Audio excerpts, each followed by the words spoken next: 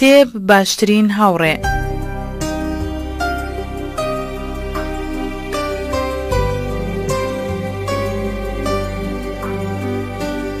کتێبی گشتی ژیانم لە نووسینی مەسعود محەممەد.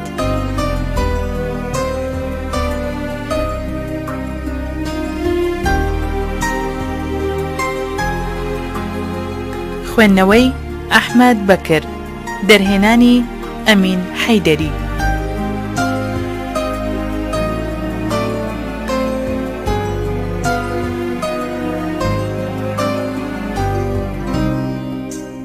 سڵاو عزیزانم، بەختەوەر بن. لە هەر کوێیە گوێمان لێ دەگرن داوای کاتێکی شاد و کامرانتان بۆ دەکەم. خۆشەویستان، خۆشحاڵم جارێکی تر بۆ خوێندنەوەی کتێبێکی تر لە خزمەتیەوەی ئازیز و خۆشەویستدا بم. خۆشحاڵتریشم ئەم جارە کە کتێبێکی بەپێز، کتێبێکی باش، کتێبێکی بەسوود دەخوێنمەوە کە ئەویش گەشتی ژیانم مەسعود محەممەد نووسیوەتی. دیارە خوێندنەوەی ئەو کتێبە یاخود گوێگرتن لەو کتێبە جۆرە ئەزمونێکی زۆر باش و جۆرە سوودێکی زۆر باش بە کەسی خوێنەر یان کەسی بیسەر دەگەێنێ. هەر بۆیە هیوادارم کە بتوانین لە میانەی خوێندنەوەی ئەڵقە باڵقەی ئەم کتێبە گەشتی ژیانم کە مەسعود محەممەد نووسیوەتی سوود بە ئێوەی خۆشەویست بگەێنم و ئێوەش لەگەڵ ئێمەدا بمێنەوە. بەڕێزان، چاوگێرانەوە بە ڕۆژانی ڕابردووی دوور وەک تێوەڕامانی ئاسۆی ئەو پەڕی دەشتی بەرین و یا خوێندنەوەی دەفتەری ئەو سەری مێز هەر لوتکەی بەرز و دێڕی تێڕەنگیان لێبەدی دەکات. اینجا ئەگەر مەیلی چیرۆک نووسین پاڵ بە قەڵەمی مێژونووسەوە نەنێت بۆ کەلێنگرتن و بەسەرەوەنانی ئەو کەم تا کورتە ژیانی سەرەتایی ساوایی و منداڵیەوەی کە دێتەوە بەریادی. بە چەند لۆقاوێکی شاش و بێشی خامەی بەپەلا لەو وارە بەرتەسکە تێدەپەڕێت بۆ قۆناغی ئەم لاوەتری عمری خوێندنی و گەمە و گەپی جگێنە و سێباز و کارەمەستێنەی هەز بە دنیا و بەخۆیەوە کردنی. لەگەڵ ئەمەشدا کە نووسەر دێت و ڕیچکۆڵی ژیانی هەڵدەکاتەوە وەک کە منداڵ گۆشی کۆلارە کاغەزەکەی لە تاقی ئاسمانەوە بۆ نێو پەنجەکانی هەڵدەکاتەوە، زۆر بە سەیری مەتەڵێکی بچووک هەڵدێنێ کە دەبینێ ئەم ڕێچکۆڵی عمری سەر بە تەمومەشی فەرامۆشی گەیاندوێتی وا تێ هەڵدەکشێ بەرەو ڕۆژگارێکی دوورتر کەوا جارێ غونچەی ژیانی خۆی تێیدا نەکرابووە. بەو لای گوشی کۆلارەی عمری خۆیەوە گوشی عمری کەسانی لە خۆی بە پێشەوە تێ هەڵدەکێشێت کاگەر زوو پسابایە نۆرەی هەوڵدانی کۆلارەی عمر نەدەگەیشت بەو تومەز ئادەمی وەک کوارگ و دومبەڵان بێڕەگ و ڕیشە لە درزی زەوی و قەڵشتی درەختەوە دەرنایەت. هەر جارە جوتە هەناوێک لە کۆنی کۆنەوە نەخشەی مەلۆتکەی مەوهومی بوونەوەرێکیان دەور و تەسلیم کردووە بۆ جوتە هەناوێکی بەرەو خوارتر تا ئەو دەمەی کەواقەی ساوایەک ڕۆژێک لە ڕۆژانی ساڵنامەی ڕۆژگاری دەستنیشان کردووە بە مێژووی لەدایکبوونی فڵانە کەس بە ناچاری دەبێ بەرەو پێشینان بچمەوە تاکو بزانرێ من کێم. بنەماڵی جەلیزادە. لە من بە پێشەوە 5 پشت لە باپیرانم بە جەلیزادە ناسراون. پشتی شەشەم لە قەبی کاکی جەلی هەبووە نەک جەلیزادە، چونکە خۆی زادەی جەلی نەبووە. با بزانین حکایەتەکە چۆن دەست پێ دەکات. خۆشبەختانە باوکم لەم مەیدانەدا ڕێگەی درێژی کورد کردوێتەوە بۆم. لە پێشدەستی کتێبە چاپکراوەکەی المەسقول في علم الأصولدا پوختەیەکی هەواڵی بنەماڵەی جەلیزادەی و ڕۆژگاری بەر لەو نازناوەشی بۆ 6 پشت هەڵداوەتەوە. بە پێی نووسینی باوکم کەوا بێگومان باشترین سەرچاوی بێگرفتە لەم بوارەدا درەختی خانەوادەیی زانراومان لە ناوچەی کوردستانی عێراق بەم جۆرەیە. لە گوندی بێگەڵاسی هەرێمی پشدەر. 1. مەلا ئەبوبەکر. نازناوی حاجی گەزۆ بووە بە بۆنەی کەرامەتێکی وەپاڵی دراوە و پەیوەندی بە گەزۆوە هەبووە. 2. مەلا حەسەن کوڕی مەلا ئەبوبەکر. 3. مەلا ئیبراهیم کوڕی مەلا حەسەن. 4. مەلا حەسەن کوڕی مەلا ئیبراهیم. 5. مەلا ئیبراهیم کوڕی مەلا حەسەن. وازانراوە کە ئەم خانەوادەی سەر بە ئاین و زانست لە جەزیر و بۆتانەوە لە بەرهۆیەکی نادیار ڕۆ و کوردستانی عێراق گەشتی مشەختانەی کردووە تا لە بێگەڵاس نیشتە جێبووە. لە جەزیر و بۆتان خانەوادەکە سەر بە شێخ برایمی جزیریە و دەگەیەنێ کە چەند و چۆنی ژیانی نازانین مەگەر ئەوەندە کە خۆی و بنەماڵەی هەر سەر بە زانست و ئاین بوون.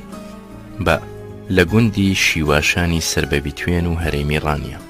کوڕە گەورەی مەلابرایمی ناوبراو لە کۆتایی لیستەی سەرەوەدا لە بێگەڵاسەوە ڕایگوێستووە بۆ گوندی شیواشان وا پێدەچێ بەرتەسکی ماوەی گوزەران بۆ خێزانێکی فرەهەندام هۆی ئەم ڕاگوێستنە بوو بێت. براو کەس و کاری دیکەی هەر لە دەی بێگەڵاس ماونەتەوە تا ئێستاش خزمایەتی و دۆستایەتیان پێمانەوە بەردەوامە. ئەم کوڕەی مەلابرایم ناوی محەممەد بووە. دەماودەم باسی مەلایەتی و بەتایبەتی خواناسی و دینداری ئەم مرۆیە لەو دەوروبەرەدا بڵاو بۆتەوە تا ئەوەی دەگەڕنەوە کە زۆربەی ژیانی خۆی لە شکەفتێکی نزیکی شیواشان بە عیبادەت ڕابواردووە و گۆیان لە زۆر باردا بە شیری بزنەچێوی گوزەراندوویەتی. ئەشکەفتەکە بە ئەشکەفتی مەلازادە ناوی ڕۆیشتووە. خۆشی هەر مەلازادەی شیواشان مەشهور بووە و زۆربەی خەڵکی ئەو ناوە بێ ئاگان لەوەی کە ناوی محەممەد بووە. حاشیە و وردە هەواڵی دەستنووسی مەلازادە بەسەر هەندێک لە کتێبە دەستنووسەکانی کتێبخانەی جەلیزادانەوە هەرماوە. جیم لە گوندی جەلی. کوڕە گەورەی مەلازادەی شیواشان کە ناوی عەبدوڵڵا بووە دەبرای لە خۆی بچووکتری هەبوون. هەر لە دەمی ژیانی باوکیدا دەگوێزێتەوە بۆ گوندی جەلی کە ماوەی 2 ساعاتێک بە سواری وڵاغی خۆشڕە و لە باکووری مەیلە و ڕۆژ ئاوای کۆیە بە بناری شاخی ئاوەگردەوە خنجیلانە تێکەڵ بە باغی هەنجیر و هەنار و مێو بووە. لە جەلیەوە بەرەو شیواشان بڕۆیت دەبێت ڕوە باشووری مەیلە و ڕۆژهەڵاتی بۆ ماوەی 4 ساعاتێک وڵاغت بە ئاژۆیت. لە کۆیەوە بۆ شیواشان بچیت بەرەو ڕۆژهەڵات بە 5 ساعات ڕۆیشتن دوای بڕینی 2 ڕیزە شاخی هەیبە سوڵتان و کۆسترە دەیگەیتێ. چیای ئاوەگرد لە کتێبی دەوحەت الوزەرا داناوی هەیە کە لە 1950 زاینیدا عوسمان پاشای بابان بە سەرپێچی لە سوڵتانی عوسمانلی بۆ ماوەیەک تێیدا دەحەوێتەوە. حاجی قادریش ناوی هێناوە جارێکیان بە تەوریا کە دەڵێ مەلایەکی فەقێیانە وەقارت بەیانت ئاوە گردە ئیقتیدارت.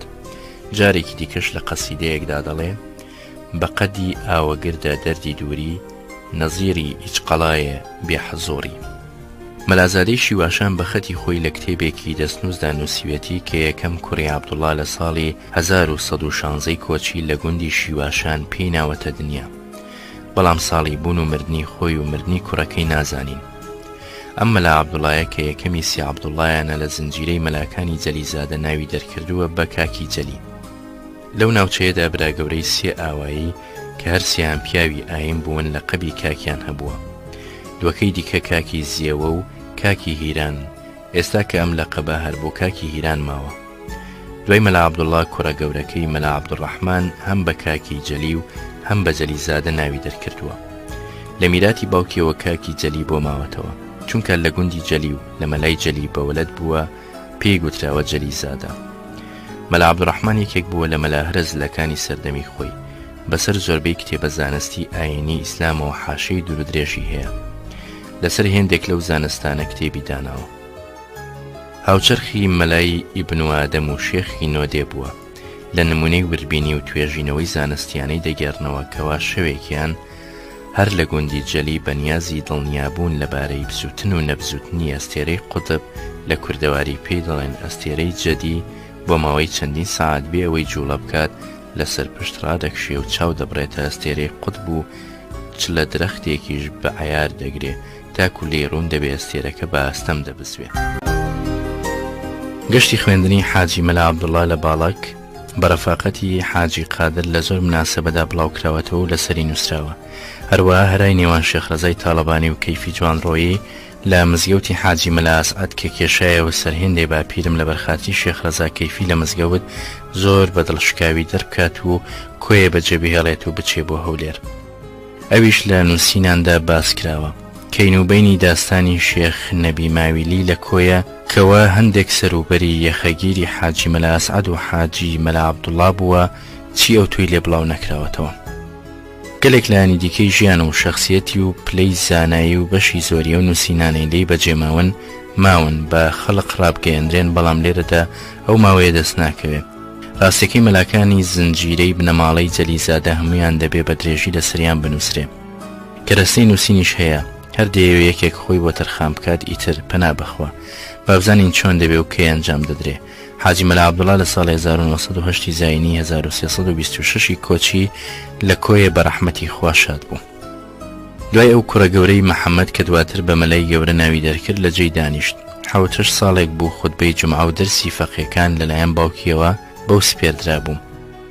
هەرچی ناساندنی ئەم مرۆیە بە خوێنەری کورد کاری سەرپێی و پەلە لێکردن نییە و تا ئێستا لە شەپۆلەکانی سەروی شەخسیەتی بەو لاوەچی ئەوتۆ لە قوڵایی دەروون و پاشخانی نەفس و سەقافەت و سەرجەمی هەوڵ و خەباتی لای خەڵق نەزاندراوە.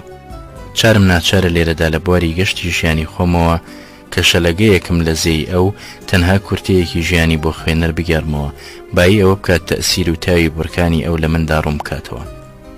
باوکم 1946 زاینی لە سندنووسی نانداباسی هەندێ سەروبەری ژیان و خەبات و فکری کراوە وەک کوتارێکی گەلاوێژ 1943 دوای مەرگی کتێبی ئەمین زەکی بەگ لەبارەی ناودارانی کوردەوە کتێبەکەی قزەزلی مەساجد سلەیمانیە دوو کتێبەکەی ممتاز حەیدەری و عەبدولخالق عەلاءالدین چەند گوتار لە ڕۆژنامە و گۆڤاری کوردی بە بۆنەی بیرەوەری وەفاتی و یا مناسبەیەک پەیوەندی بەوە هەبوو بێ. هەندێک لە نووسینەکانی مەغرید حاجی ناوناوەیەک لە نووسینی خۆمدا کتێبی الإعلام الزەرکەلی، کتێبی عولەما ئەربیلی زوبێر بیلال، هیدی کەش. چەند قەسیدەیەکی مەدەح ئامێزیش پێیدا هەڵگوتووە وەک هەڵبەستەکەی ئەسیری و هینەکەی مەلا ئەحمەد یەشکەنەی چاپ نەکراوە و یەکێکی مەلا مستەفای عاسی چاپ نەکراوە. لە مەرسیەشدا لاواندنەوەکەی کۆمەڵەی ژێکافی مەهاباد و قەسیدەکەی خادم و هی سەیدەنوەری حوسێنی و چوارینەیەکی دڵزار و یەکێکی مەلا زاهیری مەلا سادق چاپ نەکراوە. لە هەڵکەوتدا نووسەری وەکو مەلا جەمیل ڕۆژبەیانی و هەژار و دکتۆر کەمال مەزەر و کەریم شارەزا و هیدی کەش بە چاکە باسییان نووسیوە. دوای مەرگی لە پاییزی 1943 لە یانەی سەرکەوتنی بەغدادا تابینیەکی بۆ گێڕا. لە رادیۆ مۆسکۆش لە 1976 کۆبوونەوەیەکی ئەدەبی بیرەوەری 100 ساڵەی وەلادەتی بڵاوکرایەوە. لە رادیۆی تاران و شوێنی دیکەی ئەم ڕۆژهەڵاتە نزیکە باسی کراوە و لە تەلەڤیزیۆنی کەرکووکیشناوە ناوەدوان و گوتاری لەسەر بڵاوکراوەتەوە. لە کتێبە کوردیەکانی قوتابخانەی ڕەسمیش وەک ئەدیب و زانایەکی کورد لەسەری نووسرا بوو. نەحەزەکانی بریتی بوون لەمانە: 1 زۆردار، 2 ئەفسانە پەرست، 3 مێشک وشک، 4 دوژمنی کوردایەتی. بەڵام لە ژیانی خۆیدا کەسێک لە ناحەزانی زاتی نەکرد بە نووسین ناوی بەخراپە بهێنێ و یا ڕوبەڕووی دەنگ هەڵێنێ. ئەم مرۆیە لە سەرەتای ژیانی هەر لە منداڵیەوە ئاکاری زەکا و لێهاتوویی پێوە دیار بووە. لەمەشدا سیر پێهاتن جێی نابێتەوە چونکە بە عادەت منداڵی ساوە بە خۆی و خەسڵەتەکانیەوە فراشی دەبێت. یەکێک لە بەڵگەکانی ئەم لایەنە لەوەدا جدیدترێت کە ئەو دەمەی خات و زێنەب حەزینە بۆ حاجی مەلا عەبدوڵڵا دەگوێزرێتەوە هەرچی دیارێکی بۆ باوکمی هێنابوو بۆی گەورە بوون. باوکم 6 ساڵی بووە، دیارەکانیش بۆ مێر منداڵەکەی 12 ساڵی هاتبوون. حەزینە گوتبووی ئەو قسە و ڕەفتارەی لە کاک حەمەدیان دەگێڕایەوە تەمەنی ئەو دیاریانەی ڕادەگەیان. بەڵگەیەکی دیکە لەوەدایە کە لە عومری سوختەی لای فەقێیەکی باپیرم دەرسی ڕێزمانی عەرەبی دەخوێنێ لە مادەی دغمدا مامۆستاکەی پێی دەڵێ فعلی وەکو مەدەد قەسەس لیمەم دەکرێن بە مەدقەسلەم. ئەویش بە مامۆستای دەڵێت کەواتە ئەم فعلەی ئەقعەنەس لە کتێبەکە هەڵی چاپە، دەبێ بڵێین ئیقعەنەس. مەلای دەرسپێژیش دەڵێ بەخوا کاک محەممەد قسەکەت ڕاستە. ئیتر لە دەورکردنەوەی دەرسەکەدا باوکم تەسریفی فعلەکە دەکات: ئیقعەنەس، ئیقعەنسا، یەقعەنس، یەقعەنسان. کە باپیرم گوێ لێ دەبێ لی دەپرسێ بۆچی وەها گەردانی فعلەکە دەکات و ناڵێ ئیقعەنسەس، یەقعەنسیس. ئەوش حکایەتەکەی بۆ دەگێڕێتەوە. باپیرم پێ دەڵێ ڕۆڵەکەم ئافرین لە تۆ، بەڵام دەبێ مامۆستاکەت بگۆڕم. حکایەتی ئەو جۆرە فیعلانە جارێ بۆ تۆ زووە لە باب الملحقات دەیگەینێ. ئیتر مامۆستای لێ دەگۆڕێ، بەڵام وەک باوکم بۆمانی باس کرد تا نەخرایە بەردەستی مەلا محەممەد ئەمینی کونەفلووسەیی کە مستعیدێکی لێهاتووی حاجی مەلا عەبدوڵڵا و مەلایەکی هەڵکەوتووی دواتریش بوو لە هەولێر زیهنی بەچاکی ناکرێتەوە. دەیگوت مامۆستاکانم خەریک بوون بە شێوازی نالەباریان بمکوژێننەوە. مەلا محەممەد ئەمین ڕزگاری کردم. هەموو زانینم هیە و مامۆستایەمە. لە سەرەتای دەستپێکردنی خوێندنی پلەی دوای سوختەیەوە بە باوکی دەڵێ من خوێندنی بەزیلەت ناکەم، نانی ڕاتبە ناخۆم، ناچمە هەندەران بۆ فەقێتی، ڕابواردنم و مەجلیسی تایبەتی خۆم لە مزگەوت و مەدرسەدا نابێ لە خاوەن قۆناغەکانی ترکەم تر بێ. ئاغازادە و بەگزادە ڕێی نەبێ خۆ هەڵداتە بەسەر ڕەجاڵی و مسکێنی کۆبوونەوەی فەقییاندا. حاجی مەلا عەبدوڵڵا قەول و بڕێی لەگەڵدا دەکات، ئەو بە چاکی بخوێنێ هەرچی ئارەزوویەکی هەی بێ بۆی پێک بهێنێ. بە درێژایی خوێندنی مەجلیسی بە قاوە و قلیان و چایە و سەماوەر و دەنگخۆش و قسەخۆشیەوە بارتەقای مەجلیسی خودا پێداوەکان بووە. بگرە لە هەندێک ڕۆوە لە هی ئەوانی زیاتر بووە، هەر نەبێت لەبەرەوەی کەلایانی زانست و ئەدەب و نوکتە و هونەری قسە و ئەو جۆرە مەهارەتانەی لە خوێندنەوە سەر هەڵدەدەن پتر بابەتی مزگەوتە نەک دیوەخانە. خوێندنی باوکم لە چاو دەوروبەری خۆی و باری ئەو سەردەمەدا هەر وەک لا ڕووی بەسەربردنەوە لە هی خەڵقی دیکە جودا بووە، هەروەها لەلایەن چەند و چۆنی شێوە کەممان نەند بووە. خەست لەگەڵ مامۆستاکانی دواتریش لەگەڵ باوکی خەریکی ساختکردنەوەی کتێبە زانستیەکانی مزگەوت بووە و هەموو دڵ و مێشکی خۆی بەو کارە بەخشیوە.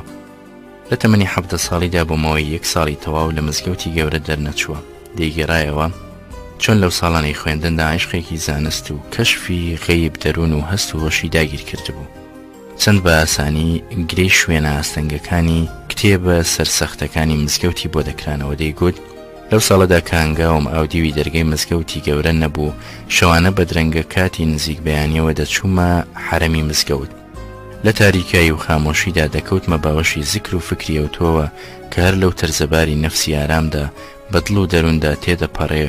لەو هەنگامە تازەی عمرمدا شەو لە دوا شەو لە حرەمی مزگەوت هەستم دەکرد نورێکی سەوز ئەو ناوەیدا دەگرت و وهای پێ ئارام دەبووم، لە دەروونمدا ورتەی ناڕەزامەندی یەکجارێکی خامۆش دەبوو.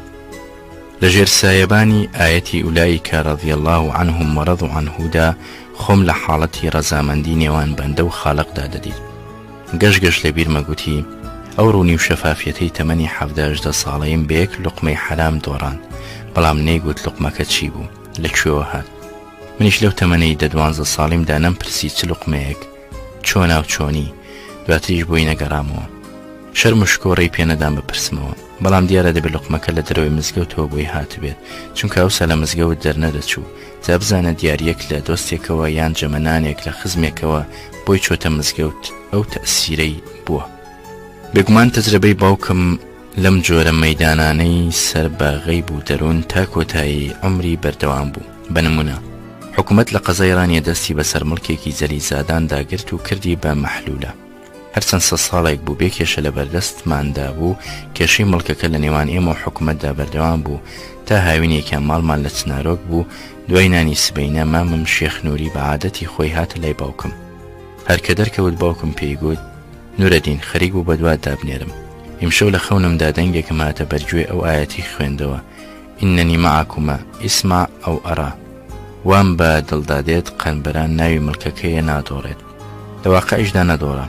ساڵحزەکی بەکی ساحب قران بوو بە متەسەڕفی هەولێر، هیمەتی کرد و لە ڕێی ئیتفاء ضەریبەت الئەرزەوە مڵکەکەی بۆ گێڕاینەوە. زەکی بەگ ماوەیەک لە کۆیە زووتر قایم قام بوو. هەموو چەند و چۆنێکی کەسایەتی واکاری باوکم تا ڕادەیەکیش ڕابردووی بنەماڵەی جەلیزادەی دەزانی و دڵنیا بوو لەوەی کە ئەو مڵکایەتیە شتێکی ڕەوایە و حکوومەت دەستدرێژی لێمان کردووە. باوەڕ دەکەم زەکی بەگ ئەو سەنەدە شەرعیەشی دیتبێ کە لە 1260 کۆچی حاجی مەلا ئەسعەدی جەلیزادە نیوەی مڵکەکەی پێکڕیوە لە خاوەنەکەی. ئەو سەنەدە مابوو تا ساڵی 1963. لەو ساڵەدا هەرچی سەنەدی ئەو تۆیی و زۆربەی هەرە زۆری نووسراوی خانەوادەی جەلیزادە هەبوو، پڕی جانتایەکی قاڵب بەتاڵ کە خوشکی گەورەم نەجیبە لە ماوەی عمریدا بە هەوڵی بێوەچان کۆی کردبوونەوە و تۆزی لێت تەکاندبوون و شەرحی لێدابوون سەرپاکیان سووتان. ئەو دەمە من لە بەندیخانەی بەغدا بووم. سەنەدەکە بە ئاگر سووتە، مڵگەکەش لە گۆمی دووکان خنکە. بۆ دڵدانەوەی و کەسانی حەز بە مڵکایەتی زەوی ناکەن و تۆمەتی یەقتاعی وەپاڵ دەدەن، لێرە داوەندە دەڵێن مڵکی وەک قەنبەرانی ئێمە لە شوێنی مەلاریاداری بێهێمنی و بێحکوومەتی وەک بیتوێنی ئەوسا دەستی فەلاحی بێدەرەتانی بەسەردارانە دەگەیشت. بەر لە 100 ساڵ لەو شوێنەدا ئەگەر 1000 دۆنم زەوی شت بە خۆڕایی دابایە فەلاحێکی هەژار نەیدەویست، بە مەرجێک مەجبور بایە بیچێڵێ و دای بچێنێ. نەکرد لەسەر کاغەز لە قەبەڵی کرابایە، چونکە ئەگەر مانگ وەستێرەشی لەسەر کاغەز لە قەبەڵ بکەیت زەرەر ناکە لە قبولکردنی. ئێمەش لە کۆیەوە هەرەوەندەمان پێدەکرا ساڵانە بەشێکی ئەو مڵکە بە برنج داچێنین. باش دەزانین بە چ ئەرک و زەحمەتێک دادەچاندرا. ساڵی واش هەبوو مەرەزە شەرای لێدەدا یەک دنکە برنجی لێنەدەهاتە جەواڵی کەسەوە.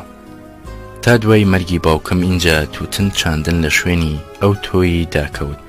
لە دەوری تووتنیش نەلوە ئاوەدان ببێتەوە. پەیدابوونی دەرمانی گەزندەکوژی بژانەوەی باری ئابووری گشتی دوای زۆربوونی پارەی نەوت کە کێشایەوە بۆ پەرەسەندنی مەکینەی جووت و درێنەش حسابی کشت و کاڵی گۆڕی و شوێنی ناسازی وەکەو قەمبەرانەی گێڕا بە سازگار. خۆشبەختانە لەم مەیدانەدا فۆلکلۆر بەها نامان دێت. ئەو ئاوەی زەویەکانی قەمبەران ئاو دەدا پێی دەڵێن قۆپی سوور و شەب. گوتەیەک هەیە لەبارەی ناسازگاری ئەو ئاوەوە دەما و دەم هاتووە دەڵێ سۆرێ گوتیە شەبێ کاروانێک دێ لە حەڵەبێ ئەمن دەیخەم ئەتۆ مەیە لە ڕاستەوە بێ. بەداخەوە ماوەی سازگاربوونی ئەو ناوە بۆ مڵکەکەی ئێمە کورد بوو چونکە لە ساڵی 1957ەوە کە لەلایەن میریەوە بەنامەی ئامادەکردنی ناوچەکە بۆ گۆمی دوکان دەستی بەسەرداگیرا مڵکەکە لە ئێمە شۆرە. لە سەردەمی مەلاریادا گەلێک لەوانەی بەداچاندن و ئاودانی ئەو مڵکەوە خەریک دەبوون لە خزم و کەسانی خۆمان گیانیان سپار. بە هەمە حاڵ شەشیەکی ئەو مڵکەی باوکم بوو. لە دوای ئەویشەوە یەک لەسەر 42 بەرمن دەکەوت. خوێنەر خەیاڵی ئیقتاع و دەرەبەگایەتی بەدڵی خۆیدا تێنەپەڕێنێ. بادەینەوە وەلای کورتەی سەرگوزەشتەی ژیانی باوکم. لە 18 ساڵی ئیجازەی لە باوکی حاجی مەلا عەبدوڵڵا وەرگرت و لەجێی ئەو دەرسی دەگوتەوە. هەر لە سەردەمیەویشدا زۆربەی ئەرکی مەلایەتی دوو مزگەوتی حاجی مەلا ئەسعەد و هی مزگەوتی گەورە کەوتە سەرشانی. لە تافی هێز و تاقەتیدا ڕۆژی 21 دەرسی گۆتۆتەوە. حاجی مەلا عەبدوڵڵا گەیان بوویە 24 دەرسی ڕۆژانە. هەندێک لە مامۆستاکانی خۆی ئیجازیان لێوەردەگرت. لە 25 ساڵی کچەمامێکی خۆی لێمارەکرا نەعیمەی مەلا حەبیبی حاجی مەلا ئەسعەد. لەو ئافرەتە چەند منداڵێکی بەرهەم هاتن، بەڵام لە کچێکی بەولاوە ئەوانی دیکە هەمویان بەر لە خۆی و زۆر بەشیان بە منداڵی مردن. لەنگ و باسی زیرەکی و بلیمەتی کوڕێکی عەبدولحەمید ناوی کە لە تەمەنی 7 ساڵیدا دەمرێ دەما و دەم دەگەردرایەوە و جێی سەرسوڕمان بووم. بەڵام باوکم خۆی باسی زەکای کوڕێکی دیکەی دەکرد کەوا بەر لە عەبدولحەمید هاتبوو بە منداڵیش مردبوو. دەیگو دەگەر و منداڵم بۆ ژیابایە ژنم نەدەهێنایەوە. بە هەمە حاڵ وەچەی یەکەم خێزانی سەر لەبەریان بێ ئاسەوار بڕانەوە. خۆم گوێبیستی باوکم و مامم شێخ نورەدین بووم کە دوای چەند ساڵێک لە مردنی خێزانی یەکەمی بە ئیلحاحی خزم و دۆستانی باوکم ڕازی بووە بۆ دووەم جار ژن بهێنێتەوە. هەر لە گەنجایەتیەوە دووچاری زگێشەیەکی بە ئازار بووە. لە ساڵانی دوایی ژیانیدا بەدی کرا کە قورحە مەعیدەیە. تێگو زۆر جاران کە ژانەکە شیدەتی دەستان لە خۆم بێومێت دەبووم ئیتر چۆن زاد بکەم ژن بهێنم. ساوایەکی هاتبێتە کایەوە بەسەرکەیدا بەجێ بهێڵم. بەڵام ڕێکەوت وها بووم. بەدەم ڕاگرتنی پارێز و خۆ پاراستنەوە بۆ ماوەی چەندین ساڵ دەردەکەی کستر بوو تا ئەوەی خەڵق هەستی نەدەکرد چ ناساغی پێوە دیار بێ. ئەو کوانەی مەعیدە نەبووایە لەلایەن تەنسازیەوە چ نوقسانی نەبوو. هەتا ژیا پێویستی بە چاویلکە نەبوو. داروەکازیشی بەکار نەهێنا. ئەو نەساغی باوکم بە پێی گێڕانەوەی خۆی لە زێدەمەیلی وەلای سرکە و شفتە سرکە و کەبابەوە تووشی بووە. زۆر جاران کە منداڵ بووم لوقمەی چەوری پێدا دەنامەوە و دڵی ڕەوای نەدەدا بچێتەن هەناومەوە. ئەگەر خۆم پێنەگیرایەوە هەی دەکرد شتێکی مەزەداری بەدوادا بخۆم کە یارمەتی هەزم بدات. خێزانی دووەمی کە دایکی منە حەبیبەی کچی شێخ ڕەزای کوڕی شێخ قادری سندۆڵانە کە مەشهور بوو بە قادر سەرڕوود. لە بنەماڵەی ساداتی بەرزنجە بوو. سندۆڵان دەیەکە بە سەرزەی بچووکەوە نیو سەعاتە ڕێیەک بە سواری وڵاغ دەکەوێتە لای قیبلەی قەڵاتزەوە. کاتی خۆی دەسەڵاتدارانی پشدەر ئەو دێیان بۆ تەرخان کرد و مزگەوت و تەکیان تێدا بنیاد نابووی. ئەویش کەوتە سەر تەریقەتێکی خست و پاکی قادری و ناوی پێوە دەرکرد بە تایبەتی لە دیوی کوردستانی ئێران کە باوەڕیان پێی لە ڕادەبەدەر بووە. دەما و دەم هاتووە کە پیاوێکی خواناس و حەقپەرست بووە و لێی نەزاندراوە لە شەریعەتی لادا بێ یان لە تەریقەت درێغی کرد بێ. لە ڕێکەوتێکدا حاجی مەلا عەبدوڵڵا ڕێگوزەری دەکەوێتە پشدەر لە شێخ قادر میوان دەبێ. شێخ قادر ماوەیەک بە دەستە و دایرەی تەکیەوە بەرەو پیری دەچێت. دوای ملاقات کە ڕوو دەکەنەوە سندۆڵان دەروێشەکانی شێخ قادر بە گەرمی دەفەزەنی دەکەن. وڵاغەکەی حاجی مەلا عەبدوڵڵا نەختێک قۆڵاقی دەکات. شێخ قادر پێی دەڵێ جەنابی مەلا دەفە و گوتنی دەروێشەکان تەئسیریان لە وڵاغەکەت کرد. ئەویش هەر بە هەمان گیانی نوکتەسازیەوە لە وەڵامدا دەڵێ نەخێر قوربان چۆڵاغی وڵاغەکە لەوەوەیە کە خۆی نەقشبەندیە کەیفی بە قادریان نایەت. ئەوسا هیچ کامێکیان بیریان بۆەوە نەدەچوو کە دوای خۆیان کوڕی ئەمیان لەگەڵنەوەی ئەویان دەبنە هاوسەر. شێخ قادر چەند کوڕێکی لە دوا بەجێ دەمێنێ. شێخ ڕەزا کوڕە گەورەی بوو لە جێی دادەنیشێ. شێخ ڕەزا زۆر ناژی. دوای خۆی دوو برای لە سندۆڵان دەبنەوە بە خاوەن تەکیە. شێخ ئەمین و سەید گوڵ. شێخ ئەمین تەکیەیەکی تازە بۆ خۆی دروست دەکات. سەید گوڵ دەبێتە جێنشین لە تەکیی باوک و کاکی. باوکم لەگەڵ سەید گوڵدا دۆستایەتی و شوناسیەکی زێدە بەتین پەیدا دەکات تا ئەوەی کورد گوتەنی چیدی کە بەبەرەوە نامێنێ. ئەو دۆستایەتیە بۆ هۆی داخوازی دایکم. برازی حاجی سەید بۆ باوکم بەر لە شەڕی یەکەم سەید گوڵ چوو بۆ حەج و لەوە بۆ لاوە پێی دەگوترا حاجی سەید. تا ئێستاکەش هەروەها بە حورمەتەوە ناوی دەبرێ. لە شەڕی یەکەمدا حاجی سەید چوو بۆ غەزال لە دیوی کوردستانی ئێران بەرامبەر سوپای قەیسەری ڕووس و تێیدا شەهید بوو. دوو کوڕی لە پاش بەجێما شێخ حەسەن کە لە هاوینی 1963 کۆچی دوایی کرد و شێخ حوسێن کە ئێستا لە پشدەر ئەرکی معنەوی خانەوادەی سندۆڵانی خستوتە سەرشانی بێەوەی بەرماڵ نشین بێ. شێخ ڕەزای باوکم دایکم چەند کچێک و 4 کوڕی لێبەجێمان. کوڕەکانی شێخ خدر، شێخ جونێد و شێخ حەسەن لە دایکێک بوون. شێخ قادریان لە دایکێکی دایکم بوو. لەمانە تەنها شێخ جونێدیان ماوە لە دەیەکی نزیک ڕانیە سەیداوە دەژیت و مسلمانێکی بێفێڵە و نانی شێخایەتیشی هەرگیز نەخواردووە. ئەگەر ویست بای دەیتوانی لە شێخایەتی ناو دەربکات، بەڵام لەگەڵ شێخ خدری کاکی لە زوێکەوە ملیان نایە کە سابەتیشی ناوەرد و خەلە و خەرمان و ئاژەڵ بەخێوکردن. بێمەزە خزمەتی خەڵکیان دەکرد و هەرچی لە کەسابەتەوە بکەوت بایە خوانیانەوە دەور دەکرایەوە بۆ هەناوی میوانەکانیان. باوکم کچێکی خۆی لە شێخ حەسەنی حاجی سەید گوڵ مارە کرد. تاقە کچێک لەو ژن و مێردیە بەرهەم هات، ئەویش لە تەمەنی 12 ساڵی جوانە مەرگ بوو. لە 1954 خوشکەم کە لە دایکی من نەبوو دنیای جێهێشت. لەمەوە دەردەکەوێ خزمەتی ئێمەی جەلیزادە بە تێکرایی لەگەڵ پشدەر لەوەوە دێت کە چەند پشتێکمان لە بێگەڵاسی پشدەردا ژیاون. دواتریش بەوەی پەیوەندی خزمەتی نێوان باوکم و شێخانی سندۆڵانەوە دۆستایەتیەکە نوێتر و بەهێزتر بووە. لەلایەن خۆمەوە پەیوەندیم بە سندۆڵانەوە هێندەی پەیوەندیم بە جەلیزادانەوە محکەمە. ڕێشەی پەیوەندی جەلیزادان بە پشدەرەوە بێسەر و سەدان نەبووە. لە ڕێکەوتدا بە توندی خۆی نواندووە. لە سەردەمی حاجی مەلا عەبدوڵڵا ڕووداوێکی عادەتی سەردەکێشێتەوە بۆ هێندێ لە دوژمنایەتی بەرەیەک لە دەست ڕۆیشتوەکانی کۆیە دژی حاجی مەلا عەبدوڵڵا خەز بێتەوە. حاجی مەلا عەبدوڵڵا برای خۆی حاجی مەلا ئەحمەد و کوڕێکی خۆی باوکم لەگەڵ دەستەیەک لە خزم و دۆستی دیکە دەنێرێ بۆ پشدەر کە بەپێی پێویست بەرژەوەندیەک لەو کێشەیە ڕەچاو بکەن و بە فریای بێن بۆ کۆیە. هێشتا و دەستەیە خەریکی و توێژ بوون لەگەڵ سەرۆکانی پشدەر کە ناحەزەکانی حاجی مەلا عەبدوڵڵا تێکرایان دەستنە لای و عەزرخوازی دەکەن و ناخۆشیەکە بەسەر دەچێت. لەو سەفەرەدا تەمەنی باوکم 11-12 ساڵی بووە، بەڵام بەشی زۆری و توێژی بەرژەوەند بینی کە لەگەڵ سەرۆکەکانی پشدەردا دەکرێت لە باوکمەوە دەبێ. ئەوسا مەحموود ئاغا و سەلیم ئاغا و مامەندەقیت و ئەو جۆرە ناودارانە لە پشدەردا قسەڕۆیشتوو بوون کە باوکم بەڕاوێژ پڕ تام و شامەکەی خۆی باسی ئەو سەفەرەی دەگێڕایەوە بیسەر لێی تێر نەدەبوو. باوکم باسی ئاغایەکی مەیلە و شێتەڵۆکەی قسەخۆشی دەگێڕایەوە، ئەمما هەمووی لایەنی زەکاوەتەکەی زگماکی تێدا بووم. پرسیان لێ دەکرد لەبارەی ئاغازلەکان لە وەڵامدا هەریەکەی بە خەسڵەتی ڕاستینەی خۆی هەڵی دەدایە. فڵان هی ڕاوتەدبیرانە، ئەدی فڵان هی مەیدان و شەڕناخێویە، فڵانت پێچۆنە، هی ژاژی و پەنیرانە. ساڵی 1963 کە ئاوارە بووین و لای خاڵەکان لە پشدەر گیرساینەوە، من ئاغایەکی لێکەوتەی هەمان تایەفەم دیت، هەم هۆشکول و هەم بە ئەدەب و قسە خۆشیش بوو. لەم گەشتی ژیانی خۆمدا ممکن نییە بتوانم بە جۆرێک لەبارەی باوکمەوە بدوێم بشێ خۆمی لێ رازی بم و یا بۆ خوێنەر ببێتە بنەمای شارەزابوون لەو مرۆڤە. چی تا ئێستاش لەبارەیەوە نووسراوە لە سەرەتایەکی کەسایەتی تێپەڕ ناکات. بەعادەت نووسین و باسکردنی کەسان یان شتان ئەنجامێکی بەرەواش بەدەستەوە دەدات. هەتا بابەتی لەسەر نووسین و باس لێوەکردن بچووک و کەمبایەخ بێ سوود پتر وەردەگرێت لەناو هێنانی، چونکە بایەخێکی پێپەیدا دەکات کە پێشتر لە تاریکایی و نەناسراویدا نەیبوو. کەچی بابەتی گرنگ و بایەخدار ئەگەر لە نووسین و باسکردندا مافی تەواوی خۆی نەدرێتێ غەدری لێ دەکرێت. بە نمونە دەڵێم کە گوترا کۆپەرنیکۆس بەر لە 500 ساڵێک سوڕانەوەی زەوی بە دەوری ڕۆژدا دۆزیەوە، لە سەدی 99 کەسایەتی و بلیمەت و زانست و هەستیاری ئەو مرۆڤە تێدەبڕدرێ. بەڵام کە گوترا مام هۆمەر یەکەم کورد بوو لە ساڵی 1925 قەوانی هەیبەلاری لە بەغدا پڕکردەوە، 100 ئەوەندەی مافی خۆی بایەخ پەیدا دەکات.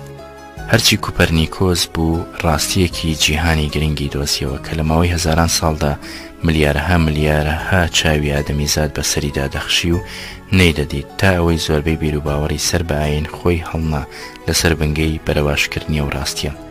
کاریشی گەیان لە ڕادەیەک ئەو دانی پێداهێنا بایە لە گەردەنی دەدا. مام هۆمەریش بە پڕکردنەوەی قەوانکارێکی کرد ئەگەر کەڵەشێر و تووتیت لە جێگەی ئەودا دانابایە قەوانەکە بە قووق و جڕەجر هەرپڕ دەبەوە. اینجا پارەشی خستە گیرفانی مام هۆمەرەوە، عافێتی بێ، ناوێکیشی بۆ پەیدا کرد لی پیرۆز بێ. دواتریش کە ناوی دێت بە ڕابەر لە قەڵەم دەدرێ شەقی زەحمەتێتە. زانایەکی یۆنانی بەر لە 2010 ساڵ ئەو یاسایی دۆزیەوە کە بە ناوی ئەوەوە پێی گوترا یاسای ئەرخەمیدس، ڕەنگە بڵاویش بکرێتەوە.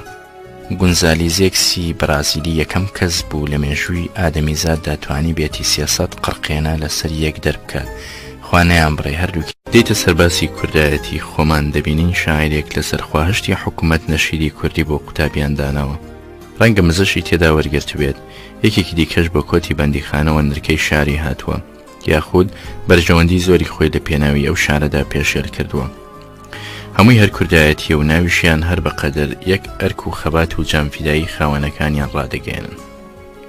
خانەقای سەید ئەحمەد بۆ ماوەی پتر لە 6 ساڵ نوای غەریب و تێشووی برسی و حەسانەوەی کەنەفت بوو. ئەو خانەقایە لە دەیان ساڵدا ڕێی لە برسانمردنی فەقیری کەرکووکی بەست بوو، چونکە هەموو هەژارێک دەیتوانی 3 جەمی بێمنەت لە خانەقا بخوات و پێشی نەگوترێ ناوت چییە. ئێستا گوێت لە ناوی سەید ئەحمەدی خانەقا نابێت مەگەر چۆناوچۆنی، کە ناویشی بێت 1001 کەسایەتی و ڕێز لە خۆنان و غەریب نەوازی و مەردایەتی و مەزنایەتی ئەوی لێوەرناگیرێت. کە دەگوترێ فلان و فلان و سەید ئەحمەدی خانەقا بەیەکەوە چوون بۆ حەج، خەیاڵ بۆ ئەوە ناڕوە کە فلان و فلان و فیساریش لە قافڵەی سەید ئەحمەددا حەجیان بۆ کرا.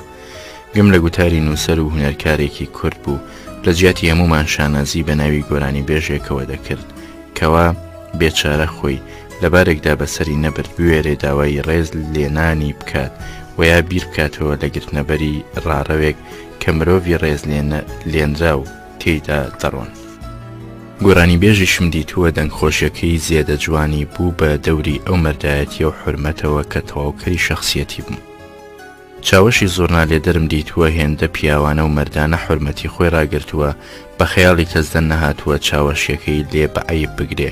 هیدی کەشم دیتووە زاتی نەکردووە لە ڕیزی خەڵق دانیشێ. بۆ خۆت لەگەڵ خۆتدا لێکدەوە کە دەگوترێ وەیە دەنووسرێ بەر لە 40 ساڵێک فلانە کەس ڕازی نەبوو شێخ لەتیف و کاکە زیاد لە سەرۆکایەتی پارتی کوردستان بەشدار بن، چەند بە ئاسانی ئەو فلانە کەسە لە ڕێکاری ئیفلاسەوە دەچێ بۆ پێشەوایی، شێخ لەتیف و کاکە زیادیش ڕوود دەبنەوە. تۆ وەرە بە خۆت و دەسەڵاتی میراتیتەوە خۆت بە نیشتیمان ببەخشیت کەسی یەکێک ڕەفزت بکات. هەموو سامانەکەیەوە بێ، نە هیچ دەسەڵات و نە هیچ شۆرەت و نە هیچ شتێکی هەیە.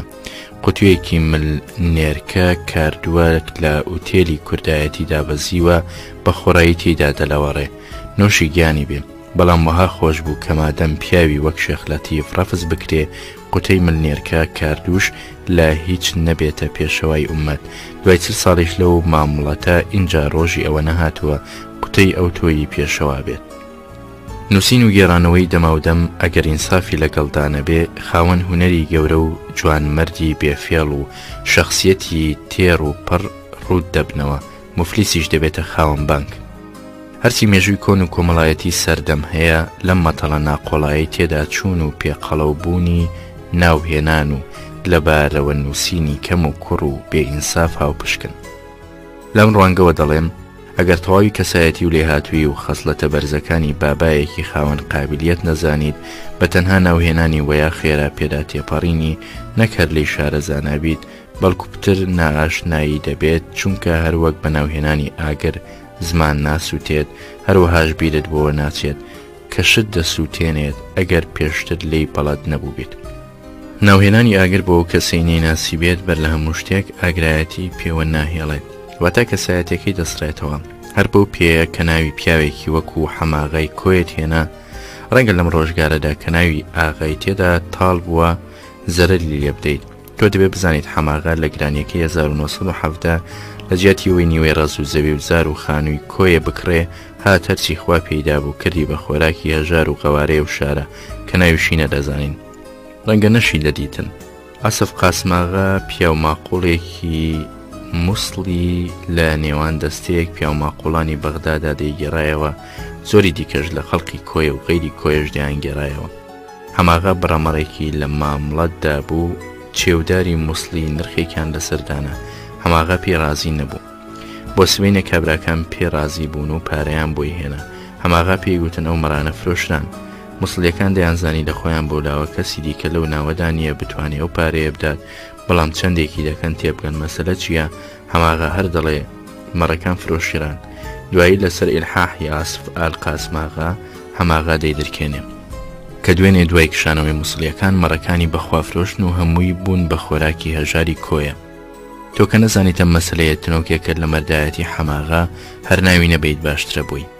هەروەش هەموو ئەو جوان مەردانەی لە ڕیزەکانی کۆمەڵدا هەڵدەکەون و لەبەر نەناسراویان بە خۆیان و پیاوەتیانەوە دەسوێنەوە و دەپوێنەوە و دەسڕێنەوە سەدیق المەلایەش لەگەڵ ئەو هەموو شتانەی کە لە ڕۆژنامەکاندا لێیان ئاشکرا کرد بە خۆی و سندوقەمینی ئەلبەسڕەیەوە بیرەوەری بۆ دەگەڕدرێ. چەند حیفە مێشک و دەرونی شۆڕژگەران و ڕۆشنبیران وێنەی نادروستی بوونەوەریان بە مرۆڤ و ڕووداویەوە لێچەسب بێ. مەیلێکی ئاشکرا لای بەشێکی زۆری نووسەران بۆ خۆدانە پاڵ چەوسێنراوە لە گەلێک باردا دوو کاری ناڕەوایان پێدەکرا. یەکیان شاردنەوەی عیبی هەژار، دووەمیان شاردنەوەی پیاوەتی مرۆڤی ناهەژار. پشگیریکردن لە هەژار و چەوسێنراوە دەبێ ئەلف بێتکەی خەریک بوون بێ بە کۆمەڵایەتیەوە، بەڵکو هێندە سەرمێنراو بێ وەکو سەرمای زستان و شیرنایی شەکر کە ئیتر خۆ پێ هەڵدانەوەی جێی شەرم بێ نەکشانازیم. ئەو پشگیریکردنە بەر لە هەموو شتێک داوای ڕازگۆیی و ڕاستڕۆیی و ڕازبینی لەو کەسانە دەکات کە دۆستی میلەتەکەیانن. کۆمەڵایەتی چ زەرەر ناکالەوەی دەوڵەمەندێکی وەیا دەسەڵاتدارێکی وەیا ئەمیر و شێخ و مەلایەکی مرۆڤی بەشەرەف بوو بێ. کەسێک لەو ڕاستیەوە تەنگ بێت بێگومان نەفسەکەی نەخۆشە و بێەوەی هەست بەخۆی بکات نەحەزی میلەتەکەیەتی. هەر دەسەڵاتیشی بوو بە فەرمانی ئەو نەخۆشیە دەکەوێتە سەرباری زوڵم و زۆر. لەلایەکی دیکەشەوە هیچ سوود بە کۆمەڵ ناگات، بەوەدا هەژارێکی خوێڕ و مەتحی بکرێ. ئافرەتێکی گۆرانی بێژ بۆ ماوەی ساڵەها خۆی بە ئەفسەرێکی بێگانە فرۆشت بێ نابێ بە بکرێ بە ڕابێ عەلعەدویە بە هەژاریش بوو بێت. خۆ هەژاری دیکە زۆر بوون خۆیان نەفرۆشت. میلەتیش لە مەیدانی ناودەرکردندا ئەو نەزۆکە نییە بە گۆرانی گوتن یان زۆرنالێدان نەبێت تاکێکی هەژاری مافی ناوهێنانی نەبێ. لەر شارە و لە زۆر ئاواییاندا کەسانی ئەو تۆ پێدەگەن بارتەقەی هەژاریان مردن و ڕێز لە خۆگرتوون. چەندی منەماڵی کاسبکاری شارستان یان فەلاحی لادێ دەناسم تۆش لای خۆتەوە دەیان ناسیت سەریان بۆ غەیری خوا فرو نەهێناوە و نانی مەردایەتیان خواردووە. ئەو شەرەفدارانە کفریان نەکرد کە نەبوون بە مزەخۆری بەیتی شای و لاوکی دیوەخانان تاکو ناویان بسڕێتەوە. بۆ دەبێ پاراستنی ناموس و ئابڕووی خانەوادەی بەسەردانەواندن بۆ غەیری خوا هێندەی زۆرنالێدان وەیا قەوان پڕکردنەوە نرخ و بایەخی نەبێ لای شۆڕشگەر و ڕۆشنبیر. هەزاران هەزار مەردی مەیدانی ڕێز لە خۆنان و شکۆ و گەردەنکێلی لە بیران چوونەوە. سەدانی دیکە شوا لە بەرچاومان دێن و دەچن زۆر نابا لە بیران دەستنەوە. بە هەمویان بە هەزار هێندەی هەمووشیان هەزاریەکی ناوی مریەم خان و دایکی جەمالیان پێڕەواناری ترێ. ڕۆشنبیرێکیش بیر ناکاتەوە لەو بێ ئینسافیە بێ سامانەی میلەت لەگەڵ خۆیدا دەیکات بە دۆڕاندنی ناو و نیشان و ئاکاری ڕۆڵە هەرە مەردەکانی.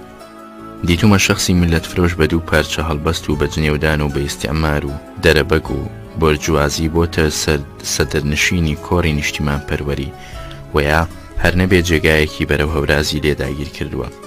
دیتوشمە خۆبەخت کردووی بێعیب هەرچونکە شاری نەگوتووە وەیا گۆرانی نەچڕیوە وەیا لە نمایشدا بڕمێ و پژمێی بێ لە زوومی نەتەقاندۆتەوە عەبدەل بێشەریک مەرحەبای لێ نەکردووە. لەوە هەر بگەڕێ بە خەویش ناگاتە شوێنە بەرەو ژوورەکەی بابەی میلەت فرۆش. چەند حیف و مەخابنە ئەیارەی چاکە و خراپەمان وەها بەرەواژ و قەڵب بێ. ئینجا سەد حیف و مەخابن کە ڕۆشنبیر هەستیش بە هەڵەی مەملەکەتەکەت ناکات چ جایی ڕیسوا و تاوانباری بکات. خوێنەر لێم بە سەهوو نەچێت. من وەتەنگ نایم لە شۆرەتی هیچ کەس، بەڵام بە مەرجێک لە هیچەند نرخی زیاد لەلاوەوە پاڵ ئەو شۆرەتە نەدرێ. گۆرانی بێژ بۆ خۆی ناو دەردەکات و بەزم و گۆبەندان دەجۆشێنێ و پارەی تێدا وەردەگرێ و کەیفی پێوە دەکات هەمووی لێ پیرۆز بێ. بەڵام لە خۆڕایی نەکرێتە شۆرە سواری کوردایەتی، نەبرێتە ڕیزی 12 سوارە لە ئازایەتی، نەچێتە پایەی شێخ سەعیدی پیران لە خۆبەختکردن بەسەر خەڵقی دیکەدا ڕانەشکێندرێ هەرچونکە گۆرانیان نەگوتووە.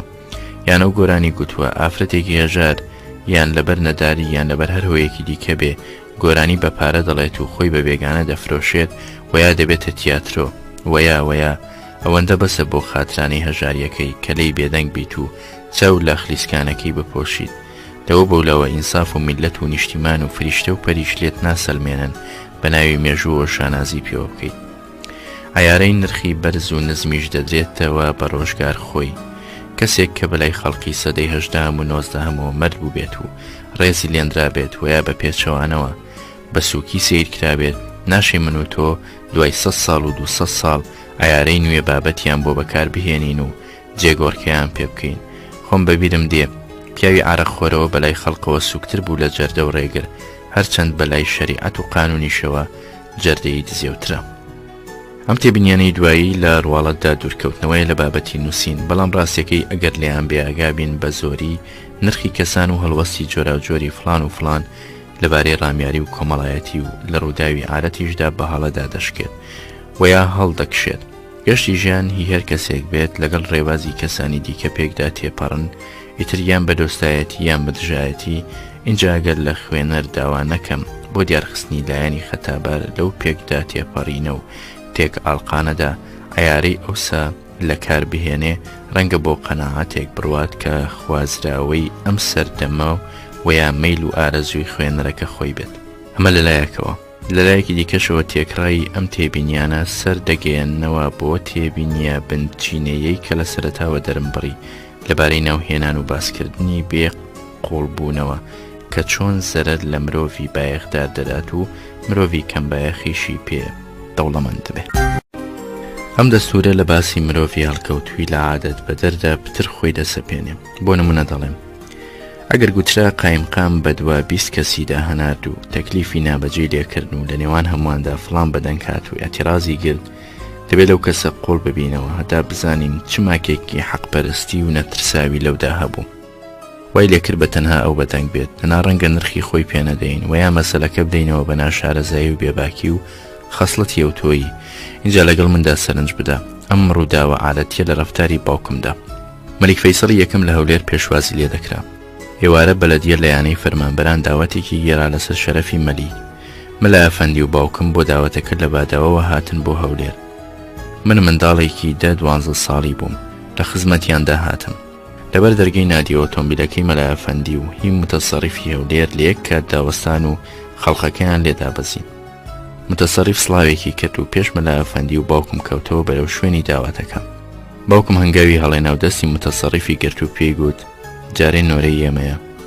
متەسەڕیف ماڵم حەقا بەسەر خۆی نەهێنا و گوتی برازمەوە بوو ڕێبەڵەدی بکەم نەکایەوە شارەزای شوێنەکە نەبن. باوکم پێی گوتەوە باس شارەزاین و نەشوکرکەم. ئیتر مەلا ئەفەندی و باوکم لە پێشەوە و متەسەڕیفیش بەدوایانەوە بەرەو کۆمەڵی داوت کراوانەوە ڕۆیشتن. خەڵقیش لە جەمبورەی بەستە بوو، بە دەوری نادیەوە چاو ئەبڵق بوون. هەر لەو داوەتەدا باوکم هێندی قسەی بە مەلیک فەیسەڵ گوت، گەلێک بەو لای ڕاگرتنی متەسەڕیفەوە بوو. خوێنەر دەبێ وربێتەوە لە ڕاگەاندنی ئەم جۆرە هەڵوەستە. لە هەزار مەلایەکێکی زات ناکە قۆڵی مدیر ناحیە بگرێت و بە دوای خۆیەوەی بدە، هەر نەبێت لەبەرەوەی کە دەزانێ بۆی ناچێتە سەر، لەوە هەر بگەڕێ کەنان بڕانی تێدایە. کە مەلاش زات نەکات کەسی دیکە زاد ناکات. ئەلی چۆن مەلای کۆیە متەسەڕیفی دواخست و دواتریش قسەی بە مەلیک فەیسەڵ بڕیەوە لەبەرەم هۆیانە. 1. خۆی لەسەر حەق دەزانی. 2. بڕوای بێسنووری بە خۆی و کەسایەتی خۆی هەبوو تا ئەوەی ڕەفتارەکە بەلایەوە وەک ئاو خواردنەوە بوو. 3. ترس و تەمای لە دڵدا نەبوو. 4. بە خۆیدا ڕادەپەرم و زاڵ بێت بەسەر هەر ئەنجامێکی ئەو هەڵوەستانە بکەوێتەوە. 5. شەرمی لە خۆی دەهاتەوە لە ئاز داخوازی هەڵکەوت خامۆش بێت. 6. کەرەستەی هەموو هەڵوەستێک و هەڵکەوتێکی لەوانەی بینەر یاخود بێنە بەر هەنگاوی مرۆی وەک خۆیەوە بە زیادەوە هەبوو، هەر لە زمانی پارە و تا ڕەوانبێژی تا زانستی سەردەم تا مێژووی گەلان تا دڵی هۆشیار تا جورئەتی بێسنوور. 7. بەگشت ناڕەواییدا دەچۆوە نەکڕەوایی. 8. مەلایەتی بەلای ئەوەوە ژووروی هەموو پایەکەوە دەهات. لە ڕوونکردنەوەی ئەم پوختەیە شتێک دەگەرمەوە لە زاری ڕەحمەتی حاجی میرزا عەبدوڵڵای خادمەوە. ڕەحمەتی گوتی جارێکیان لە وازی ئێوارەیەکی ڕەمەزاندا کە هێندەی نوێژی جومعە خەڵقی تێدا کۆ دەبوونەوە بۆ بیستنی گوتاریە وازانە، زۆر لەوانەی دینداریش نەبوون تێیدا حازر دەبوون. شتێکی لە غەوسی گەیلانیەوە گێڕایەوە و بە مەلا عەبدولقادری گەیلانی ناوی برد. هەندێک مێشک و شک وە تەنگاتن لەو جۆرە ناوبردنە و ناڕەزاییان ترکان. قسەکە گەیشتەوە مەلای گەورە. لە ئێوارەیەکی دیکەی وعزدا بۆ قسەکە چۆ و گوتی بیستم هەندێک لە گوێگرانی ئەو ڕۆژە لێیان گران هاتووە.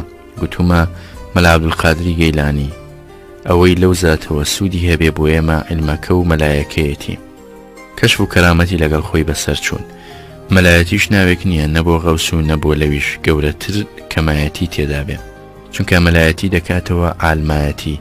ئەگەر ئەو کەسانە بەوە ڕازی نین لێرە بەدواوە دەڵێن مەلاخوا. ئەم 7 خاڵی سەرەوە کە بەشێکی کەسایەتی باوکم دەگرنەوە لە هەموو هەڵوەستەکانیدا بەدەردەدەنەوە. لە زوێکی شەوە ئەو خەسڵەتانەی چەسپاو بوون بگەڕێەوە بۆ ڕۆژگارێک کە تازە بە تازە بووە جێگیری باوکی لە یاداشتەکەی ڕەحمەتی مەلای چوورستانی دەبینیت کە چۆن باوکم دوای ساڵێک لە وەفاتی حاجی مەلا عەبدوڵای باوکی خوتبەی جومایی بێکاغەز خوێندۆتەوە و بە تێڵکێش قسەی بردۆتەوە بۆ تێپەڕینی ساڵێک بەسەر مەرگی باوکیدا و هەرم قابلیەتە بوو لە مناسبەیەکی ڕەسمیدا بەهانای هات بتوانێت گوتارێکی 1-2 ساعتی سەرپێیی بدات ڕوبەڕووی ئاخۆڕەی خەڵکی شاری مووسڵ و هەرچی دەست و دایرەی حکوومەت هەیە بە مەدەنی و عەسکەریەوە و هەموو گەورە پیا و مەلا و مەشایخی مووسڵ و هەرێمی ئەوناوە. بەدوای و گوتارەدا سلێمان نەزیف والی مووسڵ ئەو پایی لێنا کە پێشتر بۆ حاجی مەلا عەبدوڵای ڕاچاو دەکرد. مناسبی جێگەیە بڵێم باوکم دەیگەرایەوە کە سلێمان نەزیف پێی گوتووە دەزانم عالەم ڕوت لێدەنێن بۆ کارگوزاری خۆیان لای من. تۆ شەریشێکی بەلاتەوە مەبەست بوو لەو نامەیەدا کە پێوە دەینێری بۆم یەک بەیتی شێخ ڕەزای تاڵەبانی تێچێنی قسەکان بکە تا جێبەجێکردنی لە گوماندا نەبێ. ئەو نامەی بەیتی شێخ ڕەزای تێدا نەبێ دەبێتە کاری دووبەختی. باوکم مەلا بوو بەڵام مەلایەک کە بتوانێت لە هەموو زانستەکانی ئیسلامدا کتێبدا بنێ. تەنانەت لەگەلێک مەسەلەدا ئیستیهادی خۆی بەکاردەهێنا. بە درێژایی عمری مەلایەتی خۆی دەرسی گوتبێتەوە یەکسەر بێ ئامادەکردن دەرسی گوتۆتەوە. دەمدید کە دەکەوتە سەر شەرح و تەقریری دەرسەکان وەک تاڤگە قسەی لێ هەڵدەڕژان. ناوناوە لە گەرمەی تەقریردا هەڵوەستێکی دەکرد و چاوی دەبڕێ شتێکی نادیار. دەیگوت لەو تەرزە حاڵەتەدا چەند ڕێبازێکی شەرح بۆم دەکرێنەوە. لەو هەڵوەستەدا یەکێکیانم پەسەند دەکەم. واش دەبوو کە پێویست بە شەرح نەبوو بێت بە چەند قسە و هێمایەک لە دەرسەکە دەبووە. باوکم خەتیب بوو بەڵام خەتیبێک کە بتوانێت بە کوردی و عەرەبی و تورکی و فارسی تا حەز بکات لەسەر بابەت بدوێ بێ حازرکردن و بێ کاغەز و بێەوەی پێشتر ئاگادار بوو بێ لە چ دەدوێ. باوکم لە دەرووندا ئیمانی بە حەق هێنابوو. لەو ئیمانەدا تێکرای بوونەوەر لە بەرچاو و لە بەرتەبعی جۆرێک لەنگەری بەستە بوو کەی تر گۆڕانی باری بوونەوەر نەتوانێت لەنگەر بەستنەکە تێک بدات. بۆیە بوو هەرگیز لە بارێکەوە بۆ بارێک نەدەگۆڕا. لە ماڵەوە و لە مزگەوت و لە نێوان ئاپۆڕەی خەڵق و لای دەسەڵاتدار و بێدەسەڵات یەک زەڕە فەرق بە قسە و بەڕەفتاری نەدەکرا. چ لە ژووری خۆی تەنها بایە و کتێبێکی خوێندبایەوە و چ لە دیوەخانەیان لە مزگەوت لەگەڵ خەڵق دانیش بایە یان لە هەر هەڵکەوت هەڵوەستی دیکەدا بایە هەمان ڕەفتاری دەکرد.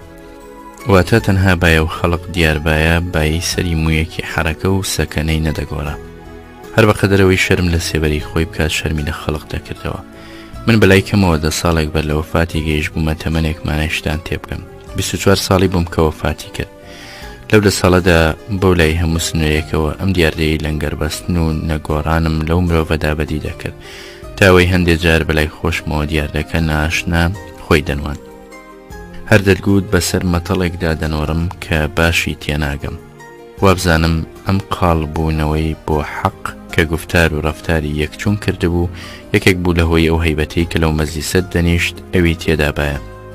لە مەزلیسی دانیشتن بگەڕین و سەیری ئەو ڕێگەیە بکەین کە پێیدا دەڕۆیشت. لە ماڵەوە بۆ مزگەوتی گەورە 2 ڕێگە هەبوو. یەکێکیان بەناو بازاردا دەچوو کە بە ناچاری ئەو ڕێگەی دەگرتە بەر هەر لە زارکی بازارەوە کە بۆ ئەهلی بازار دەردەکەوت تێکرایان هەڵدەستانە سەر پێیان تا لێیان ڕەت دەبوو. تەنانەت گاور و جوولەکەش وەک مسلمانەکان بۆی ڕاست دەبوونەوە واز لە ئەهلی بازار بهێنین بۆ منداڵی کۆڵانەی گەڕەکەکەی خۆی. عەسری ڕۆژانی کۆتایی بەهار و سەری هاوین کە لە ماڵەوە دەردەچوو بەرەو مزگەوتی حاجی مەلا ئەسعەد منداڵی گەڕەک سەرگەرمی قەپ و قیڕی جگێنە و تۆپێنە بوون. هەر کە چاویان پێی دەکەوت کە لاوجگ و تۆپیان لە دەستان بەردەبوو خۆیان بە دیواری ئەمبەر ئەو بەری کۆڵانەوە دەگرت تاکو لە چاویان بزر دەبوو. اینجا وردە وردە دەگەڕانەوە بۆ گەمەکانیان. من ئەمانە و سەدان شتی دیکەم دەدیت لەو بابەتە کە لە کەسی دیکەم نەدەدیتن. ڕۆژ لە ڕۆژ هەیبەتی لە دڵمدا کاریگەرتر دەبوو. جارێکیان ماڵمان لە سنارۆک بوو عەسران باوکم لە ماڵەوە بەرەژێر دەچوو بۆ ناو باغەکان. ئەو جارەش بە عادەتی خۆی لە باخچە بوو من لە ژێر کەپری ماڵمان ڕاوەستا بووم. چەند کەسێک هاتن سەلامیان کرد و لە باوکمیان پرسی وتیشیان لە دیوی ئێرانەوە هاتووم بۆ پرسیارێکی شەرعی. من برمن بۆ سەراوردی باغەکە و ئەو شوێنەشم نیشاندان کە باوکمی لێبوو. هەر لە بیرمە باوکم کەوایەکی ئاودەمەنی لەبەر بوو. یەک هەمیانەی لە کەمەری بەسەر کەواکەوە بەستە بوو. چاوم لێبوو، پیاوەکان گەیشتن لای و سەلامیان کرد و گوێم لێبوو، گوتیان لە جەنابی مەلا دەگەڕێین. باوکم گوتی جەنابی مەلا؟ گوتیان بەڵێ. دوو پەنجەی دەستی ڕاستی بردە سەر سینگی و گوتی جەنابی مەلا ئەمەتە. کابراکان وەک داریان لە لوتی بدەی بەرەو پاش گەڕانەوە و هاش لەژان بۆ چەند لەحزەیەک نەیانزانی چ بکەن تا هاتنەوە سەرخۆ و چوون دەستیان ماچ کرد. ئەم دیمەنە بچووکە لە بەرچاومدا جیهانێکی ئەفسوناوی لە باوەشی خۆیدا دەگرت. هەیبەت و شکۆی باغێکی چۆڵ بە دەوری پیاوێکی تەنهایی کەوا لەبەری هەمیان لە کەمەری دارعەسا بەدەست نەک هەر لە دڵی مندا بەڵکو لە دڵی ئەو دوو سێ پیاوە غەریبەشدا هێندە سامناک بوو، دەرگوت سێبەری بەسەر هەموو مەڵبەندەکەدا کشا بوو. ئەو سێ کەسە ئەگەر لە ناکاو بەسەر دەستەیەکی چەکداری زرێپۆشدا کەوت بانایە هەر هێندە دەشڵەژان. لە ڕوویەکی دیکەوە سەیری ئەم مرۆیە بکەین. لە سیەکاندا شەوێکی هاوین کە خەڵق هەموو لە سەربانان دەنووسن، دوای بەسەرچوونی دەمی دیوەخان و تا هاتنی کاتی خەوتن لە نوێنەکەمدا هێشتا نەپۆرژابووم. باوکم لە نێو تەخت و چێغی خۆیەوە بانگی مامی کرد. بانەکانمان بەسەر یەکەوە بوون و شوورەیان لە بەیندا نەبوو. گوتی نورەدین سەیری فلانە شوێنی ئاسمان بکە، وا فلانە ئەستێرەی سیار خەریکە فلانە ئەستێرەدا دەپۆشێ. لەو ئەمرەی 13 ساڵیمدا بەدڵمدا هات کەوا ڕەنگە باوکم تاکە مرۆڤێک بێ لە هەموو کوردستانی عێراقدا سەرنجی بۆ دیمەنی ئاسمانی ئەو تۆیی بکشێت و ئەستێرەکان بناسێتەوە بە وەستا و گەڕۆکیانەوە. هەر بەهاش لە بیرمە کەنەوتی بابە گۆرگۆر کەوتە سەرباری ئیشی تەواو و ئاگرەکانی شەو و ڕۆژ بڵێسە و دووکەڵیان بەرز دەبەوە. باوکم تێبینیەوەی کرد کە ڕەنگە زۆر نەبات ئەو هەموو دووکەڵەی پڕ لە غازی هەمەجۆر بە هەوادا بڵاو دەبێتەوە، کاری بەت لە دەغڵ و درەخت بکات و ژەنگیان پێ هەڵبێنێ. وابزانم حکوومەتیش بیری لەم لایەنە نەکردبووە. دوای دەیان ساڵیشین حکایەتی پیسبوونی هەوا کەوتە سەرزان و زمانی خوێندوەکان. گەلێک ڕووپەڕی ئەوتۆیی لە ژیانی باوکمدا بۆ بەرچاوی بینەر دەرنەکەوتوون. هەر یەکەیان لە لای خۆیەوە گۆشەیەکی شخصیەتی ڕوون دەکاتەوە. منیش کام چەند لاپەڕەیم لێ نووسیم بۆ ئەوە بوو کە خوێنەری کورد نەختێک ورتر بێتەوە لە کەسێک کە بەر لە 59 ساڵ بێ کۆمەکردن لە هیچ شتێک وێڕای کچی خۆی لە بەرخوێندندا بنێ لە قوتابخانەی کوڕان. ئەم دیێرانم لە ڕۆژی 15/9/1984 نووسی. من کە هاتمە دنیا 2 ساڵ بوودایانی نەجیبە و حەسیبە لە ماڵمان بوو.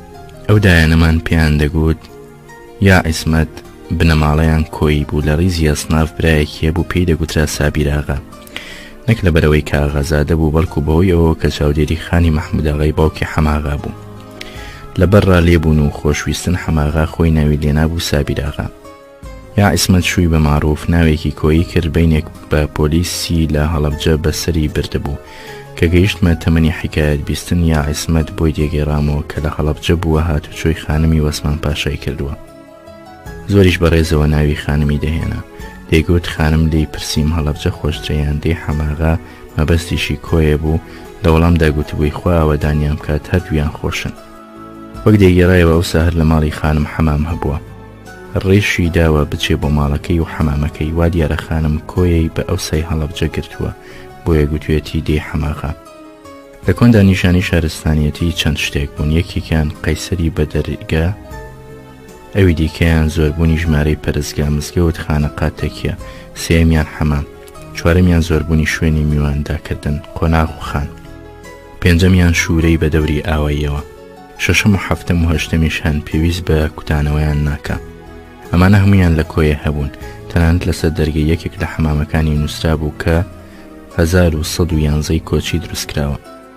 معرف مێردی یا عیسمەت ماڵەکەی دەهێنێتەوە کۆیە و بۆ خۆی دەچێتەوە بۆ هەڵەبجە، لەوێ ژنی دووەمی دەهێنێ.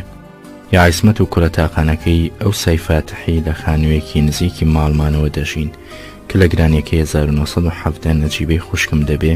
یا عیسمەت بۆی دەبێ بەدایان و بە فەتحیەوە دێتە ماڵی ئێمە. دوای چەند ساڵێک معرف بە ناساغی تەنها خۆی دێتەوە کۆیە و لە ماوەی بەر لە مردنی یا عیسمەت دەچێتەوە لای بۆ خزمەتکردنی. نەجیبەی خوشکیشم بەخێو دەکات تا معرف ئەمری خوا دەکات. فەتحی لە هەڵەبجە خزم و برای هەن، بەڵام من هیچیانم نەدیتوون. فەتحی بە 2 ساڵ لە نەجیبە گەورەتر بوو. زۆر بە سەیری ئەم شیرەی یا عیسمەت لە ساوایی فەتحیەوە تا مەلۆتکەی نەجیبەی خوشکم و بە وەلەدبوونی من دەوام دەکەم. بەڵام لەوە سەیرتر شتێکی دیکە بوو. لە ساڵی 1920 کە یەقلیمی خوشکم بوو یا عسمەت بۆی بە شیر هاتەوە لەگەڵ ئەمەشدا کە من کەوتمە بەرمەمکی شیری کەم ببوو تێری نەدەکردم بۆیە من لەوانە بووم شیری زۆر ئافرەتم خواردووە و براو خوشکی شیریم لە ژمارە نەدەهاتن هەرچەند منداڵ بە بیری دانایەت سینگ و باوەشی کام ئافرەت بەخۆیەوە گرتووە و چمەمکێکی مژیوە دیسانەوە سۆزێکی وە و کەسانە دەڕوات کە شیرمشتن بۆتە پەیوەندی لە نێوانیاندا بێگومانی عیسمەت بۆ من خۆشەویستترین دایکی شیری بوو بگرە لە دایکی خۆشم پتر خۆش دەویست چونکە هەتا فەراقە بووم هەر لە باوەشی ئەو دەنووستم ئەویش من و خوشکەکانمی وەها دەویست کوڕەکەی خۆی فرامۆش دەکرد فەتحیش لەناو ئەو برا و خوشکانەی شیریم لە پێشەموانەوە دەهات چونکە بەیەکەوە دەژیاین خۆ 2 ساڵ بوو لە ماڵمان جێگیر بوو اینجا من پەیدا بووم هەتا ژنی هێنا و بۆ ماوەیەکیش دوای ژن هێنان هەر لەگەڵمان بوو کە گەیشتە تەمەنی هۆش بە دنیاشکان خزمەتی باوکمی دەکرد بینێک بە گوزرانی خێزانەوە لێمان دابڕا بەڵام هاتوچۆی هەرما دواتریش کەوتەوە سەرباری جاران و یاریدەدەری من بوو ئێستاکەش ماڵەکەی وەک بەشێکی ماڵی خۆم بێوەهایە تەنانەت کوڕەکانم دەوەن و محەممەد ئەوەندەی لە کۆیە من ماڵی مامە فەتحی کاکە فەتحی بەهی خۆیان دەزانن ڕێکەوت وەها بوو بەشێکی خانووی میراتیمان بوو بە هی یەکێک لە کوڕانی فەتحی و ئێستا بە خێزانەوە تێیدا دەژێت حەسارێکیشمان دەرێک بەرەو دەرکی ماڵمان هەمووی بوو بەهی ئەو لە کۆنیشەوە تێیدا دەژیا و بەو دوایە لە 1970 خانووی نوێی تێدا کرد بەدڵم دانایەت ئەو بەشە خانووە و ئەو حەسارە ئێستا هی خۆم نین چی منداڵی فەتحی هەبێ بۆ من بەقەدەر منداڵەکانی فاروقی برام نزیکن بە درێژایی 68 ساڵ تا ئێستا 1985 یان خۆی یان دایکی یان منداڵێک و دوانی لەگەڵمان ژیاون یا عیسمەت لە ژیانمدا شوێنێکی دیاری هەیە باوەشی ئەو بۆ من لە جێگەی باوەشی دایکم بوو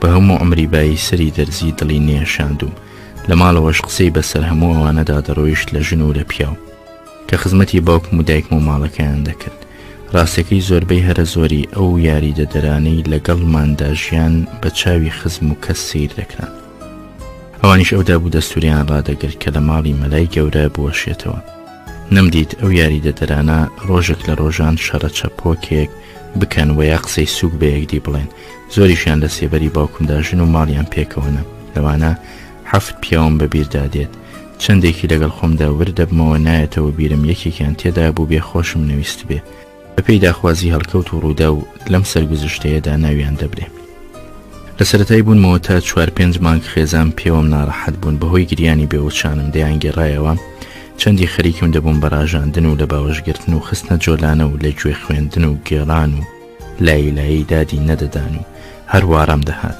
باوکم دەیگوت وەها گوێم پڕ بوو لە دەنگی گریانت کاتێک دەرسیشم دەگوتەوە لە مزگەوت لام وا بوو گوێم لە گریانتە ڕۆژانە دیکتۆری ئینگلیزەکان سەری لێداوم و تەرتیباتی هێوەربوونەوەی بۆ سازداوم واناباعیت عادلی مام گوتنی بەڵام نەخۆشیم پێوە دیار نەبووە و فراژی بوونم لە کورتی نەداوە بە پێچەوانەوە وەک دایکم دەیگوت تەنسازیم بێعیب بووە ئیتر نازانم هۆی ئەو گریانە لە حەد بە دەرەم چی بووە تەنها ئەسەرێکی ڕۆژانی ساواییم دواتر پێمەوە دیار بوو بێ ئەوەیە کە گریانی بە کوڵ و لەتکەوە چوونی بەردەوام ناوک دەردەپەڕێنێ هەر لە بیرمە کە منداڵ بووم حەسوودیم بۆ هاوڕێیانم دەبرد کە ناوکیان بە قوڵدا چووە لە کەسیشم نەدەگەیاند ئەو خەفەتە دەخۆم یەکەم جاری شەو ڕازە دەردەبڕم ساواییم ناس پێدراو بوو چونکە بە تاقانە حساب دەکرام وەک گوتم عەبدولموقتەدری برا گەورەم لە یەکەم هاوسەری باوکم شەپڕەدار بوو بارێکی زێدە قورسیش بوو بەسەر حاڵ وەزعی باوکمەوە من کە گەیشتمە تەمەنێک شتم بەبیر بمێنێ دەمدیت کاکە موقتەدیر بەخۆی و دەست و قاچی ڕاستەی ئیفلیجیەوە یەکێک بوو لە دانیشتوەکانی ڕۆژانەی مەجلیسی باوکم قبوڵیشی نەدەکرد لە باوکم و جەمیلاغا و مامم بەولاوە کەس لی بە پێش بکەوێتەوە ناوەنەوە قسەی سەختی بەوانە دەگوت لە ڕێزی پیاوماقۆڵ و برا گەورەکانی ئەوسا دادەندران بەڵام کەس لی بەدەنگ نەدەهات و خاڵە بەخش کرابوو عادەتێکی بۆ خۆی ڕەوا کردبوو کە دەهات لە غافڵی بەدەست چەپەکەی ساغڵەمی ئێشتێکی کرابوو توندی لە پشتی ملی یەکێک دەدا تا ئەگەر کابرا بە خێرایی نەیگوتبایە ئەشت کاک موقتەدیر دەیگوت بەسەری جەنابی بابم کەوتەوە سرد و بەڕەهایی دووبارەی دەکردەوە ئەم پیشەی لەگەڵ دکتۆرێکی ئینگلیز لە خەستەخانەی کەرکووک بەکارهێنا بوو دکتۆرەکە هیچی لێ نەکردبوو بەڕۆشیدا نەداوە وها دەبوو قسەی بڕندەی دەپەڕاند. جارێکیان لە مەجلیسێکی باوکم بە سەرمێرکی مزگەوتی حاجی مەلا ئەسعەدەوە دەمەواسێر زۆربەی پیامەخوڵانی غەفوری و حەوێزی و توجاری ئەوسا بەخۆیان و دەستە و دایرەیانەوە ئامادەی کۆڕی ئەو ترزە دانیشت نەبوون. من منداڵ بووم لەو ناوە دەخولامەوە گوێم لە غەڵبەغەڵب دەبوو بێەوەی بمەوێ بزانم چ دەڵێم. کاکە موقتەدیر لە باری ئارەز سەرێ لە تەنیشت باوکمەوە دانیشت بوو. هەر هەندەم دیت لە نەکاو باوکم زلەیەکی بەتینی لە کاکە موقتەدیردا. ئەویش هاڕەیەکی لێ هەستا و کەوتە لینگە فرتێ. بەو زلەیە خوەکەی سەرعی عادەتی هاتێ و وەک بەرخی سەربراو بە لەرخەلەرخ و لەرزین و دەست و پێخواربوون و چاو سوڕان بووە نیوە مردوو. باوکم وەکو پشکۆڕووی سوێر هەڵگەڕا بوو. من پێشتر نەمدێتی بوو دەست لە کاکە موقتەدیر بوەشێنێ. ئەو ڕۆژە لەو تەمەنەی منداڵیمدا حەپەسام. ڕاستەکەی خەڵقەکە هەمووی داهێنرا و دامرکە. دوو دڵۆ فرمێسک لە چاوی باوکم سەرەژێر هات. دەستی بەرەو ئاسمان هەڵبڕی و چەند قسەیەکی کرد. هەستم دەکرد قرچەی هەناوی باوکم بوو کەس دەمتاوێنێتەوە. من نەزانم قسەکان چی بوون بەڵام وەک بۆ سوێی لێ هەڵستێ بە سفت و سۆ بوو. بای ئەوەی هەندێک لە دانیشتوان چاویان تەڕ بوو هەوڵ دوو برا گەورەی هەرە سەروی مەجلیسەکە دەستیان لە باوەشی کاکە موقتەدیر کرد تا چەند کەسێک چوون و ڕایان گوێز بۆ گۆشەیەکی مەجلیسەکە. دواتر بیستم کاکە موقتەدیر قسەیەکی زێدەگرانی ڕوبەڕووی یەکێک لە پیامەخوڵانی مەجلیسەکە کرد بوو.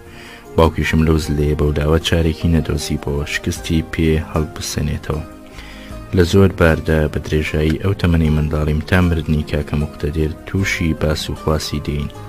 وەگوتم لەبەر قاقانەیم لە ساواییم و بەرەو دواتریش منداڵێکی ناس پێدراو بووم چاودێری واگەداری هەمیشەیی یا عسمەتیش پترە و نازەی دەسەلمان. هەڵبەت ساڵانی یەکەم و دووەمی منداڵیم بەبیر نایەتەوە. چی لەو 2 ساڵەی بیگەڕمەوە هی بیستنە. لەو 2 ساڵە ئینگلیزەکان حکوومەتیان لە ناوچەکەدا دانابوو. حەماغەی غەفوری کرابوو بە قایمقام. جەمیلاغەی حەوێزی بە یاریدەدەری. باوکم کرابوو بە قازی. کەسانی دیکە شەریەکە بە پێی لوان وەزیفەی درابووێ. بە پێی و ڕۆژگارە حکوومەتەکەیان ڕێکوپێک بووە. لە جغری دەسەڵاتی قانونیدا ئەو فەرمانبەرانە لە کاری خۆیاندا ئازاد بوون بێ ئەوەی ئینگلیزەکان دەست لە ئیشیان بدەن. دوای مردنی حەماغا هەرایی دەرکردنی ئینگلیزەکان و هێنانەوەی چەند هەیتە و جەندرمەی تورک و بۆمباردمانی ئەو ناوچەیە ڕوویدا. من لەو هەراو مەزادە یەک تارمایم بە مێشەیدا تێدەپەڕی. ئەویش گرمە و دیمەنی ئەو تیارانی بەسەر شارەکەدا دەچوون و دەهاتن و تەقە و گرمەی تفەنگ و بۆمبایان لەگەڵ دەبوو. لەو بۆمبە مستعیدێکی باوکم و فەقەیەک لە مزگەوتی گەورە بەر ساچمەی بۆمبا کەوتن. مستعیدەکە بریندار بوو. مەلا شێخ کەریمی سەید ئەحمەدی گردەشینە دواتر بووە دانیشتوی ئۆمەراوەی سەربەناحی قوشتەپە. ئێستاش لە هەولێر بەسەردەبات و ڕێز لێگیرا و ناسراوە تا بشڵی لە چاوتەمەنی لەسرە خۆیە. لەو 2-3 ساڵانی دواییدا جارێکیان بە خزمەتی گەیشتمەوە لە هەولێر ڕێکەوت بوو. دوێنێ شەو 1995 سەید ئەحمەدی برازەی و کوڕێکی سەید ئەحمەد سەردانیان کردم و چەند و چۆنی هەندێک حاڵ و باری مەلا شێخ کەریم لەوانەوە زانیوە. بەسەرکردنەوەی دۆستی نزیک و جیرانی ئاشنا و ناسیاوی دەستەنگ لە کۆیە بە هۆی ترێ و هەنجیری چنارۆک یەکێک بوو لەو مەشغەڵەتانەی دەبوو هەموو ساڵێک حسابی بۆ بکرێن. لە منداڵیمدا لایەنی میوەی دیاری بەڕێکردن بۆ کۆیە تەنها دەبوو هۆی سیرکردنی و کەسانەی خەریک دەبوون تلیان و پێتەراز و داگردن و بە شانان بیان هێننەوە بەرەو هەوراز بۆ شوێنێک لە پشتکە پرمان. ڕیزیان بکەن بۆەوەی بەیانی زوو بە پشتی وڵاغ بۆ کۆیەیان بنێرن.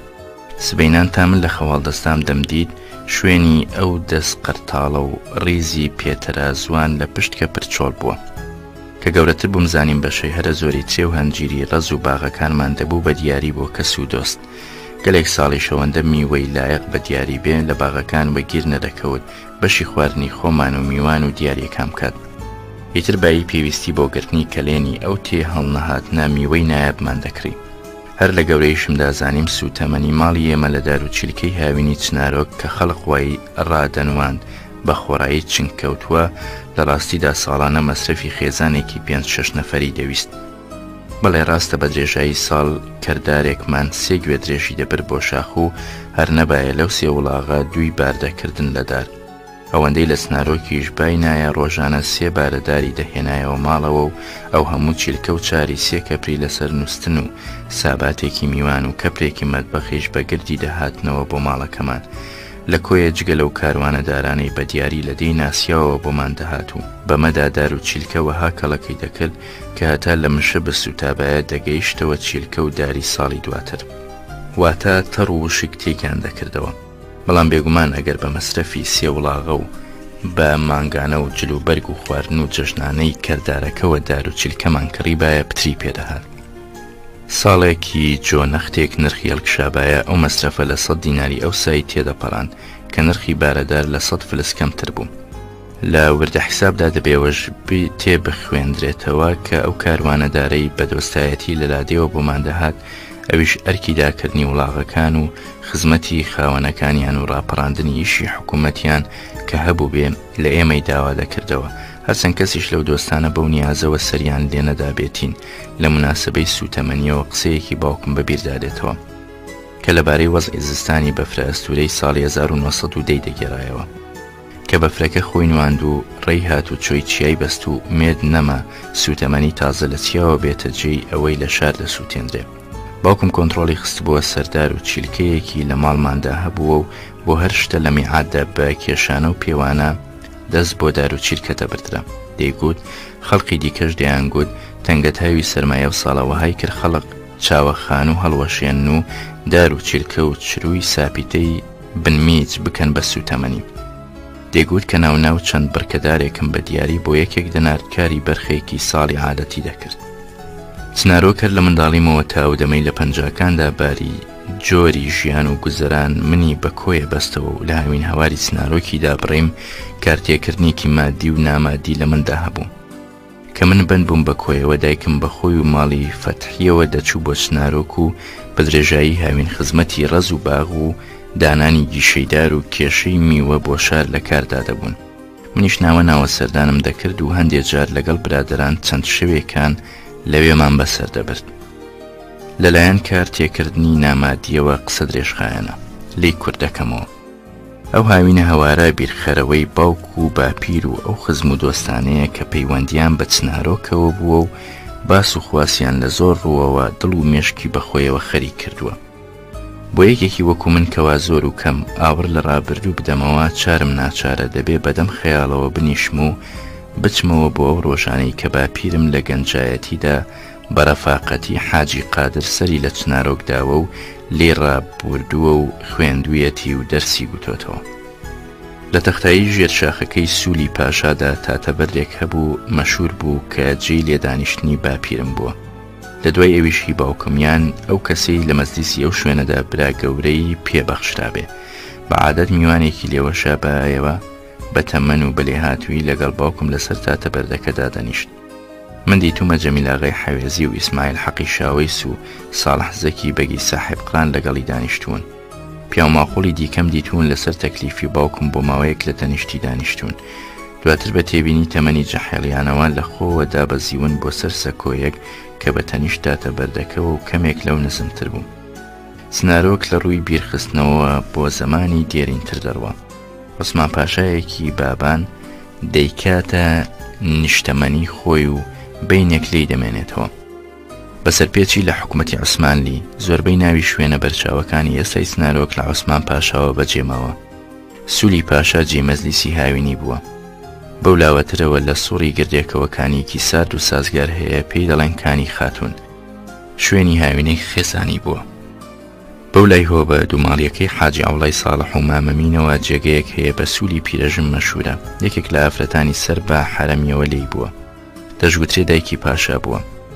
سوولی خاڵەباس هاوینگەی پیاماقۆڵ وەیا وەزیری پاشا بووە لە هۆبەی سوولی پاشا دارتوێکە بوو لە دامەنی لیژگەی شاخ پێی دەگوترا توی مەیدان هەڵبەت تووەکە دواتر چاندراوە بەڵام گۆڕاییەکەی شوێنی ڕمبازی وڵاغ و تەعلیمدان بووە لە ڕۆژگاری عوسمان پاشادا لەو مەیدانەدا هەڵکشین بەرە و چیا جێگەیەکی مەیلە و بەرز هەیە پێی دەڵێن قەڵات بەسەر مەیدانەکەدا دەنۆڕێ و ئێستا ڕێی ئۆتۆمبیل لە ژێریەوە ڕەت دەبێ ئەوسا جێ برج و باروی قایمەکاری و نشینگەی زستانی بووە بەڵام چه ئاسەواری بەرچاوی لێ نەماوە کەسیش خەریکی نەبووە بزانێ شوورە و دیواری لەکوێوە بۆ کوێ بووە لەلای سەروی چیاوە بەردێکی پان و ڕێکەیە دەبێتە شوێ تەراشکرابێ پێی دەڵێن بەردی زۆرنائەنگێ و وەختی خۆی بۆ تەردەماخی و خۆنواندن چاوەشاندۆڵ و زۆرنایان لەسەر بەردەکە لێداوە جگەل لەم ناوانە دوو ئەسەری مادیش لە شوێنەواری عوسمان پاشا دۆزرایەوە.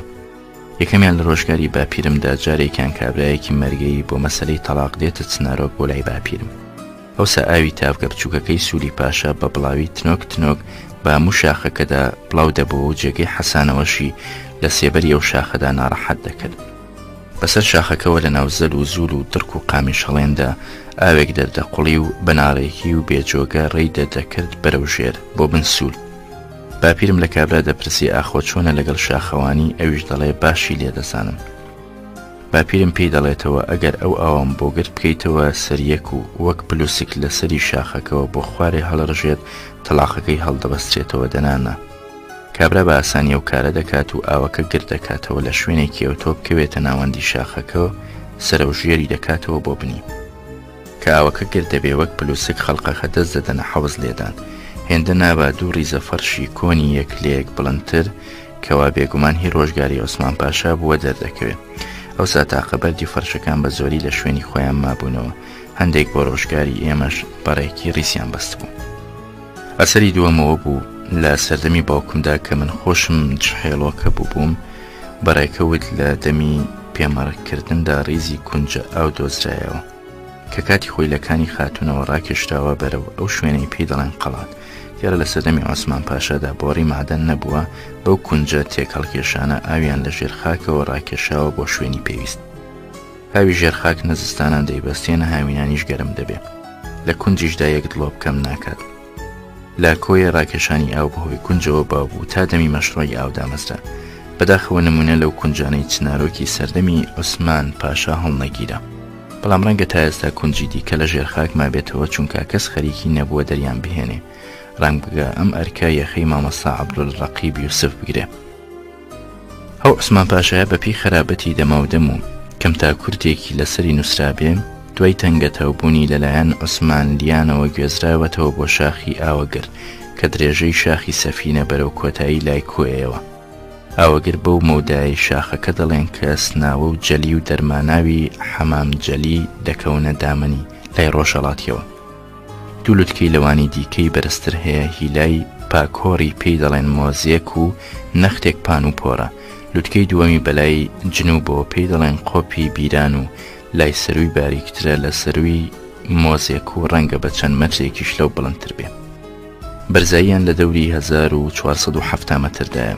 عوسمان پاشای بابان لە بەشی یەکەمی ئەم گەشتە خەبەرێکی لێگێڕدراوەتەوە لە قۆپی بیراندا دەمەزرێ.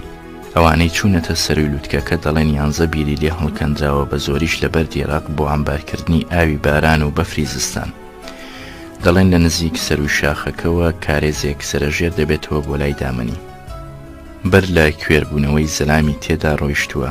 گویا عوسمان پاشا لەم کارێزەوە ئازوقە و خۆراکی بۆ چووە تاکو بەدکاران خەبەری کارێزەکە دەگەیەنە حکوومەتی عوسمانلی.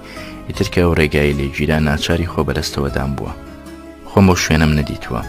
چی لێرەشدا باسم کرد لە خزمانی جەلی بە تایبەتی فەقێ ئیبراهیمی کوڕی ئامۆزە محەممەدی جەلی کەویش ڕیشەی نەسەبی دەچێتەوە بۆ مەلا عەبدوڵای کاکی جەلی بیستومە. ئەو حکایەتە بە سەرزاری خزمی جەلیزادەی کۆیەشەوە بوو کە منداڵ بووم گوێم بۆ شل دەکرد، بە تایبەتی چونکە سەرەتاکەی لە سنارۆکەوە دەست پێ دەکات بۆ بڕیاردان لەسەرەوەی کە کارێزەکە و بیرەکانی ڕۆژگاری عوسمان پاشا بن توێژینەوەی شارەزایانەی دەوێت.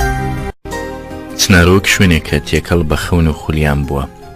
بدرێژایی سەروی شاخە کە لەو ماوەیەدا کە بەر چنارۆک دەکەوێت تا ئەو ڕێچکۆڵانەی لە کەمەری شاخەکە پیادە و کردار و دابای پێدا دەڕوا تا کەپر و ساباتی فەقیان لە بن شاخی سوولی پاشا و بەسەر قەپۆزی گردی نێوان سوول و کانی خاتونەوە تا باغەکانی و ڕەزەکانی و کانیەکانی و هۆبەکانی و مەزارەکانی تا گەلێک لە تەڕاش و دەوەنی بنتاشە بەردی بە سێبەری هەمووی مۆڵگەی خەیاڵی منداڵی و خەونی فراقەی و ئاواتی گەنجایەتی من.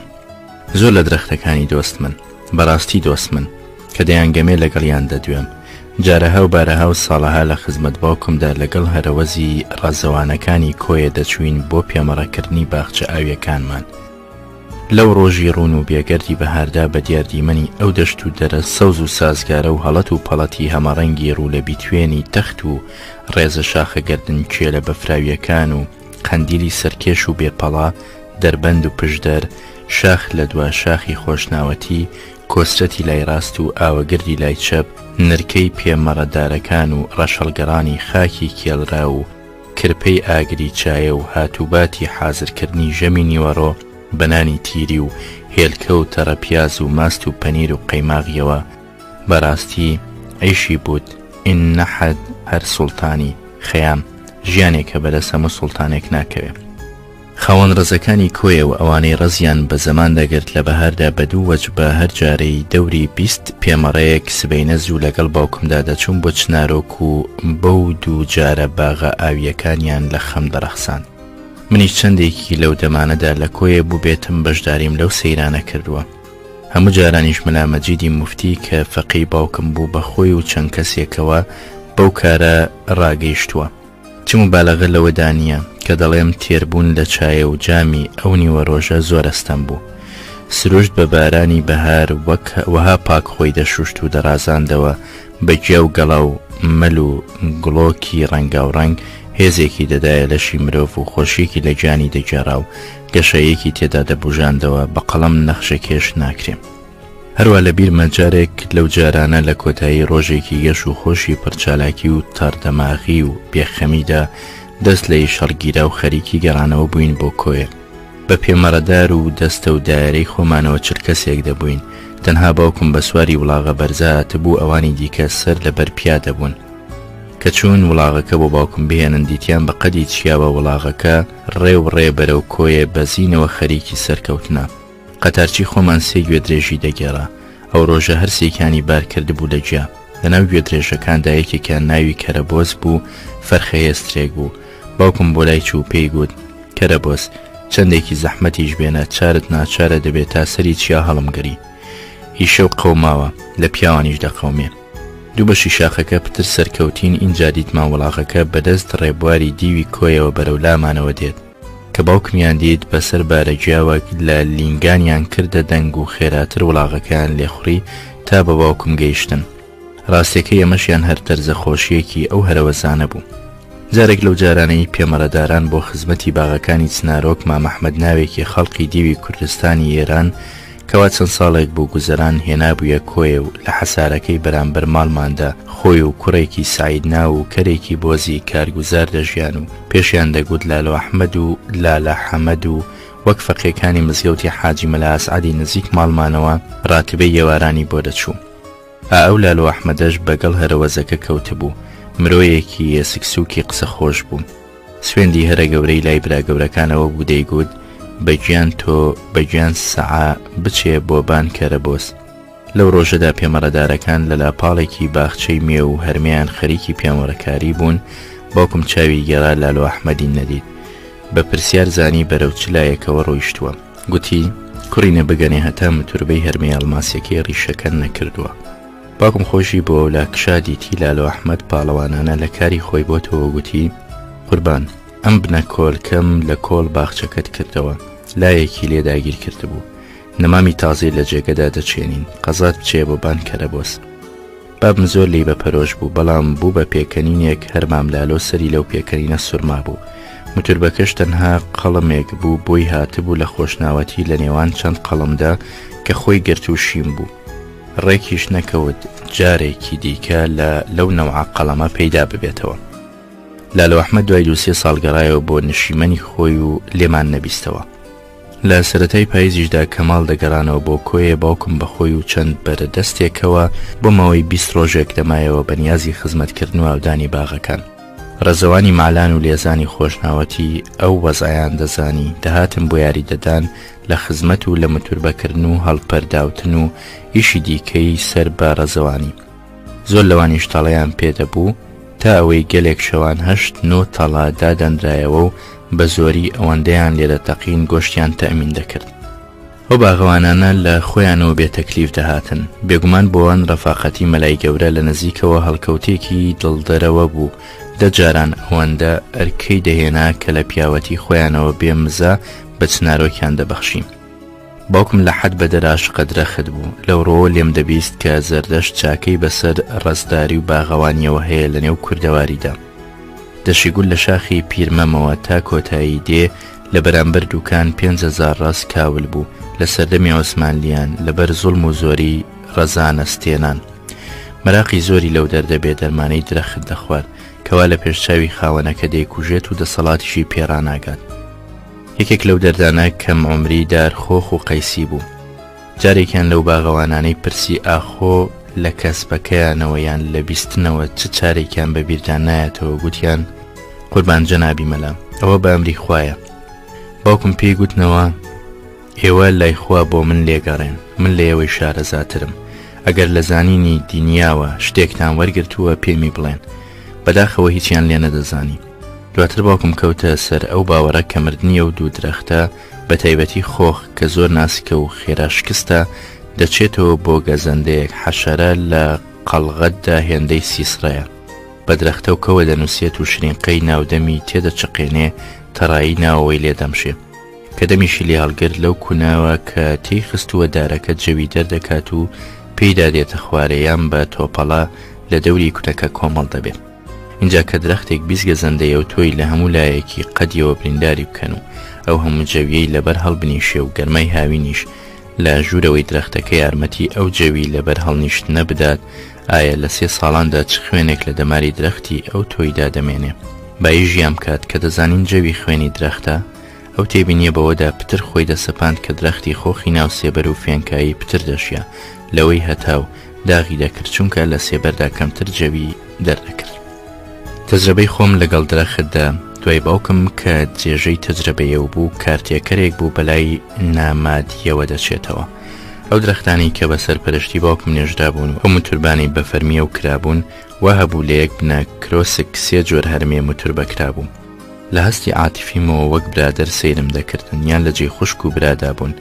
حورمەتی باوکم لە دڵی مندا ڕێزی لەوانیش دەگرت. هەرگیز دەستم نەیان چۆیە بێباکانە لێکیان لێ بشکێنمەوە. کە میوەم لێ دەچنیم بەدەستێکم ئەو بستەیەم دەگرت کە میوەکەی پێوە بوو بەدەستی دیکەم میوەکەم دەچنی نەکە بستە وەیا لکەکە بشکێتەوە. زۆر کەس کە حەزی دەچێتە هەنارێکی بڵند و قەرانگی پێنابێ لکەکەی بچەمێنێتەوە گاشە بەردی تێدەگرێ. من ئەمەم نەکردووە. لەگەڵ ئەو درەختانەی باوکم ناشتبوونی وەیا بە تایبەتی خەریکیان ببوو. دواتریش کە خۆم درەختی دیکەی هەمە جۆرەم لە باغەکان ناشت و هەستی خزمایەتیم لەگەڵیاندا هەمیشە دەستپارێزی پێدەکردم لە ئەزیەتدانیان. سۆزی مرۆڤ بۆ درەختی دەستچێنی خۆی و چوارپێی دەرزکرا و پەڕەوڵی خانەیی سۆزێکی عادەتی نییە. هاوینێکیان باغەوانەکەم کە خۆی و کوڕە منداڵە تاقانەکەی و پیرەدایکەکەیم بەخێو دەکردن لەبەری خزمەتی باغەکانی چنارۆک لە گەرمەی کژی باغەوانیدا ناساخکەوت. خۆی و دووەکەی دیکەشم لەگەڵدا ناردنەوە کۆیە بۆ لای دکتۆر. چارم نەما. خۆم دەستمدایە باغەوانی چونکە یاریدەدەرەکانی دیکە هەر یەکەیان کارێکی سەر لەبەریە و تۆی هەبوو نەی دەتوانی وازی لێ بهێنێ بۆ خزمەتی درەخت. باغەکان لە 3 کانیاوە دەداشتران. ئاوی سوولی گوێز کزە ئاوێکی سەر بەخۆی خۆمان بوو، ئاوی کانی خاتون لە هەفتەدا 4 ڕۆژی بۆ ئێمە بوو، ئاوی کانی تۆڕەش لە 9 ڕۆژان 3 ڕۆژی ئێمە بوو.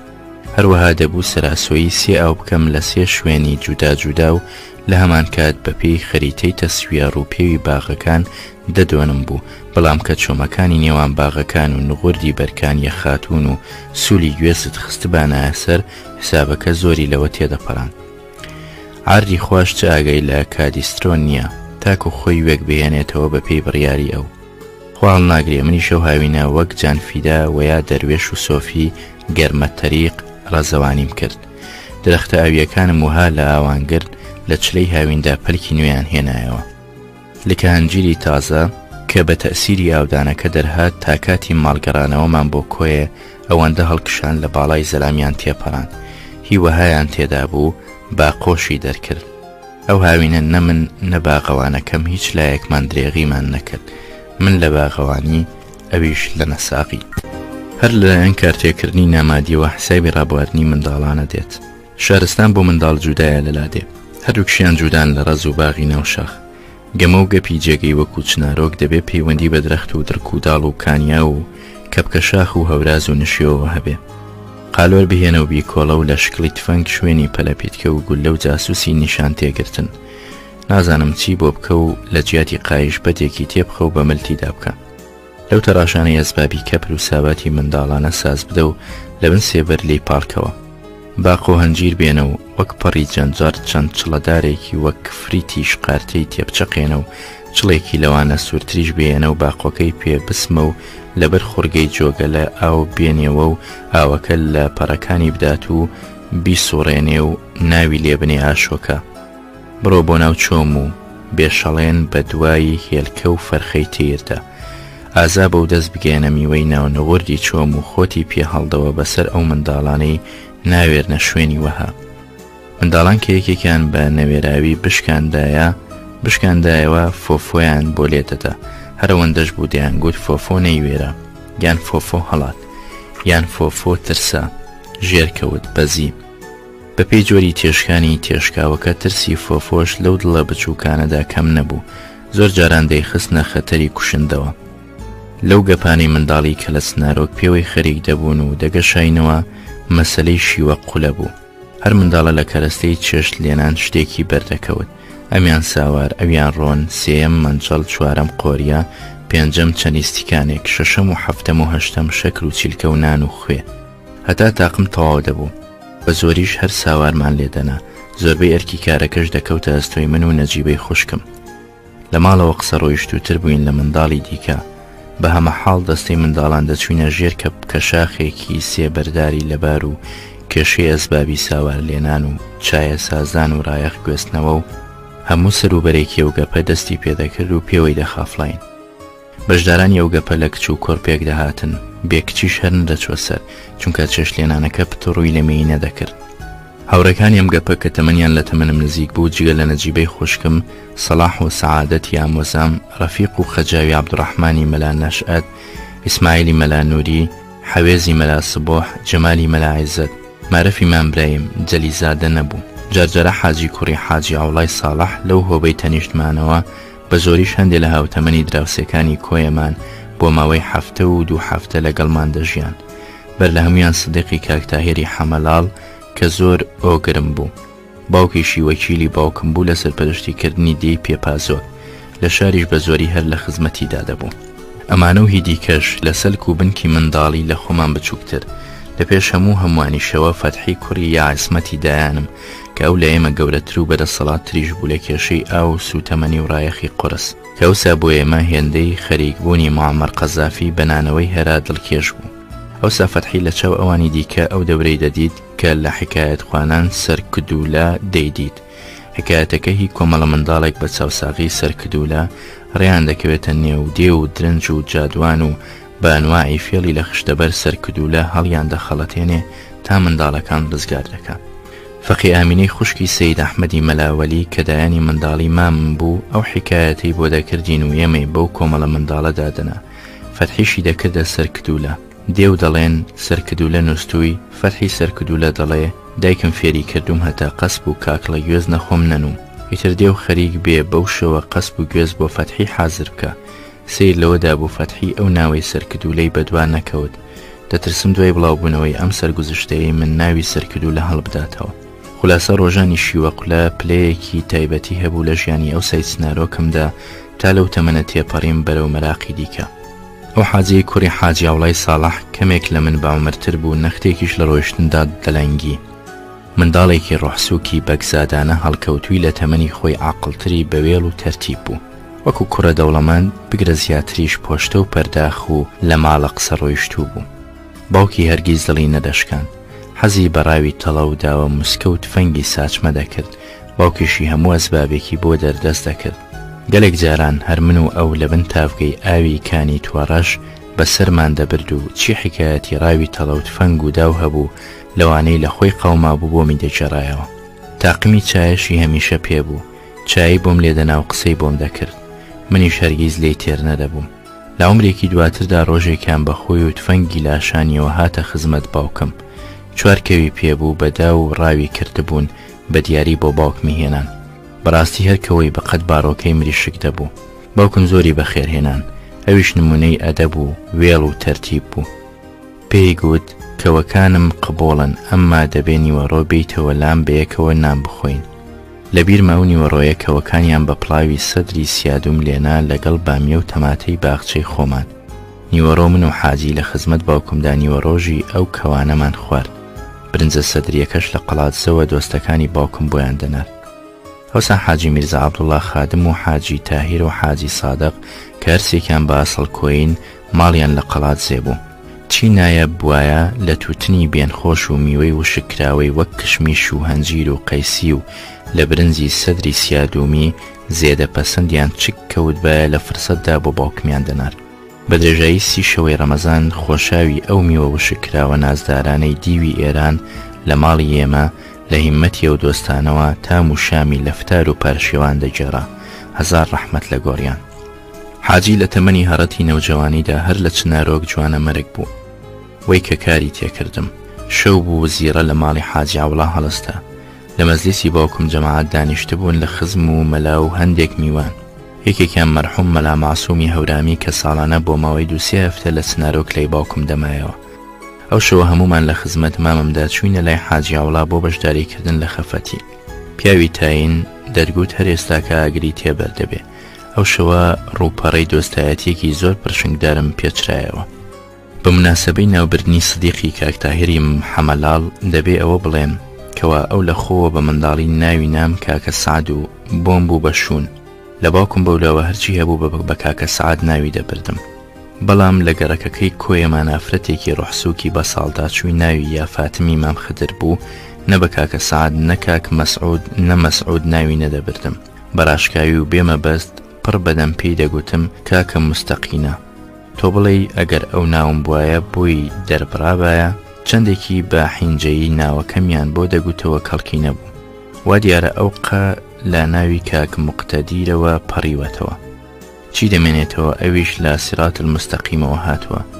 مەرحوم کاکە حوسێنی خانەقا کە ئەو ناوەی کەوتە بەرگوێ بە زۆری ئەگەر بێگانە لە بەیندانە بووایە وهای مانگ دەکردم.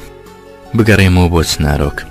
لە کۆیە گەلێک دۆست و برادەران سەردانیان دەکردین تا منداڵ بووم ترکەیفم بۆ میوانانە دەهات کە دیاری منداڵانەیان پێبوو. کەسێکی مەحرەم بووە دەیزانی چەند منداڵ هەن و کەیفیان بەچی دێت. لە هەمان شارەزاتر کاک تاهیری حەمەلاڵ بوو. لە شیرنەمەنی حەلقوم و بادام و شەکری کەسک و سووری بۆ دەهێناین. لەوان خۆشتر کفریتی ڕەنگاوڕەنگ و ئانەتریک بوو.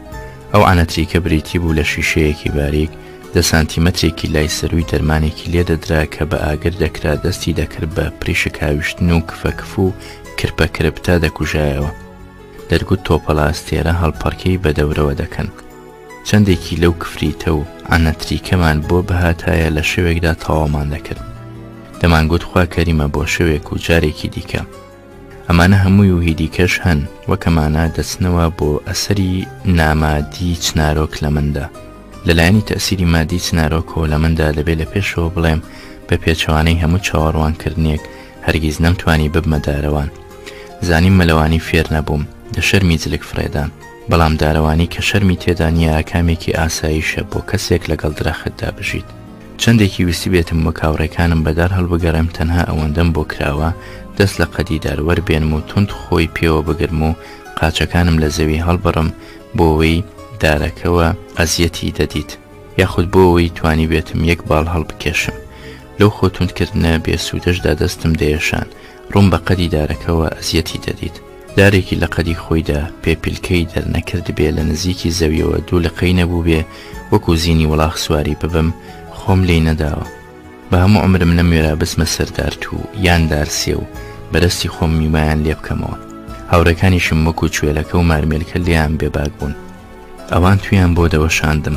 من هەرەوەندەم میوە دەپچڕی کە لە هەرزەوە دەستم دەیگەیشتێ. لەو بێدەسەڵاتیم ناڕەحەت بووم، بەڵام بەسەر خۆم نەدەهێنا، کەسیش لە ڕووی نەدەدا. لە بابەتی سوودی مادی کە پێم گەیشت بێت جم و جۆڵ و گەشت و گەڕان، هەوراز و ژوورچوون و بەرەو نشێ و داکشان و قارغارێنێ و بزوتنەوەی بێوچان بوو کە هێزی لەش و ڕاهاتن لە ئەرک و تەحملی ماندوێتی پێزیاد دەبوو. من هەرچەند کوڕە شارستانی حەساوەش بووم توانیم وەک گوتم هاوینێکی سەر لەبەر باغەوان بم. تەنانەت کە لە پشووی هاوینەی سەردەمی خوێندنی حقوقم داهاتمەوە کۆیە بە زۆری لە دەشتم ڕادەبوار بە کەسابەتی سەرپەرشتیکردن لە تووتن و خەلە و خەرمان و دروێنە و جەنجەر لێخوڕین خەریک دەبووم. تاکو کژی چنارۆکدا دەهات اینجا دەکەوتمە سەر ژیانی ناوچیا و درەخت و ئاوی سارد. چنارۆک نەیهێش دەست و پێسپیلکە بم وەیان وەکو خوێندەواری شارستان لە بورجی ئاجیەوە سەیری کەس بە نەفەس بڕەکام بکەم. لە منداڵیمەوە سەرنجم بۆ لایەنێکی ژیان کشا هەر بەهۆی چنارۆکەوە ئەو میوانانەی کە لە کۆیەوە ڕویان تێدەکردین و بۆ چەند ڕۆژێک کۆیان لە هەفتە زیاتر لامان دەمانەوە هەر یەکەیان بەپێی ئەو کەسپەی لی شارەزا بۆ خزمەتی چنارۆکیان دەکرد سەرتاش بواە سەری خەڵقەکەی دەتاشی جلدور و پینە و پەڕۆی بۆ دەدرون نەجار کەلوپەلی بۆیان لەبار دەکردەوە ناڵبەند کاری خۆی دەکرد هیوەهایان تێدا بوو شارەزای هەنگ بوو لەگەڵمان دەگەڕا شارە هەنگی دەدۆزیەوە و هەنگوینەکەی بۆ دەردەهێناین خولاسە هەر یەکەیان مەهارەتەکەی خۆی دەخستەگەر من لەوە پتر بیرم کردەوە لە گرنگی ئەو کارانە تا ئەوەی لە کۆیە خەیاڵم لێ کرد بێتەوە لە شارستان هەست بەسەر ئەو کەسبانەدا دەکشێ و لیان وەرنابیتەوە و لە گرنگیان ناگات چونکە هەمیشە لە بەردەستان بۆ منی منداڵ کە بەڕواڵەت دەبێت لەگەمە و گەب بەولاوەبی لە هیچ شتێک نەکەمەوە سەرنجکشانم لە زووەوە بۆ ئەو وردە حسابانە یاریدەدەرێکم بوو لە تێگەیشتنی گۆشەیەکی گرنگی گوزەران کە کەس بوو ئەرک و ماندوێتیە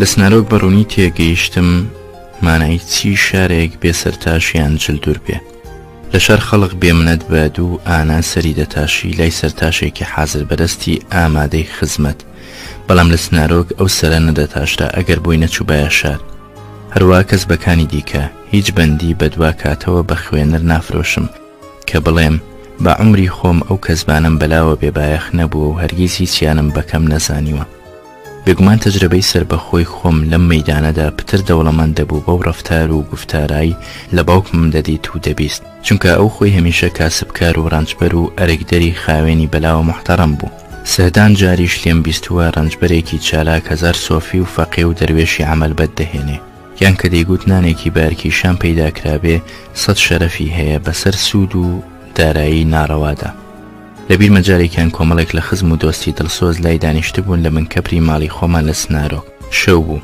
بەدەم مەجلیسی ئەوتۆیی چایە و میوەوە قسەی جۆراوجۆر دەکران تا کێشایە بۆ باری گوزەران و زەحمەتی دەربردن لەگەڵ گوزەران گێڕانی ئەو خەڵق و خوایەی وا بەمل باوکمەوەیە ژمارەی فەقێکان دەوری 20 کەسێک دەبوون خێزانێکی زۆر میوان مراجعەکەر خولاسە قسەیان گەیاندەمە بەست و گوتیان قوربان بۆ سەفەرێکی بەغدا ناکەیت خۆ حکومەت لە خوای دەوێت جەنابەت ڕووی تەکلیفی لێ بنیت وەزعیش ئاشکرایە بایی ئەرک و مەستەفەکەتی بەبەرەوە نییە باوکم لە وەڵامدا پێی گوتنەوە وەڵڵا وەبیللا وەتیللا کە بەنووکی دانعساکەم ئاو ڕادەکێشم بۆ بن درەختێکی تین و 1000 جار بەلامەوە بە شەرەفترە لەوەی لەبەر دەرگەی مەلیکیان ڕئیس وزەرا داوای ڕوخسەتی چوونە ژوورەوە بکەم دواتر بەدەم پێکەنینەوە ئەم بەیتەی خوێندەوە شاهی کە نەبێ ڕادەبوێرین بە فەقیری بۆ ئەهلی قەناعەت لە پڵاو خۆشترە داندۆک ئەم پەندەی بە هەندهەڵگرتنی کەسب و کار ڕەنگە بشێ بدرێتەوە بەلایەنی سوودی نامادی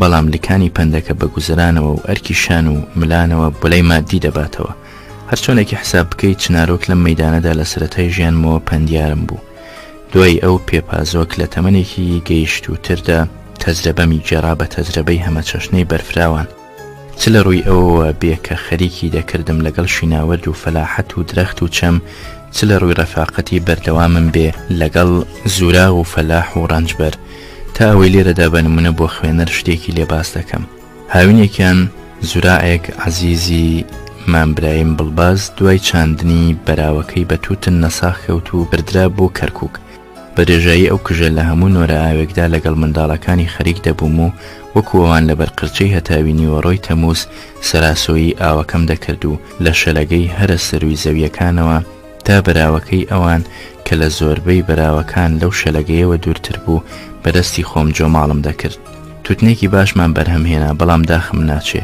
لای توجار 4 فەردەی ئەو توتنە دزرا و ماندووبوونی منداڵەکان و خەریکبوونی من بەجووتە بە فیڕۆڕۆیی باش بوو مام عەزیز بە سەلامەتی گەڕایەوە ئێستاش کە ساڵحی مام عەزیز دەبینم ئەو منداڵە 5-6 ساڵیەم بەبیردادێتەوە کە لەو هاوینەدا بێ باوکودایەک هەر منی شک دەبێت بۆی خەریک بم خەڵقەی دیکە هەر یەکە دووچاری دەردی سەری خۆیەتی ناپەرژێ بۆ کاری لابەلایی واز لە مەشغەڵەتی خۆی بهێنێ بە تۆ بزی نەبێ سەپانی قرشەشکێنی سەرخەرمان یان ئاودێری توتنی نۆرە ئاو پێڕاگەیشت و لە کەس بە پشت شکێنەکەی دەستی پێ هەڵناگیرێ تەجربەی زیندوم لەگەڵ تەوەژمی گوزەراندا گەیاندمی بە دوو ئاکامی لە یەک نەترازەوە یەکەمیان باوەڕهێنان بە ڕەوابوونی هەوڵی ڕەنجدەر لە پێناو سوودمەندبوون بە هەموو بەرهەمی ڕەنجەکەی دووەمیان ڕەوابوونی بەکارهێنانی مافی ڕازیبوون و ڕازی نەبوون لەلایەن ڕەنجدەرەوە لەو شتانەی پەیوەندیان بە کەسبەکەی خۆی یان باری گشتی وڵاتەوە هەیە.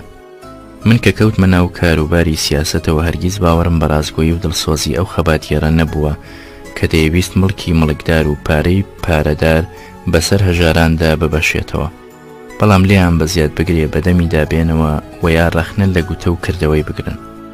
مامڵەمەتی ئەو تۆیی لە خەباتیێرەوە چاکەکردنە لەسەر کیسەی خەڵق، اینجا خۆسەپاندنیشە بەسەر وەزیفەی قاسم الەزراقدا. تۆ کەڕێ بەرەنزەر نەدەیت مافی ڕەزامەندی هەبێ دەتوانی سبەینێ چی پێتداوە لێی بستێنیتەوە، بشی خەیتە بەندیخانەوە. من لە ساڵ 1940ەوە دەستم کرد بە هاتوچۆی سەرپەرشتیکردن لە مەڵکانی پێپازۆکمان.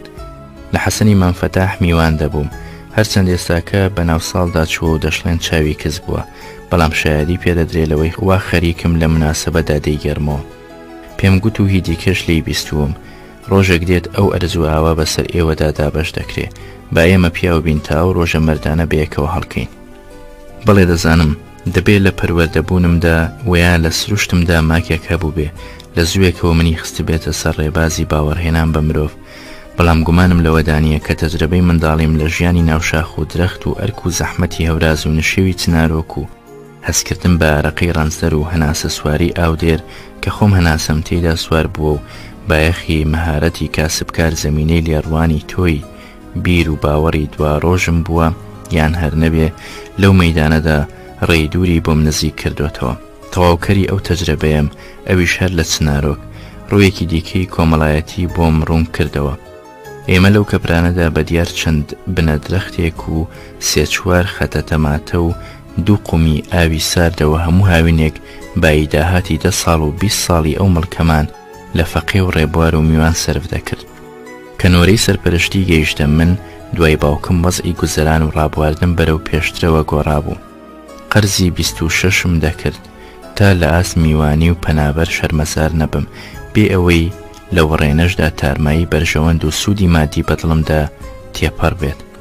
ئەو باغەوانەی باسم کرد کەتنێکی کردبوو. لە ترسی حکوومەت و تۆڵەستێن پەنای بۆ لای من هێنابوو، هەرخواش دەزانێت چەند سەغڵەت بووم لە ئاست احتیمالی ممکن نەبوونی پاراستنی لای خۆم.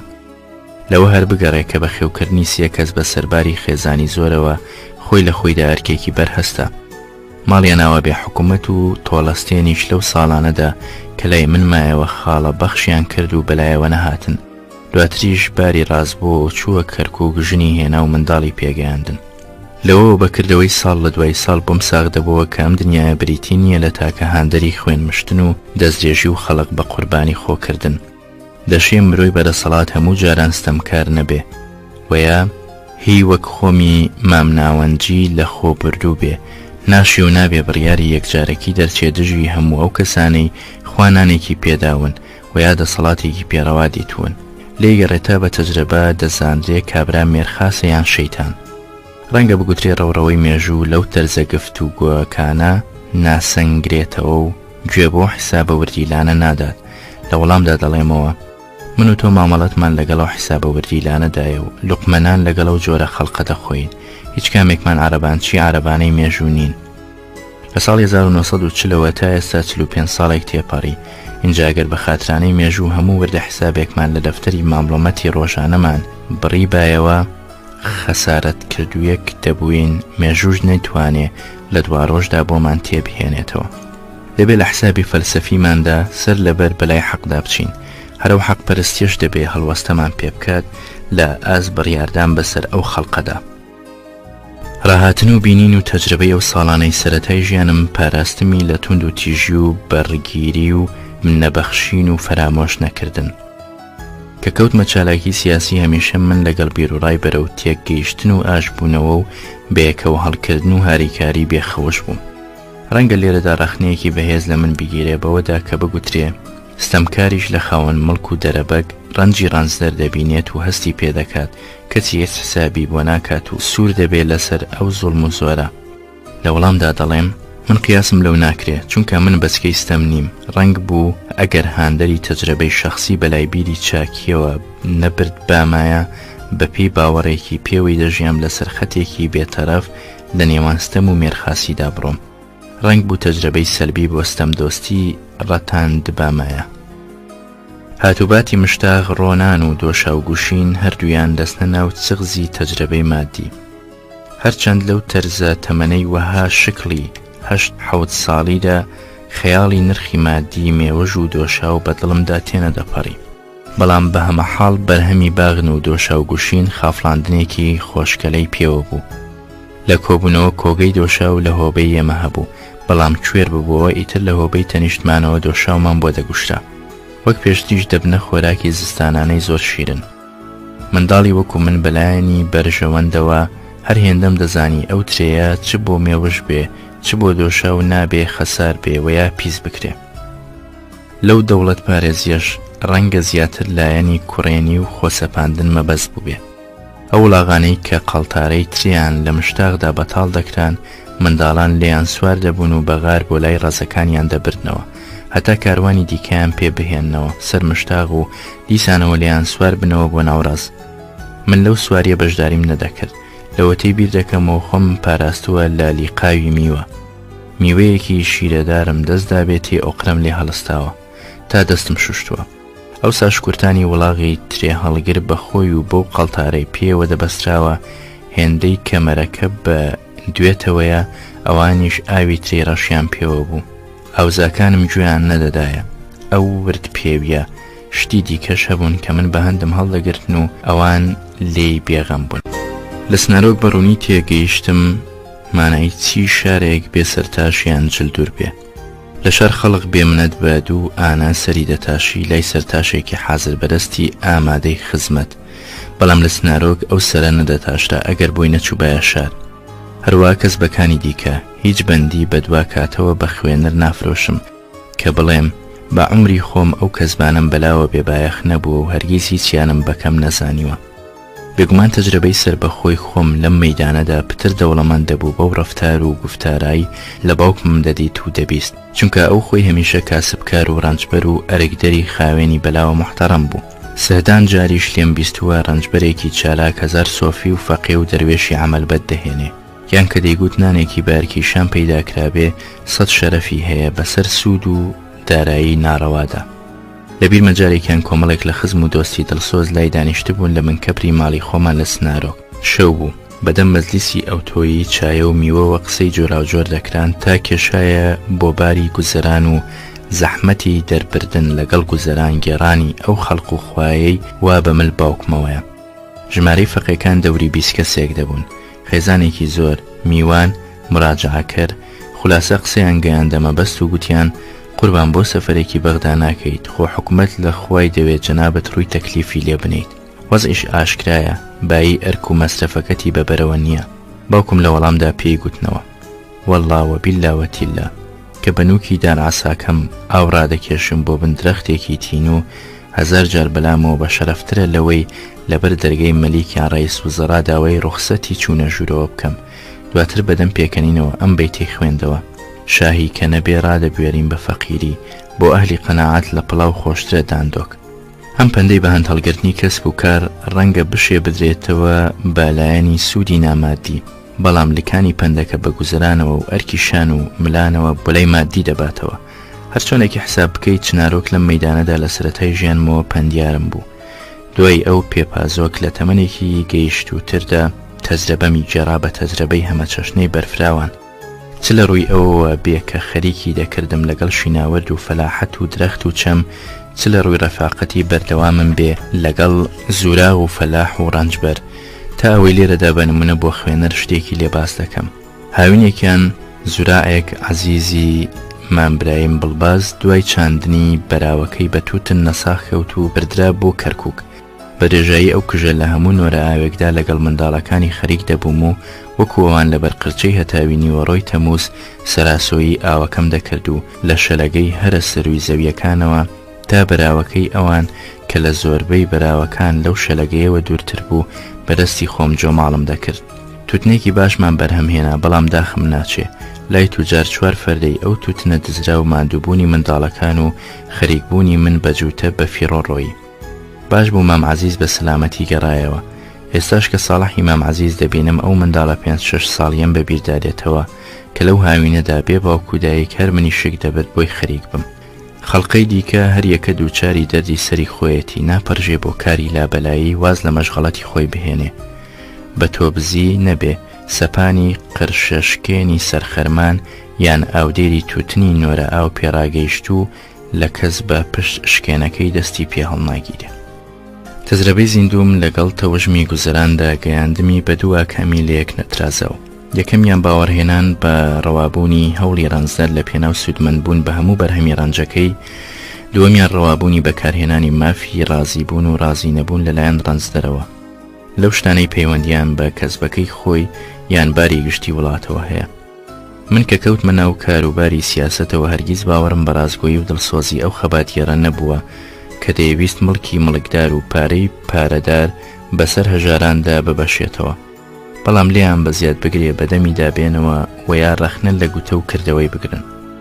مامڵەمەتی ئەو تۆیی لە خەباتیێرەوە چاکەکردنە لەسەر کیسەی خەڵق، اینجا خۆسەپاندنیشە بەسەر وەزیفەی قاسم الەزراقدا. تۆ کەڕێ بەرەنجدەر نەدەیت مافی ڕەزامەندی هەبێ دەتوانی سبەینێ چی پێتداوە لی بستێنیتەوە بشی خەیتە بەندیخانەوە. من لە ساڵی 1940ەوە دەستم کرد بە هاتوچۆی سەرپەرشتیکردن لە مڵکانی پێپازۆکمان. لە حەسەنی مامفەتاح میوان دەبووم، هەرچەند ئێستاکە بە ناو ساڵدا چووە و دەشڵێن چاوی کەس بووە، بەڵام شایەدی پێدەدرێ لەوەی وا خەریکم لە مناسەبەدا دەیگەرمەوە. پێم گوت و هیدی کەش لی بیستووم، ڕۆژێک دێت ئەو ئەرزوواوە بەسەر ئێوەدا دابەش دەکرێ، با ئێمە پیا و بین تا و ڕۆژە مەردانە بەیەکەوە هەڵکەین. بەڵێ دەزانم دەبێت لە پەروەردەبوونمدا وەیان لە سروشتمدا ماکێک هەبوو بێ لە زوێکەوە منی خست بێتە سەر ڕێبازی باوەڕهێنان بە مرۆڤ، بەڵام گومانم لەوەدانیە کە تەجربەی منداڵیم لە ژیانی ناوشاخ و درەخت و ئەرک و زەحمەتی هەوراز و نشێوی چنارۆک و هەستکردن بە ئارەقەی ڕەنجدەر و هەناسە سواری ئاودێر کە خۆم هەناسەم تێیدا سوار بووە و بایەخی مەهارەتی کاسبکار زەمینەی لێڕوانی تۆی بیر و باوەڕی دوا ڕۆژم بووە یان هەر نەبێ لەو مەیدانەدا ڕێی دووری بۆم نزیک کردوێتەوە. تەواوکەری ئەو تەجربەیەم ئەویش هەر لە چنارۆک ڕوویەکی دیکەی کۆمەڵایەتی بۆم ڕوون کردەوە. ئێمە لەو کەپرانەدا بە دیار چەند بنەدرەختێک و سێ-چوار خەتە تەماتە و دوو قومی ئاوی ساردەوە هەموو هاوینێک بای داهاتی 10 ساڵ و 20 ساڵی ئەو مڵکەمان لە فەقێ و ڕێبوار و میوان سرف دەکرد. کە نۆرەی سەرپەرشتی گەیشتە من، دوای باوکم وەزعی گوزەران و ڕابواردن بەرەو پێشترەوە گۆڕابوو. قەرزی 26م دەکرد تا لە ئاس میوانی و پەنابەر شەرمەزار نەبم، بێ ئەوەی لەو ڕێنەشدا تارمایی بەرژەوەند و سوودی مادی بەدڵمدا تێپەڕ بێت. ئەو باغەوانەی باسم کرد کەتنێکی کردبوو. لە ترسی حکوومەت و تۆڵەستێن پەنای بۆ لای من هێنابوو، هەرخواش دەزانێت چەند سەغڵەت بووم لە ئاست احتیمالی ممکن نەبوونی پاراستنی لای خۆم. لەوە هەر بگەڕێ کە بە خێوکردنی سێ کەس بە سەرباری خێزانی زۆرەوە خۆی لە خۆیدا ئەرکێکی بەرهەستە. ماڵیان ناوە بێ حکوومەت و تۆڵەستێنیش لەو ساڵانەدا کە لای من مایەوە خاڵە بەخشیان کرد و بەلایەوە نەهاتن. دواتریش باری ڕازبووە و چووە کەرک و گژنی هێنا و منداڵی پێگەیاندن. لەوە بەکردەوەی ساڵ لە دوای ساڵ بۆم ساغ دەبەوە کە ئەم دنیایە بریتی نییە لە تاکە هاندەری خوێنمشتن و دەستدرێژی و خەڵق بە قوربانی خۆکردن. دەشێ مرۆی بەرەسەڵات هەموو جاران ستەمکار نەبێ، وەیە هی وەک خۆمی مامناوەنجی لە خۆ بردوو بێ، ناشی و نابێ بڕیاری یەکجارەکی دەرچێ دژی هەموو ئەو کەسانەی خوانانێکی پێداون و یا دەسەڵاتێکی پێڕەوا دیتون. لێگەڕێتا بە تەجربە دەزاندرێ کابرا مێرخاسە یان شەیتان. ڕەنگە بگوترێ ڕەوڕەوەی مێژوو لەو تەرزە گفت و گۆکانە ناسەنگرێتەوە و گوێ بۆ حیسابە وردیلانە نادات. لە وەڵامدا دەڵێمەوە من و تۆ مامەڵەتمان لەگەڵەوە حیسابە وردیلانەدایە و لوقمەنان لەگەڵەو جۆرە خەڵقە دەخۆین، هیچ کامێکمان عەرەبانچی عەرەبانەی مێژوو نین. لە ساڵی 1940ەوە تا ئێستا 45 ساڵێک تێپەڕی. اینجا ئەگەر بە خاترانەی مێژوو هەموو وردە حیسابێکمان لە دەفتەری مامڵەمەتی ڕۆژانەمان بڕی بایەوە خەسارەت کردوویەک دەبووین، مێژووش نەیتوانێ لە دوا ڕۆژدا بۆمان تێبهێنێتەوە. دەبێت لە حسابی فەلسەفیماندا سەر لەبەر بەلای حەقدا بچین، هەرو حەق پەرستیش دەبێ هەڵوەستەمان پێ بکات لە ئاز بڕیاردان بەسەر ئەو خەڵقەدا. ڕاهاتن و بینین و تەجربەی ئەو ساڵانەی سەرەتای ژیانم پاراستمی لە توند و تیژی و بەڕگیری و منەبەخشین و فەرامۆش نەکردن.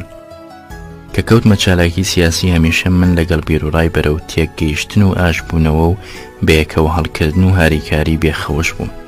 ڕەنگە لێرەدا ڕەخنەیەکی بەهێز لە من بگیرێ بەوەدا کە بگوترێ ستەمکاریش لە خاوەن مڵک و دەرەبەک ڕەنجی ڕانزدەر دەبینێت و هەستی پێدەکات کەچی هیچ حسابی بۆ ناکات و سوور دەبێت لەسەر ئەو زوڵم و زۆرە.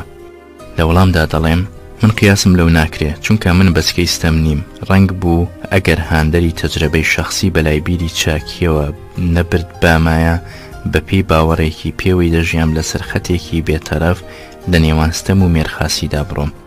ڕەنگ بوو تەجربەی سەلبی بۆ ستەم دۆستی ڕەتاند بامایە. هاتوباتی مشتاق ڕۆنان و دۆشا و گوشین هەردوویان دەستنە ناو چغزی تەجربەی مادی. هەرچەند لەو تەرزە تەمەنەی وەها شکلی 8-7 ساڵیدا خەیاڵی نرخی مادی مێوەژ و دۆشا و بەدڵمدا تێنە دەپەڕی.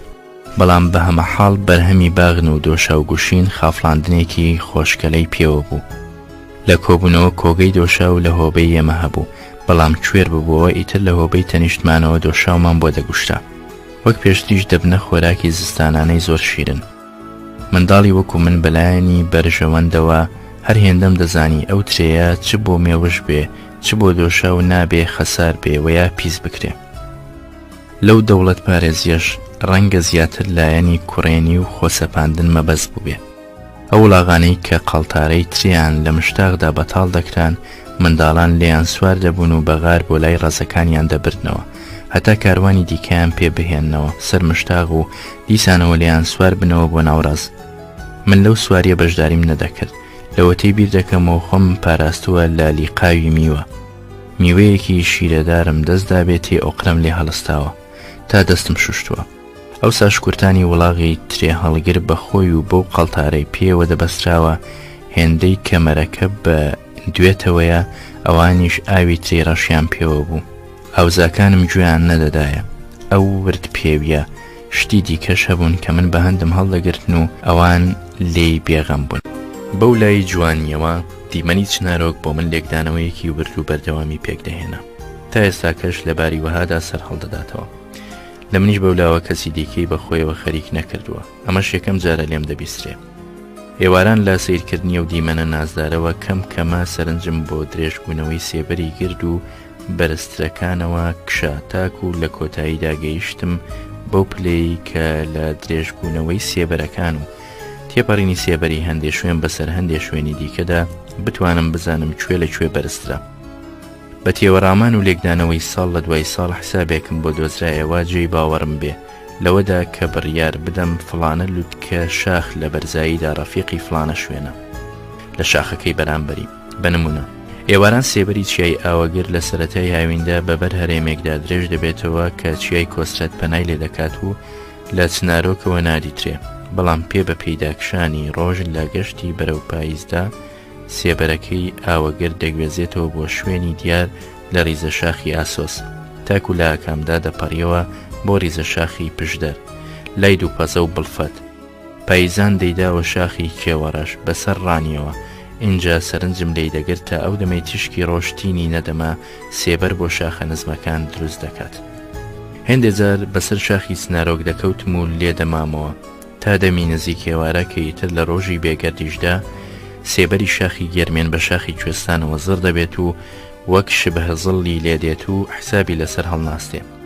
لەو سەر شاخەوە ڕۆژم دەدیت بە ئاسمانەوە لە مێشکی خۆمدا لێکم دەدایەوە ئایا ئەگەر ئەرز خڕ نەبوایە و ڕاستایی بوایە ئەو بەرزاییەی کە ڕۆشتیدا جارێ تیشکەکەی سێبەر پەیدا دەکا چەند بڵندتر یان نزمتر دەبوو لە ترۆپکی ئاوەگر.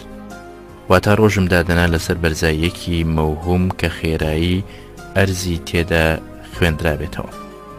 بەرزاییەکەم دەگرت بە بەرزایی ئاوەگرد و سەیری سێبەرەکەم دەکرد کە چیای لە چیای پشدەردا و بڕیارم دەدا لەسەر هێندێک کە ئاوەگر بڵندتر یان نزمترە لەو شوێنەی سێبەرەکەی گەیشتۆتێ. لەوەدا حسابی ئەوەشم دەکرد کە ئەگەر ئەرز تەختایی بوایە شاخەکەی پشدەر لە ئاست ئاوەگردا بڵندتر خۆی دەنواند لە ئێستاکەی. خلاصە ئەگەر لە بارێکدا بوومایان بەسەر بڕیارێکەوە بەند ببم بە لێکدانەوەی ورد و قوڵی ئەوسەی منداڵیم شوێنێکم دیاری دەکرد لەو شاخەی کە سێبەری ئاوەگردی پێوە دیار دەبێ و دەمگوت ئەم نوختەیە لە شاخی ئاسۆز یان پشدەر بارتەقای ئاوەگرد بێ. تەجربەکەم لە زۆر ڕۆژاندا بەرامبەر چەندین نوختەی دیکە لە چیاکانی کوێستان دووبارە دەکردەوە. دەشمەویست لە ڕۆژی ڕوون و بێگەردا تەجربەکەم بکەم تاکو سێبەر لە ئێوارەدا باشتر دیار بکەن و پتر دەوام بکەن. ساڵ و ساڵیش خەریک دەبووم تاکو خەریتەیەکی وەهمم دەکرد لە دڵی خۆمدا بۆ بەرزایی ئەو شاخانە چاوێکیشم دەبڕیە ئەو کتێبانەی لەو سەردەمەدا باسی جوغرافیایان دەکرد و بەرزایی شاخەکانی دنیا و ناوە ناوە هی وڵاتی خۆشمانیان تێدا دەگوترا. هەرەو سەرنجدانە بوو منی خستە سەرهێندێ کە دەی هێرۆی پشدەر بە 100 مەتر لە لووتکەی چیای هەیبە سوڵتان بەرزترا. مەراقی بە یەکدیگرتنی بەرزایی شاخەکان لەگەڵمدا دەهاتەوە کۆیە بۆی بزانم سەربانی فلانە کۆشک و فلانە کۆشک کامیان لەوی دیکە بەرزترا. لە کژی زستاندا ڕۆژ بەنسبەت خانووەکانی و درەختی بەرزی ناو حەوشەکانی پتر ڕادەکشا. سێبەری شار لە ئێوارەکانی زستاندا دەپەڕیەوە بۆ بەری قەبرستانی دەروێش خدر و بەولاوەترەوە بۆ گردی باویان و هەڵەت و پەڵەتی بەرەو بناری شاخی چنارۆ. دارتوێکە بوو لە حەوشی مزگەوتی بایزاغا لە هەموو درەختەکانی کۆیە بەرزتر بوو. دیمەنیشی بەخۆی و گەردن چێلی و دوولێکی سەرویەوە کە وەک دەستی دوعا بەرەو ئاسمان هەڵبڕابوون دڵمی بۆ خۆی ڕادەکێشا و بە زۆری تێ ڕادەمام و دواتر فکرم لێی کردەوە. سێبەریشی بە مەودا لە سێبەری بەرزترین کۆشک و درەختی شارەکە دوورتر دەچوو.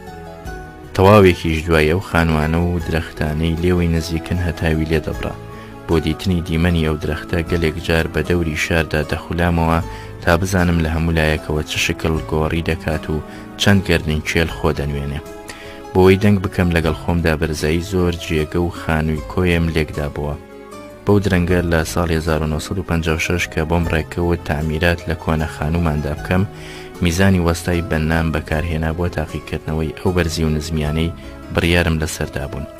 دەمهێنا میزانەکەم بەڕاستی و ڕێکی لەسەر شتێکی لوزدا دەنا و چاوم دەخستە سەر تەختایی پشتی میزانەکە و لەو شوێنم دەگر کەمە بەستم بوو.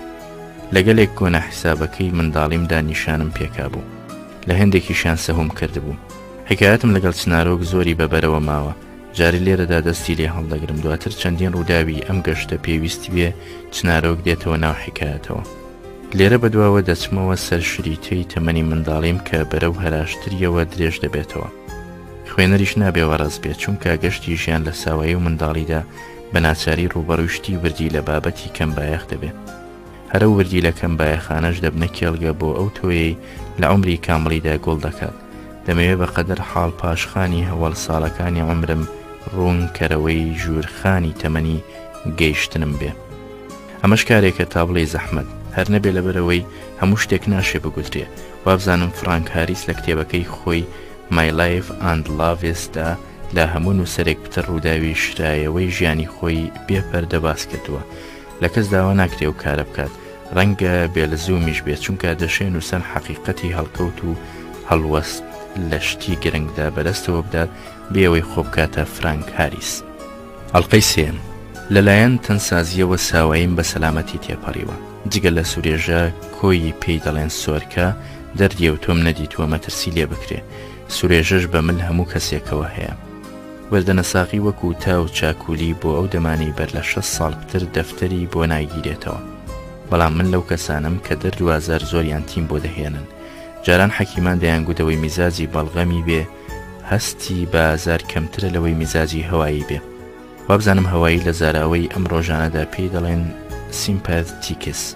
ئەگەر وەهاش نەبێ و زاراوەی دیکەی بۆ دانرابێ فەرق بەباری تەنسازی من ناکات. وشەیەکە منی تێدا بە سەهو چووم لەشم سەهوی پێوە ناکات. بە هەمەحاڵ چەندی شوێنێکم بریندار بوو بێت درێژی کێشاوە لە چاوبرینی هاوڕێکانم.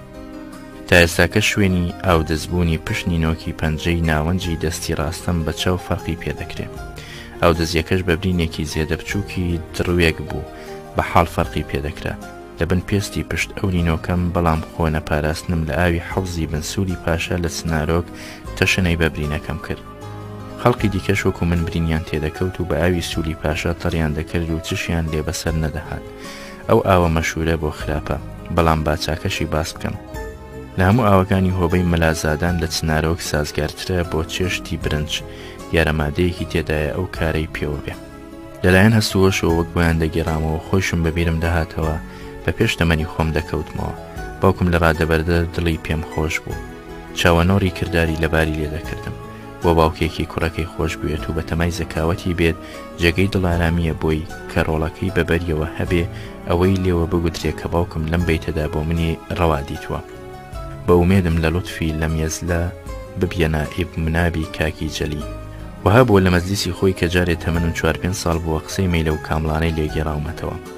لەسەر شکێنکردنی ئەو کەسانی بە خوڕافات هەڵدەخەڵەتیان قسەیەکی منی باس کردبوو بۆ ئاپۆڕەی گوێگرانی وەعزی ئێوارەیەک لە ئێوارانی ڕەمەزانی ئەو تەمەنم. گوێبیست بووم گوایە کەری دەجاڵ جێگەی 7,000 جوولەکەی لە سێبەری یەک گوێچکەیدا دەبێتەوە. منیش گوتبووم کۆڵانەی کۆیە تەسکن ئەو کەرەیان پێدا نایەت لی مەترسن. باوکشم قسەکەی لە وەعزدا کردبوو بە شاید بووە زێدە گومڕایی و گەمژەڵی کەسێکی درۆیەک بسەلمێنێ کە هۆشی ساوایەک پێی ڕازی نەبێ. لەو تەمەنی منداڵیمدا وەکو هەموو منداڵێک یەکجار حەزم دەکرد شەوانای گوێ لە سەرگوزشتەی جۆرا و جۆر بگرم، بەڵام لە زۆر جووە دەمزانی هەمووی درۆن. هەرچەند حەزیشم دەکرد ڕاز بانایە. پاڵەوانەکانی ناو ئەفسانانم خۆش دەویستن، بەڵام خەفەتم لەوە دەخوارد کە هەڵبەستراون. بە نمونە جارێ لە تەمەنی پێشچوونە مەکتەبم بووم، سبەینەیەک زستان بەر لە ڕۆژهەڵات لە نزیک مغەیری ژوورەکەی باوکم دانیشت بووم و فکرم لە حکایەتێکی شەوی ڕابردوو دەکردەوە. دەمگوت من هەر خۆمم، پشیلەکەم هەر پشیلەیە، مغەیری هەر مغەیریە. باوکم دوای نوێژی سبەینە چوو بۆوە ناو نوێنەکەی و گوێی لەو گەڕ و گاڵم بوو. لە دایکمی پرسی مەسعود بۆچی وەها دەدوێ؟ دایکم بزەیەکی هاتێ و گوتی شەوێ لە حکایەتی سیحرباز گوێی لێبوو کە جارێکیان بوو بە هەنار و خۆی بە دیواردادا و دەنکەکانی پەر بوون. ئافرەتە دڵپاکەکەش بوو بە مریشک و دەنکەکانی هەڵگرتنەوە خواردنی. ئەویان بوو بە ئاگەر ئەمیان بوو بە ئاوبی کوژێنێتەوە. دیارە حکایەتەکەی بەبێت هاتۆتەوە باوەڕی پێنەهێناوە. باوکم وها گەشایەوە باس ناکرێ. لەو بابەتەی باوەڕنەهێنانم بە قسەی نادروست نەجیبەی خوشکە گەورەم تا ئێساش لەو مناسەبەدا دەگێڕێتەوە چۆن کە منداڵ بووین بەشە و پاشماوەی جەژنانەیان لە باغەڵەکانمان دەردەهێنا و خەڵوزیان لە شوێندا دادنە. سبەینێ پێیان دەگوتین پارەکە بۆتە خەڵوز. تەنها من بەو قسەیە ڕازی نەدەبووم. بەبیرم دێتەوە یەکجار منداڵ بووم. جارێکیان 7 ڕۆپیەی جەژنانم لە کونی کلیلەوە خستە ناو کیلۆنی دەرگای ژوورێکی نابەرچاوی ماڵەکەمان. ڕۆپیەی ئەوسا پتر بوو لە ڕۆژانەی 2 ڕۆژی کرێکارێک. چەندێکی گەڕام بەدووە ئەو پارەیەدا نەیاندۆزیەوە. منیش پێم نەگوتن چیم لێ کردووە. وابزانم ئەم کارم تاکتیکێکی سافیلکانەی هۆشی منداڵیم بوو بەرامبەر فروفێڵی پارەکەت بوو بە خەڵوز. چەند مانگێکی پێچوو جارێکیان بەڕێکەوت لەکردنەوەی دەرگەی ئەو ژوورەدا کە کلیلیان لە کیلۆنەکەی بادا زرینگەی ڕوپیەکان هات. ئیتر بزماری کیلۆنەکەیان کێشایەوە پارەکەیان لێ دەرهێنا. چاک بوو پارەکە هەر بە پاشماوەی جەژنانە حساب کرا و بوو بە هی یاعسمەتی دایانم. لە نمونەی بە پێشتەمەن کەوتنەوە ڕووداوی تەمەنێکی ساواتری خۆمم ببیێتێتەوە. بەڵام ئەگەر دواتر بەگێڕانەوە لە مێشکم چەسب نەبوو بە لەوانە نەبوو فکرم بۆی بچێتەوە. شەوێکیان لە شەوانی زستان مەجلیسی باوکم قەرەباڵغ بوو بە ئەهلی گەڕەک و دەستەودارەی جەمیلاغەی حەوێزی کە ئەوسا قایمقامی کۆیە و لە پیاوە هەرە بەرچاوەکانی بوو. یەکێک لەوانەی خزمەتی باوکمیان دەکرد منی لە باوەش کرد و بردمی بۆ مەجلیسەکە. ئەوسا من پێڕەوەکە بووم کە کابرا بردمیەوە ژوورەوە. هەر لە دەرگا ئاودیوی مەجلیسەکە بووم. دەستی ڕادستەم بۆ لای شەناگەم برد و بە زمانی ساوایەنەن سەلامم لێ کرد و گوتم سەلا عەلەیکوم. ئەو خەڵقە تێکڕایان بۆم بەرز بوونەوە و جوابی سەلامیان دایەوە. باوکومەری گرتم و دەتەنیشت خۆیەوە بەلای جەمیلاغاوەی دانم. لەوە بەولاوە چی دیکەی ئەو شەوم بەبیردا نایەت. دواتر کە هۆشم بە شتان شکا فکرم لەوە دەکردەوە چۆناوچۆنی ڕازبوونەوەی ئەو هەموو خەڵقە بەو دەنگە پورە هەنگی یەکنەوەی سەلامدانەوەیان نەیشڵەژاندم. لە بەرچاوی ساوایی ئەو دەمەدا قەڵەباڵغی ژوورەکە وەک دارستانی چڕ بوو. بەڵێ دەزانم ماڵمان هەمیشە قەڵەباڵغی و هەمووشۆکەری پێوە دیار بوو. هەمیش تا ڕادەیەک ڕایهێنابووم بە دیتنی ئاپۆڕەی خەڵق. بەڵام باری ئەو دەمەی کە سەلامەکەم کرد و بۆم ڕاست بوونەوە وەک باری کەسێک دێتە بەرچاو کە یەکەم جار لەسەر شان و بەرامبەر ئاپۆڕە و جەماوە ڕادەوەستێ. لەگەڵ تێبینیەوەدا کە من پێشتر بە تەمانە بووم بسمە سەر شانۆ. ئەو تەمەنەشم نەبوو لە هەڵکەوتی ناکاودا وەکازی ئیرادە و خۆگریم ڕاست ڕابگرێ. لە بەراورددا هەڵکەوتێکی دیکە باز دەکەم مەبەستی پتر پێڕوون دەبێتەوە لە نەشڵەژانی ئەو دەمەگشتەی ساواییمدا. 2-3 ساڵێک دواتر کە چوو بوومەوە پۆلی یەکەمی قوتابخانەی سەرەتایی ڕۆژێکیان ڕێزیان بە هەموو قوتابیان بەست لە هەیوانە دوور و درێژەکەی نهۆمی خوارەوەی قوتابخانەکە. بێوەی بزانرێ مەبەست لەو ڕیز بەستنەدا چییە. لە ناکا و مدیری مەکتەب کە لەگەڵ مامۆستاکان لە شوێنێکی دیار و بەرچاو وەستا بوو بە دەنگی بڵند ناوی منی هێنا کە بچم بۆ لای. زۆر باش لە بیرمە ئاوازی ئەو بانگ هێشتنە لە بەرگوێم شیرین نەبوو هەرچەند نەشم دەزانی لەبەرچی چونکە لەو دەمەدا بەڕواڵەت هیچم شک نەدەبرد لێی بسڵەمێمەوە لە هەوڵەوە نەبزوتم هەتا جاری دووەم مدیر بە دەنگێکی نەرم و خۆشەویستانە و بەدەستیش بانگ هێشتی کردم بچمە لای شوێنی ڕاوەستانی مدیر لێمەوە نزیک بوو منیش لەو قەڵەباڵغێدا کە هەموو چاوێک تەماشای منی دەکرد بە دوودڵیەوە هەنگاوی ناڕەزامەندیم بەرەو مدیر هەڵێنا تا گەیشتمە بەردەمی ئەو ساکارتێکی چاپکراوی ئافرین لێنووسراوی بەرز کردەوە و لەگەڵ هەڵدانەوەیەکی دڵسۆزانەی ڕەوشت و زەکا و نازانم چیم کارتەکەی دامێ و خۆی و مامۆستاکان لەگەڵەواندا هەموو قوتابی و فەراش و ئەوەی ڕاوەستا بوون کەوتنە چەپڵە ڕێزانێکی گەرم و گۆڕ تا گەڕامەوە شوێنی خۆم زۆر چاک لە بیرمەوە چەپڵە ڕێزانە گەلێک پتر بەرەو شکۆ لێنیشتن و نائارامیەوەی بردم لە چاو دەمی جوابدانەکەی سەلا عەلەیکومەکەی ساواییم تەنانەت نەچوومەوە باری یاساییم هەتا بەپەلە گەیشتمەوە شوێنی خۆم لە ڕێزی قوتابیانی پۆلەکەم و لا زەق و زۆپی هەڵوەستە مەسرحیەکەم ڕزگار بووم ئەو ئافرینە هەروە دەزانم بە مندرا نەمبیستووە پێش من بە کەس درابێ دواتریش کەسی دیکە وەری نەگرت بێگومان لەوەدا حورمەتی باوکم دەخلی هەبوو بەڵام دەبێ خۆشم شتێکم بۆ ڕەچاو کرابێ دەناگەر هەر خاترانەی باوکمیان لەو پاداشتەدا تێخێوێندبایە دەبوو پاداش بە کوڕی جەمیلاغای قایم قامیش بدرێ بە هەمە حاڵ ئەو ڕۆژە من لە تەمەندا بچووکچینی قوتابی مەکتەب بووم و بۆ ئافرینەش بەرچاوترینیان بووم لەو ڕووداوانەی دیانگێڕایەوە کە جارێ لە هەموو شتێکدا من تەمەنی بیرهاتنەوەم نەبووە جارێکیان لە هاویندا کەریمی فەتاحبەگ بەخۆی و نەوەت سواری چەکدارەوە دێتە چنارۆ ماڵی ئێمە و ماڵی مام لەگەڵ خزمانی خاوەن ڕەز و باغ بە خێریان دەهێنن خزمەتێکی باشیان دەکەن باوکم و مام و مەلاعزت کوڕی مەلا حەبیبیش کە پیاوێکی بەرچاوی جەلیزادان بوو هیچ کامێکیان لە چنارۆک نابن کەریمبەگ لە حکومەت قاچاق بووە هەر ڕۆژە لە جێگایەک و هەرشەوە لە نوایەک بەسەری بردووە تیاری ئینگلیزیش بە دوایدا دەگەڕا ترسی تیارەوە های دەکرد کە دەبوو کەریمبەگ سبەینان بەر لە بەخۆکەوتنی تیارە بۆ سۆراخکردنی بگاتە حەشارگا ئێوارانیش دوای بەسەرچوونی وەختی فڕینی تیارە بەڕێ بکەوێ ئەو ڕۆژە لە چنارۆک بەر لە هەموو شتێک وڵاغەکانیان لە نێو چۆم و نغوردی درەختدا شاردنەوە نەکات تیارە بیان بینێ لەوەشدا بە سەهوو نەچوو بوون چونکە لەو ڕۆژەدا چەند جارێک تیارە بەسەر ئەو ناوەدا تێپەڕی بوو دیارە لە کەریمبەگ و سوارەکانی دەگەڕا کەریمبەگ لە ئاکامی تێشکانی شۆڕشی شێخ مەحموودی دژی ئینگلیزەکان لە سەرەتای بیستەکاندا بوو بە قاچاق شێخ مەحموود بە برینداری گیرا و نەفی دەرەوەی وڵات کرا وەک دەیانگەڕایەوە کەریمبەگ ڕەفتاری مەردانە و حەیاکارانە بووە نەیهێشتووە بەردەستەکانی پڕکێشی لە کەس بکەن هەر کە دەگاتە شوێنی لێ حەسانەوەی بنسوولی پاشا وڵاغەکان حەشار دەدەن بە خەڵقەکە دەڵێ من کۆنەمریدی شێخ کەریمی بەرزنجیم کە تەکی لە کۆیە بوو بەر لە 20 ساڵێک وەفاتی کردبوو خەڵقەکە پێی دەڵێن فاتمەخانی خێزانی شێخ نووری نەوەی شێخ کەریمە و ئێستا میوانداریت دەکا لەم چنارۆکە فەتاحبەگ کە ئەمە دەزانێ پتر دەکەوێتە حورمەتکاری و سڵاو بۆ فاتمەخان مامۆژنم دەنێرێ وەک دەیجارنەوە منیان بە باوەش بۆ لای بردبوو گۆیە لە جیاتی باوکم بە خێراتنی دەکەم هیچم لەوە بەبیر نایەت بەڵام کاک مەجیدی مامە نورەدین کە ئەو سامێر منداڵە بووە لایدا دەنیشێت و هەموو حورمەتێکی لێ دەبینێت وها ڕێک دەکەوێت لە شوێنێکەوە چەند وڵاغێکی دۆست و ناسیاوان بەبارەوە دەگەنە ماڵی مامم چەند پیاوێکی کەریمبەگ ئەو وڵاغانە دەردەست دەکەن بە نیازیەوەی کاتێک بەڕێ بکەون کەلوپەلی خۆیانیان بار بکەن کەریمبەگ بەمە نازانێ پاش عەسر کە خەریکی ڕۆیشتن دەبن ماڵاوەی لە مامۆژنم دەکات و تەوازۆی بۆ دەنوێنێ ئەویش پێی دەڵێتەوە کە جەنابت وەها ڕادەنوێنی مریدی باپیرم بی ئەری بۆچی پیاوەکانت جەردەییمان لێ دەکەن اینجا کەریمبەگ حکایەتی وڵاغانە دەویستێت و بەتوندی لەو کەسانە قڵز دەبێت کە دەستێژیان کردبوو دوای عوزر خوازیەکی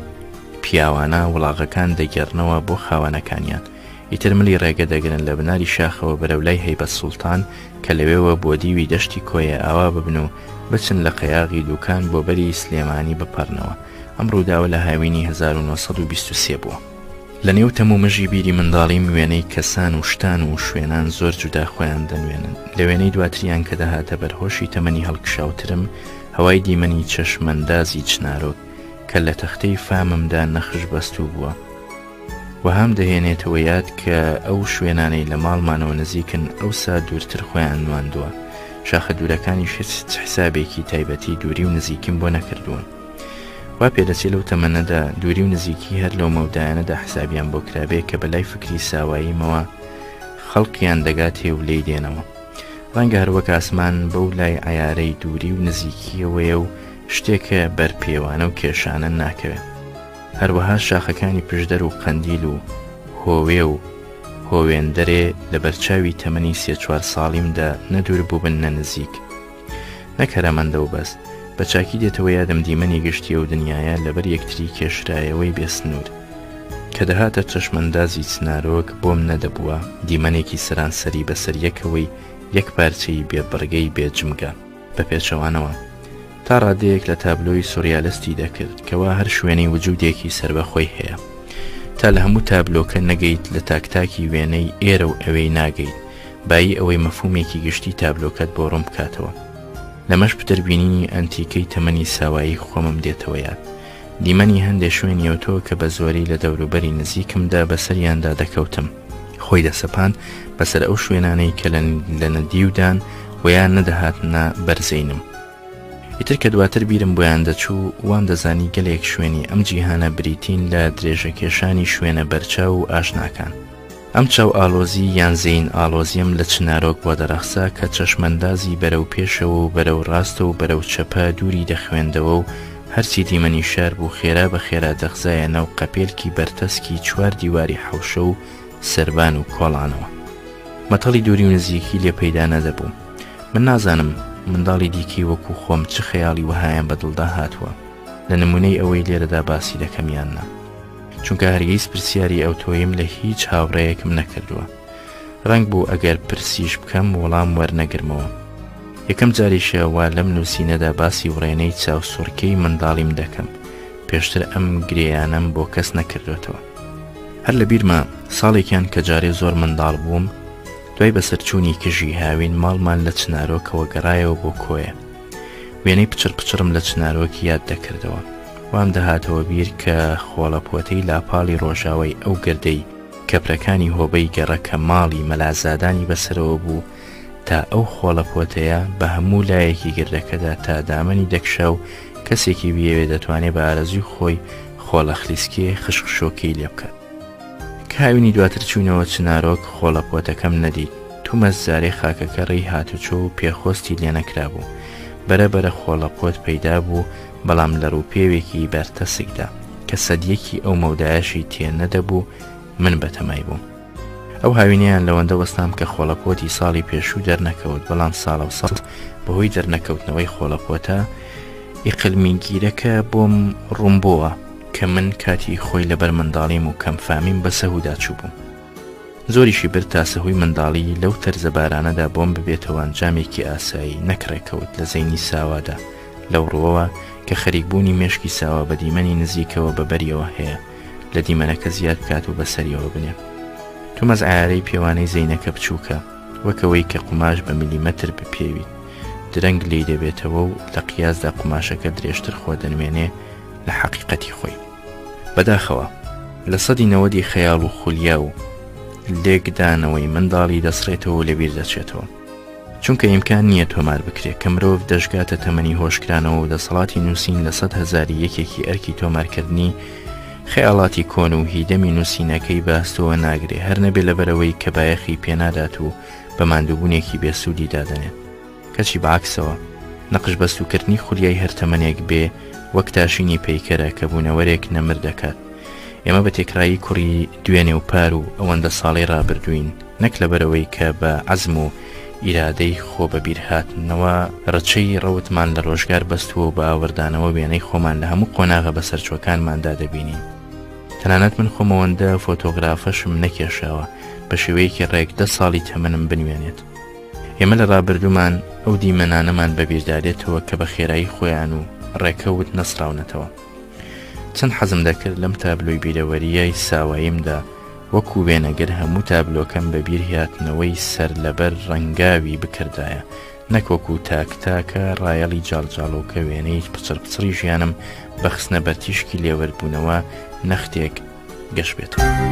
بامەحاڵ خوێنەر دەبێت لەگەڵمدا باڵقۆڵ بێت و ئەرکی لێویستنم هەڵبگرێت خۆوەی ڕاستی بێکردنەوەی ڕووپەڕی ژیانی هەر کەسێک بێت بەروبەرهەمی لەوە تێپەڕناکە کە بخوێندرێتەوە و ببیسترێت. نە خۆراک نە پۆشاک نەنەوەی حەوانەوە نە سامان و دارایی نەزانینی زانستی و ئەدەبی و هونەری، هیچیان لەو سەرگوزەشتەی گەشتی ژیانەوە بەسەر کەسدا نابارێت، تەنانەت بە تەمان نیم هەتا بۆم بکرێ پند و ئامۆژگاریش لە پەنا بیرەوەریدا بۆ خوێنەر بفرۆشم. بەڵام لێرەدا خەبرێکی میراتی خانەوادەی خۆی ڕەپێش دەکات، پەیوەندی بە بیرهاتنەوەی تەمەنی ساواییەوە هەیە، نەختێکیش پەندامێزە. باپیری باپیرم مەلا عەبدوڵای واسق بیللا کوڕی مەلا عەبدوڕەحمانی کاکی جەلی سێ حاڵەتی شیرە خۆرەی خۆی بیرهاتۆتەوە کە پێوایانەوە ناڕەحەت بووە. یەکێکیانەوە بووە لە کاتی پاشەڵ شوشتنی ساوادا سەری ساوا کە دەکەوێتە تەنگژەی نێوان بنهەنگڵ و ڕان و قەپرقەی دایکی و تێیدا هەناسە سوار و خەفەخان دەبێ. دووەمیانەوە بوو کە بەسەر ئاگرەوە ئەم دەست و ئەو دەستیان پێکردووە زۆر ترساوە. سێمیانەوە بووە متومۆری و نوشتیان لە پاشەسەری کۆچکەی درووە و لەسەر پشتی لانک ئەو زەق و ڕقانەی لەسەری چەقیون، چەندێکی گریاوە لەبەر ئێشی سەری دایکی مەمکی لە زاری ناوە و لایەلایی بۆ کردووە و ژیر نەبۆتەوە. ئامۆژگاری دایکان دەکات کە منداڵەکانیان لە ئازار و ترسی ئەو تویان بپارێزن. لە ڕێی گێڕانەوە دەزانم کاتێک ویزبیان لە شیرم بکەنەوە بە پێی عادەت دەرمانی تاڵ و سوێریان هێنابوو لە گۆمەمکی دایانم یا عیسمەت بدەن تاک و مەمکەکەم لە بەرچاو بکەوێت. وا پێدەچێەوە گرم بە دایانمەوە وەها بووە پاش تەمەنی 2 ساڵیش هەر مەمکیم مشتووە. هەرچەند شیریشی زۆر کەم بوو بەڵام بۆیە بووە تەمەنی ئەوەم هەبووە مەبەستیان تێبگەم. ئیتر پێم گوتبوون دەرمانی تێمەدەن، مەمکی نامژم، ئەمما لێم گەڕێن هەر لایەوە بنوم بەما مەسڵەتیمان کردبوو. ئەو دیمەنە پچەر پچەرانەی بیرەوەری منداڵیم کە دێنەوە بەرهۆش و گۆشی ئێستاکەم هێندێکیان چشتی ئەو تون لە کژی خۆیاندا ساڵانە ڕوویان دەدا وەک گوێزەی ماڵ بۆ چنارۆک، مشتاق ڕاکردن، کار دروستایی ڕەمەزان، جرپ و جۆپانی قاورمە و گیپەی دابەستە، چەڵت و کوتان، ئامادەکردنی ماڵەوە بۆ ژیانی زستانە، کاروانەداری دۆستی لادەی لە کژی پاییزدا، هەنار و تری جەلی و نازەنین و سناوە لە کژی خۆیدا و تا دوایی. کە فیلمی و دیمەنانە لە زەینی خۆمدا دەدەمەوە بەریادکردنەوەوە بەڕوونی دەبینم وێنەیان لە تەمەنی منداڵیمەوە بۆ تەمەنی هۆشکرانەوەم لە یەکدی جوودان. بەنمونە لە بەرتیشکی کزی فامی منداڵیمدا ئەو کوتکانەی کە ئاڵقەی پیاوان بەنرکەی سینگیانەوە لە کۆمەڵی چەڵتووکیان ڕادەکێشە کارێکی مەتەڵاوی تەماوی بوو، بەند بوو بەو دەمەی هەڵسو کەوتەکەی تێدا دەکرا و گەپ و گۆبەندی تێدەخزا و چایی بەدەمەوە دەخورایەوە و لە مێشکمدا نەدەچەوە بۆ برنج سپیکردن و چێشت لێنان وەیا برنج فرۆشتن و بە دیاری هەناردن. دەمزانی کوتەک لە چەڵتووک دەدەن بەڵام پێم سیر نەبوو ئەگەر لە جیاتی چەڵتووک لە گڵ و بەردیان ڕاکێشابایە.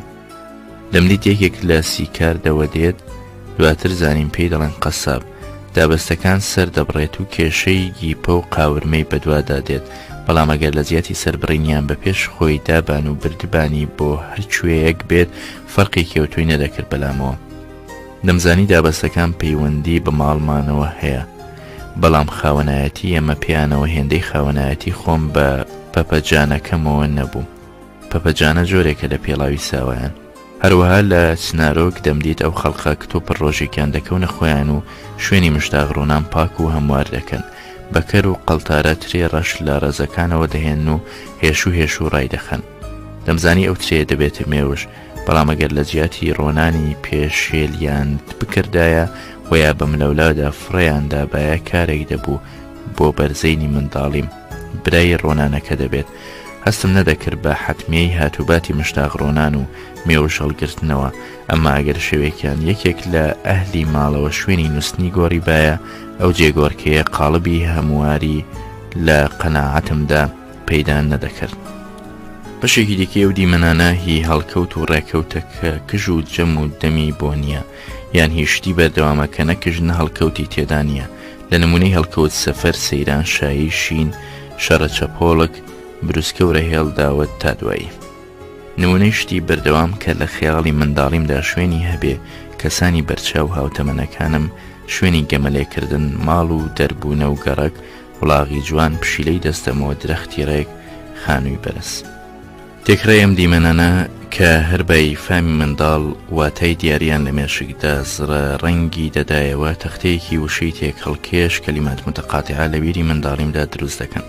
هێندێک وشەی زۆر شیرین و هێندێکشی زۆر و کەم تاڵن، شیرنایی و تاڵیشیان چەندێکی هەبوو بێت لە عیارەی فامی منداڵیمدا کە لە ڕێژیان دەکرد. واتە پتر لەوەی هەبوون داهاتنە بەرهەستی ساواییم نەک لەبەرەوەی هەڵکەوتەکان زلبوون بەڵکو لەبەر بچووکی پۆرگی دەرونی ساوە. لە وشە خۆشەکانی ئەو تەختەیە بۆ تەمەنی هەرە زوو بیرکردنەوەم سەیران بوو. اینجا چێ لە بەهاراندا بەر لە پشکوتنی درەخت و چ لە سەرەتای هاویندا کە دەبۆ کژی پێگەیشتنی فەریکەسێ و توی هەمە جۆر کە ساوا بووم سەیرانم بند بوو بە ئەهلی ماڵەوە، چونکە لەو تەمەنەدا من و هاوڕێکانم توانای سەیرانی تایبەتی خۆمانمان نەبوو. ماڵی ئێمە و ماڵی مامە نورەدینم لە بەهاردا یەک دوو جاران دەچوون بۆ سەرچاک یان دەرمانە و وهاش دەبوو لەگەڵ خزمی دیکەدا بە کۆمەڵی گەورەترەوە ئەو سەیرانیان دەکرد بە تاقمی ڕابواردنی ڕۆژێکی سەر لەبەرەوە.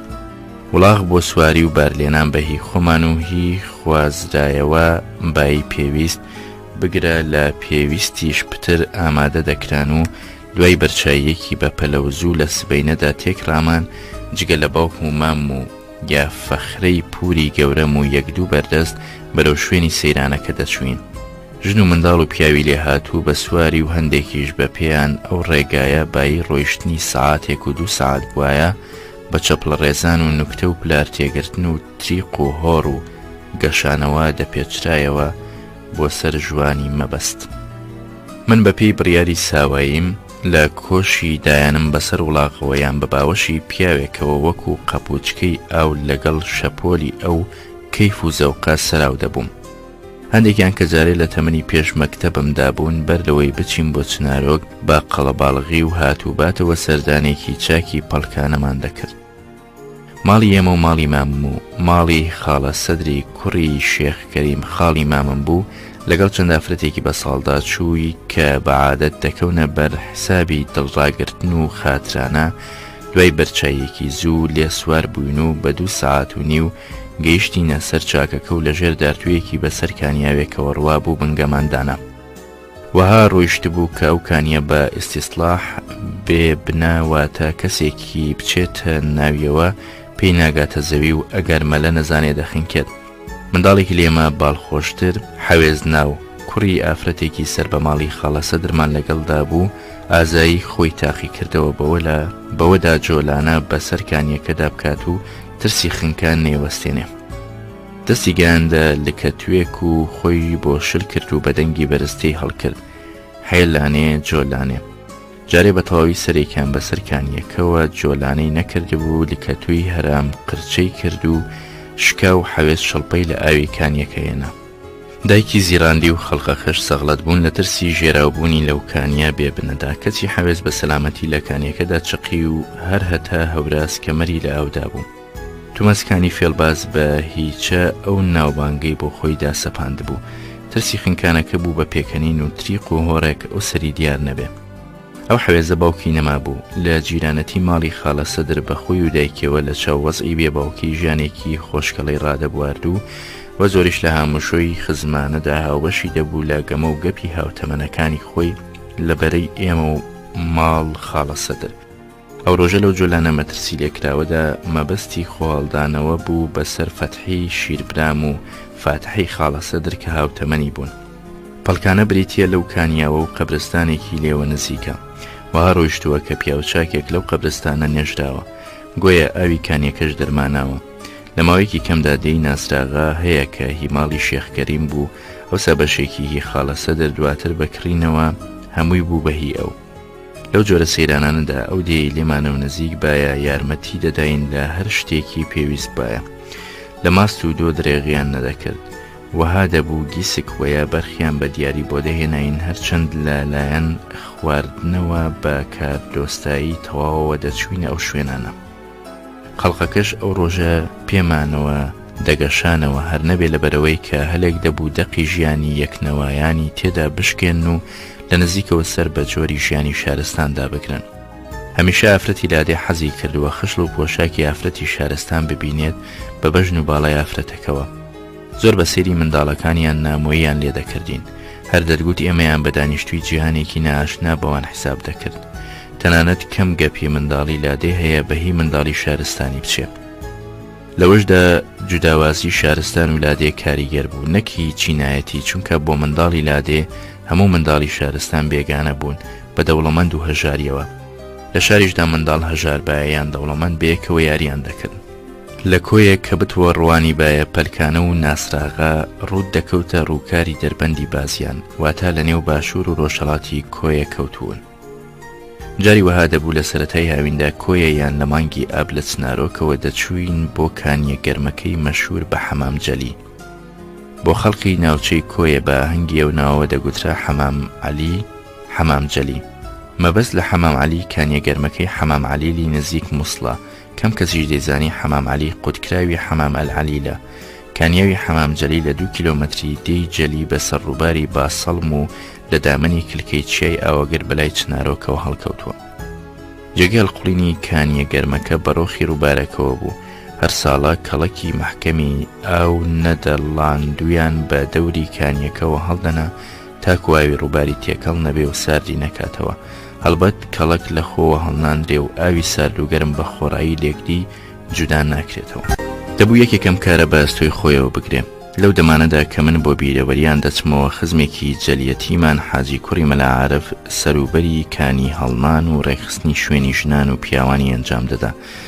لە پاداشدا مزەیەکی بێرکی بۆ دەچوو لەو کەسانەی دەهاتنە سەرگەڕاوان و ئاوی گەرمی حەمام جەلی نەختێکی دیکە باسی گەڕاوان دێت. منە و مامە حاجی مەلا عارفم چاک بەبیر دێت چ لەو سەفەرانەی جەلی و حەمام جەلی ئێمە بێت و چ لە سەردانی ئەو بۆ چنارۆک و کۆیە بێت. گەلێک جاران دیتومە و گوێم لێ بووە مەلا عارفی باوکی کە ئەوسا پیرترین کەسێکی جەلیزادان بوو بە حاڵ وێنەیەکی تارمەیی ڕەنگی لێیاد دەکەمەوە ئەویش لە ڕێی بیستنەوە. بینێکی مەودا درێژی لەگەڵ باپیرم بە دوایویشدا لەگەڵ باوکم ڕابواردووە هەر لە ماڵی ئەوانیش وە کەندامێکی خێزان بەسەری بردووە. خەبەراتی ئەو مەلا عارفە لە گەلێک باردا باس دەکرا. تەنانەت باوکم گەلێک لە تیفەی لێ دەگێڕایەوە. یەکێک لەوانە ئەوە بوو دەیگوت ڕەمەزانێکیان کەوا تازە دەهات بکەوێتە گەرمای هاوین، مەلا عارف دەمە و عەسرێک لای باوکم لە قوڵایی دڵەوە هەناسەیەکی حەسرەت و مەندی هەڵدەکێشێت. باوکم لی دەپرسی ئەو هەموو حەسرەتەی بۆچی بوو. دیسان بەدەم هەناسە هەڵکێشانەوە دەڵێ خۆزێ نەدەمردم هەتا فتارێکی بە ئارەزووی دڵی خۆمم کردبایەوە. باوکم پێی دەڵێ مەلا عارف تۆ ئارەزۆکەت بڵێ مەرج بێ مادەم لە توانامدا بێ فتارەکەت بۆ ساز دەکەم. دەبزانم حەز لە چی دەکەی. ئەویش پڕ بەدڵ و بێمەبەستی گەپ و پێکەنین دەڵێ تەرۆزیەکی پیر دۆیەکی ترش نانێکی ڕەشاوی بوو بێتەوە هەویر. ئەمەی گوت و سکوت بوو. باوکم بە دیار ژماردنی خواردەمەنی دیکەوە گوێڕادەگرێ بەڵام هیچی دیکەی بەدووادا نایەت. دەزانی ئەمەیە ئارەزۆکەی. ئەویش پێی دەڵێتەوە مەلا سبەینێ دوای عەسر دەنێرم بۆ لای بەقاڵەکان کام ترۆزی لەبەر زێدەپیری حەیوانیش نایخوات ئەوت بۆ بهێنن. هەر لە دوای ڕۆژهەڵاتیشەوە دوی ماڵەکەی خۆمانت بۆ لەبەر هەتاودا دەنین هەتا وەکو زەهری هەلاهیل ترش هەڵدەگەڕێ. نانیشت بۆ لە ئاوی گەرم هەڵدەکێشن بە ئارەزوی خۆ نەرم بێتەوە. ئەمما ئەگەر لە نەوسان وەزگیش بدەی نابێت لەوە بەولاوە هیچت چێتە هەناو. خۆ تۆ منت تۆقاند بەو هەناسە دوو کەڵاویەت لام وا بوو داوای زلابیەی بەغدام لێ دەکەیت. ئێوارەی ڕۆژی دووەم مەلا عارف فتاری بە تەرۆزی پیر و دۆی ترشا و نانی هەویراوی کردەوە بەو جۆرەی کە تامەزرۆی خۆراکی بەهەشت لێ تێر نابێ. کە گەدەی لەو فتارە پڕ کرد شایەدێکی بەدڵی هێنا بوو گوتبووی اینجا مردن حەقە و ناحەق نییە. نەوەی مەلا عارف کوڕی حاجی مەحموود ناو دوای مەرگی باوکی بە زۆری لای ئێمە بە تایبەتیش لە ئیمامم لە کۆیە و چنارۆک بەسەری دەبرد. دواتر بوو بە خاوەن ژن و منداڵ. وابزانم ئێستا لە هەولێر نیشتەجێ بووە منداڵیشی پێگەیاندوون. لەدەست خۆمدا نییە چەندێکی بە جەلیەوە خەریک بم لی تێر نابم. لەلایەکەوە ڕیشەی وجودم لە کۆنەوە بەوێەوە بەستراوەتەوە، لەلایەکی دیکەشەوە پەیوەندیم پێیەوە لە ساوایی و منداڵیمدا بەهێز بوو. لێرەشدا بەسەرهاتی ئەو ڕۆژگارانەم دەگەڕمەوە کە بەشێکیان بە جەلی و حەمام جەلی و گەڕاوان و خزمانی جەلیەوە بەستراوەتەوە. ئەو ناوە ئاوی معدەنی زۆر هەبوو. جگە لە ئاوە گەرمەکە کە ناوی حەمام جەلی لێ وەرگیراوە ئاوی دیکەی هەبوو پێیان دەگوت ئەنکفرید. دیارە مەبەست لە عین کبریتە کە دەما و دەمزاراوەکە لە عەرەبیەوە گۆڕانی بەسەردا هاتووە. ئەو ئاوەیان یەکجار زۆرتر بوو لە ئاوە گەرمەکە. وەک لە بیرمە ئاشکار دەبوو. ئەویش بەڕۆخی ڕووبارەکەوە بەڵام لەبەری لای چنارۆک نەک جەلی. بەر لەوەی لە زاری گەلیەکەوە بەرەو دیوی جەلی دەربێت بە ڕەنگێکی شینی سپات و بە کەف و کوڵەوە هەڵدەخڵی و خەڵق بە نیازی چاک بوونەوە لە دەردی باداری تێیدا دەمانەوە. نەختێک لە ڕووبارەکە و بناری شاخەکە ترازا بەیت بەرەو چنارۆک دەگەیشتیتە شوێنێک پێیان دەگوت گەڕاوان و لە دوورایی 9 کیلۆمەترێکەوە بەڵکو زیاتریش بێنی دەهات. ئاوی ئەو شوێنە بۆ دەردی پیسکی و گولی چاک بوو. وشەی گەڕ وەک بزانم لە فارسیدا بەواتای کەچەڵ دێت بەو پێیەگەڕا و دەبێ بە ئاوێک بگوترێ بۆ کەچەڵی دەرمان بێت. مناسبی جێگەیە بڵێم وشەی پیسکیش لە کوردیدا بۆ ڕیشەیەک دەچێتەوە لە بنەڕەتدا پەیوەندی بە پیسیەوە نییە. وەک لە لاپەڕا 113 کتێبی فەرهەنگی ئێران باستان لە نووسینی پورداوت باز دەکات، وشەی پێیست لە ئاوێستادا بەواتای نەخشاندن هاتووە. پێشگیری نی ضعفە بەواتای دا وەک داهاتن داگرتنی هاتۆتە سەر و لە دەورانی هەخامەنشینیان بۆتە نپشتن بەواتای نووسین کە گەر بە وردی لێک بدرێتەوە دانەخشین دەگرێتەوە. نەخشەکەش کە بۆ نووسین بردراوەتەوە لەوەیە کە نووسین خۆی بریتە لە پنۆکی ڕەش و سپی، ئیتر بۆ بەڵەکیش بردراوەتەوە. بەو پێە وشەی پیسک لە ئەسڵدا بەواتای بەڵەک هاتووە. بە هەمەحاڵ ئەو ئاوەی گەڕاوان حەقی بەسەر زمانەوانی و مێژووە نەماوە، ئێستاکە بۆ گولی و پیسکی خۆی لەبار کردووە. ئەو قوڕەی لەو گەڕاوە پەیدا دەبێ وەکو خمی شین خۆ دەنوێنێ. بەلای سنارۆکەوە بێیت دەگەیتە مەحاڵێک پێی دەڵێن شینکان. سەر لەبەری بریتیە لە گردی شینکاڵ، هەر دەڵێی کۆمەڵی خۆڵەمێشی داری سوتەمەنین. بێگومان مادەیەک لەو خاکەدا هەیە وەهای شین دەکات و لەو لاتریش ئاو دەکاتە گەڕاو. حیفە شوێنی وەها نایە دەستی شارستانیەتی و پیشەسازی و ئاوەدانکردنەوەی نەکاتێ. دیمەنی ئەو گەلیەی ئاوی ڕووباری با سەڵمی پێدا دێت بەرەو حەمامجەلی و ڕۆبی توێن و دوکان بۆ ئەو تەمەنی نێوان ساوایی و منداڵیم زۆر سەرنجڕاکێش بوو. بەر لەوەی چەکی ئاگردار زۆر بڵاو بێ شاخەکە پڵنگی هەبوو. هەر لەبیرمە لەو سەفەرانەی کە تەمەنم گەیشت بووە پلەی هۆشکرانەوە ترسێکی پڵنگ لەگەڵمدا دەژیا.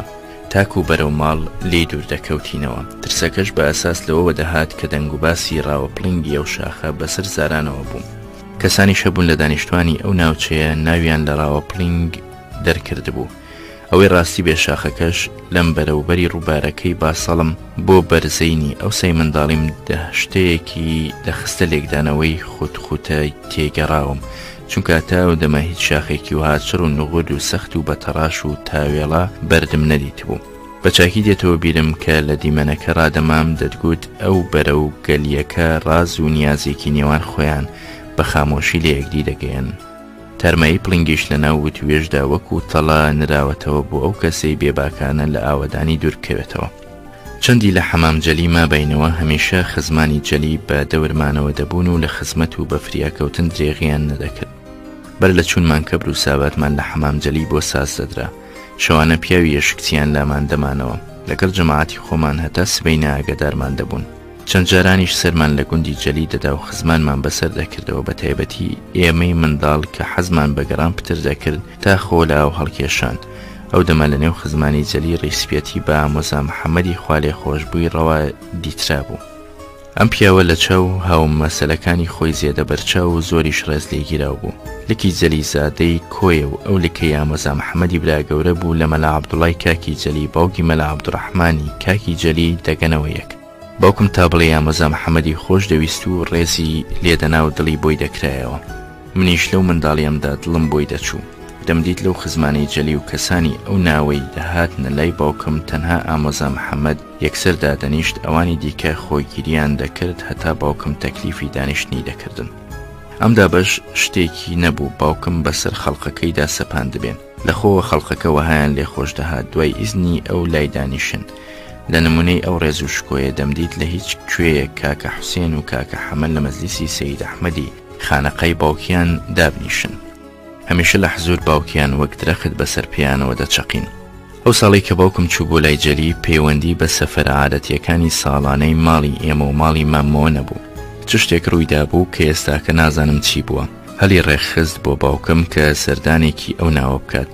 زۆر لە مێژیش بوو حەزی دەکرد زیارەتی گۆڕی باپیرە گەورەمان کاکی جەلی و دیدەنی خزمانیش بکات.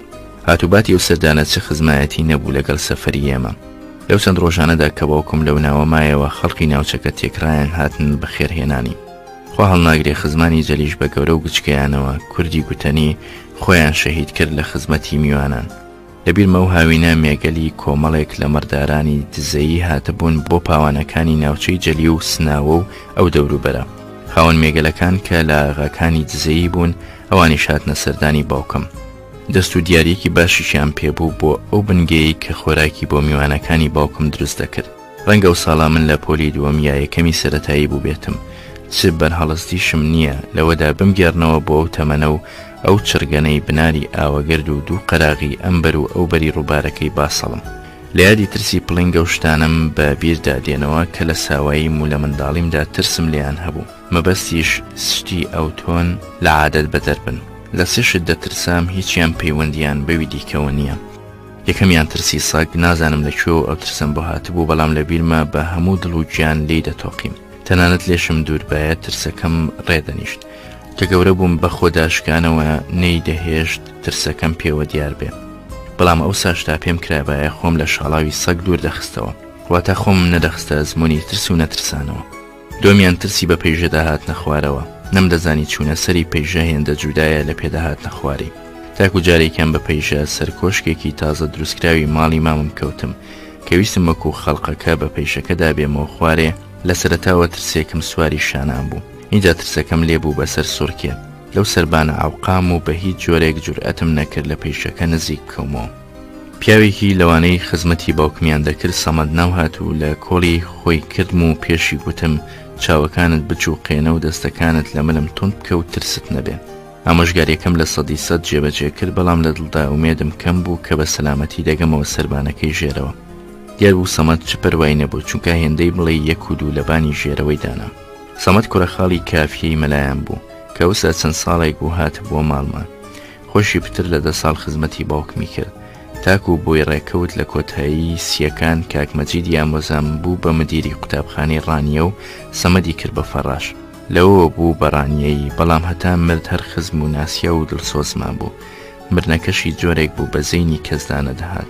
ئاوی کوێرەکانی لە ڕانیە حەوزێکی گەورەی بە دیوار بۆ هەڵنرا بوو، تاکو ئەوانەی لە مزگەوتەکەی نزیکەوە نوێژ دەکەن دەستنوێژی لێ بشۆن. جارێکیان لەو دەمەدا کە سەمەد حەنەفیەکی حەوزەکەی کردبووە دەستنوێژی لەبەر دەشوشت لەپەر دیواری حەوزەکە بەسەری داڕما. ڕاستنی لولە و حەنەفیەکە لە سینگی چەقی بوو. 1-2 ڕۆژ دواتر گیانی سپارد. هەزار ڕەحمەتی لێبێ، وەی کە بۆی بە پەرۆش بووین. ترسی سێم ئەگەر لە خۆم نەقەومابایە ڕنگ بوو باوەڕم بە هەبوونی و جۆرە ترسە نەکرد. ساڵێکی تەمەنی ساواییم لە چاوی دوو کەس دەترسام کە پێویست نابینم ناویان بهێنم.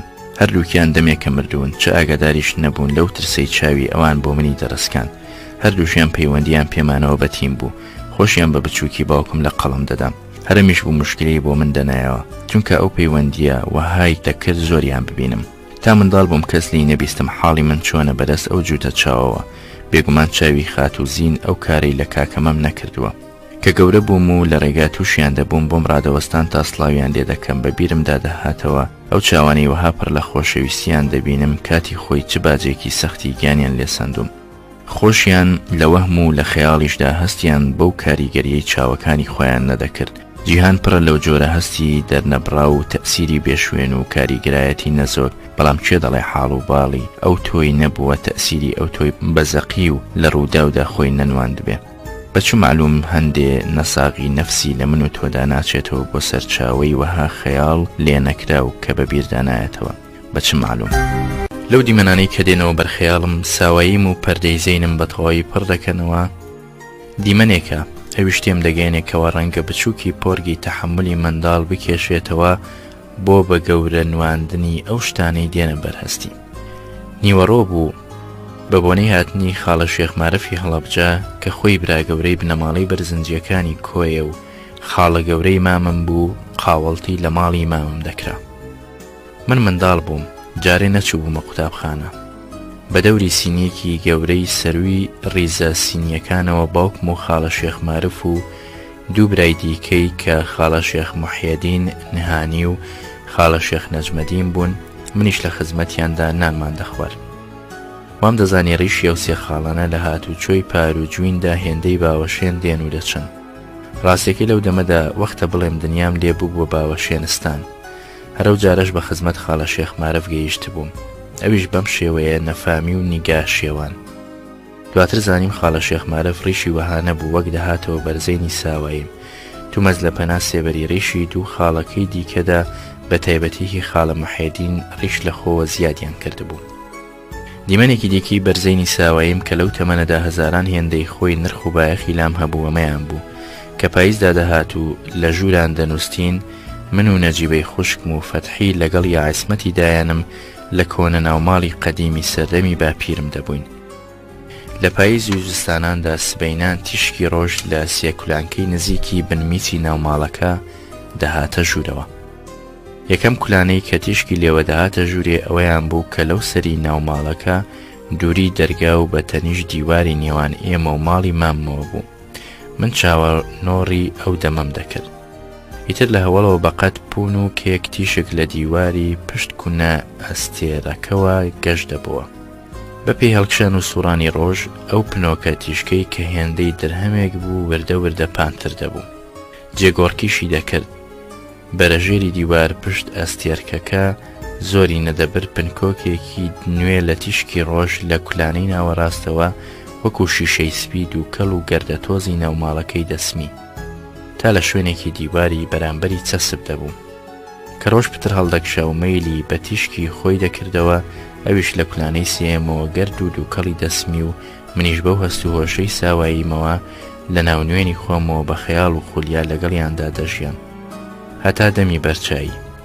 ئەو ساتیشکەکانیش لە دیوارەکان بەردەبوونەوە سەر زەوی و تێوەڕامانیان وە زەحمەت دەکەوت جگەلەوەی کە نشینگەکەیان بەسەر کەلوپەل و پێڵا و شتومەکی ناوماڵەکەوە ئەو لە باریەیان نەدەما وەک کە بە دیواری بێگرنجەوە ڕێکوپێک و لوس و لێک خۆیان دەنوان.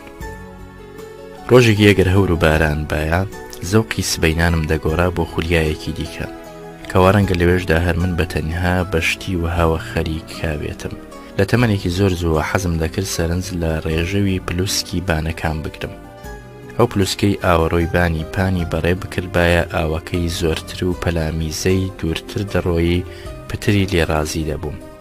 ئەگەر بانێکی پان پلوسکی نالەباری پێوە بووایە ناڕەحەت دەبووم چونکە ئاوەکەی بە پرژاوی و لە نزیک بەردەمی خۆیەوە دەکەوتە سەر زەوی. ماڵەکەمان ئاوەڕۆی 7 پلوسکی بانەکانی دەهاتەوە حەوشەی حرەم و دیوەخانەوە. هەتا زۆر منداڵ بووم بۆ 7 پلوسکە تامەزرۆیی خۆمم لە مەلاقەکەم دەشکاند. فێڵێکی دیکەشم دەخستە گەڕ بۆ دڵنیایی تەواوی خۆم. داهاتم لە حەوشەی ژوورەوە بانیچ کۆڵەی وەهام دەکرد بانەکەی بایی ئەوە بکە کە بارانی مەیلە و قوردەم ببارێ پلوسکی هەڵستێ هەرچەند بە کزیش بێ. لە هەڵنانی خانیچ کۆڵەی وەهادا فەتحی یارمەتی دەدام و یارمەتیەکەم بە هەوڵی خۆم حساب دەکرد. ئەگەر یەکێکی گەورە دەستی لەو کارەدابایە لەسەر خۆمم بە نوقستانی حساب دەکرد و تامی نەدەما و خانیچ کۆڵەکەم بە فێڵێک دەڕماند کە نەختێک فەراقە بووم مەراقی پلوسکم لە سنووری ماڵەوە ڕۆیی بۆ گەڕێکی خۆمان. دواتر بۆ گەڕێکی دیکە تاکو گەیشتمە تەمەنێک بەراوێزی مەراقەکەم بە پانایی شارەکە پان بووە. ئیتر دەمزانی لە هەر گەڕەکە کام پلوسک قارەمانە و میزاوی دوور دەڕوات و دەوامەی ئاوەکەی پترە لە پلوسکی دیکە. لە وردە حیسابەی پێنبڕکی نێوان پلوسکەکان چەند پلوسکێکم هەڵاوارد بوو کە ئاوەکەیان هێندە زۆر بوو لە بارانی غوردەمدا دەبوونە تافگە. یەکەمیان پلوسکی بازاری عتاران، دووەمیان پلوسکی بانی قەیسەری نوێ، سێەم پلوسکێکی مزگەوتی گەورە.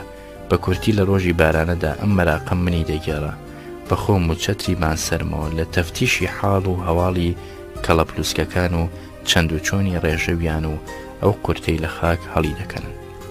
سیر لەوەدا بوو حەزم نەدەکرد پەتاوپەت پێمەوە دیار بێ ئەو مەراقە دڵم دەبسێوێ.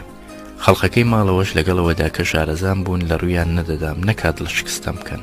بەڵام هەمیشەیە عیسمەت بە بەهانەیەک دەیبردمەوە بنوە هەتا وشکی دەکردمەوە و گەرمی ڕادەهێنامەوە بێ ئەوەی پێم بڵێ ئاگاداری مەراقەکەمە وەیا چوونە بەربارانم بۆ خاتری پلوسکی سارد و سڕ و بێئاگا لە منداڵی ژیر ناوەشێتەوە. هەر لە بیرمە کە دەمدیت یەکێک تەماشام دەکات لە کاتی سەرنجکشانم بۆ ڕێژەوی پلوسکێک گورت چاوم لە پلوسکەکە هەڵدانگاوت بۆ لایەکی دیکە. وەها دەبوو بۆ تاقیکردنەوەی زۆری و کەمی ئاوی دوو پلوسکە دەهاتم دوو عیارەی چۆن یەکم لە یەک کاتدا دەخستە بەر ئاوی ئەو دوو پلوسکەوە هەر کامێکیان زووتر عیاری پڕ کرد بایە ئەویان پاڵەوان دەردەچوو. بە زۆری لەوەدا هاوزایەکم بەهانام ڕادەگەیشت بۆ ئەوەی بە هەردووکمان بتوانین لە یەک کاتدا عیارەکان بخەینە شوێنی مەبەست. بیرەوەریەکی بەهات و بات و سەر و سەدای تەمەنی سەرەتای منداڵیم ئاهەنگی سونەتانە بوو. لە کۆنەوەها ڕۆیشتووە کە سونەتکردنی نێرینە لە حەوش و ناوماڵی ئێمەدا بەدیومە. لەبەرەمە هەرچەند ئاهەنگەکەش بۆ حسابی ماڵی ئێمە بێت پێویستە لە ماڵێکی دراوسی و ناسیاودا بگەڕێ. داوەت و پڵاو لۆغان و کەیف و شادی ئەو ڕۆژە لە زەینمدا نەقش بەستوو بووە. من و سەلاح یامۆزام و چەند هاوزاری دیکەمان لە ماڵی جیرانێکمان حاجی فەقێ محەممەد کە یەکێک بوو لەوانەی بە درێژایی عومەر شەوانە دەهاتنە لای باوکم دراینەوە دەست وەستا و حەکیمی ئەو دەمە. لە نێو هەرا و هەڵا و قیژەقیژی ئەوتۆدا کە بیری منداڵ بەخۆیەوە خەریک بکات لە ساوایەوە بۆ منداڵی بەڕێکراین. هەندێک لەو منداڵانە بێوەی بکەونە ناو نوێنەوە یەکسەر لە بەردەستی وەستاوە ڕویان کردە کۆڕی گەمە و گەپی عادەتی.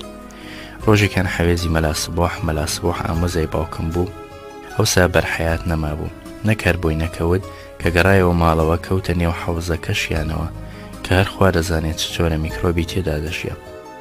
سەلاح و حەوێز و ئیسماعیلی مەلانووری ئەویش کوڕی ئامۆزای باوکم بوو، لە من هەراشتر بوون. سدیقی کاک تاهیر و وابزانم ڕەفیقی حاجی کەریم لە دایک کرابرا گەورەی کاک تاهیر بوو، کەمێک لە من بچووکتر بوون. لەنێو هەموویاندا من کە ئەنگەکە بە ئەساس بۆ من بوو ئازارێکی زۆرم لەو سونەتکرد نەدیت، چل شەوی بۆ کەوتم. لەو بینە ماڵەکەمان هەمیشە وەک کارێزە بازاریان خستەخانە بوو.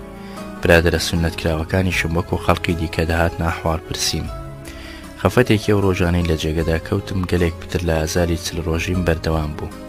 گرامۆفۆنی دۆستێکیان هێنابوو بۆ خافڵاندنم. لە دەمی نیشتنەوەی ئازارم حەزم دەکرد گوێ لە قەوانەکانی بژاردەم ڕابگرم. ئەو سامونیرە مەهدیە بەناو بوو، منیش لەو تەمەنەدا عاشقی دەنگیەوە بووم. مەراقم لە گرامافۆن داگرت و داوام کرد یەکێکم بۆ بکڕن. هەتا لە جێگەدا بووم گرامافۆنی خوازرایەوە تەسکینی دەدام. دوای هەستانەوەم بۆ خاوەنی هەناردراوە، ئیتر کەلێن کەوتە ئارەزوومەوە بە توندی داوای گرامافۆنێکی مڵکی خۆمەم کرد. کاکتایر لێم بووە دەرکی مەموزینان و بە هەزار بەڵگە ئەو خەڵقیان ناکرد کە کڕینی سندوق کارێکی نابەجێ و پارە بە فیرۆدانە. لە مەسەلەی پارە خەرجکردن کاکتایر لە ماڵی ئێمە قسەی دەڕۆیشت، چونکە ئەوەی شیلی باوکم بوو. سەری خوێنەر نێشێنم لەو شەڕە گەڕەکیەی کڕین و نەکرینی سندوق گرامافۆن کاکتایر سەرکەوت، منیش وەها دڵشکستە بۆم کاری لە گیانم کردبێ. ئەو کاکتایرە لە باری دیکەدا وەها جانفیدا بوو بۆم سێ و دووی نەدەکرد، لەوەدا گیانی خۆی لە پێناومدا بخاتە مەترسیەوە. کەچی لاست 100 ڕوپیەی نرخی سندوق لێم بوو بۆ دوژمنی بابە کوشتان. مەسرفەکەش لە کیسەوە نەدەچوو گەرنی ئازاد بێ. هەرچەند لە حەد بە دەرخەفەتم خوارد و ساڵەهای دواتریش باز دەکرایەوە و خەفەتی نوێم لێ دەخواردەوە. ئێستاکەش لەو خەفەتە ڕەها نەبووم. جارێکیان لەو تەمەنەی ساواییمدا وەختا بوو لاودا بخینچێم. من و سەلاح یامۆزام و حەوێزی مەلاسبۆح لە سەرۆخی حەوزەکەی ماڵی حەوێز بەڕیز هەڵت و تەکا بووین. سەلاح لە نێوانماندا بوو. لەپڕ بێەوەی پێشتر خەبەرداریەک لە سەلاحەوە معلوم کرابێ، من و حەوێزی خستنەوە حەوزەکەەوە. ئەوەندە ورد و ساوا بووم نەمتوانم لەو ئاوەدا پێ لە زەوی گیر بکەم و پەلە کوتکەی هاتنە دەرەوە بکەم. سەلاح دوای کەتنەکە هەڵات بوو بێ ئەوەی کەس ئاگادار بکاتەوە، لەوەی کردوێتیم. لەبیرمەکە ژێر ئاو بووم وەهام دەزانی ئاو دەم سوڕێنێ و سەر و بنم دەکات، بەڵام سەغڵەتێکی وەهام بەبیردا نایەتەوە، خەیاڵی مردنی پێوە بێ. خوا ڕاستان یەکێک بەڕێکەوە دەبینێ لچکی جرکی منداڵ لە ئاودا دیارە. بەڕاکێشانی ئەو لچکە دەزانێ مەسەلە چییە و من و حەوێزی لە ئاوەکە دەرکێشە. ئیتر بوو بە هەرا و گریان و قەرەباڵغی. لەبیر مەسەرە و ژێریان کردمەوە بۆ ئەوەی ئاوی هەناوم دەردەمەوە. ئەوەشم لەبیرە کە یا عیسمەت لە باوەشی کردم، گوتم کلی چاوم بە ئاو شۆرە. دیارە تازە چاویان بە کل ڕشت بووم. سێری نێوانی مردن و ژین چەند تەنکە. چەند دەقیقەیەکی دیکە پێمان ڕانەگەیشتبان من و حەوێز بۆی دەرچوو بووین. ئەو حەوێزە برایەکی لە خۆ گەورەتری ناوی مەلا نافعە، ئێستاکە دووەم تەمەند درێژە لە جەلیزادەکانی کۆیە. لە هەمووان بە تەمەندتر حسامودینی مەلا ڕەفعەتی مەلا حەبیبە، بە بۆنەی ناوهێنانی حسامودینەوە دیمەنێکی زۆر کۆنی بیرەوەری منداڵیم دێتەوەیەت. مەلا ڕەفعەت ئامۆزای باوکم بە جەحێڵی کۆچی دوایی دەکات و دوو کوڕی لە پاش بەجێ دەمێنێ، حسامەدین و عومەر. لە تەمەندا ئەو دوو برایە لێک نزیک بوون. یارە بێباوکی دەبێتە هۆی نەمانی چاو سوورکەرەوە لە بەیندا. ئیتر تۆران بە سەر بە شەڕە چەپەڵۆک دەگەیەنێ، ناوناوە بە زۆریش لە دەمیجەمی سبەینەدا. یەکێک لەو دوو برایە بە چاوی فرمێسکاویەوە لە پڕ بە ژوور دەکەوت و شکاتی لە براکەی دیکەی دەکرد لای باوکم. من ئەوسا زۆر منداڵ بووم. ئەو دیمەنم وەکو ڕووداوێکی عادەتی گەرما و سەرما و با و باران دەهاتە بەرچاو کە هەر دەبێ بقەومێ. باوکم هەرجارە ساردی دەکردنەوە و شکاتی دەپرسینەوە بەسەر دەستێژکەردا دەچەوە. حسامودین زوو ژنی هێنا لەگەڵ ماڵی شێخ ڕەسوول کە خاوەن تەکیە و ڕێوجێن لە کۆیە خزمایەتی بەستن. لە ژنهێنانی خزمەکانم دوانم بە بیردارێت کە جارێ زۆر منداڵ بووم. یەکیان نەمەی کاک حسامودین، ئەوی دیکەیان هی مەلا فەتاحی مەلا عیزەت کە ئامۆزای کاک حسامودین بوو. لەبیر مەگرامۆفۆنیان لە ماڵی خاڵ عیزەت لێدەدا. مەلا عیزەت ئامۆزای باوکم و خاڵی عەبدولموقتەدیری برام بوو. لەو قەوانانەی دەنگیان لە بەرگوێم دەجرینگێتەوە و هەستی ئەوسا کەمم لە دڵی ئێستا کەمدا دەبزێوێ گۆرانی ئەناڕازی و ئەبووها رازی ساڵح عەبدولحەی و ڕەسوول سەلم ئیلا میسر کە دەیان گوتی کەلسومە. یەکێکی دیکەی میسریش بوو کە هەنگەکەیم لەبیرە بەڵام هیچ وشەیەکی شارەکەیم لەبیر نەماوە. لەگەڵم قەوانانەدا قەوانی مەلاتەغای کەرکووکی و سەید ئەحمەد و سەید ئەمینی موسلیش دەنگیان دەهات. نایەتەوە بەریادم ئەو دەمە قەوانی کوردیم لە بەزمەکەدا بیست بێ. دیمەنێکی دیکەی بیرەوەری منداڵیم کە ئەویش وەکو باوبارانی حتمی هەر دەبێ ڕووبداتەوە بوو کە لە چەند مانگێکدا جارێکیان سۆفی تۆفیق لە مریدەکانی بنەماڵەی شەدەڵا بە خۆی و عەسای دەستی و ڕیشی درێژیەوە بە حاڵ و سەمای جەزبەگرتنەوە خۆی بە حەوشی دیوی حەرەمدا دەکرد و چرخە بە دەوری ئەو دار و دیوارانەی دەکرد و کەفی هەڵدەدا و یەک نەفەس و بەردەوام بە قوربانت بم مامەلا سەگی دەرگەتم مامەلا ئاگرم تێبەر بوو مامەلای بەدەنگی هەرە بەرزی دەگوتەوە و دەگریا و دەگەڕا و نازانم بڵێم چی دەکرد. باوکیشم بەسەر پێیانەوە سەبری لێ دەکرد هەتا ساردەبەوە و دەهاتەوە سەرباری یاسایی. ئەوسا بە پێ عادەتی هەموو جارانی موفەرکێکی لە پۆشاک وەک سەرکەوا سەڵتە کورتەک لێوەردەگرت و بەدەستەکانیدا دەنووسا و بەدەم هەنیسکەوە بۆی دەردەچوو. ئەم حاڵ و جەزبەی سۆفی تۆفیق یەکجار کاری تێدەکردم و ماوەیەکی درێژ لەگەڵمدا دەژیا.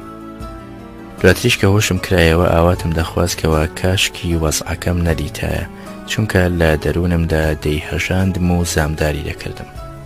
ئەگەر بوێرم دەڵێم دیمەنی جەزبەی سۆفی تۆفیق ناوە لە خەومدا لێم دەبوو بە جۆرە کاموسێک چەند سانیەیەکی دەخایاند و زۆری پێوە سەغڵەت دەبووم. ئەم شێوە کاموسە جودایە لە کاموسی عادەتی کە دەشێت دووچاری هەموو کەسێک ببێت. خۆشم لێی بەڵاتم کاموسی عادەتی لە وێنەی تاداری دەکات هەرچی ئەمەیانە بێوێنەیە و وەسف ناکرێ مەگەر ئەوەندەی کە بڵێم کەف و لەرز و هەڵسوڕانی سۆفی تۆفیق تێک بکەوە و بیکە بەشلەژانێکی چەند سانیە و بە مێشکتیدا تێپەڕێنە پێ بە پێی هەڵکشانم لە تەمەندا ئەم جۆرە کاموسە بەرەو کەمبوونەوە ڕۆیی و تا ئەوەی بڵێم لە چەند ساڵێکدا جارێک دەیبینم یا نایبینم. هەر لەبیرمە زۆر بەڕوونیش بیری دەکەمەوە یەکەم جاری کاموسی عادەتیم توش بوو ڕەمەزان لە زستاندا بوو. یەکەم ساڵیش بوو دەستم کردبوو بە ڕۆژووگرتن. شەوێکیان دوای پارشێ و کردن نووسمەوە لە شێوەی خەونی ئالۆزدا دووچاری حاڵەتێک بووم لە هەناسە سواری و مشەوەشی و شلەژان و ترس و تەنگەتاوی کەوا هەرگیز پێشتر دووچاری نەبوو بووم کە حاڵەتەکە بەسەر چوو خەبەرم بۆەوە و دڵە کوتکەی تەنگەتاوی خەوەکەم هەر پێوە بوو. ئەوسا هیچ ناوێکم بۆ حاڵەتە نەبیست بوو.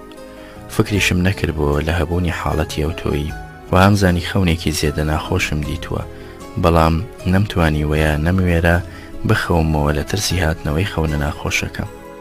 دواتر کە خەڵک خەبەریان بۆەوە خەونەکەم بۆ گێڕانەوە پێیان گوتم ئەوە کاموس بووە. دوایەم تەجربەیە بە زۆری کەڕادەکشام بۆ نووسن ترسێکی کاموس لەگەڵمدا دەبوو بەڵام بینێکی درێژی خایان تا کاموسی دووەم دیتەوە.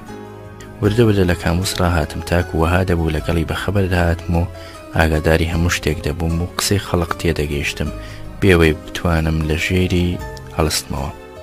بۆی خەڵقەکە ئاگادار بن لێم و ڕزگارم کەن ناڵە ناڵم دەکرد ئەگەر بە ناڵە ناڵ سەرنجی کەسم بۆ نەکشا باە بەدەنگی بەرزترەوە دەم ناڵان. لە بیرەوەری هاتووباتی فتارەکانی ڕەمەزان کەوا جارێ ساوا بووم و ڕۆژوم پێنەدەگیرا بە چاکیم لێ یادەکە ئێوارەیەکیان ڕۆژ لە زەردەپەڕ بوو دنیاش سارد. زلۆبیەکم بردە سەربان بە دوو پەنجەی دەستی ڕاستمەوە بەرەو هەتاوم ڕاگرت گۆیە سارد نەبێتەوە هەتا دەمی مەلا بانگدانی ئێوارە بەڵام زۆرم خۆ پێنەگیرا و زلۆبیەکەم خوارد. سەلاحی ئامۆزاشم زۆر لە ئێوارەکان دەهاتە ناوزارکی دەرگەی نێوان ماڵی مام و ئێمە. لەو دەمەدا کە لەگەڵ باوکم خەریکی فتار دەبووین سەلاح وەکو مەلای موئەزین بانگی دەدا بەڵام چۆن بانگێک دەیگوت ئەڵڵاه و نەشەد ئەڵڵاه و نەشەد وشەی نەشەدی لە جێی یەشەد بەکاردەهێنا وشەکەشی لە ناوی مەلا نەشئەت و سۆفی نەشئەتەوە دەخواستەوە کە یەکەمیان خزمێکی خوالێ خۆش بوومان بوو دووەمیشیان ناسیاوێکی گەڕەکەکەمان بوو خەڵقیش بە مەلا نەشەد سۆفی نەشەد ناویان دەبرد بامان حاڵ بانگەکەی هەموو ئێوارەیەک پاداشتی لەگەڵدا دەبەوە باوکم دەفتاری سەرسینی تێشوی بۆ دەنات لەو خۆراکەی کە بەلای منداڵەوە خۆش بێت و بانگی بۆ بدات سەلاحیش هەر ئەمەی بە ئامانز دەگرت لەو بانگدانەی لە مناسبەی یادی ڕەمەزانی منداڵیم شتم بەبیردێنەوە بەڵام هەمووی شتیەوە تۆم بەلای ساواوە سەرنجڕاکێش بێ ئێواران ئەگەر ساماڵ بایە باوکم بەر لە ڕۆژاوە بە چەند دەقیقەیەک دەچووە سەربانی ژوورەکەی خۆی ئەو ماوەیەی پێش بانگدانی ئێوارەی بە پیاسە ڕادەبوار لەو بانەوە گونبەدی مزگەوتی گەورە دیار بوو موازینی مزگەوت ناوی مەلا حەبیب بوو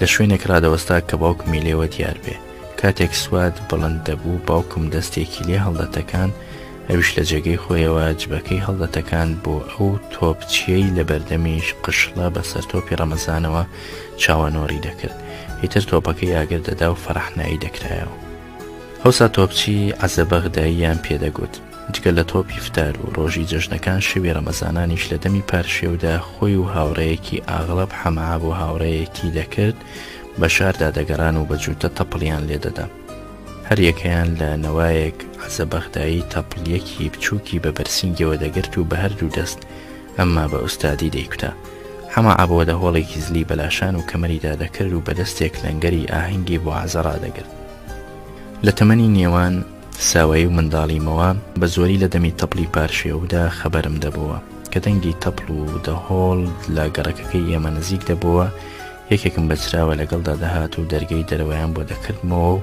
عەزە و حەمەعا بۆ دەگەیشتنە بەر دەرگەمان تاوێکی باش تەپڵی و دەهۆڵیان بۆ دەکوتام تا لێی تێر دەبووم اینجا قامتەجگەرەیەکی کوردی بۆن خۆشم دەدانێ و دوعاخوازیمان لە یەکدی دەکرد ئەو پەیوەندی دەمی پارشێ و لە بینماندا هەتا هەردووکیان بە ڕەحمەتی خوا چوون هەرگیز لەبیر ناکەم شەوی وەها دەبوو زوو بە خەبەر دەهاتم کاتێک خەبەرم دەبەوە گوێم لێ دەبوو تەپڵی و دەهۆڵ بە عادەتی شەوانی پێش و لەبەر دەرگامان دەنگیان دێت وەک کە خۆم لەوێ بم بە پەلە بۆیان دەچوم و تەعارفمان بەجێ دەهێنا واش دەبوو بە خەبەر نەدەهاتمەوە فەرمانی خۆیان هەر بەجێ دەهێنا ئینجا سووڕی تەپڵی لێدانیان تەواو دەکرد شەوێکی باران و ڕەهێڵ بۆیە تەپڵی لێدان بە کۆڵاناندا نەدەشیا بە تایبەتی لەبەر ئاوی پلوسکان کە خۆ لێپاراستن و دەهۆڵ لێشارنەوەی زەحمەت بوو لەو تەرزشەوەدا عەزە لە کەمەری دەوری گونبەدی مزگەوتی گەورە دەگەڕا و دەیکوتا منیشە گەر بە خەبەر بامایە خەیاڵم بۆی دەکشا و بە یادی شەوەکانی دیکای گوێم لێی دەگرت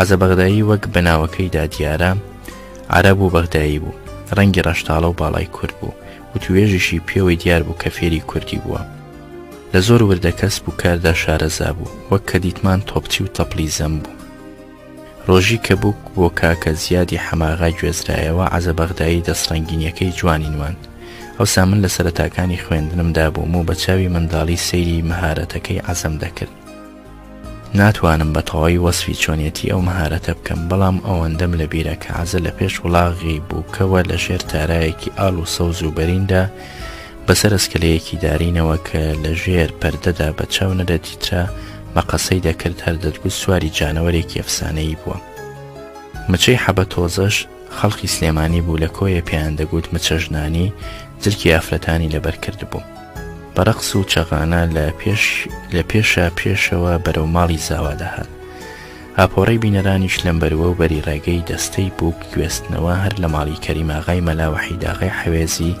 هەتا ماڵی حەماغای غەفوری وەک بیشەڵانی تێکاویشت و کەڵەکەیان بەسەر یەکدیدا دەکرد بەزم واهەنگی ئەو شایە دە ڕۆژێکی خایەند و گەلێک لە سوار و پیادەی عەشایر و دەشت و دەری کۆیە و ڕانیە و خۆشناوەتی شتێیدا بەشدار بوون و ئێواران ڕمبازی و حلیتبازی لە مەزاری یاخود لە مەزرای بەردەرکی گەر و سۆرگ دەکرا لەبیر مێوارەیەکیان بە دیار غارێنی و ڕمبازی سوارانەوە لەگەڵ چەند کەسێکی خۆمان ڕاوەستا بووم دیتم سوارێکی عەشیرەتی جلید بەدەست وڵاغی تاودا بۆ لای شەفیقی ئەوڵاغای حەوێزی کە ئەوسا لە سوارە هەرە ماهیر و شیرینەکانی دەوری خۆی حساب دەکرا گەنجێکی زیادە بەرچاو و قۆزیش بوو شەفیقاغا بە پێی دەستوری جلیدبازی وڵاغەکەی خۆی خستە خار و ڕۆژی وەرگێڕا بۆ لای کابرای جلید بەدەست کابرا جلیتی حواڵەی لای شەفیق ئاغا کرد. ئەویش هەوڵی دا جلیتەکە بقۆزێتەوە، بەڵام دەستی و قامی برای جلیت هاوێژ ڕاستی نەهێنا و جلیتەکە مەترونیوەک لە شەفیق ئاغا دوور ڕەت بوو. شەفیق ئاغا بۆی هەبوو باداتەوە سەرغەریمی خۆی، بەڵام وابزانم تێبینی لەوەدا کرد کە کابرا میوانە و خاڵە بەخشی کرد. من ئەم دیمەنەم بە چاکی لەبیرە، واش دەزانم لەو شایە بوو کە بۆ ئاهەنگی ژنهێنانی کاکە زیاد دەگەڕا. اینجا ئەگەر لە بیرکردنەوەدا بە سەهوو چوو بێتم نازانم بڵێم لە چ ئاهەنگێکی دیکەدا بووە، چونکە لەو تەمەنەدا بەزمێکی دیکەی وەها هاتوبات نایەتەوە بەریاد. دەرکی گەرەوسۆرک ناوێکی پاشماوەیە و دەورانەیە کە کۆیە شوورەی بە دەورەوە هەبوو و شەوان دەرگاکانی دادەخران. ئەم دەرگەی گەرەوسۆرک لەلایەن قیبلەی شارەکەەوە بوو. یەکێکی دیکە لە سەر و شار بەلای باکووردا پێی دەگوترا دەرکی خۆشناون، سێمیان وەختی خۆی پێی دەگوترا دەرکی بابان لە سەمتی بەری وڵاتی سلێمانی بوو. لە دەورانی ئێمەدا ناوی گۆڕا بوو، پێی دەگوترا قۆنگری سەر شاخان. لە دیوەخانی حەماغا باسکرا بوو گویا حاجی بەکراغای حەوێزی شوورەی نزیک گەڕک و ماڵی حەوێزیانی هەڵوەشاندووە و کردوویەتی بە کەرەستەی کۆشک و باڵەخانەی خۆی. حەماغا گوتی بووی حاشا لیللا ئەو نەیکرد.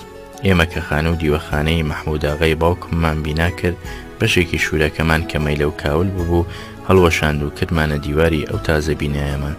لە کتێبەکەی حەماغای گەورە مێژووی دروستکردنی ئەو خانەوە بە حسابی جەمەل لە بڕە شارێکی فارسی چەند بەیتی داهاتووە، دەکەوێتە پاش 1270 ساڵ مەرگی حاجی بەکراخە. بە هەمەحاڵ ئەم دیمەنانە هی سەرەتای قۆناغی دوای ساواییمە. لەوەشدا عەزە بەغدایی پشکێکی بەرچاوی هەیە. مچەی حەبە تۆزەش یەکێکە لەو کەسانی وێنەیان لە ئاوێنەی هەستی ساواییمدا نەقش بەستوو بووە، چونکە بە زۆری سەردانی کۆی دەکرد و بە پێمەیلی ژنانەی هەمیشە لە مەزلیسی ژنە خاوەن ماڵ و حاڵەکانی ئەوسادا خزمەتگوزاری بەجێ دەگەیاند و هەرجارەش خەبەراتی ژنە ناودارەکانی سلێمانی و کەرکووک و هەڵەبجەی وەک نەشتەی ئەخبار بۆ مەزلیسانەدا بڵاو دەکردەوە. هاتوچۆی بۆ ماڵی ئێمە و ماڵی مامن بەردەوام بوو، تەنانەت جارێکیان لەگەڵماندا هات بۆ سەردانی حەمام جەلی. لە گەرانەوەشدا بە درێژایی ڕێگا گۆرانی بۆ گوتین و چەغانەی لێدا بەسەر پشتی وڵاغەوە. هەم جاریان مام و خاڵایزت لەگەڵدا بوون. منیش لە پاشکۆی کاک تاهێری حەمەلاڵ سواری ماینە بۆرە بووم کە لە خاڵانمەوە بە دیاری بۆم هاتبوو. مەبەستیش خاڵوانی پشدەرە. لە هەوڵەوە ئەسپێکی گوڵڕەنگی قەشەنگم لە شێخ حەسەنی حاجی سەیدگوڵ ئامۆزای دایکم و زاوامان بۆ هات. دواتر باوکم مەسبەکەی بۆ هەناردنەوە بەنیازیەوەی لە شوێنی ئەودا ماینەکەم بۆ بنێرن. ئیتر ماینە بۆرە کە دەتگوت شیری سپیە وەک پەیکەری وەستایەکی هونەرکار خڕ و خۆڵ و قەشەنگ ڕەوت و غاری دەکرد. لەجێی ئەسپەشیە بۆم بوو بە دیاری. ئەو ڕۆژەکە لە حەمام جەلی دەگەڕاینەوە و مچەی حەبە تۆزە گۆرانی و چەغانەی لێکاردا بوون، کاک تاهیر جڵەوی بۆ ماینە بۆرە بەرەڵا کرد و بەمەودا پێش قافڵەی حەمامچیان کەوت، بەڵام لە ڕێگەیەکی هەڵەوەڕۆیی. چەندێکی جەماعەت لە دواوە بە پلار و دەنگی بەرزەوە گۆرانی هۆی خاڵی ڕێبوار ڕێم لێ گۆڕاوەیان بەدووادا ناردین کاک تاهیر لێی نەبیستن. ئەوانیش گۆرانیەکەیان گۆڕی بەڕێت لێ گۆڕاوە. دوای هەڵەبوونێکی مزرۆکە اینجا هاتینەوە سەر ڕاستە ڕێگەی چنارۆک. ساوایی محەممەدی ڕەش. دەنگوباسی حەمەدی ڕەش داستانێکە بۆ خۆی. ڕاستێکی بەسراتی ئەم کەڵە دزەبێ باکە نەترساوە شیاوی سەرەباسێکی سربەخۆی درێژەداری بۆ بردەیە. من لێرەدا تارمەیەکی ڕووداوی شەقاوەتەکەی حەمەدی ڕەش باز دەکەم کە لەگەڵ بیرەوەری تەمەنی شرکی ئەو سامدا بگونجێ. دەرفەتیشم نییە لە بەغداوە بۆی بچمەوە کۆیە بە پرس و توێژینەوە ڕێگۆڕیشەی ژیانی بۆ بەڕ و ناکی دەربکێشمەوە. حەمەدی ڕەش فەقێ بوو. لە ساواییمدا بینێک لە مزگەوتی حاجی مەلا ئەسعەدی خوێندووە و زۆر جاران ئیشوکاری بەردەستی پوری گەورەم یا فەخرەی کردووە. دەیانگوت وەکو خۆی هاتوچۆی ماڵ و مزگەوتی دەکرد. من بەبیرم دانایەت بە زیندوێتی دیتبێتم. باشتیشەوەیە بڵێم وێنەیم لە یاد نەماوە. بەڕواڵەت فەقێیەکی شەرم بەخۆ و چالاک بووە. دواتر دەرکەوت گورگ بوو لە پێستی مەردان. شەوێکی هاوین ماڵمان لە سنارۆک بوو، بەڵام من بەڕێکەوت لە کۆیە لای باوکم بووم. لەبەر منداڵیم هێشتان مەزلیسی باوکم قەڵەباڵغ بوو من نووستم. کاتێک خەبەرم بۆشە وەکو ڕۆژی لێ هاتبوو لە بەرزۆری چرا و هاموشۆکەر و دەنگ و بەنگی قەوغای ماڵ و کوچە و کۆڵانەی دەورەمان ئەو دەما جۆرێک سیر هاتنەوە و ڕامان و شڵەژانێکم دەست پێ کرد. دواتر بۆیان باسکردم چ ڕوویداوە. پاش هەڵسانی مەزلیس مەلا عیزەتی ئامۆزای باوکم و مامەی وەستا برایم بە نۆرەی شەوانەی خۆیان لای باوکم دەمێننەوە. یاریدەدەرەکانی دیکە چوو بوونەوە بۆ ماڵەکانیان. دوای داخستنی دەرگەی دەرەوە لە سربانەوە مامەی وەستا برایم ڕووناکیەکی دێتە بەرچاو لە ژوورێکی نزیک دەرگای دەرەوە بۆ ماوەی تروکەیەکی چاو گەشت دەبێتەوە و نامێنێت. بە باوکم و خاڵ عیزەت دەڵێ ئەگەر چاوم ڕەشکە و پێشکەی نەکرد بێت زەلامێک لەو ژوورە خۆی حەشارداوە. خولاسە بۆی دەچێتە ژوورەکەوە. کابرایەک دەردەپەڕێ بەخۆی و دیوار بڕێکی گەورەی ئاسنەوە. مامە لە دواوە باوەشی پێدا دەگرێ بۆی زەوت ناکرێ. کابرا کە دیتی دەرگا پێوە دراوە خۆڵ دەکوتێ بۆ سەربان. مامەی بەسەر پشت و کۆڵەوە چەند پێچکەیەکی لە قاڵدرمەکان سەر دەکەوێ. باوکم هەر و قاسیڵا دەکێشێ و دەیهێنێتەوە بۆ حەوشە. مەلایزە دیوار بڕەکەی دەکەوێتە بەردەست تاتینی هەبوو لە پشتی مامەی ڕاکێشا بوو. مامە هاوار دەکا و کابرای لە دەستان بەردەبێ. سەری خوێنەر نێشێنم خەڵق بەدەنگەوە هاتن و کابرایان دەردەست کرد. ئەوی شەرخەریک بۆ ڕووی خۆی بشارێتەوە تاکو سۆفی نەشئەت دەیناسێتەوە دەڵێ کاکی ڕەشەوە تۆی ئیتر عالەم ڕژانەوە ناوە. حکوومەتیش خەبەری بۆ و حەمەتی ڕەشیان بردبوو بۆ سەرە. لە ڕێگەی بەرەو سەرا مەلا فەتاحی مەلا عیزەت لەو دەمەدا کە حەمەی ڕەش بەدەست خەڵق و پۆلیسەوە لە شەق و زیلەدایە نوکتەی بۆ دێت و دەڵێ فەقی حەمەد ئەرێ زەڕب زیدە عومرە تەرکیبی چییە؟ دەیانگوت حەمەدی ڕەش لەو شەوەدا ڕقی هەڵگرت لەو کەسانی بەلێدان و شکاندنەوە زۆریان دەستدرێژی لێ کردبوو. لە ساڵانی دواتردا و ڕقی خۆی هەڵڕشت وەک کە بە کورتی لەبارەیەوە دەدوێ. لە ژوورەکەی دەگەڕێن چەند شتێکی دزراوی تێدا دەدۆزنەوە کەەوە ئەو دەمە نەزاندرا بوو چێت زیونی. یەکێک لەو شتانە سەعاتی مفەتیشی معارف بوو کە لە قوتابخانەی سەرەتایی بە شەو دوای خەوتن لێی دزرا بوو.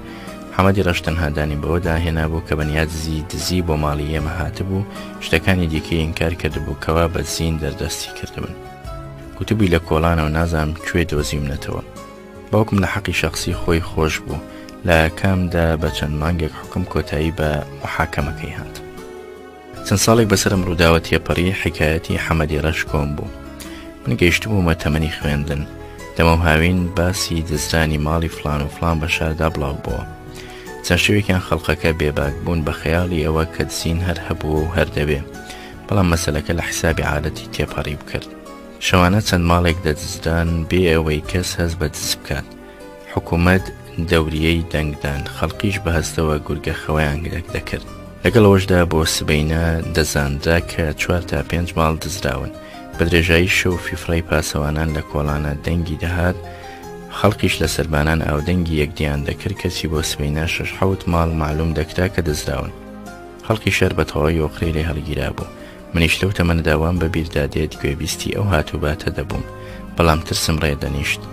ڕێنەدەنیشت چونکە ماڵمان لە چنارۆک بوو. من هەمیسان بەڕێکەوت ئەو هاوینەش لە کۆیە لەگەڵ باوکم بەسرم دەبرد و بە شەو دەوروبەرمان قەڵەباڵغ بوو. لەوانە نەبووین دز تەمەعمان لێ بکات. ئەوسا جەمیلاغای حاجی ئەسعەداغای حەوێزی قایم قام بوو. یەکێک لەوانی ناحەزی بوو نامەی نووسی بوو بۆ ڕۆژنامەیەکی بەغدا و ئەو بارە نالەبارەی کۆیی تێدا باس کرد بوو. تاوانەکەشی لە ملکەم تەرخەمی و وێباکی ئیدارەی قەزا پێچا بوو. کام خەبەرە لە ڕۆژنامە بڵاو بۆ ئیدارەی هەولێر و کۆیە پێی سەغڵەتتر بوون. پاسەوان و دەوریەی شەویان زیاد کرد. هەستیش بەوە دەکرا کام دزەیان ئەم دزانە بەر لە بەیانی شار جێدەهێڵم بۆ دەرەوە. ئیتر لە پاش عیشاوە دەستەیەک لە تفەنگچی لە زەرکی هەر کۆڵانەیەکی بۆ دەرەوەی شار دەربکات خۆیان دادەنووسان. پاسەوان و دەوریەی عادەتیش لە گەران و سوڕاندا دەبوون هەتا سبەینە. شەوێکیان لەگەڵ تەقەی دەستڕێژی تفەنگ خەبەرم بۆەوە هەستیشم کرد خەڵقی سەربانەکان کەوتنە پرسی و گفتوگۆ لەگەڵ یەکدیدا. پاسەوانیش وەکو تەتەر بە کۆڵاناندا دەیان پچڕاند و فیرەفیریان بەدەنگ دەهێنا. من خەوم لێکەوتەوە سبەینە بەر لە ڕۆژهەڵات هەڵسام و گوێم لێبوو خەڵق بە تێکرایی لە باسکردنەوەی تەقەکانی شەو بوون. هەر لەو قسانەیەشدا بیستم کە حەمەدی ڕەش بەر ئەو تەقەیە کەوتووە و مەیتەکەی لە حەوشی سەرا فڕێدراوە. یەکسەر چوون بۆ حەوشی سەرا.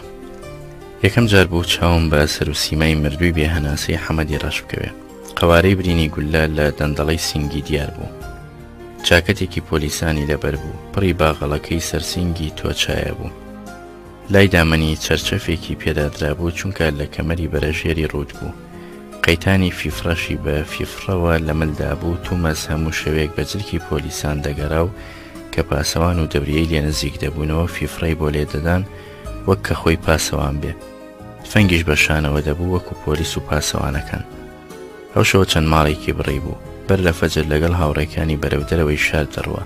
بەڕێکەوت دەوشەوە لەو ڕێگایەوە بەرەو دەرەوە دەڕوات کە دەکەوێتە لای دەباخانان و حەمامی پیسکان بۆ سەرپردی ناوڕازەکان شۆڕ دەبێتەوە. تاقمێک لە پاسەوانی تفەنگچی کە لە ناویان پیاوی تایبەتی جەمیلاغا هەبوون بە تەنیش حەمامەکەەوە خۆیان پەنهان دەکەن و بێسەدا و دەنگ چاوەنۆڕی ڕێکەوت دەبن. کاتێک حەمەیڕەش و جەماعەتەکەی دەگەنە بەرل و لە تفەنگی ئەو ئێشکچیانە دەنگیان دەدەن.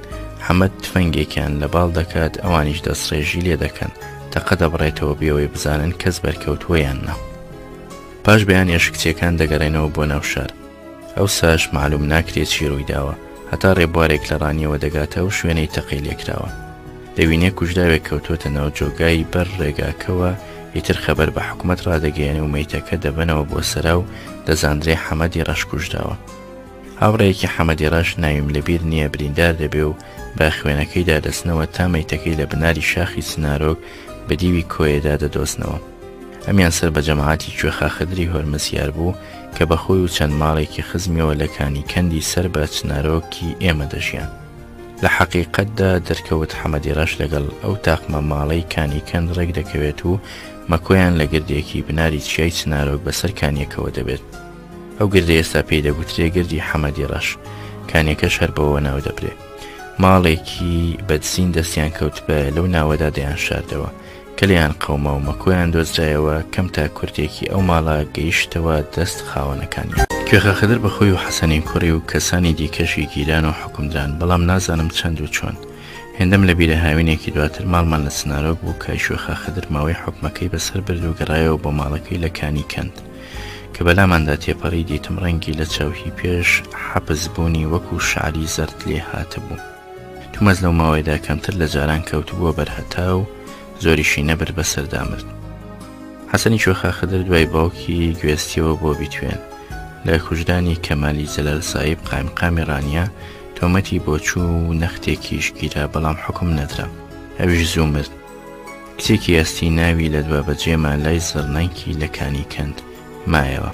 هەتا دنیا بێ دەنگ نییە و نەبووە وەکو دەنگی ئەستی بالۆرەی گوتبێ. جۆرە زەنگوڵە و داهێنان و بردنێکی دەگمەن و تایبەتی لەو دەنگەدا هەبوو بالۆرەی بەرەو بەرزاییەوە دەبێت. ئەویش بە جەحێڵی مرد. حەمەدی ڕەش جگەل لە سوود وەرگرتن لە جلک و فیفڕەی پۆلیسان بۆ شوێن بزری لە نوێنەکانی شاریش بە مرادی دزێوی دەگەیشت. بەشێکی زۆری ئەو نۆینانە زەلامیان تێڕا دەڕۆیشت، لەوە دەیتوانی لە دەمی سەغڵەتیدا خۆی تێدا بشارێتەوە. وها دەبوو لە ماڵێکەوە بۆ ماڵێکی دراوسێ بە نۆیندا هاتوچۆی دەکرد. لە هەر کامێکیان لی بەدەنگ هاتبانایە بەو نۆینەدا دەچووە ماڵەکەی دیکە ویان بەو لاوەتریش. بە ئاسانیش دەیتوانی لەو تەرزە ماڵانەدا بە یەک شەو چەند ماڵێک بدسێ. لەلایەن تۆڵەستاندنەوە لەو کەسانی کە لە شەوی دەردەست بوون یازاریاندا بوو و یا سوکایەتیان پێکرد بوو، وابزانم تۆڵەی خۆی لە هەموماستاندەوە و یەک ماڵەکەیانی بەتاڵان برد. لەگەڵ هەندێکیان هەڕاشە و تۆقاندن و سوکردنیشی بەکارهێنا بوو بێەوەی خۆیان لێ ئاشکرا بکات. هاتوباتی حەمەدی ڕەش دەوری چل شەوێکی ئەفسانەی خایاند. لەو ماوەیەدا وەکو مۆتەکە لە پەردەی مێشکی هەموو هۆشدارێک لە شاری کۆیە بەنامۆیی و نەناسراوی چەسب بوو.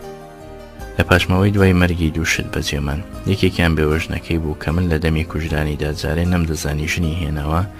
دواتر بیستم بێوەژنی حەمەدی ڕەش شووی کردوێتەوە بە ئاغا کۆر کە بۆرە پیاوێکی چاوکزی کۆیی بوو. جگەلەوەی کە ئاغا کۆر بەو ژنە ناوی دەناسرا مەهارەتێکیشی هەبوو، هەر لەوەم دیتە بوو. لەتکە هەناری بەدەستێکەوە دەگرت و بەدەدان و زارخەریکی خواردنی دەبوو بێ ئەوەی یەک دەنکی لێبڕشێ. من چەندین جارامەم لێ دیتوە و هەرگیز دەنکی بەرنەبووە. پاشماوەی دووەمی ئەو مەکۆ و گردوکانیە بوو کە لە دەمی دزیندا کردبوونی بە حەشارگە. من و برادران زۆر جار بۆی دەچوین و لێرە و لەوێ ژێر ئیستیکان و کەوچکە چایە و شتی ئەوتۆییمان لێدەدیتەوە. لە سەروی گردەکە دارمازوویەک هەبوو، لە ژێریەوە دانەشاخی زل سەریان تێک نابوو. لە کەلێنێکەوە بەناویدا سەرژێر دەچوین بۆ وێنە ئەشکەفتێکی بچوو کە دانەشاخەکان بۆی ببوون بە سەربان و بنمیچ.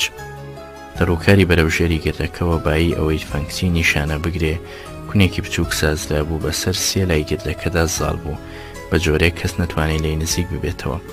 ئەو قایمکاریە شتێک بوو لە مەهارەتی دزانەی حەمەدی ڕەش دەوەشایەوە. یادی حەمەدی ڕەش دەبێتە کۆتایی ئەڵقەی سێمی ئەم سنجیرەیە. تێبینی لە ئەڵقەی پێشووتردا باسی حەسەنی مامفەتاحی پێپازۆک هاتبوو دواتر زانیم لە 1985 زاینی کۆچی دوایی کردووە. حەسەن بە ناوی فەتاحی مامیەوە هەڵدراوە. باوکی ناوی عەبدوڵڵا بووە. دوو کوڕی دیکەی کەوتنە دەشتی دسەیان. حەسەن وەچەی زۆری لە کچ و کوڕ لە پاش بەجێماوە. من سەرخۆشیم لە کوڕە گەورەکەی عەبدوڵڵا کرد.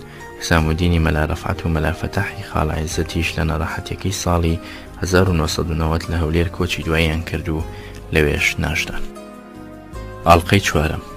قۆناغی نێوان ساوایم و سەرەتای چوونە مەکتەبم کە واسیە ساڵێکی خایاندووە لە هەردوو سەری شێوە پەراوێزی هاوبەشی لەگەڵ قۆناغی پێشووتر و دواتریەوە هەیە زرەز ڕەنگێکی پێوەیە وەکو تاریک و لێڵی دوای بەیانی کەوا نەشەوی تەواوە و نەڕۆژی تەواوە. هەندێک پارچە لە ڕووپێوی ئەو ماوەیەی تەمەنم لەبەر هەستم دەغزێ و دەیەوێ خشکە بکات بۆ تەمەنێکی دیکەم، بە تایبەتی تەمەنی خوێندنم، چونکە بیرەوەری ئەو دەمانم وەها ڕوون و ڕێک نییە ڕووداوەکانی جۆش خواردوو بکات و بە یەکەوەیان بهۆنێتەوە. هەموو جارانی شایدم بۆ پەیدا نابێت لە خۆم باشتر ئەو سەردەمانەی بەبیر بێنەوە، چونکە زۆربەی هەرە زۆریان ئەگەر نەڵێم لەسەر لەبەریان ئێستاکە لەگەڵ فریشتەی دوای بەسەرچوونی ژیانیان خەریکی و توێژن. مەبەستیشم لەو شایدانە و کەسانن کە وەک خۆم لە ڕووداوەکەدا پشکێکی هەبوو بێ. دەناپش بەو کەسە نابەستێت لە دوورەوەی ڕووداوەکە ژیابێ.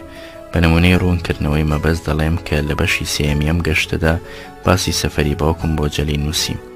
دواتر لەگەڵ خزمانم کەوتمەوە سەربازکردنی، نەکاک مەجیدی ئامۆزم کە بە 7 ساڵ لە من گەورەترە و نانەزیوەی خوشکم کە بە 2 ساڵ گەورەترە هیچ کامێکیان ئەم سەفەریان بەبیردا نەهاتەوە. تاوەی خەریک بووم لە خۆم بکەومە گومانەوە. باش بوو وەک بڵاچی ئەستی و بەرد کە لە شەودا چەخماقەی بکەشێتەوە. نەجیبەی خوشکم بەبیری هاتەوە کە چۆن لە گەڕانەوەی باوکمدا بۆ چنارۆک یەکێک لە ریزیە و سوارانەی بەدوایەوە بوون، مەلا عیزەتی ماما مەلا حەبیب کە نزیک ماڵان بوونەتەوە. هەر لەسەر پشتی وڵاغەوە منداڵێکی خۆی بەرز کردوێتەوە بۆ کۆشی خۆی و هەتا ماڵەوە بە مەوداکەی لە 100 مەتر تێپەڕ نەکات بە یەکەوە سرە ژوور هەڵکشاون. تومەس کاک مەجید و نەجیبەی خوشکم لەو سەفەرەدا بەشدار نەبوون. لەگەڵم تەگەرەیەشدا دەبێ بڵێم ڕووداوی ژیانی منداڵێکی 4 تا 5 ساڵی ئەگەر لە بیرکردنەوەدا نەختێک پێش و پاشیش بکەوێت زەرەر بە هیچ کێشانەوە و پێوانە و مێژووی کۆمەڵایەتیمان ناگەێنێ. تەنها زەرەرێکە بێ لەوەدایە کە خۆم لە وردە حسابی هەڵسەنگاندنی تین و تاوی ڕووداوی قۆناغە سەرەتاییەکانی ژیانم نەختێک دڵشکستە دەبم، چونکە دڵم ئارامتر دەبێ ئەگەر ڕێچکەیان بەڕێکی بێتە ناو نووسینەوە. بەخێر ئەگەر تۆیش ئەی خوێنەری نووسەر کەوتیتە سەرباری یادنووسی وەکو من ئەم دڵشکاویەت دێتە بیر. لە ساڵی 1924 باوکم ناچار بوو لە ڕووی تەکلیفەوە ئەندامەتی مەجلیسی تەئسیسی قبوڵ بکات. هەرچی خاوەنڕایی و قسە ڕۆیشتوو بوو لە براگەورە و پیاو ماقوڵ و ڕیسپی شار وهایان پەسەند کرد باوکم نوێنەری شار و وڵاتی کۆیە بێ. من لەو دەمەدا منداڵێکی 5 ساڵی بووم.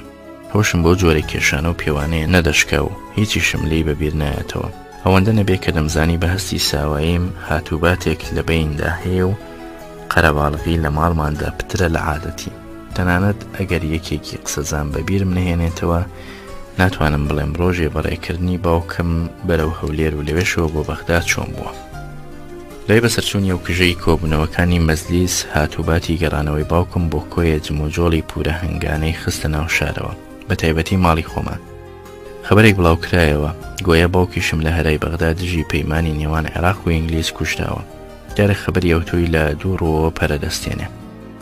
ڕووی یەکەمەوەیە بە عادەت هەموو خەبەرێکی گرنگ خۆش بێ یا ناخۆش بێ بەسەرزارانەوە خول دەخوات و دەئامسێ، هەتا خەبەری شڕوو لە ناخۆشی بێ پتری بەسەرەوە دەندرێ، چونکە کۆمەڵی زوڵم لێکرا و کە نەفتی وەکوی خۆمان تەجربەی لەگەڵ ناخۆشیدا پتر بووە، بۆ یەکا پتر بە تەمای ناخۆشیە تاخۆشیم.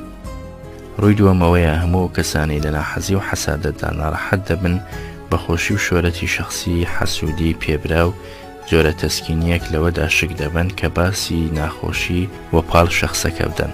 بەڵام ئێمە مەبەستم ئەوانن کە بەرپرس و ئاگاداری کاروباری ماڵەوە بوون دەمانزانی باوکم سەلامەتەوە چ ڕۆژێکیش بەرە وڵات دەبێتەوە. چ لە ڕێی حکوومەتەوە بێ و چ لە ڕووی مەلا ئەفەندی هەولێرەوە بێ ڕۆژانە ئەحواڵی باوکم بۆ خەڵقە دەگەیشت، چ جایی ئەوەی ناوە ڕاستپاردە و دیاری و کاغەزی دەگەیشت. بە هەمە حاڵ گەڕانەوەی باوکم لەو سەردەمەدا ڕووداوێکی زیێدە بەرچاو بوو. هەرکە زاندرا گەیشتە لای مەلا ئەفەندی لە هەولێر کەسانی نزیکی وەکو مام و هەندێک لە خزم و دۆستی خۆماڵی بەرەو پیریەوە چوون. دوای ئەوانیش کە زاندرا هاتۆتە هەڵەبجە لای شێخ مارەفی شێخ کەریمی بەرزنجی کە خاڵە گەورەی مامم بوو، ئەهلی شار و بەشێکی ئەهلی دەشت لەوانەی حاڵ و بارێکیان هەبوو بەرەو هەڵەجە جمین. لە ئەشراف و توجار و گەورە پیاوی شار کەس نەماڕەوە و هەڵەجە مل نەنێ، تەنها جەمیل ئاغا نەبێ کە قایمقام بوو، ڕێی نەبوو، لێشی لێ نەدەکرا شار بەجێ بێڵێ. ئەویش لە ڕۆژی گەرانەوەی بەخۆی و دەستەی دایرەی حکوومەتەوە چەند سەعاتێک بە سواری بەرەو پیریەوە ڕۆیی کە گەیشتە شاریش تەرتیبات وها کرابوو کە یەکەم دابەزینی لا دیوەخانی جەمیل ئاغا بێ. من لەو تەمەنەدا هەستی هاتوبات و تێکاویشتنی خەڵق و قەڵەباڵغی لە ڕادەبەدەر و ئەو جۆرە شتە بەرچاوانەم دەکرد. بەر لە گەیشتنی باوکم و ئەو قەڵەباڵغیە نەبیستا و نەریتراوە خەڵقی شار بە گەورە و گچکە و ژن و پیاوەوە تێکڕایان لە چاوەنۆری هاتنەوەی باوکم ڕژانە مەزرای ملای گردی مام جەردیس و باسکی عارەبیان کە دەکەوێتە سەر ئەو ڕێگایی لە جنوبی شارەوە بە دەرکی گەر و سۆرەکدا دێتە ناو شار. ئەو ڕێگایە بۆ ماڵی جەمیل ئاغا و گەڕەکی ئەمەش نزیکترە تا ڕێگایەکی دیکە. من لەگەڵ کافی مەلایەن و چەند کەسێکی دیکە لە ژن و پیاوی ماڵی خۆمان وەکو خەڵقی دیکە هاتنە سەیری ئەو هەرایە و پتر لەوان بێەوە قرەبووین بۆ دەمی دەرکەوتنی باوکم. لە دوای سەفەرێکی 6 مانگی لە گەڕەکی خۆمانشایی و زەماوەند دەگەڕا و ئەهلی ماڵەوە خەریکی کار دروستایی میوان و پێداویستی ڕۆژێکی وەها دەگمان بوون. تەمەنم ئەوسا 5 بۆ 6 ساڵی بوو. بەبەر هۆش و گۆشی ئەو دەمەوەم نەبوو لە هەموو سەروبەرێکی هەرای وەها گەورە بگەم، ڕەنگە لە هیچ ڕێکەوتێکدا وەها نەلوا بێ کە ئەو عالەمەی شار بەشداری هاتوباتی ڕووداوێک ببن کە سەرەتای سواران لە کلکەی گردی کە کۆن دەرکەوتن جمجۆڵێکی تازە کەوتە ناو خەڵقەکەوە. بایی لەشکرێکی مامناوەنجی سوار بە پیر باوکمەوە چوو بوون. من چاوم بڕێ بووە دەمی دەرکەوتنی ئەسپەشەیە کە پێشتر گوتبووم بە دیاری لە خاڵوانمەوە بۆم هاتبوو، چونکە ئەو ئەسپە بۆ سواری باوکم سازدرا بوو. کە نزیک بوونەوە لێمان من بەردەوام تەماشای باوکم دەکرد. ئەو هەموو عالەمەی کە لە دواوەی و لە دەور و پشتیەوە لە پشتیەوە بەرەو ناوشار دەجمین لەو دەمەدا سەرنجی ڕانە دەکێشان. کافی مەلایەن و ئەوانەی لەگەڵی بوون دەشگریان و شادیشیان دەکرد.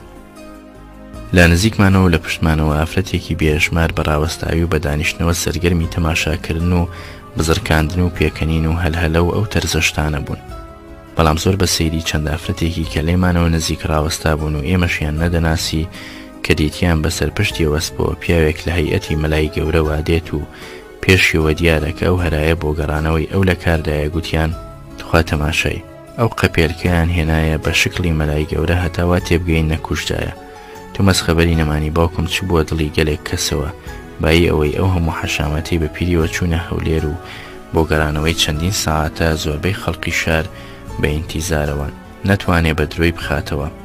لەو دەمەدا من ئاگام لەو تەرزە قسانە نەبوو. ئەوانەی لەگەڵمدا بوون بۆ ئەهلی ماڵەوەیان دەگەڕایە. لە چەند و چۆنی ژیان و بەسەربردنی ئەو ڕۆژانم تەنها هاتنەوەکەی باوکمم لە بیرماوە. لە خۆمەوە ناتوانم بڵێم فلانە ڕوودا و یاخود فلانە باری ڕەفتارم هی ئەو ڕۆژگارەیە. دوورنیە ڕووداوی شاردنەوەی 7 ڕۆپیەی جەژنانم لە مەغزنی چیلۆنی ژوورێکی ماڵەوەمان کە لاڵقەی سێمیەم گەشتە باسکراوە هی ئەو سەردەمە بێت. بەڵام هاتوباتی دروستکردنیە و بەشەی مزگەوتی حاجی مەلا ئەسعەد کە ناوین لە مەدرەسە هی لەبیرکردن نییە. مەسەلەکەش حکایەتۆکێکی بەدواوەیە. جارێک لەو جارانەی کە باوکم لە دەمی نیابەتیدا دیدەنی مەلیک فەیسەڵی یەکەم دەکات و توێژیان دەکێشێتەوە بۆ باسی ئاین و زانستەکانی ئیسلامی و زمانی عەرەبی و ئەو جۆرە بابەتانە. مەلیک فەیسەڵ لە قسەکانیدا دەردەبڕێ کە حەز دەکات لە ئاین و لە زماندا پتر قوڵ بێتەوە تا ئەوەی بەم ڕستەی عەرەبی مەبەستی خۆی دەردەبڕێ. أريد أن أستكمل معلوماتي في الدين وفي العربية عند سماحتك. هیتر هەر لەو دیتنەدا بڕیار دەدرێت کە لە هاوینی داهاتوودا 3 مانگ بێتە کۆیە بۆ ئەم مەبەستە. دیارە دەبێت جێگە و ڕێگەیەک ڕێک بخرێ لە دەرس و تەحسیلی مەلیک بوەشێتەوە. مەلیک فەیسەڵ چەند هەزار ڕوپیەیەکی نارد 2 ڕوپیە دەکاتە 150 فلس ئەو شوێنەی پێدروست بکرێ هاتوباتی دروستکردنی مەدرسە لە مزگەوتی حاجی مەلا ئەسعەد چونکە بۆ مناسبەیەکی وەها گرنگ بوو گەلێک لە بارستی خۆی پتر دەنگی دەدایەوە و خەڵقی تێدەوروکان. خۆشبەختانە سەرچاوەیەکی نووسراوی گومان لێ نەکرا و هەیە یاریدەی ڕوونکردنەوەی ئەم لایەنە دەدات. ساڵی 1953 کە نایب بووم نامەیەکم وەرگرت لە مەلا ئەحمەدی ئیمامی مزگەوتی زێوە و مزورکە لە ئامێدی گەلێک بیرەوەری ئەو ڕۆژگارانەی تێدا بوو کە لای باوکمی خوێندووە و ئیجازەی لێوەرگرتووە. لێرەدا چەندێڕێکی ئەو نامەیە دەخوازمەوە کە پەیوەندیان بە دروستکردنی ئەو مەدرسەیە و هەندێک سەروبەری ناواخنی نووسینەکەمەوە هەیە. لە بەرەو کۆتایی ڕووپەڕی دووەمی کاغەزەکەی ئەمانە دەنووسێ بە عەرەبی نەک کوردی کە دواتر عەزر دەهێنێتەوە بۆ لەبیرکردنی نووسینی کوردی بەلهجەی سۆرانی و گۆرانی ڕێنووسی تازەی کوردی کە ئەو زەفەری پێنابات مامۆستا دەفەرمێ: أيها الأستاذ السيد كاك مسعود، أنا سكنت في حجرة مسجد جدكم الحاج محمد أسعد أفندي لمدة 4 سنين تقريبا، وفيها أخذت العلم من العالم الكبير والعلامة النحرير والدكم المرحوم طيب الله ثراه، وجعل الجنة مثواه ومأواه، وحين الختام أخذت منه الإجازة العلمية، وذلك بتاريخ 1346 هجري مقابل 1927 ميلادي، حينما كان المرحوم قاضيا وجميل آغا قائم قاما، وقد أخذت الإجازة في المدرسة الجديدة التي شيدها له الملك فيصل الأول بحفلة عديمة النظير دامت 3 أيام بلياليها، حضرها رؤساء الدوائر وحضرها جميع صفوف المدرسة الرسمية بزيهم الرسمي بأناشدهم. وكنت أنت أيها الأستاذ السيد في دور الطفولية، ولا أدري هل كنت في الصف الأول أو الثاني، والشقيقة السيدة نجيبة خاتون متقدمة عليك. ومن العجب أن عبد المقتدر كان يحبني حبا جما وما سبني قط خلال تلك المدة الطويلة، وكان يسب كل من شاء حقيرا أو عظيما. وفي تلك المدة تصادف أنه جاء عندي وخدمني الشخص الذي سود الله وجهه وجعل جسمه مطابقا لاسمه المدعو حمرش، فأراد أن يسرق من بيتكم شيئا مكافأ لكم على إحسانكم، ففضحه الله على رؤوس الأشهاد، فألقي القبض عليه الأستاذ الوالد في نصف الليل تقريبا. لێرەدا مامۆستایادی عەبدولمقتەدیر و بەدوا ئەودا حەمەدی ڕەش دەکاتەوە کە لە ئاڵلقەی پێشووتر ناوی خۆی و باسی دزینەکانی هاتنەوە ناو ئەم نووسینەوە. نەختێکیش ئاهەنگی دروستکردنی و مەدرسەیە ڕوون دەکاتەوە کە گەرویست بای دەیتوانی پتری لەسەر بڕوات، چونکە تەنها ئاهەنگی دەست بە دروستکردنی 3 ڕۆژی خایاندووە. پێشتری شەرگیز ڕووی نەداوە لە کۆیە خانوویەک بە ناوی سەرۆکی دەوڵەتەوە بۆ تاکێکی ئەو شارە بە ئاهەنگی ڕەسمیەوە بنیاد بنرێ. من لەبەر ساوەیم کە جارێ نەچوو بوومە مەکتەب، هێندەی مامۆستای نامەنووست وردیاتی ئەو هاتوباتەم بە بیردانایەت، بەڵام لە تێکرای قەرەباڵغی و تێکاویشتنی خەڵق و سەرەتاتکەکردنیان لە عەمەلە و وەستای بەناو ئەو جۆرە دیمەنانەوە دیمەنێکی گشتی دەوامەداری بیندرێژی پڕجم و جۆڵ و چالاکی یاد دەکەمەوە کە لە کۆتاییدا سەری گەیاند بە ڕایەڵکردنی ڕستەیەکی درێژی جل لەسەر هەڵخستن لەلایەن وەستای بەناو کە خوا لێخۆشبووی وەستا شاکر بوو. ئیتر هەرچی خاوەن ناو و جێگە و ڕێگە و هێز و پێزێکی شار هەبوو تۆپە قماشی دەهێنا و وەکو جلکی شۆرا و بەو ڕستەیەی دادەکرد و دەبوو بە خەڵاتی وەستا. بریقوباقی و تۆپە قماشانەی هەمەجۆری هەمەڕەنگ تا ئێستا کەش لە مێشکمدا دەتریسکێتەوە، وابزانم بە ناوی منیشەوە تۆپە قماشێکیان کرد بە شاباشی وەستا. مامۆستا لە نامەکەیدا دەڵێ لە 1927 ئیجازەی وەرگرت و ئاهەنگەکەشی لەو مەدرسەیە بووە. ئەوسا من لە پۆلی یەکەمی سەرەتایی دەرچوو بووم بۆ پۆلی دووەم. هەرچی دروستکردنی مەدرسەکە بوو لە 1925 دەستی پێکرد و تەواویش بوو کە جارێ من نەچوو بوومە مەکتەب. بە هەمەحاڵ مەلیک فەیسەڵ نەیتوانی بێت بۆ کۆیە. وابزانم گیرروگرفتی ئیستیفتای ویلایەتی مووسڵ دەرفەتی نەدا. نامەیەکی عوزرخوازی و کۆمەڵێک کتێبی بە دیاری هەنار بۆ باوکم، بەڵام ئەوەندەی من هەستم بەشتان کردبێ بۆم ڕوون دەکاتەوە کە باوکم ئەو وعدە بە خلافەی مەلیکی لەبیر نەکرد. دواتریش کەڵەکەکردنی تەجربەی تاڵ لە دەمی مەلیکایەتی ئەودا وعدە بە خلافەکەی زیندووتر دەکردەوە، تاکو لە دەرفەتێک دابایی ئەوە ممکن بێ مرۆڤێکی ڕێز لە خۆنا و تۆڵە لە مەلیک بستێنێتەوە. باوکم بە زیادەوە تۆڵەی لە مەلیک فەیسەڵ ستاندەوە. بەخێر لە شوێنی خۆیدا ئەم لایەنە ڕوون دەکرێتەوە و هەڵوێستی پڕجورەتی باوکمی تێدا مەفهوم دەبێ. لە نامەی مامۆستادا باسی زنێودانی عەبدولمقتەدیری تێدایە. قسەی مامۆستا ڕاستە، بەڵام دەبێت ڕاستیەکی دیکی وەپاڵ بدرێ تاکو ئەو جنێوفرۆشیە جێگەی ڕەوای خۆی پێ بدرێ. عەبدولمقتەدیر بە دەردی شەپڕەی ساوایان ئەو هۆشەی نەما بوو بە نیازی سوکردن جنێو بدات. بۆ بێتاڵایی خۆی و ئەو کەسی ڕێکەوت دەیکرد بە نیشانەی تیری قسەکانی هەندێک شوێنەواری کۆنە زەکاوەتی بەر لە دەردەکەی پێوە مابوو، تا بڵێ ڕقی لە درۆ بوو، تا بڵێ کاری بێجێی بەلاوە ناشرین بوو. درۆی لە هەر کەسێک بدیت باە یەکەن دەردوو بەو زمانە شکستەی شەپڕە لێدراوی خۆیەوە لە دەستی دەنا، دەیگوت بەسەری جەنابی بابم وا دەکەی لەبەر درۆیەکی، واتە بەسەری جەنابی بابم درۆ دەکەی. ئیتر کابرای وها سەر شوێن دەکرد ئەگەر شەرمی بەخۆی بواە جارێکی دیکە لای ئەو درۆی نەدەکردەوە. زۆر کەسی حەز لە گەب کرد و بە ئەنقەز زڕە درۆی ناقوڵایان لەلا دەکرد. هەر بۆەوەی جنێوی شەق و پەقی حاڵەتی ڕقەڵەستانی لێ ببیان. ماڵم هەقا ئەویش درێغی لێ نەدەکردن. ئیتر بەو زمانە شێواوەی شەپڕاداریەوە تعبیری وەها سەیری دەردەپەڕان کە لایەنی جنێوەکەی لە بیران دەبردەوە و کابرای جنێو پێدرا و لە هەموو کەس پتر بەخۆی و قسەکان پێدەکەنی. ڕاستەکەی گەلێک جاران لایەنی غەدر لێکرا و لەو تەرزە وەزعەدا عەبدولمقتەدیر خۆی دەبوو، چونکە وەها سەغڵەت دەبوو بەکاری نالەبار و بەدرۆ و فیشاڵ دەهاتە فێگرتن. گوێی لێ بایە یەکێک بەزار جڕت دەکێشێ هەر بەجارێ شێت دەبوو. یەکێک لەو تەڵانەی کە هەموو جارێ پێوەی دەبوو ئەوە بوو کەوا بە عادەتی خۆی ئەگەر وشەیەکی تاکت بۆ دەرکاند بایە دەهات لە ئەلفەوە هەتایە هاوکێشی ئەو وشەی دەگوتەوە. بەنمونە ئەگەر بتگوت بایە هۆ کاک مقتەدیر ئەرم، ئیتر وشەی دەژماردن ئەرم بەرم تەڕم تا دەگەیشتە دەنگی کێ وشەکە دەبووە کەرم. اینجا دەیزانی تەپکەی بۆ دانراوەتەوە و شتیتەی وشەکانی دەبڕیەوە و ڕووی لە کابرا دەکرد هەی سەگی منافق، بەڵام بەخۆشی پێدەکەنی. بەدوای ئەوەدا ئەگەر یەکێکی دیکە گوتبای ئەگەم کاکە مقتەدیر پێدا دەچوو تا سەگم. خولاسە هەرگیزتان بێ خواردوو نەدەبوو، چونکە هەم هۆشکول بوو هەم تەسیری عادەتی خۆی بوو. عادەتێکی هەبوو هەرگیز تەرکی نەدەکرد.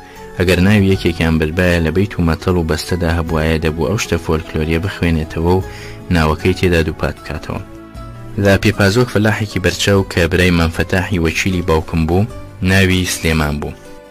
چەند جاری هاتبایە لامان لە کۆیە و کاک مقتەدیر بیدیتایە بەر لەوەی ماندوو نەبوونی لێ بکە گوتەیەکی فۆلکلۆری دەخوێندەوە کە دەڵێ ئەلۆل بلورتە کامێ زەرتێک شورتێک شەمامێ ئاڵنجی باڵنجی سلێمان قەنجی پەنجەی بۆ مام سلێمان ڕادەکێشە و لە تریقەی پێکەنی دەدا. اینجا ماندوو نەبوونی لێ دەکرد تا لە بیری دەچۆوە. جارێکیان لای مستعیدەکانی باوکم لە مزگەوتی گەورە میوانێکیان هەبوو مەلا خدر ناوێکی زۆر محتەرەم و ئیجازە وەرگرتوو بوو. عادەتی هەمیشەیی بە خێراتنێکی گەرم و گوڕ و سەر و سەدایان لە کاک مقتەدیر کرد و مەلا خدریان پێناساند کە مەلایەکی وەهایە. ئەوی شەرکەناوی خدری بیست دەماری فۆلکلۆر دۆستیەکەی بەخەبەر هات و دەستە ساغەکەی چەپەی بڵند کرد و بەرەو مەلا خدر و گوتی چەندم گوت خدری بەسێ بە 6 خانان ڕامەسێ ئیکەرێت بەریە. وها دەبوو لە خۆ قسەیەکی ڕێکی پێکەوە دەناو دەیکرد بابەتێکی فۆلکلۆری وەکەوەی کە جارێکان ئافرەتێکی دیت و بیستی ناوی سارەیە. ئیتر دەست بەجێ و بێوەستان بە لەهجەی ئاخاوتنی کۆیە گوتی سارێ وەرە مارێ پێکەوە بنوین هەتا بەهارێ. کاک مقتەدیر لە دوو جۆرە گرە و هەرگیز نەیدەدۆڕان.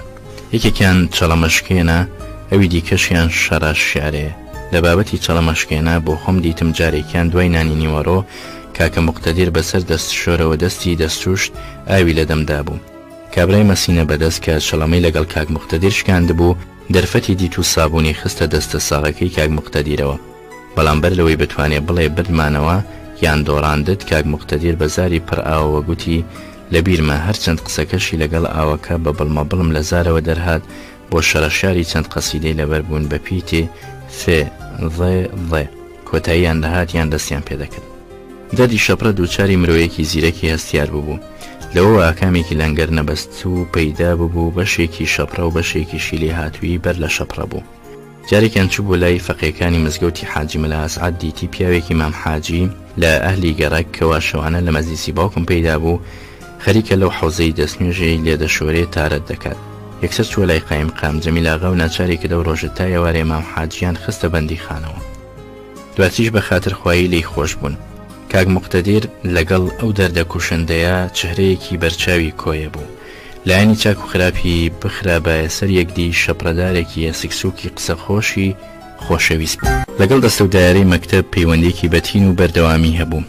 خۆشی بەر لەوەی دەردەکەی دووچار ببێ قوتابی و هاوڕێی ترس و دەوری مەلافەتاحی مەلایزەت و مەلا نافعی مەلا سبوح و کاک مەجیدی ئامۆزان بوو. ناویشی بەزیرەکی دەرکرد بوو. لەبیرمە کە قوتابی بووم ئەو ڕۆژەی کاک مقتەدیر هات بە مەکتەب مدیر و مامۆستاکان و قوتابیەکانی پۆلی 5 و 6 لەگەڵیدا خەریک دەبوون و دڵیان ڕادەگرت و ئەنواعی گەپ و سوحبەتی خۆشکەڵەیان بۆ دەهێنایەکایەوە. بەهاران قوتابیەکان کە حەزیان لە سەیران دەبوو مدیریشیان پێ ئیقنا نەدەکرا خێرا هانایان بۆ کاک مقتەدیر دەبرد و لای باوکم تکای بۆ دەکردن ئەویش پسوولەی بۆ مدیر دەنووسی. مدیریش خوا لێ خۆش بووی مەلا عەبدوڕەحمان شەرەف قسەی باوکمی نەدەشکاند و دەیکردە سەیران. ئیتر هوتافی بژی کاکە مقتەدیر لە قوتابیانەوە بەرز دەبەوە. کاک مقتەدیر بە گەلێک باردا بۆ کەسانی دەوروبەری خۆی مایەی خۆشوەختی و نوکتەبازی و فەرامۆشی بوو. لە هەر جێگایەک دیارکەوتبە یەکەما کامی دەرکەوتنی لای خەڵقەکە پێوە گەشانەوە دەبوو. تاڵایی دەردەکەی بە زۆری بۆ خزمی نزیکی خۆی بوو، لەگەڵ خزمانیش ئاغڵب هەر بە پێکەنین و گەپ و گەشایی دەیبردە سەر. 23 ساڵی کۆتایی و عمری حەزی دەکرد ژنی بۆ بهێن و بە هۆشە کولەکەی خۆی پشتگیری لەو حەزەی دەکرد. بە نمونە دەیگوت بەسەری جەنابی بابم فڵانە کە سوا دەکە لە بەردوژنان ئەمن سمێڵیشم گەورەترە لە سمێڵی ئەو واناکەم لە بەرژنەکی. کەلێک زار خەڵقەکە ئەم لایەنەیان دەکردە هۆی تەردەماغی و قۆشمەی و نوکتەی جۆرا و جۆریان لێ پەیدا دەکرد. یەکێک لە خەڵقی گەڕەک ژنێکی پیر و یەکێکی جەحێڵی هەبوو، خۆشی حەزی لە نوکتە بوو. دەیگوت کاک موقتەدیر ئەگەر حەزت لە ژنە داکی گەورەت مەبەستی ژنە پیرەکەی بوو لێ پیرۆز بێ. ئەوش بە دڵسافیەوە دەیگوت ناپیا و تووسەری جەنابی بابم وەها بکە لەبەر ژنە جوانەکەت لۆ خاتری من. کاک موقتەدیر هەر لە نیازی ژنهێنانەوە دەیگوت لە سربانان قیرەقیر شایی کاک موقتەدیر گورج خاڵی مەلاعیزت لێی دەقۆستەوە، لە کۆڵانان تەپوتۆز شایی خاڵ ڕدێم پۆز. ڕۆژێکیان با هەڵەداوان هات بۆ لای باوکم و بە گەرمی داوای لێکرد ژنێکی بۆ بهێنێ. باوکم پێیگوت ڕۆڵە من ژنم هێنا تۆی لێ بوویت، تۆ ژن بهێنی دەبێت چی لێ پەیدا بێ. لە چارەسەرکردنی دەردەکەی ئەوەی ممکن بوو هەوڵی بۆدرا. جارێکیان هەناردرا بۆ خەستەخانەی کەرکووک کە ئەوسا جارێ ئۆتۆمبیل پەیدا نەبوو بوو دیکتۆری ئینگلیز لەو خەستەخانەیە سەرپرشتیان دەکرد. جارێکی دواتر هەناردرا بەغدا. خاڵی مەلاعیزت و چەند کەسێکی دیکەی لەگەڵدا بوون. لە فەحسی ڕۆنتکین دەرکەوت ئێسکێکی جامی سەری سەرەژێر ڕۆچ و بووە ناو مێشکی. دکتۆرەکان بە مەلاعیزەتیان گوتبوو دەتوانین ئەمەلیاتی بۆ بکەین، بەڵام لایانی تێدا چوونی یەکجار بەهێزترە لە ڕزگاربوونی. مەلاعیزەتیش دڵی نەهاتبوو بیداتە دەم چەقۆکاریەکی کە سەدی نەوەدی بکێشێتەوە بۆ مردن. دواتر کە هاتنەوە بۆ کۆیە باوکم بە مەلاعیزەتی گوت خۆزی ئەمەلیاتەکەت بۆ دەکرد. گوتی قوربان وەڵاهی وەک ئەوەم دەهاتە پێشچاو کە بەرخ تەسلیمی قەساب بکەم، دڵم بڕوایی نەدا. ڕووداوێک لە کاک موقتەدیر دەگەرمەوە بەر لە مردنی بە چەند ڕۆژێک خۆم چاوم لێبوو کە ڕووی دەدا مەبەستیشم نییە خوێنەر بهێنمە سەر باوەڕکردن بە تعلیلی غەیبی. حەزەکە دیادەکە بداتەوە بە نەفس عەقلی باتین تا دوایی یا هەر شتێکی بە باوەڕی خۆی جێی متمانە بێ. بەڵام لێم بسەلمێنێ کە چی دەگەرمەوە یەک زەڕە گومان لە ڕاستبوونی ناکرێ. چەند ڕۆژێک بوو کاک موقتەدیر هەر باسی بەهەشت و مردنی دەکرد. هەتاکو جارێکیان ڕووی لە بابم ناوگوتی بابە بەسەری جەنابی بابم بەهەشت زۆر خۆشە، هەر دەبێ وا بکەین لەبەر بەهەشتێکی واتە دەبێ بچینە بەهەشت. باوکیشم مەیلە و بە زەردەخەنەوە پێی گوتەوە ڕۆڵەکەم خوا حەسبکە دەچینە بەهەشت، ئەمما جارێ زۆر جووە سەبری لێ بگرە. کاک موقتەدیر هەر لەسەر قسەی خۆی سوور بوو، تەنانەت پێوەی دیار بوو وەزعی یاسایی و عادەتی خۆی پێوە نەماوە و ئەگەر بتوانین بڵێن فکری هەبووە لە تەشویشدایە. ڕۆژێکیان چێشتەنگا و من لەگەڵ کاک موقتەدیر کە لە کەلەگی کۆشکی ماڵەوەمان کە بەسەر حەوشەی حرەمیدا دەنواری ڕاوەستا بووم. دیتم لە نەکاو کاک موقتەدیر ڕۆ و قیبلە چاوی ئەبڵق بوون و ڕووی بەزرکە، بەڵام بزرکانی گەشایی و هاواری کرد. وەڵاهی دیتم بەسەری جەنابی بابم دیتم، وەی چەند خۆشە بەهەشت. هەرەمەی گوت و گوڕی بەس بەرەو حەوشە لە پێپیلکانەوە سەرەژێر ڕۆیی بە خێراییەکی ئەو تۆ هەرگیزە و هەرگیز دەیەکی ئەوەش لەوە ڕەچاو نەدەکرا.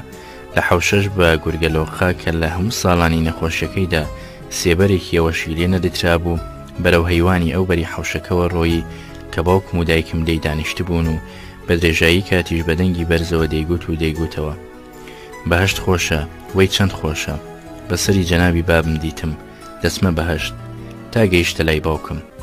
ئیتر ئەوەی دەگوت و دەسوڕا و دەگەڕا وەک سەرخۆش باوکیشم خەریک بوو هێوەری بکاتەوە. ڕاستەکەی جۆرە حەپەسانێکی بەسەر هەموو ماڵەکەدا هێنا. خۆم لەو تەمەنە 11 ساڵیمدا نەمدەزانی فکرم بۆ کوێ ببەم مەگەرەوەی کە بڵێم شێتێکە و هێزێکی وەک جەزبەگرتن و روژاندی یان بەڕاستی شتێکی هاتە بەرچاو لەو بەهەشتە بکات کە خۆی باوەڕی پێی هەبوو. بە هەمەحاڵ دیمەنەکە یەکجار بەو لای عادەتیەوە بوو. بە خەیاڵی کەسیشدانە دەهات موقتەدیر ئەو هێزەی ماوە یان قاچە سەقەتەکەی دەتوانێت هەنگاوی ئەو تۆیی پێ هەڵبهێنرێ. ئەو ڕۆژار خەریکی بەهەشت و بەهەشت خۆشە و دەچمە بەهەشت بوو. وابزانم هەر هێوارەی هەمان ڕۆژیان ڕۆژی سبەینێ فێیەکی وەهایگر خستی ناوجێگەوە و دەی بەهۆش نەهاتەوە. لە چەند ڕۆژێکدا کە کەوتە ناوجێگە و بردەوردە ژمارەی فێیەکانی زیادی کرد تاکو وەهای لێهات لە دەقیقەیەک 2 دەقیقەدا جارێکی دەگرتەوە، بەڵام بێ هەڵپە و زیرە و لینگە فرتێ هەرەوەندە بوو دەلەرزی و ڕووی دەبزڕکە. باوکم بە خەتی خۆی لە مەرگی موقتەدیر دامی بە عەرەبی نووسیوە. إنا لله وإنا إليه راجعون ولا حول ولا قوة إلا بالله العلي العظيم. توفي ابني وقر عيني المعصوم المبتلي بالفالج والصرع الشديد، وقد ذقت مرار الموت كل يوم مرات عديدة حين أرى نوبات صرعه. قد عجز الأطباء عن مداواته منذ سنين، وهو عبد المقتدر ولم يرى من عمره لذة، وقد تجاوز 20 في ليلة الخميس بعد الساعة 8 منها غر الشهر شعبان المعظم سنة 1348 هجري مقابل 1930 ميلادي. ئەم ساعە سامینە هی پاش ڕۆژاوایە نەک پاش نیوەڕۆ. مامۆستای نامەنووس کە یادی کاک مقتەدیری تێدا کرد بوو دەڵێ لە ساڵی 1927 زاینی ئیجازەی لە باوکم وەرگرتووە و ئاهەنگەکەشی لە مەدرسەی ناوبراودا بووە. ڕاستیەکەی من ئەو ئاهەنگەم بەبیردا نایەتەوە، یاخود دەبێ بڵێم لەو ئاهەنگانەی کە لەو مەدرسەیە بەرپا بوون نازانم کامیان هی مامۆستا بووە، بەڵام ئاهەنگێکی زووترم دێتەوە یاد کە جارێ نەچوو بوومە مەکتەب بە قەڵەباڵقێکی زۆری لەو مەدرسەیەدا کۆ دەکردەوە. باوکم کچی خۆی عەفت کە خوشکە گەورەی عەبدولمقتەدیر بوودا بە شێخ حەسەنی حاجی سەید گوڵ. شێخ حەسەن ئامۆزای دایکم بوو، منیش هەر پێم دەگوت خاڵە حەسەن. هەمووشمان بەو خوشکە گەورەیەمان دەگوت یا عیفەت.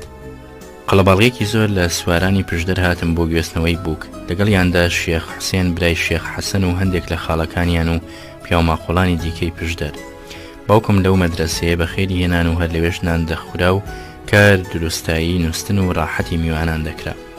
ئێستری باڵەبانی بەتاقەتی پان و پۆڕیان لەگەڵدا بوو، بە تایبەتی و ئێسترەی کە ژاوی بووکی بەسەرەوە بوو، بەستە زمانێکی هەڵکەوتوو بوو.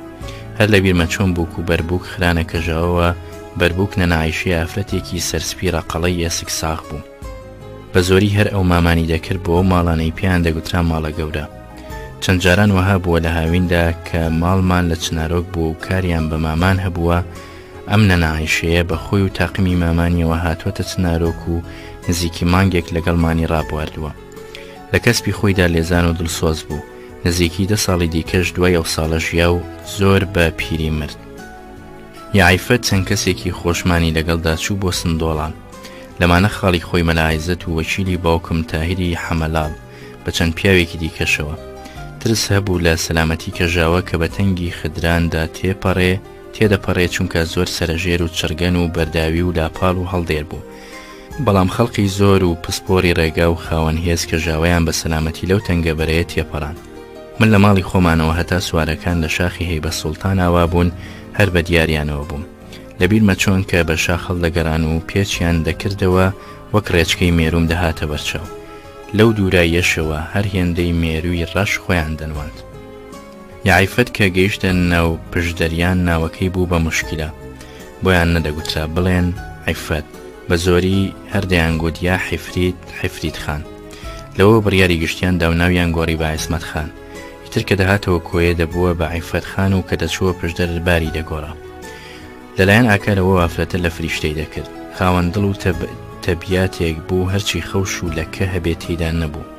دایکم کە گۆیە بۆ ئەو زەردایک بوو، من و نەجیبەش زەربرا و زەرخۆشک بەلایەوە وەها خۆشەویست بووین، هیچ سنووری نەبوو. تۆ بڵێ بۆچی ئەم جیهانەی ئادەمی زات هێندە بەدبەختە بە کەمبوونی ژمارەی مرۆیی ئەو تۆ. یاعیفەت وەک لە بیرمە دوای گواستنەوەی کە قوتابخانە کرایەوە من بووم بە قوتابی. بەر لەوە نەجیبەی خوشکم لە ساڵی 1925 چوو بۆ مەکتەب، منیش بێ ئەوەی گوێ بتەمە دەرس و دەوام هاتوچۆیەکەم دەکرد و مامۆستاکانیش لێیان دەسەرماندم بە کەیفی خۆم بچمە ژووری دەرس و بە کەیفی خۆم لێی دەرچم. بەڵام شتێک ڕوویدا لەو ساڵی چوونە مەکتەبی بێ خوێندن تاویکەیان دەدەرونم. نازانم چۆنە چۆنی و بە هۆی چ سەبەبێکەوە سەڵاحی ئامۆزام کە بە ساڵێک لە من گەورەتر و قوتابیش بوو لە حەوشی قوتابخانە شەقێکی لە مامۆستایەک هەڵدا ئەو دیمەنەکاری تێکردم بێوەستان گەرامەوە ماڵێ و بە باوکم گوت ناچمە مەکتەبێک قوتابی شەق لە مامۆستای هەڵبدا. لەوە بەولاوە هیچ سەروبەرێکی دیکەی ئەو ڕووداوەم لەبیر نەماوە. وابزانم لەو ساڵەدا نەچمەوە مەکتەب، نازانم ساڵی دواتر لە سەرەتای مەکتەب کرانەوەدا هەڵوەستم لە ئەسچوونە مەکتەب چۆم بووە. بەڵام ئەوەندەم دیتەوە بەر یاد ناوە بەهانەم دەدۆزیەوە بۆ خۆچینەوە لە مەکتەب. ڕەنگەم بەهانانە بڵقی بیرەوەری شەقەکەی ساڵی ڕابردوو بێت. بەر لە چۆن بۆ مەکتەب و ڕووداوی بەهات و بات و سەر و سەدام دێنەوە بەریات. یەکێکیان سەفەری دایکم بۆ بەغدا بەنیازی تەداوی وەک بشزانم ئەو عەبدولموقتەدیر و جەماعەتی لێرە بە پێشەوە باسکرا و بەیەکەوە سەفەریان کرد. ئێستا لە بارێکدانیم بتوانم پرس بەو کەسانە بکەم لە من چاکتر ئەو سەردەمەیان بەبیردا دێتەوە تا بزانم بە دڵنیایی ئاخۆ بەیەکەوە چوونە بەغدا یا بەجوودا. لە ڕووی چەند و چۆنی ژیانی منداڵیمەوە هیچ فەرقێک لەوەدا پەیدا نابێ ئایا چۆنا و چۆنی سەفەریان کرد. من بەهۆی دایانم یا ئیسمەتەوە بێدایکیم پێوە دیار نەبوو، زۆریشم مەبەست نەبوو لەگەڵ دایکم بم مادەم ئەو لەگەڵ بوونا یا ئیسمەتم لە کیس دەدا، بەڵام نەجیبەی خوشکم دڕنەی داگرت بۆ چوونە سەفەر. تەنانەت ئەوەی دوایەوەی قافڵەی سەفەر کردوان بەڕێکەوت و لە چووە دەر نەجیبە فرسەتی وەرگرت و بەرەوڕی قافڵە کەوتە قار. پیاوێکی زۆر لە پێشی باوکم ساڵحی ماماڵا و کەوتە شوێنی تا لە شار دەرچوون نەیگەیشتێ. نەجیبەی خوشکم دەیگەڕێتەوە دەڵێ بەغار لە دەرکی گەر و سۆرکەوە شوێن قافڵە کەوتم بەو ڕێگایەدا کەڕوە و هەولێر دەڕوە. ساڵحم زۆر جێهێشت بۆەوە و لەوانە نەبوو بتوانێ بمگرێ، بەڵام بۆ بێتاڵایی جوتیارێک کە هیچ ئاگەی لە بێن بڕکی ئێمە نەبوو لەو ژەکە لە گردی فشلە بە جووتەگاوە بەرەو مەزارەکانی لای یاخود مەزراکانی لایگردی عارەبی دەهاتە خوار. ساڵح بانگی کرد، هۆی جوتیار دادێ و کچەم لە بۆ بگرم. نەجیبە دەڵێ جوتیار ئاگەی لە هیچ شتێک نەبوو، بۆ بانگەوازەش بای سەری موێک خۆی نەچرچان. خۆگەر بەردەوام بامایە لە ڕاکردنەکەم جوتیاریشم نەدەگەیشتێ.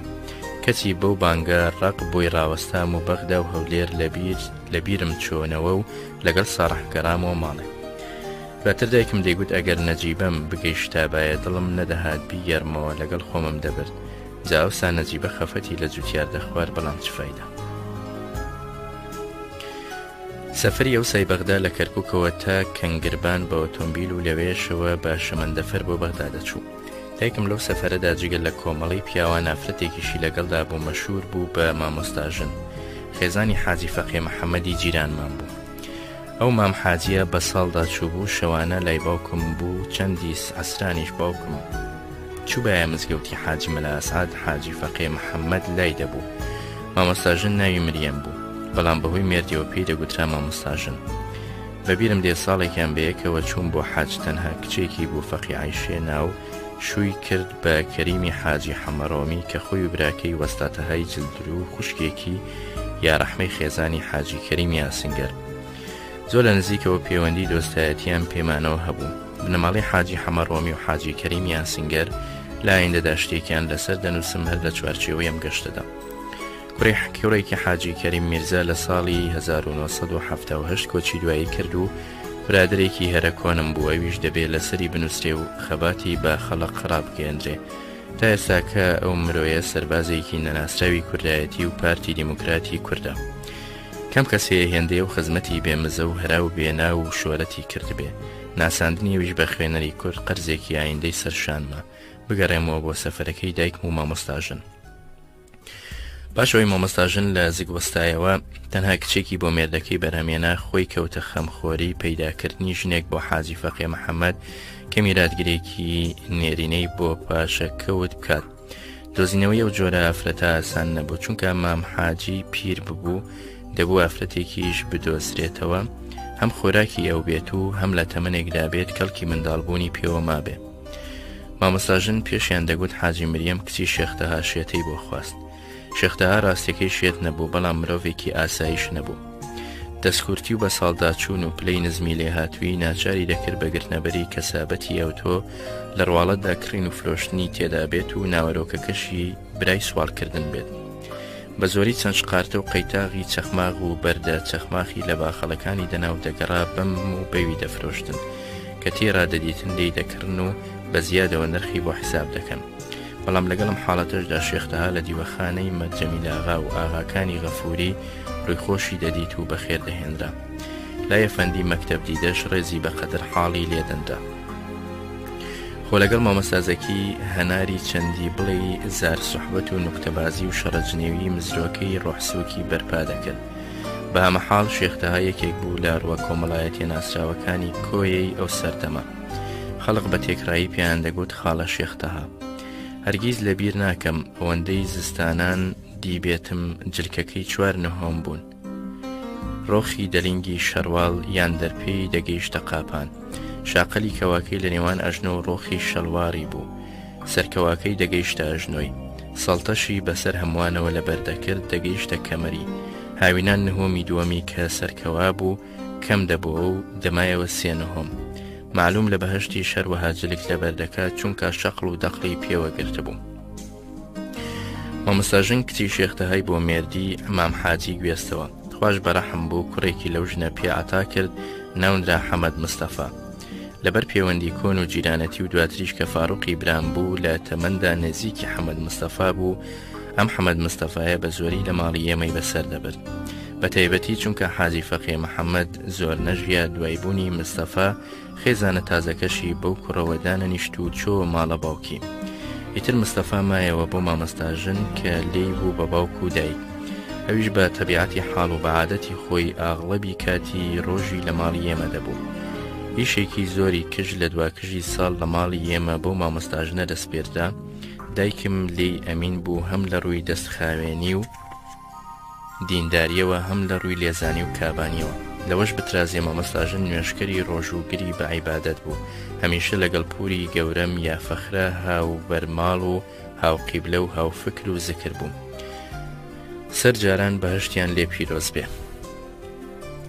ساڵی مردنی حاجی فەقێ محەممەدم لەبیر نییە، بەڵام سبەینەی کە خەبەری مەرگیزاندا لە مێشکم نەقش بەستوو بووە، چونکە ئەوەها ڕێککەوت لە بانێکی خۆمانەوە سرم بە حەوشەی ماڵی ئیمام حاجی داگرت، دیتم لەسەر تاتە شوار بە مردووی درێژکراوە. ئەو دیمەنم قەت لەبیر نەکرد. جاران بەر لەوەی ئەو خەڵقە لە یەکدی بکەوێتە کلکان دۆستایەتی و جیرانەتی و ئیش بە یەکدی بوون و فریای یەکدی کەوتن و حقوق پاراستن و خەسڵەتی ئەوتۆیی تاموشامێکی لە ژیانی سادەی ئەو سەردەمانە دەگێڕا. کەسیشی تێدا زەرەر کردوون نەدەبوو. ڕەنگە کەسێکی دەستەنکیش بواە لەو پەیوەندیانە پتر بە هرەمەند بێ تا دەگاتە بابای حاڵخۆش. دۆستایەتی و جیرانەتی حاجی فەقێ محەممەد و مامۆستاژنیش لەگەڵ ماڵی ئێمەدا بە درێژایی ڕۆژگار ڕۆپەڕەیەکی گەش و خۆشی ئەو سەردەمانە بوو. دەتوانم بڵێم هەرگیز ڕووی نەدا نە لەوان و نە لە ئێمە شتێک هەڵکەوێ و ببێتە جێی گلەیی لای دراوسەکەی. مامۆستاژن ئەمینداری دایکم بوو. لە هەرچی پێی دەگوترێ پیت و بەرەکەت و کەل و پەل و ئەسبابی ناوماڵ هەر لە برنج هەتا گەنم هەتا ڕۆن هەتا مێوژ و دۆشا و هەتا نیسک و ساوار و دانەوێڵە هەتا دار و چیلکە هەتا میوەی هاوینان هەتا مریشک و جوجەڵا هەتا جلک و بەرگی ناو سندوق هەتا پارە و پولێکی هەبوو بێ بۆ خەرجی هەمووی لە بەردەست و دەمی مامۆستاژندا بوو. ئەویش سوێندی لەگەڵدا بێ نەکردن کە دانەوێڵەیەک و فلسێکی بەلاوە نەناوە، بەڵکو بۆ ماڵەکەی ئێمە بەپەرۆشتر بوو لە ماڵی خۆی. 10,000 ڕەحمەت لە خاکی پاکی سەرقەبرت ئافرەتی خواناسی بە شەرەف. هەرو متمانە پێکردن و تێڕادیت نەبوو، وهای کرد دایکم بۆ سەفەری بەغدا مامۆستاژن لەگەڵ خۆیدا ببات. کە هاتنەوە دوای چەند مانگێک باشترین دیاری دایکم بۆ منەوە بوو پەیکەری بزنێکی بەسەر تەختەیەکی ڕەوڕەوەداری بۆ هێنابووم، درێژایەکەی 25 سانتیمەترێک دەبوو کە ڕیشت ڕاکێشابایە دەیباران. بۆ سەردەمەی 1925 عاجباتی وەها لە شوێنی وەکو کۆیەدا کاری مۆتۆرسکایلی ئیمڕۆکەی دەکرد. بگرە پتریش منداڵانی گەڕێک پێوەی حەپەسا بوون، تا ئەوەی ئیمتیازێکی گەورە بوو بهێڵم یەکێک لەو منداڵانە ڕیشی بزنەکەم ڕابکێشێ. بەڵام هیچ شتێک نەمر نییە. بزنەکەی منیش هەروەها. لە پێشەوە وردە وردە لێی تێردەبووم. اینجا تووکەکەی واتە مووەکەی بەرەبەرە دەوەری زۆری نەبر چاوێکی ئینجاوی دیکەشی دەرپەڕی تاکو لە ئاکامدا باڕیشی پێنەما. ئیتر چووە گۆرەستانی مێژووەوە. بەڵام حکایەتی سەفەرەکە گەلێک دوای جوانە مەرەکبوونی بزنەکەم کۆڕی مەزلیسی دایکمی خۆش دەکرد و گوێم لێی دەگرت و زۆریشم حەز لێ دەکرد. بەغدا ئەوسا هەرچەند بەلای ئەوروپاییەوە دەیەکی گەورەی ناڕێک و دواکەوتوو بوو، بێگومان بەلای کوردەواریەوە شادگەی خەون و خەیاڵ بوو. ئەو حکایەتانەی کە لە زاری دایکی خۆمەوە دەگیرانەوە بۆ هاوڕێکانم هەستێکی شانازی پێدەبەخشیم، لە چاو ئەوەی قسەبیستی بابایەکی بازرگانیان سەفەرکردوویەکی هاکەزایی ببیام. ڕەنگە ئەوسا دایکم یەکەم ئافرەتی ئەو ڕۆژگاری کۆیە بوو بێ سەفەری وەها بەدەنگ و سەدای بۆ بەغدا کردبێت. چۆنی پیاو بۆ هەر کوێیەک بێت ئەو مانایە نابەخشێ، سەفەری ئافرەت دەیبەخشێ.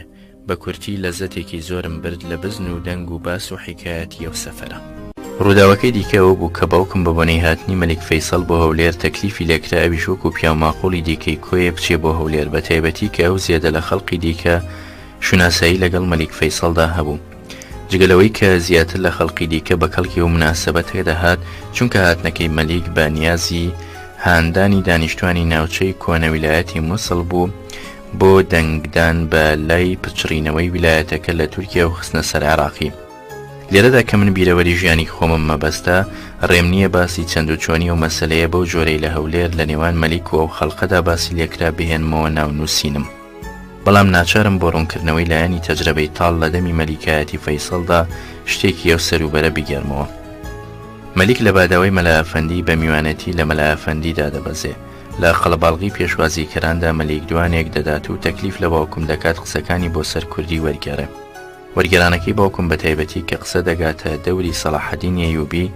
لە پاراستنی ئیسلام و ڕۆژهەڵات شەوق و ڕەونەقێکی بێئەندازە بۆ قسانە دەدات پێی ناوێت زۆر بە دوا قسام کەوم ئەو حاڵوبارە لەو ڕۆژوەڵکەوتەدا سنگێکی زۆر بە هەڵوەست و شخصیەتی باوکم دەدات سەبیح نەشئەت کە وەزیرێکی هەولێری بوو دێتە لای و پێی دەڵێ قوربان لەم بارەدا هەرچی بەفەرمووی جێبەجێ دەکرێ فرسەتیش هەموو جاران ناگەڕێتەوە چه ئارەزوێکت هەیە مەلیک بۆتی ڕەوا دەبینیم باوکم پێی دەڵێتەوە سەبیح من کە لەگەڵ خستنە سەر مووسڵم بۆ عێراق لە باوەڕەوە دەدوێم وەلای خۆشم بە پارەی هەموو دنیا نافرۆشم ئاخۆ دەبێ من تەماو ئارەزووی چم هەبێ ئەگەر لە دوا ڕۆژدا بە پێی هەڵکەوتی زەمانە مراجعەیەکی حکوومەتم کرد لەو مەسلحەتەی کە هەیتم وا دەزانم پێویست نییە گومان بەرم بۆ ئەوەی لەمپەری دەخرێتە بەر سەبیح نەشئەت چەندێکی پێدا دەگرێت لەسەر هەندێک کە باوکم تەکلیفێک بخاتە ڕوو باوکم نایسەلمێنێ دواتر پێشبینی سەبیح نەشئەت هاتە جێ و حاڵ گەیشتە بارێک کە حکوومەت خۆی دەستی بەسەر هەندێ مڵکمانداگرت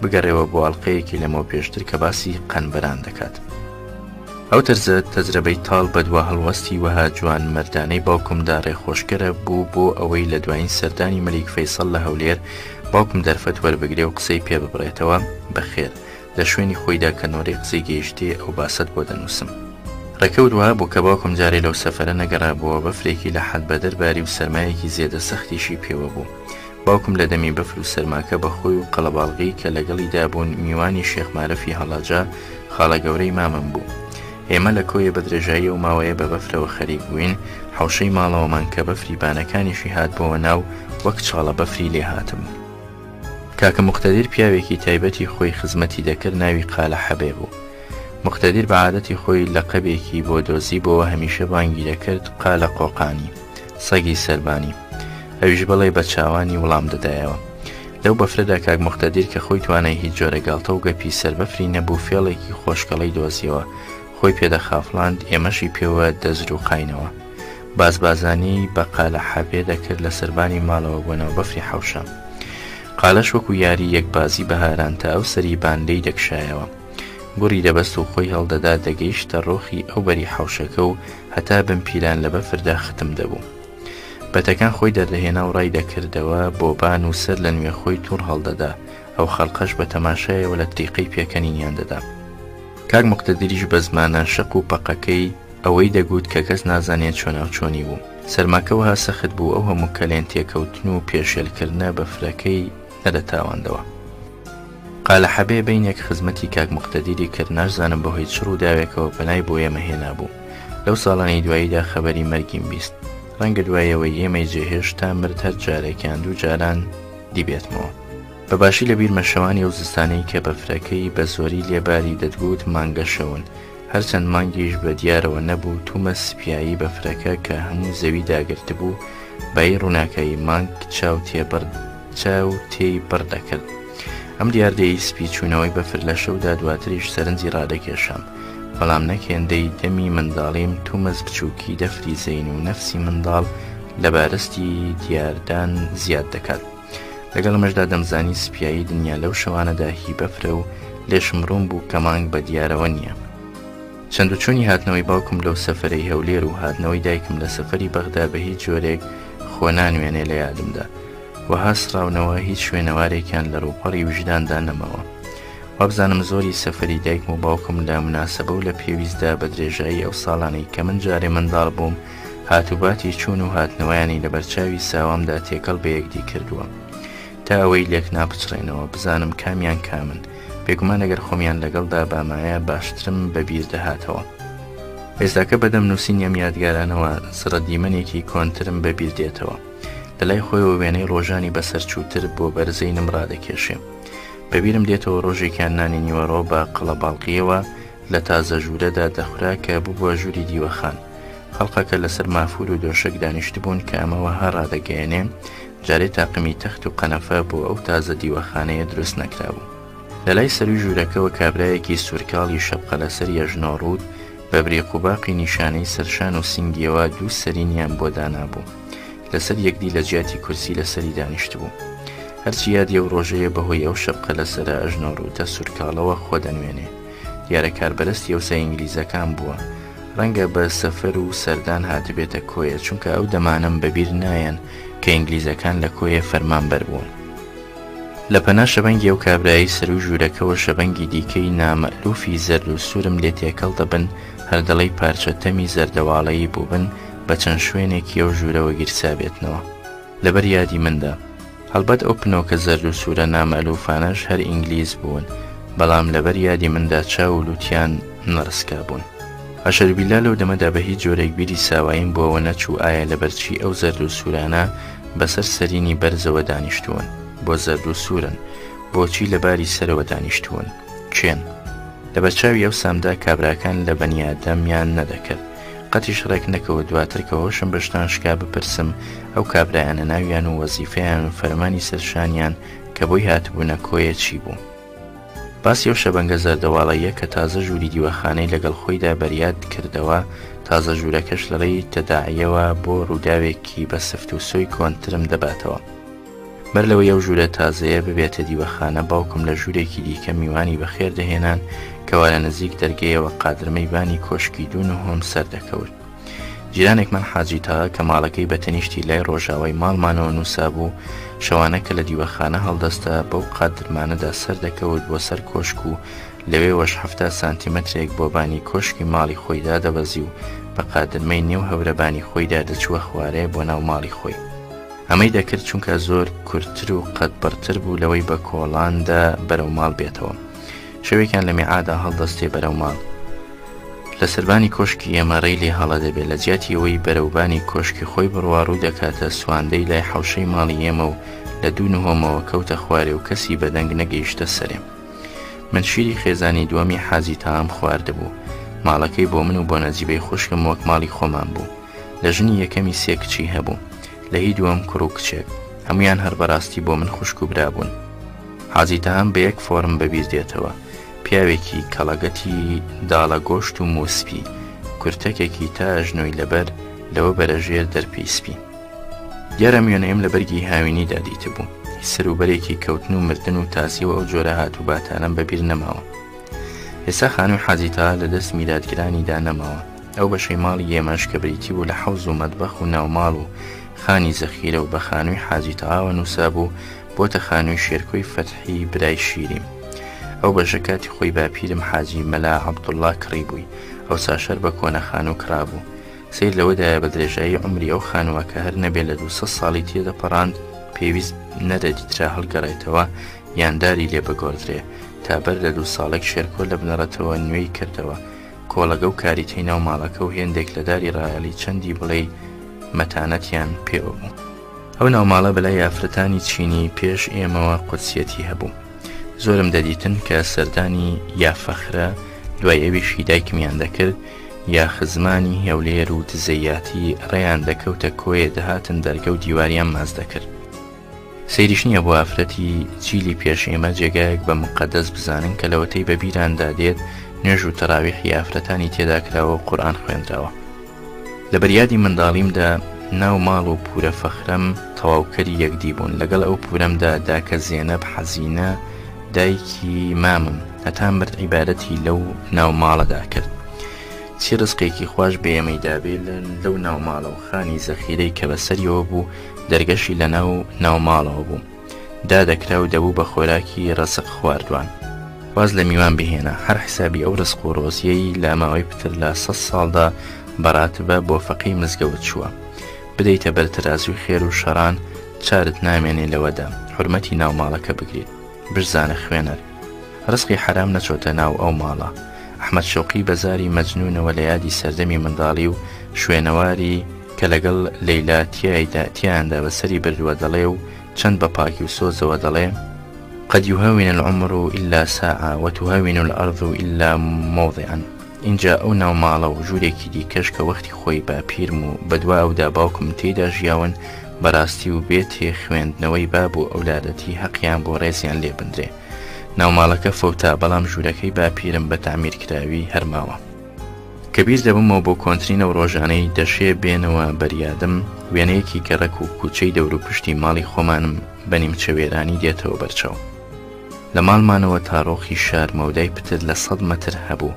هەمووی وێران بوو لە نێوان ئێمە و مزگەوتی حاجی مەلا ئەسعەد کە بە ئەسڵ لە دەرەوەی شوورەی شار بووە مەودایەکی بەرین هەبوو پێیان دەگوت کاولی عەلیبەگ شوێنگەمەی منداڵ و جەحێڵان بوو دیارە کاتی خۆی بابایەکی عەلیبەگ ناو خاوەن مڵک و ماڵ بووە لەو ناوەدا بەسەر ئەو کاولەوە بەرەو خوار و بەرەو ژوور هەر وێرانگە هەبوو دەتوانم بڵێم لە ڕووپێوێکدا کە هەڵدەگرێ بەر لە وێرانبوونی دە 15 خێزانێکی تێدا ژیابێ تەنها 2 خانووی شڕی بە پێوە مابوو یەکێکیان ماڵی مام عەلی ئەوی دیکەشیان ماڵی مام قادر کە پێیان دەگوت قالە خەجێ خێزانی ئەو مام قادرە ژنێکی پان و پۆڕ و وەکو مێردەکەی بە ساڵدا چوو بوو نازناوی کوپەیان پێوە نابوو بوو بۆ خەجێ کوپە ئەو ژن و مێردە بێوەچە بڕانەوە زۆر منداڵ بووم دەمە و پاییز بوو سبەینەیەکیان کە خەبەرم بۆ بیستم دەگوترا ماڵی خەجێ کوپەیان بڕیوە ماڵەکەیان دەمەترێک لە ئێمە دوور بوو باغار چوم دیتم لە قونەبانی لای چۆڵی بە دیوی مزگەوتی حاجی مەلا ئەسعەددا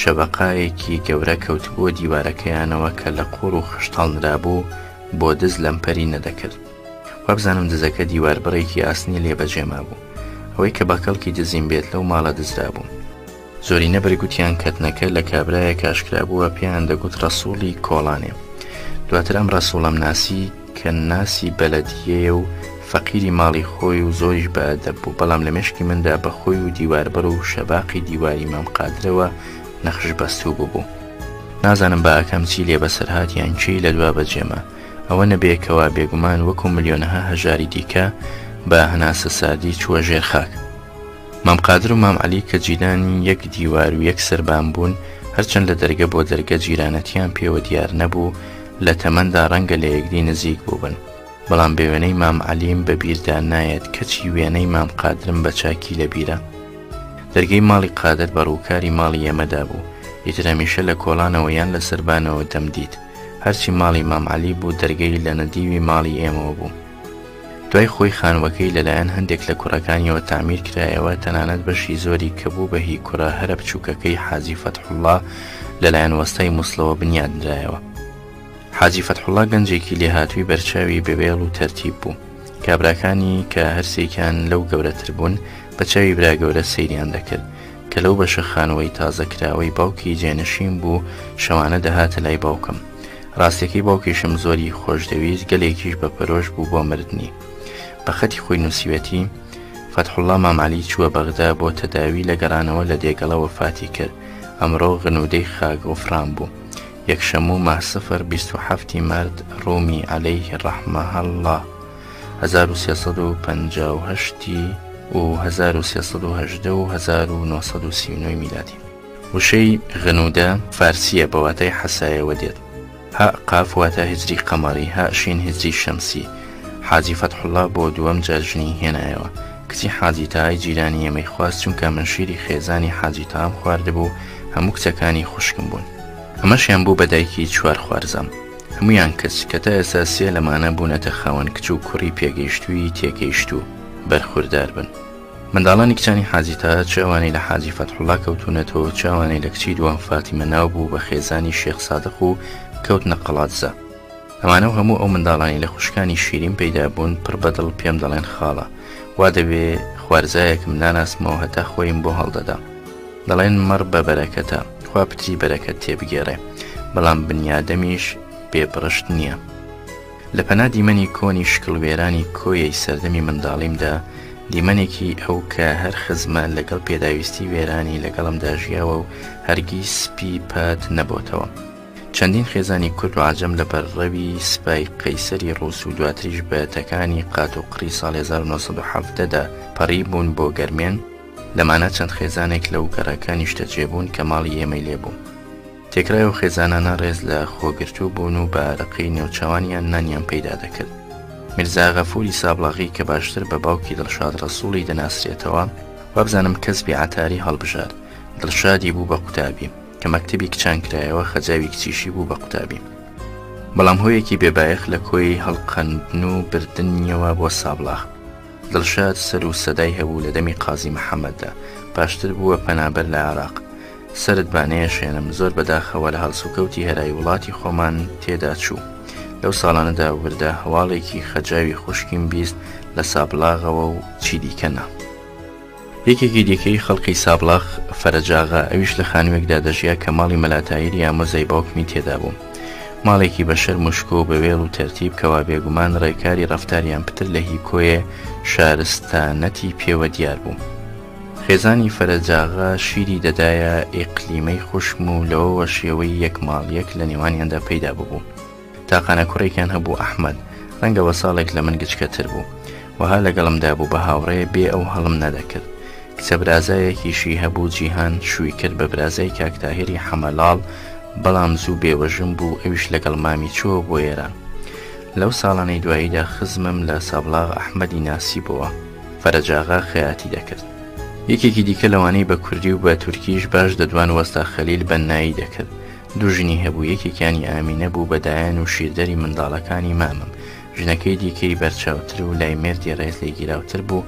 کوڕێکی لی هەبوو مەجید ناو، هەمیشە لەگەڵ خۆیدا دەیگێڕا و سەرپەرشتی هێندە سەروبەری کاری بەنایی پێدەکرد کە لە عومری بوەشێتەوە. ئەم مەجیدە هەرگیز تێکەڵ بە منداڵی کۆیەن نەبوو، قەتیش نەدیترا لەگەڵ هیچ کیژێکدا بەشداری گەمەوگەپی کۆڵانە بکە. لە ئامینە کوڕێکی هەبوو بە ناوی جەلیل، بەڵام لە منداڵیدا سەر سەپۆڵا بوو، پێیان دەگوت سەرەگا. اینجا کە حەمالی ئامۆزان بوو بە 4-5 ساڵی قەڵسم دەکرد و پێم دەگوت حەمە عەلی برای سەرەگایە.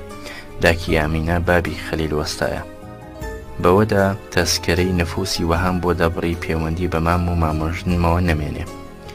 وەستا خەلیل براگەورەی بەرە ماڵێک بوو، ئێواران لە هاویناندا بەر لە ڕۆژاوا هەمویان لە سەربان بەڕێکیدا دەنیشتن و شامیان دەخوارد و بە دوای شامدا سیغارەیان دەپێچایەوە و دیشلەمەیان دەخواردەوە. زۆری نەدەبردە چوونە ناو نوێنەوە. وابزانم براکی وەستا خەلیل ناوی وەستا ئەحمەد بوو. وەک لە بیرمە بە هیچ جۆرێک شکلی برایەتیان پێوە دیار نەبوو. خەلیل شوش و باریک، ئەحمەد خینگەملەی پان و پۆڕ. ئەوەی لە بیرمە لەو ماڵانە کچێک هەبوو ناوی مەڕاڵ بوو. قەتیش لەوە بە پێش ناوی ئەو تۆ لە کۆیە نەبیستا بوو. بە شکل ئەو مەڕاڵا دەچووە سەر براکەی وەستا خەلیل. یەکێکی دیکە کەویش لە گەڕێکی یەمەنیشتەجێ بوو، ناوی مستەفا بوو، لەبەر کەڵەگەتی پێیان دەگوت مستەفا درێژ. ئێستا کوڕێکی محەممەد ناوی لە هەولێر خاوەندوکانی کەباب و گۆشتە. محەممەد هاوڕێی منداڵی و گەمەوگەپی تۆپانێ و خواجەڕۆیی و زرینگ تاوەم بوو. چەند ساڵێک لەمەوبەر بە تایبەتی بە خۆم و چەند برادرێکمەوە چووینە دووکانەکەی، تێر بە زگنان و کەباب و تکەمان لە خوارد بە ماستا و چایەوە. کابرایەکی دیکەی عەجەم کە کوردیەکەی زۆر شەڕ بوو، باشترین وەستای شیرنەمەنی بوو. لە شکلی زلابیەی ئەمڕۆکە شیرنایەکی دروست دەکرد، بەڵام مادەکەی گەرم بوو، لینجایی زلابیەی پێوە نەبوو. ناومان لەو شیرنایە نابوو پەنجەرە. باوەڕ ناکەم شتی لەوە خۆشتر لە هیچ دەستێکی ڕەنگین بڕەخسێ. کوڕێکی هەبوو کتومت خۆی بوو بچووک بووە، ناوی هیچ کامێکیانم نەدەزانی. ئەوە نەبێ پیاوەکە شەکر بەنانی لێ بووە لەقەب، چونکە دەگەڕا بۆ فرۆشتنی بابەتەکەی بە لەهجەی عەجەمانەی خۆی دەنگی بەرز دەکرد و دەیگوت شەکەر بەنانە، شەکەر بە پارە، های شەکەر های شەکەر. لە وشەی شەکەردا دەنگی کافەکەی کلۆر دەکرد، وەک کە لە کوردیدا لە وشەی وەک کوێدا کلۆر دەکرێت. ئەو وەستایە جلوبەرگیشی عەجەمانە بوو. زوش گەڕایەوە بۆ دیوی ئێران. هەندێک لەو پەنابەرانەمانەوە لە کۆیە و لە ئاکامدا بوون بە خاوەن ماڵ و منداڵ و کەسابەت. یەکێکیان تا ئێستاش بە لەقەبەوە ناوی دەبردێ و پێی دەڵێن نالە عەجەم، کەچی وەک بزانم زمانی هیچ شێوەی عەجەمایەتی پێوە دیار نەبوو. قەی ناکە مامە نادر لە پیاوان دەقەومێ.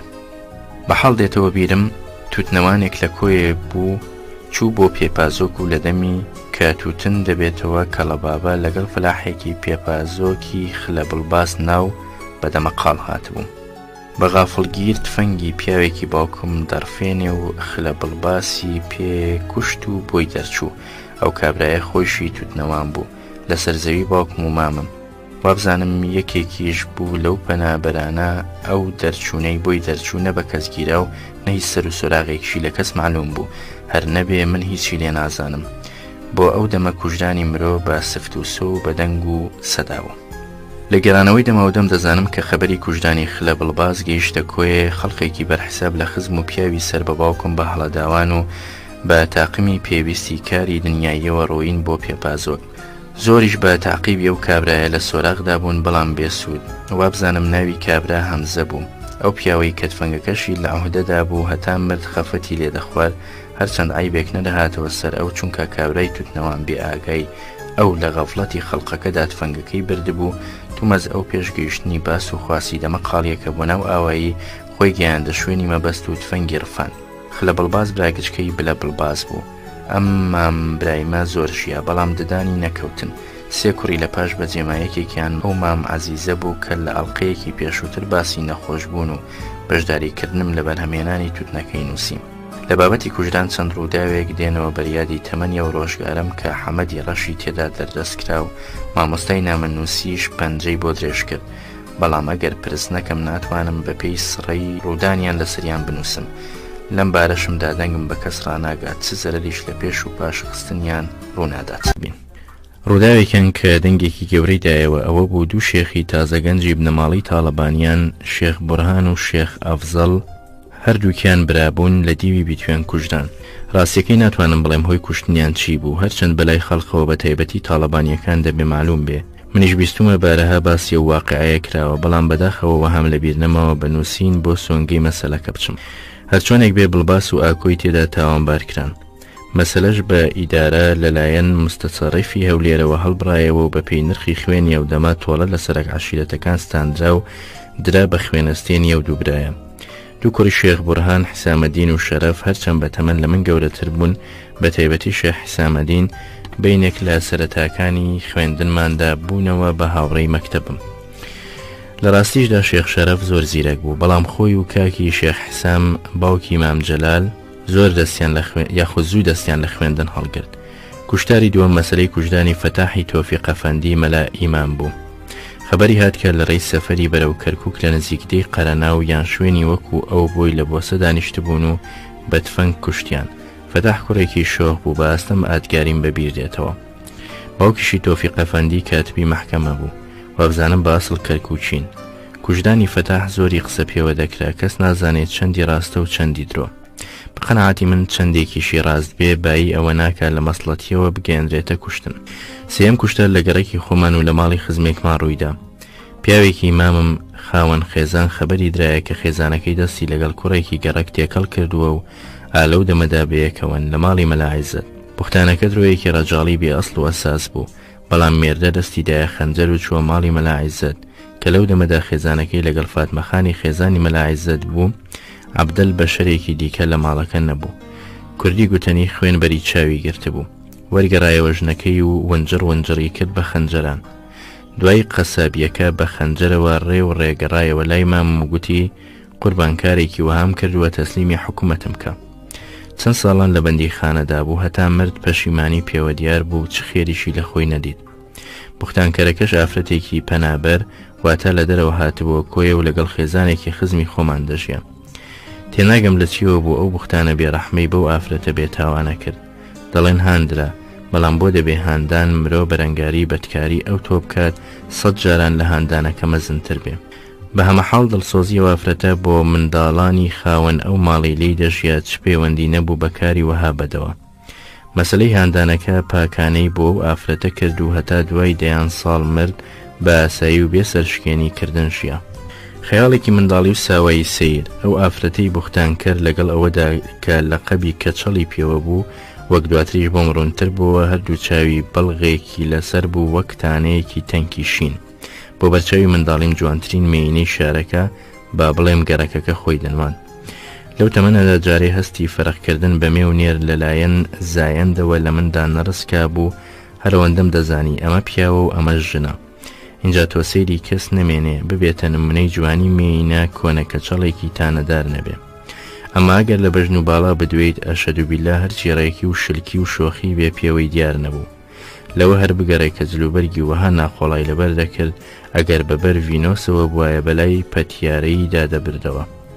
چاک بخوا ڕەحمی پێکردم، ئەم زڕە بە هەڵەدا چوونە لەگەڵم فراژی نەبوو. زوو لە سەهوەکەم دەرچووم. تا ساڵەهای دوور و درێژی شەرمم دەکرد ئەو ڕازەم بدرکێنمەوە بڵێم فڵانە ئەیفرید بووکی خەیاڵی ساواییم بوو. بەڵام دەبێدان بەوە دابهێنم کە ئەم خولیایی شەیدا بوون ئەگەر تعبیرەکە زیادەیی تێدا نەبێ بۆ باری پێچەوانە هەر لە ئاست ئەم ئافرەتە لێمی بەدەر نەدا. زۆر جاران وەها دەبوو دڵم شتێکی پەسەند دەکرد کە لە دەست هاوڕێیەکەمدایە گەلێک بەرەژێرتر لەوەی خۆم هەیەتم، یان کەڵەبابێکم بە قارەماندا دەنا کە لەبەر زۆر کەڵەبابان هەڵدەهات. هەرجارەش بەهانەیەکی خۆتەفرەدەرم دەدۆزیەوە بۆ ئەوەی ماوەیەکی دوور و درێژ پەنجە لە سەهوەکەم گیر بکەم و لەزەتی لێوەرگرم. یەکەم جارە ئەم ڕازە دەدرکێنم، زۆریش لەگەڵ خۆمدا لێکدانەوەم کردووە بۆ دۆزینەوەی هۆی مەیلی وەهانا لەبار لە تەمەنی ساوایی و منداڵیمدا. بێەوەی بگەم بە هیچ ئەنجامێک لە کەسیشم نەپرسیوە ئایا وەک من مەیلی ئەو تۆیی هەبوو بێ، چونکە هەتا مەیلە و ناکامڵ بووم شەرمم دەکرد منداڵی خۆم بە ئاشکراکردنی ئەو مەیلم لە بەرچاوی برادەر دزێ بکەم. دواتریش مەشغەڵەتی گەورەتر بۆ خۆی دەزیمەوە، پشکنینەوەی شتی ئەو تۆیی پتر لە بەلای کاری زانای نەفسدا دەچێتەوە. هەرچەند قسە لێوەکردنی لەلایەن هەر کەسێکەوە بێت چ زەرەری تێدا نییە بگرە لەوانەیە سوودیشی هەبێ، بەڵکو خوا و ڕاستان بە وتوێژ و لێکدی بیستنەوە گرەیەکی دەرونی بکرێتەوە. بچمەوە بۆ لای ئەو دەست و پەیوەندانەی لە منداڵیمدا یارمەتێدەری ماڵەکەمان بوون. لە پێشەوە دەبێ ئەوە بڵێم بەر لەو ساڵانەی دوایی عادەت نەبوو ئافرەتی یاریدەدەر بە مانگانە و مزەی قەراردادا خزمەت بکات. کوردی زاراوەیەکی هەیە دەڵێ نانوزک کە بریتە لە خواردن و لەبەرکردن و ناوناوە خەرجیەکی سوو. ئەمە بوو مزەی ئافرەتێکی بکەوتایە ماڵی بێگانە، بەڵام وە نییە هەموو جاران ئەو ماڵانەی ئیشکەری ئافرەتیان دەبێ وەکو یەکدی بن لە نەوازش و بەخشندەیی. زاراوەیەکی دیکەی کوردی هەیە لێرەدا جێی خۆی دەکاتەوە، دەڵێن فڵانە کەس سایە چەورە، بێدوودڵی و بێگومان و بێخۆ هەڵکێشان. ماڵی ئێمە لە قەدیمەوە سایە چەور بووە، چونکە هەم بەبەریەوە هەبووە ئەو خەڵقەی دەوری لێدەدەن بەگرد و کۆیەوە خەریک بن، هەم حسابی حەسقێلیشی لەگەڵ کەسدا نەکردووە. ئافرەتێکم نەدیتوە هاتبێتە ماڵمان و مابێتەوە نەبوو بێتە خاوەن جلک و بەرگی زۆر و زەبەندی بایی گیازی بوو بکات، ویا پتر لەوەی پێی دەڵێن لە قەدەر حاڵ چاک و خشتی پێکەوە نەنابێ ویا دەسمایی کەسابەتی لە پرێسکەدا نەبوو بێ. ڕاستەکەی ئەگەر هاتبایە ماڵێکی وەکو ماڵی ئێمە مانگانەی بەو کۆمەڵە ئافرەتە بدابایە کە هەمیشە لەگەڵماندا دەژیان دەبوو بکەوینە سوال و سەدەقا، ئیش زۆری و بەرپرسیاربوونی گەلێک لایەنی بەرک و ناچاربوون باڵگرتنی قورسایی باری نالەباری کۆمەڵایەتی وهای دەکرد کە ماڵەکەمان سەرڕایەوەی هەمیشە 4-5 ئافرەتمان لە ماڵدا هەبێ، جگە لە دایک و پور و چیش دەبوو بۆ نانکردن و ساوار کوڵاندن و زۆر کاری دیکەی ئەو تۆیش لەلاوە ئافرەتی دیکەی یاریدەدەر بێن و جێبەجێ بکەن. لەلایەن یاریدەدەری پیاوەوە ئەو کەسی وڵاغی دەیجێرا بۆ چ بۆ دارهێنان بێ لە شاخەوە چ بۆ کاروانچێتی بێ مانگانەی هەبوو لەگەڵ جلوبەرگی ساڵانە. ئەوانی دیکە مزەی قەراردادەیان نەبوو، بەڵام هەمیشە پۆشتە بوون و خەرجیان ناوە ناوە دەدرایە. خۆشیان مەودای مامڵەت و کەسابەتیان لە پێش ئاچوخ بوو، چونکە پەیوەندیمان بەدەشت و دەر و کرمانجەوە ڕێی بۆ دەکردنەوە پتر لە بابایەکی لاوەکی لە سەلەم و کڕین و پێفرۆشتنەوە و ئەو جۆرە مامڵەتانە سوودمەند ببن. خولاسە ئەگەر بۆ خۆشمان لایەنی ئابووریمان لە سەغڵەتیدا بوو بێ یاریدەدەرەکانمان هەمیشە تێر و تەسەل بوون، خۆگەر ئێمە تێربین ئەوان تێرتر دەبوون. یاریدەدەرێکی هەرە کۆنی بەبیرم بێتەوە ناوی مام ئاوڕەحمان بوو، مووی ماش و برنج بوو، کورتە باڵای ئەسمەرەی مەیلە و گەرش عەسەبی بوو، بەڵام هەتا بڵێ ڕوحسوک بوو، کەسیش لەو عەسەبیەتەی زویر نەدەبوو. 3 گوێ درێژی دەگەڕا بەدارکەری و کاروانچێتی و سەردانی مڵکان و گوێزەی دەغڵ و مێوە و شتی دیکەش. وەک دێتەوە بیرم کە جارێ زۆریش منداڵ بووم دەل و تەبیات بوو. جارێکیان یەک لە پیاوەکان مریشکێک سەردەبڕێت پولی گەورەم دەکەوێتە شوبهە لەوەی کە بە پێی شەرع مردار بووەتەوە. چەندی دەکەن لە قسەی خۆی لانادا، ئەهلی مەتبەخ پیان خەسار بوو مریشکی وەها قەڵە و ناسک فڕێ بدرێ، کوڵاندیان و لیان نەخوارد. هەڵیان گرت هەتا مام ئەوڕەحمان لە داران هاتەوە کەنانیان لە پێشدانا ڕان و سنگ و قاڵچەی تەواوی مریشکی بەسەرەوە بوو. وتبووی بەخوای و ماستم موویکی تێدایە، ئەمما وەڵاهی 1000 مووی تێدا بێدەی خۆم. مام ئەوڕەحمان نوێژی نەدەکرد. جارێکیان ماڵ لە سنارۆک بوون لە کۆیە بەرە ئێوارە دەگەڕایەوە کە گەیشتە سەرکانی تووەڕەش و وڵاغی بەردانە ئاو خواردنەوە پێیان گوت ئەگەر نوێژی عەسر بکات 2 ئانەی دەدەنێ. ئەویش بە مامڵەتەکە رازی بوو. خێرا دەست نوێژی شوشت و نوێژەکەی کرد. کەچی لی پەشیمان بوونەوە پارەکەیان نەدایە. ئەویش پێیگوتن وا تێدەگەن فێڵتان لێ کردووم، دەنا بە حەقی قورئان دەمزانی لێم لە فێڵن، ئەمنیش نەفاتیحە و نەتەحیاتم لەو نوێژەدا نەخوێندووە. ڕۆیشتنیشی لە ماڵمان وەکو خۆی سیر بوو. سبەینەیەکی هاوین یاعیفەتی خوشکە گەورەم بە دەبینێ مام ئەوڕەحمان لێفێکی هیزاری لەسەر خۆڵ ڕاخستووە، یەکێکی جانگیشی بە خۆی داداوە. ئەویش پێی دەڵێ دەبوو جانگەکە ڕابخەی و هیزارەکە بە خۆت دادەی. لەوەوە هاتۆرا سوێندی خوارکە 1 دەقیقەی دیکە لەو ماڵە بەسەر نەبا. لەوە بەولاوە مام ئەوڕەحمانم نەدیتەوە. یەکێکی دیکەی زۆر کۆن لەو پیاوانەی خزمەتی باوکمیان کردووە ساڵحی مام ئەوڵا بوو. ئەو مرۆیە وەها دڵسۆز و وەفاکار و بەئەدەب و لێزان بوو، لە خزمتر حساب دەکرا. لە حکوومەت وەزیفەی مباشری محکەمەی هەبوو. ئەو سەباوکیشم قازی بوو. ئیتر ساڵح شەو ڕۆژە لە خزمەتیدا بوو. لەگەڵ لێهاتوویدا خوێندەواریش بوو. یەکێکیش بوو لەو حکایەت زانانەی دەم و ئارداوێژیان بەتام بوو. لەوەوە شەوانی زستان دوای بەسەرچوونی دەمی دیوەخانە و پیربوونی دانیشتنی دووەمی خزمە نزیکەکانی وەکو مام و مەلاعیزەت لای باوکم کە هەمیشە بە شێوەیەکی شیرین و بەتام چ لەلایەن قسەی خۆش و نوکتە و سوحبەتەوە بێ و چ لەلایەن شەوچەرەوە بێ ڕادەبوێردرا. ساڵح ڕادەسایە حکایەتە خوانی هەتا باوکم دەچووە خەو. ناوە ناوەڵە ساڵح هەستی ڕادەکرد بزانێ باوکم خەوی لێکەوتووە یان جارێ بەخەبەرە. اینجا ئەگەر بەدەنگ نەهات باە ئەویش دەچووە سەرباری نووسن. واش دەبوو باوکم دەیگوت ئێی سالی، زۆر جار پێی دەگوت سالی لە جیاتی ساڵح دێوی ڕەش چی کردووە. ئیترەویش دەکەوتە سەر حکایەت خوانیەکەی. گەلێک شەوان دانیشتەکەی دووەمی ئەو کۆمەڵەی لای باوکم دەمانەوە بە خوێندنەوەی داستانەکانی ئەسکەندەرنامە و ئەمیرەرسەلام بەسەر دەبرا. وا دەبوو کە گەیشتمە تەمەنی گوێگرتن لە حکایەتی بە سەروبەر شەو لای باوکم دەخەوتم.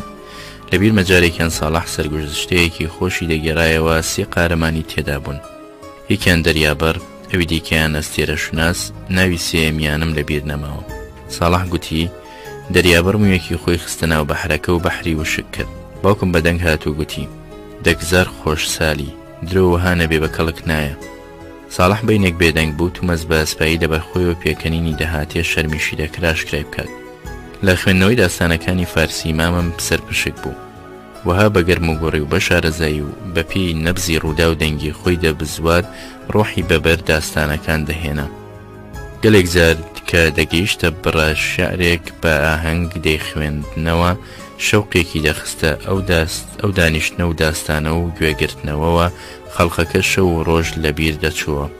یەکێک لەو بڕە شارە فارسیانەی کە لەو ساوە نەقش بەستووی زەینم بووە کە بە کوردیەکەی بەم شێوەیە ئەو کەسی وە گوڵی سوڕوت پشکوتووە و ئەو کەسی وە گوڵی بنەوشە بێنت دێت ئێمە وەکو گوڵی زەرد و ئاگۆی تۆین تا مووەکانت وەکو گوڵی سپیان لێ دێت. مامم دوای مەرگی خێزانی فاتمەخان لە 1939 سەری بەسەر ئەو داستانەدا نەگرت. ساڵح جارێ لای باوکم بۆ ژنی هێنا. لەوە بەولاوە ناوناوە لە ماڵی ئێمە دەنووست و ناوناوەش دوای بەسەرچوونی کژی دیوەخانە دەچووە ماڵەکەی خۆی. سبەینانیش لەگەڵ بە خەبەرهاتنی ئەهلی ماڵ ئەو دەگەیشتەوە لامان. لەو دابەی کە پیاوەکانی دیکەش لێی فێر ببوون ئەوە بوو کە لە دیوی ماڵێت جۆرێک ڕاوەستان ڕادەوەستا هەر لەو دەوەشایەوە. هەرگیز ڕۆوە باوکم نەدەبوو. لە پەنا سووتی دیوارێکی ئەو شوێنەی باوکمی لێدا دەنیش ساڵح وەها ڕادەوەستا کە لاشانێکی لە باوکمەوە دیار بێ هەتا معلوم بێ حازری شەو نادیاریشە. ئەگەر ڕاوەستانەکەی درێژی خایان باە بێەوەی باوکم داوای ئیشێکی لێ بکات یەکێکی دیکەی لە پیاوەکان لەو جێگایەی خۆی ڕادەگرت بەو ئوسوڵە کە خۆی داینابوو تاکو دەچوو جغارەیەکی دەکێشە و ئاوێکی دەخواردەوە با هیچ غارە کێشانەکەیش دادەنیش بۆ حەسانەوە. ساڵح لا پێشخزمەتیدا بۆ سەردەمە بێمانەند بوو. لە دەمی قەڵە باڵغبوونی مەجلیسی باوکم بە درێژایی کات سەرپەرشتی پێداویستی مەجلیسەکەی دەکرد. هەر خۆشی سەروبەری چایە لێنان و سەما وەرگوێستنەوە و چایە تێکردن و تاقم ڕێخستنەکەی دەکرد و کە دەست و پاوەندی میوانەکانی باوکیشم لە ڕۆژانی سەردانی حەوێزی و غەفوریان لە باوکم بە کۆمەڵ لەگەڵ ئاغاکانیان دەهاتن. ساڵح مەجلیسی ئەوانیشی گەرم ڕادەهێنا و جغارە و چایە و ئاگری زستانان و بەفراوی هاوینانی بۆ سازدەدان و وەک پەروانە لە عیب بڕینی خزمەتی و خەڵقە دەکۆشا و دەجۆشا. هەر لە بیرمە چۆن بە منداڵی حەزم دەکرد شەوان ئەو قەڵەباڵغی ڕوومان لێبنێت چونکە لە شەودا پف لە سەماوەرکردن گەشەدارتر بوو. ساڵح لەو پف لە سەماوەرکردنەوەها شارەزا و دەسەڵاتدار بوو کە بەدەستی ڕاستی قۆریەی لەسەر سەماوەر هەڵدەگرت و پەنجەولەپی چەپەی دەکردە بازنە بە دەوری زارکی سەماوەرەوە و لە قۆڵایی سیەکانیەوە ئەو پفە بەهێزەی لە دەرونی پڕ ئاگری ئاتەشخانەکە دەکرد. یەک لوو لە بڵێسە و هەزاران پڕیشک و گەردەلوولێک لە خۆڵەمێشی پۆل و ئاگرەکان بە بن و نێوان کوونەکانی پەنجەرە ڕەنگی ژێر ئاتەشخانەکەدا بە قرچ و هۆر ئەو دەوروبەرەیدا دەگرت. یەک دیمەنی وەها جوان و ڕەنگینی بە بەرچاودا تێدەپەڕاند کەوا بەدڵ چاوەچاوی ئەو دەمە دەبووم. جارێکی دیکە ژاگری ئاتەشخانە کەس بێتەوە و خۆڵەمێشی لێبنیشێ و ساڵح پفێکی پێدا بکاتەوە.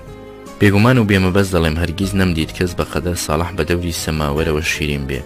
گەیاندنی سەماوەرەکەش لە ماڵەوە بۆ دیوەخانە خۆی لە خۆیدا کارێکی ئەستەم بوو. کە چایە پێدەگەیشت و ئاوی سەماوەر دەکەوتەوە کۆڵ، ساڵح بەدەستی ڕاستی قۆریەیەکی عاجەمی گەورەی دیوەخانەی پڕ لە چایە هەڵدەگرت و دەبوو پەنجەش لە قوڵپی ڕاستەی سەماوەرەکەی گیر بکات و دەستی چەپەشی قوڵپی چەپە بگرێت و ئەو قۆریە و سەماوەرەی پڕ لە چایە و ئاو بە قورسایی خۆیانەوە بەرزکاتەوە تا لە کەمەری تێ هەڵدەکشێت و بە پێپیلکەی قادرماندا سەر کەوێت و پێچە دەورە لە بانێکی 7-8 مەتری بکات و بە خێرایی و هەنگاوی لەسەر یەک و ڕێک بە سەلامەتی بارەکەی بگەێنێتە مەجلیسی پیاوان. پێی کەمایەتی بوو ئەو قۆریە قورسە بە یەکێکی دیکە هەڵگرێت. سەماوەرەکە مابوو لە ماڵمان و هاتە بەختداش لەگەڵمان.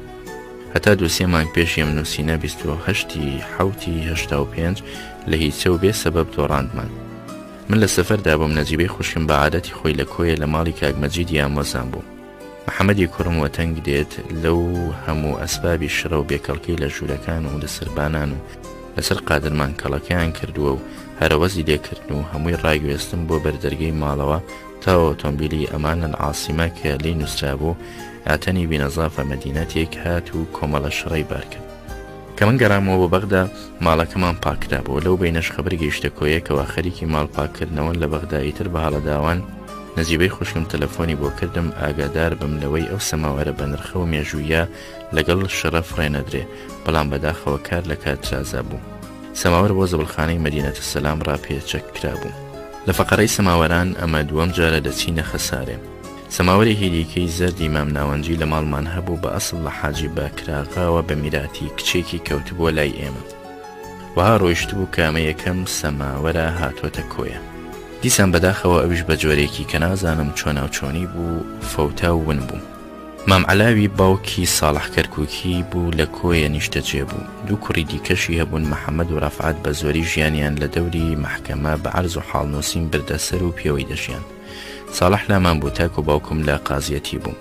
ئەوساش ساڵح داوای کرد واز لە وەزیفەی مباشری بهێنێ. باوکم لی نەسلماند و لەسەر وەزیفەکەی خۆی هێشتەوە، بەڵام پەیوەندی پێمانەوە هەرگیز نەپچرا. دواتریش کە من گەورە بووم برادەرێکی نزیکم هەبوو، هەتا بشڵی خۆشم دەویست و لێی ئەمین بووم. ڕۆژێک لە ڕۆژان ڕووی نەدابایی سەری دەرزی دڵم گەردی لێ بگرێ. هاوینان لە سنارۆک سەردانی دەکردین بایی ئەوەی بتوانێ ئیجازەی بۆ وەربگرێ لە مەحکەمە. داخم ناچێت دووچاری نەساغی سیل بوو، لێ ڕزگار نەبوو. دوای خۆی ماڵ و منداڵی چوونەوە بۆ کەرکووک.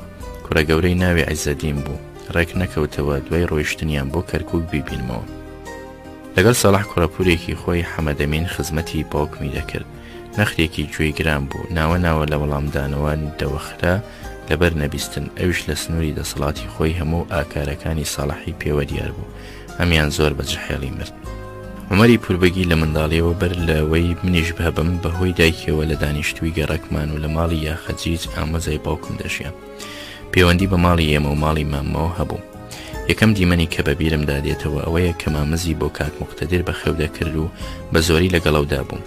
مامزەکە وها ڕسکا بوو لە عومەر بەولاوە کەس نەیدەوێرا لێی نزیک بێتەوە، بەڵام وەکو توولە بەدوا عومەر دەکەوت و لێی جودا نەدەبووە. ئەگەر عومەر بۆ کارێک بەلایەکدا ڕۆیبایە، مامزەکەی بە پەتێکی سوور لە حەوداری گەورە یان لە سینگی مەحکەم دەبەستەوە. تەنها کەس نەیدەوێرا سەر دەرێنێ لە ترسی ئەو دوو قۆچە تیژە و شان و ملی وەک گاجووتی. زۆر جاران کە تینێ دەدایە خۆی لەو حەداری بەدوا خۆیدا ڕادەکێشا و وەک گامێش دەیمرقان. کاک موقتەدیر بە زۆری کە بانگی عومەری دەکرد بە عادەتی قسە نەستەقە شەق و پەقەکانی خۆی دەیگوت: عومەریلان برای گوجیلان داکی پشیلان. گوربەگی دایکی عومەر لە کوردستانی تورکیاوە لەگەڵ مێردەکەی هیدایەت ناو کەوتبووە کۆیە. ئافرەتێکی کورتیلەی خڕوپەڕ بوو. لەهجەی لە ئاخاوتندا شێوەیەکی سربەخۆی هەبوو، لە هیچ لەهزەیەکی کوردی بیستراوی نەدەکرد. سەرەتای قسانی لە جیاتی دەڵێم بە ئەبێم دەستی پێدەکرد وەکو ئاخێوەری خۆشناوەتی، باوریشمی دەگوت ئارموش. شوێکیان دەستپارێز بۆ ئەو ماڵە دەبا کە پوربەگی لێبوو. کش هاوین و خەڵق لە سەربانان بوون. پوربەگی لی بەخەبەردێت و دەنگی دەدات دزەش هەڵدێ. دواتر گوێم لێ بۆ حیکایەتی بۆ خەڵقەکە دەگەڕایەوە و باسی دزەکەی دەکرد. دەیگوت: ئەیڕۆ ئیدەزلە بوو، ئێمەی منداڵ ئەوسا نەمان دەزانی ئیدەزلە بوو واتای چییە. پێمان وەها بوو ئەوی شێوە مەتەڵە لەوانەی زمانی پێتاقی دەکرێتەوە وەکو ئەو بەڕەشڕەی لووسڕایەخە، یان قسەی بێواتای وەکو هەر قسەیەکی تر ناوفەقەیان لەگە پیشەوانە کە دەگوترا: گەنمان نە دوو دوو دوو برنجە دوو دوو دوو دوو. ئەو دووەش وەها دەردەبڕا وەک لە کاتی دانڕۆکردن مریشکی پێبانگ دەکرێت. پوربەگی زۆر حکایەتی کورتیلەی بۆ دەکردین، چ سەرگوزشتە بایە و چ باسی ژیان و سەفەری خۆی و مێردەکەی و عومەر بایە. لە ماردین و خەرپوت و ئەو شوێنانە بە مووسڵ و هەولێردا بۆ کۆیە کە گەیشتمە تەمەنێک سەرەدەری لە جوگرافیا بکەم. پێم وا بوو پوربەگی کە دەڵێ لە شەتی مرات پەڕینەوە سەهوو لە ناوی فرات دەکا. کەچی مرات خۆی بەڕاستی کەرتێکی فراتە. لەو حکایەتە کورتیلانی بۆی دەکردین ئەوەندەم لە بیرماوە کە کەڵەباب و مێرو لەسەر پەنیر بەشەر دێن و کەڵەباب دەنوک لە چاوی مێرو دەدات و زەدەی دەکات. شەرا دەبەنە لای کوندە بۆ مێروش کاتەکە دەکات و دەڵێ کوندی لەسەر سندی. ئەویش دەڵێ جێگەمە. مێرو دەڵێ شەرعان دەپرسی. کوند دەڵێ پیشەمە. مێرو دەڵێ ماڵم ماشت. پێی دەڵێتەوە خاوێنیت کرد. مێرو دەڵێ سەرکە پەنیرەکەم دیتەوە. دەڵێ ماڵداریت کرد. مێرو دەڵێ لە بن تڵیانەیەکم دانا. دەڵێ تااقەتیت کرد. لەوە بەولاوە چی دیکەم بەبیر نەمەوە نازانم کەڵەباب و مێرو چۆناوچۆنی لەو شەرعە بوونەوە. دەیانگەرایەوە کە عومەر تازە لە بەرخوێندنی مەکتەب دانرا بوو، شێوێ مۆتاڵای دەرسەکانی دەکرد و درێژەی دەدایە. دایکی بەلاجەی خۆی پێی دەگوت: ڕۆڵە حومەرە، خەتێکی وێرابێنە و یەکی وێرابێنە و چرایەکە داکوژێنەوە. دایک لە خەیاڵی نەوتی چراکە بوو بە خەسار نەچێت. چاکیشی بۆ چوو بوو، چونکە عومەر لەوانە نەبوو بە خوێندنەوە دابین بێ. مەخلوقێکی بزۆزی ناڕەحەت بوو، هەرچەندە لە دوو خاڵەوە زۆر بێعیب بوو، هەتا بڵی دەستخاوێن بوو، قەت بەدزیەوە دەنکەترەیەکی نەخستۆتە زاریەوە، هەتا بژڵی لە ئەمر و گوێدا بوو، لە ڕووی لە خۆ گەورەتران هەڵ نەدەگەڕایەوە. کەتنێکی کرد هەڵات بۆ پشدەر. 23 ساڵان لە سندۆڵان لای شێخ حەسەن و شێخ حوسێن مایەوە. دوایەوەی کەتنەکەی لێ بەسەرچوو هاتەوە. عومەر بە شێوەی پشدەردا ئاخاوت. ئەو لەهجەیە لەگەڵیدا ژیا تا مرد، بەڵام مردە وردەیەکیش بەلای ئاخاوتنی کۆیەدا دەهاتەوە. پوربەگی بڕیاری داژن بۆ کوڕی بهێنێ، کچێکی ڕووسوری، هەتا بڵی بە حیا و بێدەنگ و بێسرکە و کورکەی بۆ هێنا. شەوێکیان بە دەوری نوێژی عیشا کۆمەڵە ژنێکی گەڕێکی خۆمان و لەشکرێکیش لە منداڵی ئەو ناوە منیان لەگەڵدا چوین و لە گەڕێکی قەڵاتەوە بووکمان گوێستەوە بۆ عومەر.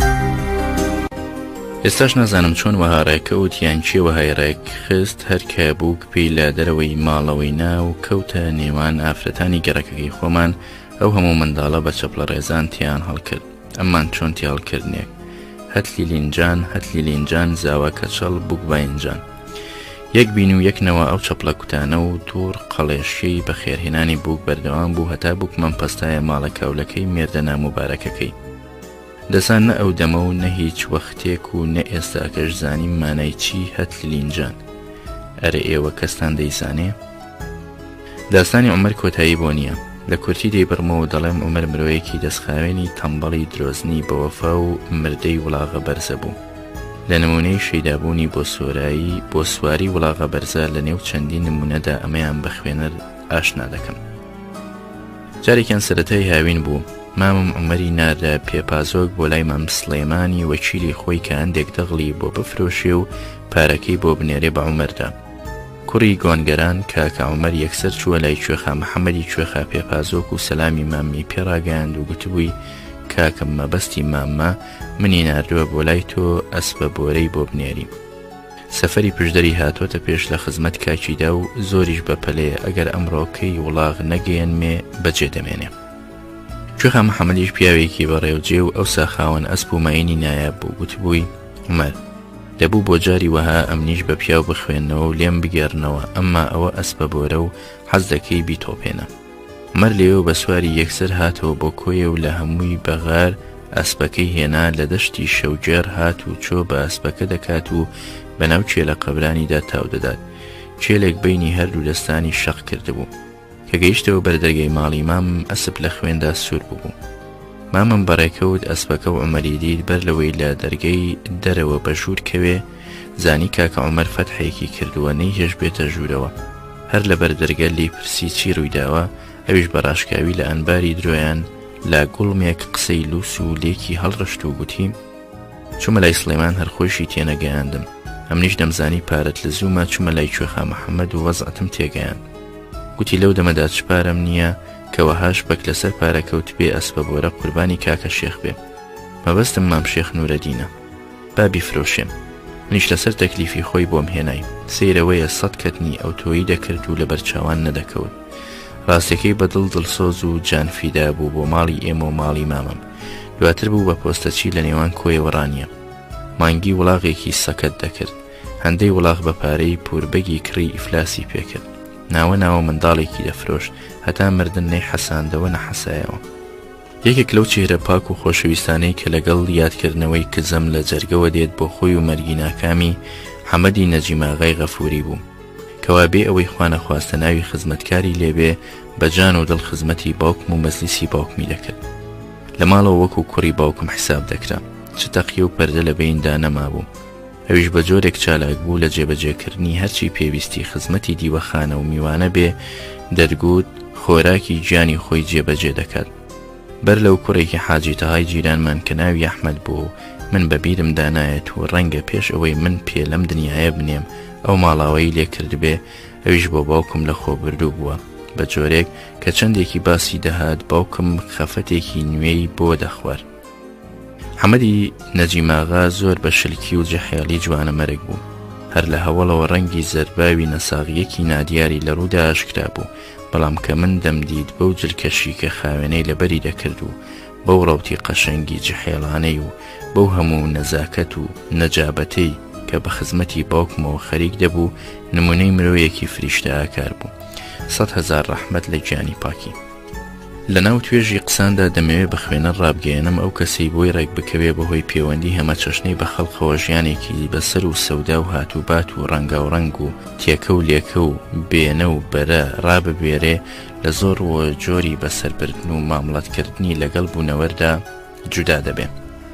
لا کەسێکی بەباری کە ڕێگەی گوزرانی خێزانیەوە لە چوارچێوەی فەرمانی دەستورە کورتەبەر و تەنگەبەر و تەسک پێوی لە ماڵەوە بۆ بازار و لەوێەوە بۆ مزگەوت و لە مزگەوتەوە بۆ بازار و ماڵەوە مەیدانی کۆمەڵایەتی تێپەڕێنێ مرۆی عادەتی کە باوکی دەمرێ خێرا لە دابەشکردنی میراتەکەی دەبێتەوە و دارێک بە نێوان خۆی و براکەیدا دەهێنێ و قۆزاغەی دوورە پارێزی بە دەوری خۆیەوە دەتەنێ و دەبێتە خاوەن چاکە و خراپەی خۆی تا ئەوەی ئەگەر هێلکەی مریشکی جیرانی بە هەڵە بکەوێتە ماڵەکەیەوە لە حیسابدا بە دەردەداتەوە. هێلکە مریشکی ئەویش کە کەوتە ژێر مریشکی جیرانیەوە کە لێن دەکەوێتە لێکدانەوەیەوە. من هەرچەند لەوەتەی هۆشم بە سەختی و زەحمەتی گوزەران شکاوە حەزم کردووە خاوەن کیسە و خەرمان و مشتاقی خۆم بم. هەمیشە سەیری وەزعێک بووم یاخود ئەسیری وەزعێک بووم کە مڵکی میراتیم لە حاجی مەلا ئەسعەدی باوکی باپیرمەوە بە شەراکەتی هەموو جەری زادان لە دەست و پێم ئاڵاوە. هەروەهاش باوکم ئەو زەحمەتی هەڵگرتووە لە مەڵک بگەڕێ و بادەوە سەر وەزعی مزگەوت و فەقێ و فەرمانی بەرباربوونی ئەرکی ئەو شتەی بە زاراوە پێی دەڵێن برا گەورەی. لزوم نابینم بەدوا خورتکردنەوەی ئەو هەموو لایەنانەی کە معادلە نادروست و لەنگەر بەزیوەکەی ئەرکی زۆر و داهاتی کەم بەمل بنەماڵەیەکی وەکو ماڵی مەلای گەورەی دادەهێنێ بۆ ئەوەی لە خوێنەری ڕۆم بکەمەوە کە باری وەهانا لەبار لە ناو جغزی کەس بوو گوزەرانێکدا کە سنووری پشکی خاوەنەکەی لە مڵک و ماڵدا تێکەڵ بە حیسابێک بووە چ سەروبەری دیار نەبێ. گرفت و بەرهەڵست و دژمنایەتی جیرانی بەهێز و خاوەن عەشیرەت و چەکی زۆر بە نەفوز لە حکومەتیش بە درێژایی ڕۆژگار بینە خاقای حەسانەوە و هەناسە هەڵێنانی خۆشی لێگرت بێ. ئیزا قمتە من باغە عەسەرتە بێمعتەدە ئەحمەد شەوقی. لە زاڵمێک هەڵدەستمەوە لە دەست درێژکەرێک هەڵدە ئەنگوم. ئالەو بارەدا کە دژمنایەتیکردن لەسەر ساڵانەی داهاتێک کە بەشی مەستەفی نیو مانگتنەکە ناچار بیت شەوانە پاسی ماڵەکەت بەو هێندە تفەنگە و بەو هێندە زەلامی پاسکردووی نەخەوتوو بکەیت. ئالەو گۆنگەرە مزرەدا دەستەیەک لە ژن و پیا و کە زاراوەی بێئینساف ناوی خزمەتکاریان لێدەنێ بۆ جانفیدا بن و لا ناگزوری نەسڵەمێنەوە و ئەرکی قورست بۆ هەڵبگرن و یەخەشت نەگرن بە زەلیلگیری سرد پێدانەوێنن بۆ هیچ دڵخواست یان پێداویستی خۆیان، بەڵکو لە خۆشی و ترشی ڕازی بن بەوەی هەمیشە دوای تێربوونی میوان و ئەم و ئەو دەست بۆ پار و درێژ بکەن.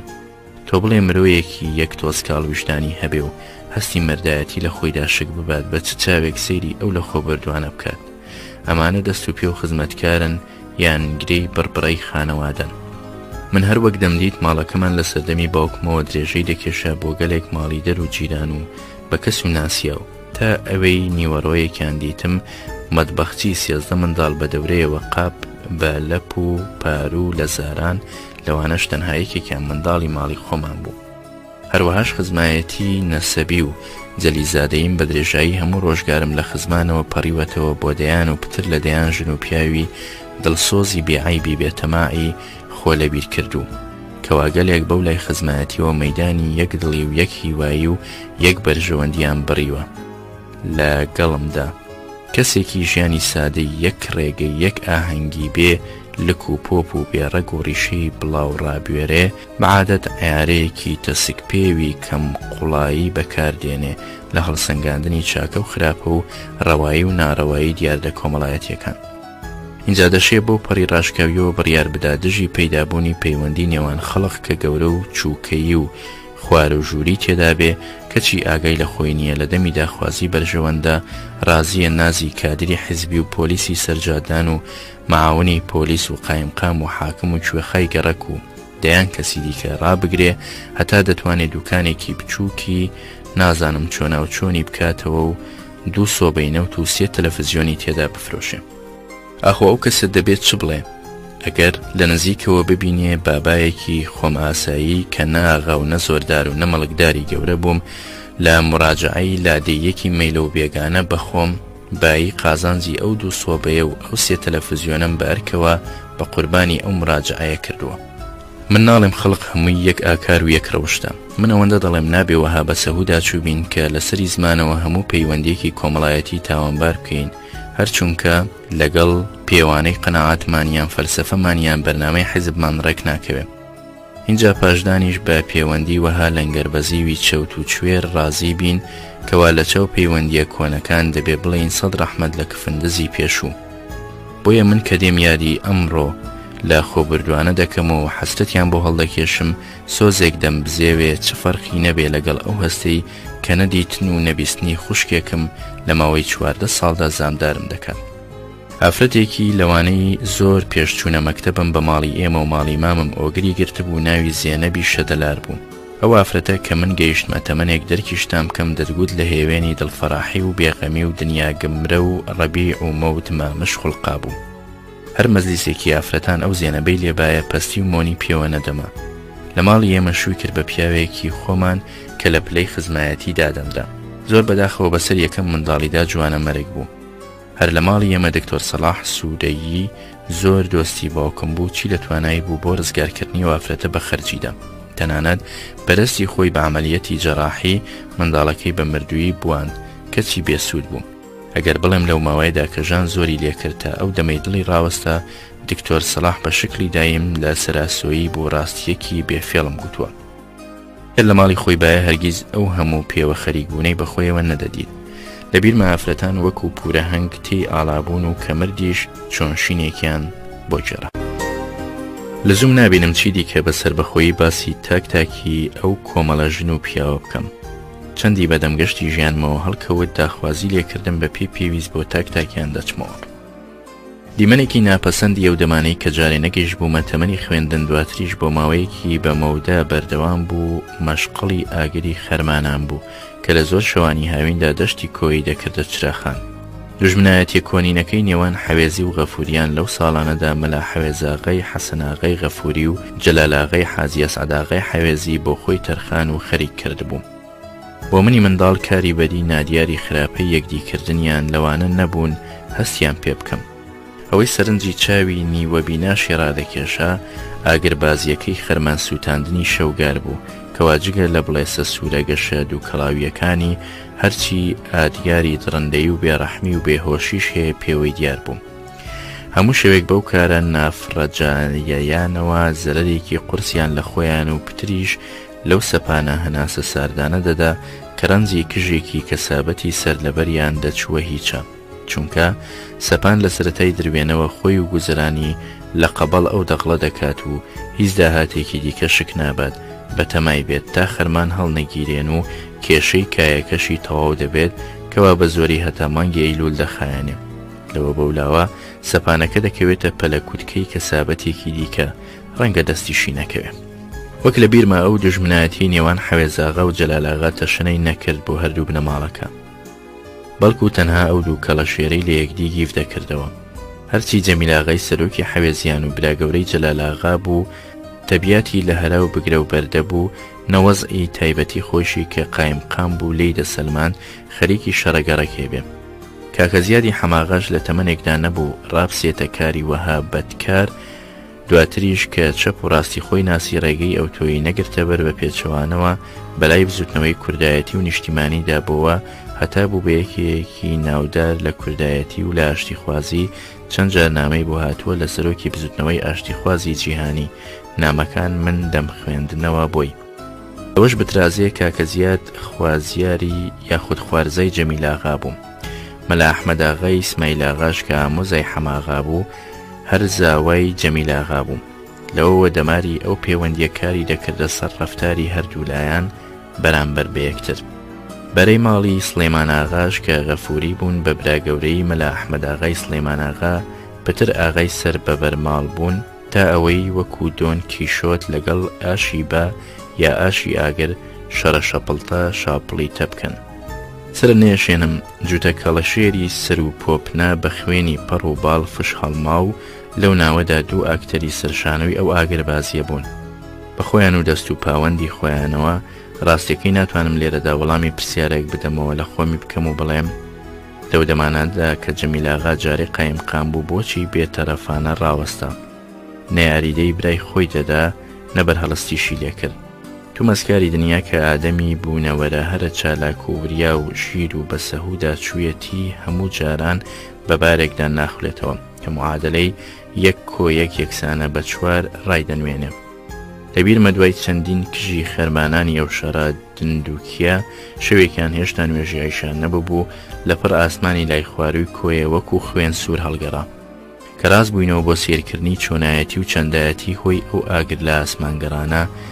دیتمان بڵێسەی ئاگری خەرمان زمانە دەکێشێ بە جۆرێک مرۆ لە دوورەوە ترسی لێ دەکردەوە.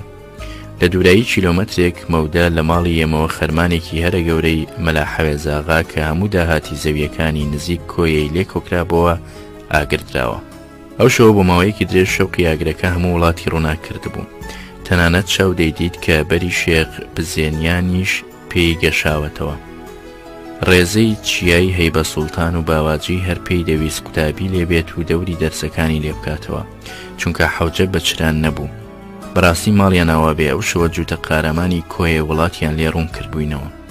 بەڵام کە خەرماندا ئەمریکایەوە تاریکایی داهاتەوە چونکە ئەوسا زۆری مابوو کۆیە کارەبای لێ پەیدا بێ زۆر بە سەیری ئەنجام وها بوو هەردوو ئاغا هەریەکەیان لە ڕووداوێک پێیەکی زەردە بێت و بشەلێت. هەر دەتگوت برای جمرانە بوون کە وێکرا نەساغ دەبن و دووچاری هەمان نەخۆشی دەبن. خوابیان بەخشێت و خزمانیشیان من ببەخشن لای گێڕانەوەی بەسەرهاتی وەها تاڵ.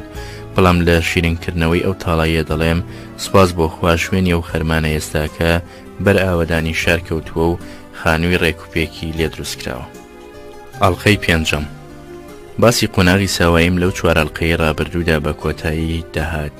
هەرچەند کەم تا کورتێکی سپیپات بووەی ئەو ڕۆژگارم یاد کردەوە. من کە لە تەمەنی 65 ساڵیمدا بچمەوە بەرەو ڕووداوی تەمەنێکی ساوەی کە 6 ساڵی بەسەردا تێپەڕی بێەوەی بەنیازی پارازنی دەق و شەقڵ و دروشمەکانی لە هیچ کەسێکەوە تۆماری بۆ گیرابێتەوە، هەرەوەندەی لێپاشەکەوت دەبێ کە بە هەڵگوشینی مێشک و دابێشتنی هێڵەگی یادگار دڵۆپێک یاندانەیەک لە بەروبوومی ئەو سەردەمە بکەوێتە ناو دەفتەری سوالکەرەوە. لەگەڵمەشدا ئەگەر ترسی وەرەزبوونی خوێنەر لە چشتی بە ڕواڵەت کەمبایەخی دەمی ساوایی دەستمی پێ هەڵنەگرت بامایە، جارێما بووم لەو پچڕ پچڕەی نەخشەی سەرەتاکانی ژیانم ڕەنگ و دەنگ وەربگرمەوە، چونکە زۆر کەین و بینی سەردەمی ساوایی وەک و ئەستێرەی پشت هەوری تەنگ لە یادکردنەوەدا بەلێڵی دەبریقێتەوە. اینجا ئەگەر سەرنجی لێ تۆن بکەم دەتوانم تەمومژی فرامۆشی لێ بڕەوێنمەوە، بەڵام وها ناکەم و دەیگوێزمەوە بۆ قۆناغی منداڵیم و دەست بە خوێندنکردنم. ڕەنگە لە هەڵکەوتدا ناوناوە بە پێی داخوازی داستان خوونی بۆ ئەو پچڕ پچرانە بچمەوە، چونکە زەحمەتە بە کەس بکرێ دەماری پەیوەندی سبەینێ بە دوێنێەوە هەڵبڕێتەوە. باسی خوێندنی چونکە چی ئەو تۆی زرینگەداری تێدا نییە، هەر بە وەرەسکەر لە قەڵەم دەدرێ، بەڵام بە هەمە حاڵ ناشێ لە تەختەی گەشتی ژیان بسڕێتەوە و شوێنەکەی بە بەتاڵی بمێنێتەوە. لەبەرەمە چەندێکی بۆم بلوێ لە سنووری زەرەر نەگەیاندن بە نرخی حکایەتەکەم لە ڕێگەی قەت بڕەوە پێیدا تێدەپەڕم. لەم ترزە نووسینەشدا بەرەو دواگەڕانەوە و بەرەو پێشەوە چوون گەلێک جاران دەبێتە کاری ناچاری. سەرەتای خوێندنم بەعادەت کار و فەرمانی مرۆ دوای تێ هەڵچوون و پێوە خەریکبوونی تووشی حاڵەتی پچڕ پچڕی دێت. کەچی خوێندنی من سەرەتاکەی پچڕ پچڕ بوو. من لەگەڵ نەجیبەی خوشکە گەورەم بەیەکەوە لە ساڵی 1925 زاینی چووینە پۆلی یەکەمی قوتابخانەی سەرەتایی لە کۆیە. ئەو 8 ساڵی بوو، من 6 ساڵی. هەرچەند لەم ڕۆژانەدا تەمەنی 6 ساڵی بۆ منداڵ پڕ بە پێستی سەرەتای خوێندنیەتیم. وابزانم لە زۆر باریشدا بە 5 ساڵی منداڵ دەچێتە بەرخوێندن، کەسی بۆ سەردەمەنت تەمەنەکە لەگەڵ خوێندندا ڕێک نەدەگونجە. منداڵان لە تەمەنی 9 ساڵی و هەڵکشە و تریشدا دەچوونە مەکتەب. قوتابی هەبوو لەگەڵ مندا دەیخوێن، هەر لەگەڵ منیشدا بوو کە لە قوتابخانە بەیەکەوە دەمان خوێند ژنی هێنا.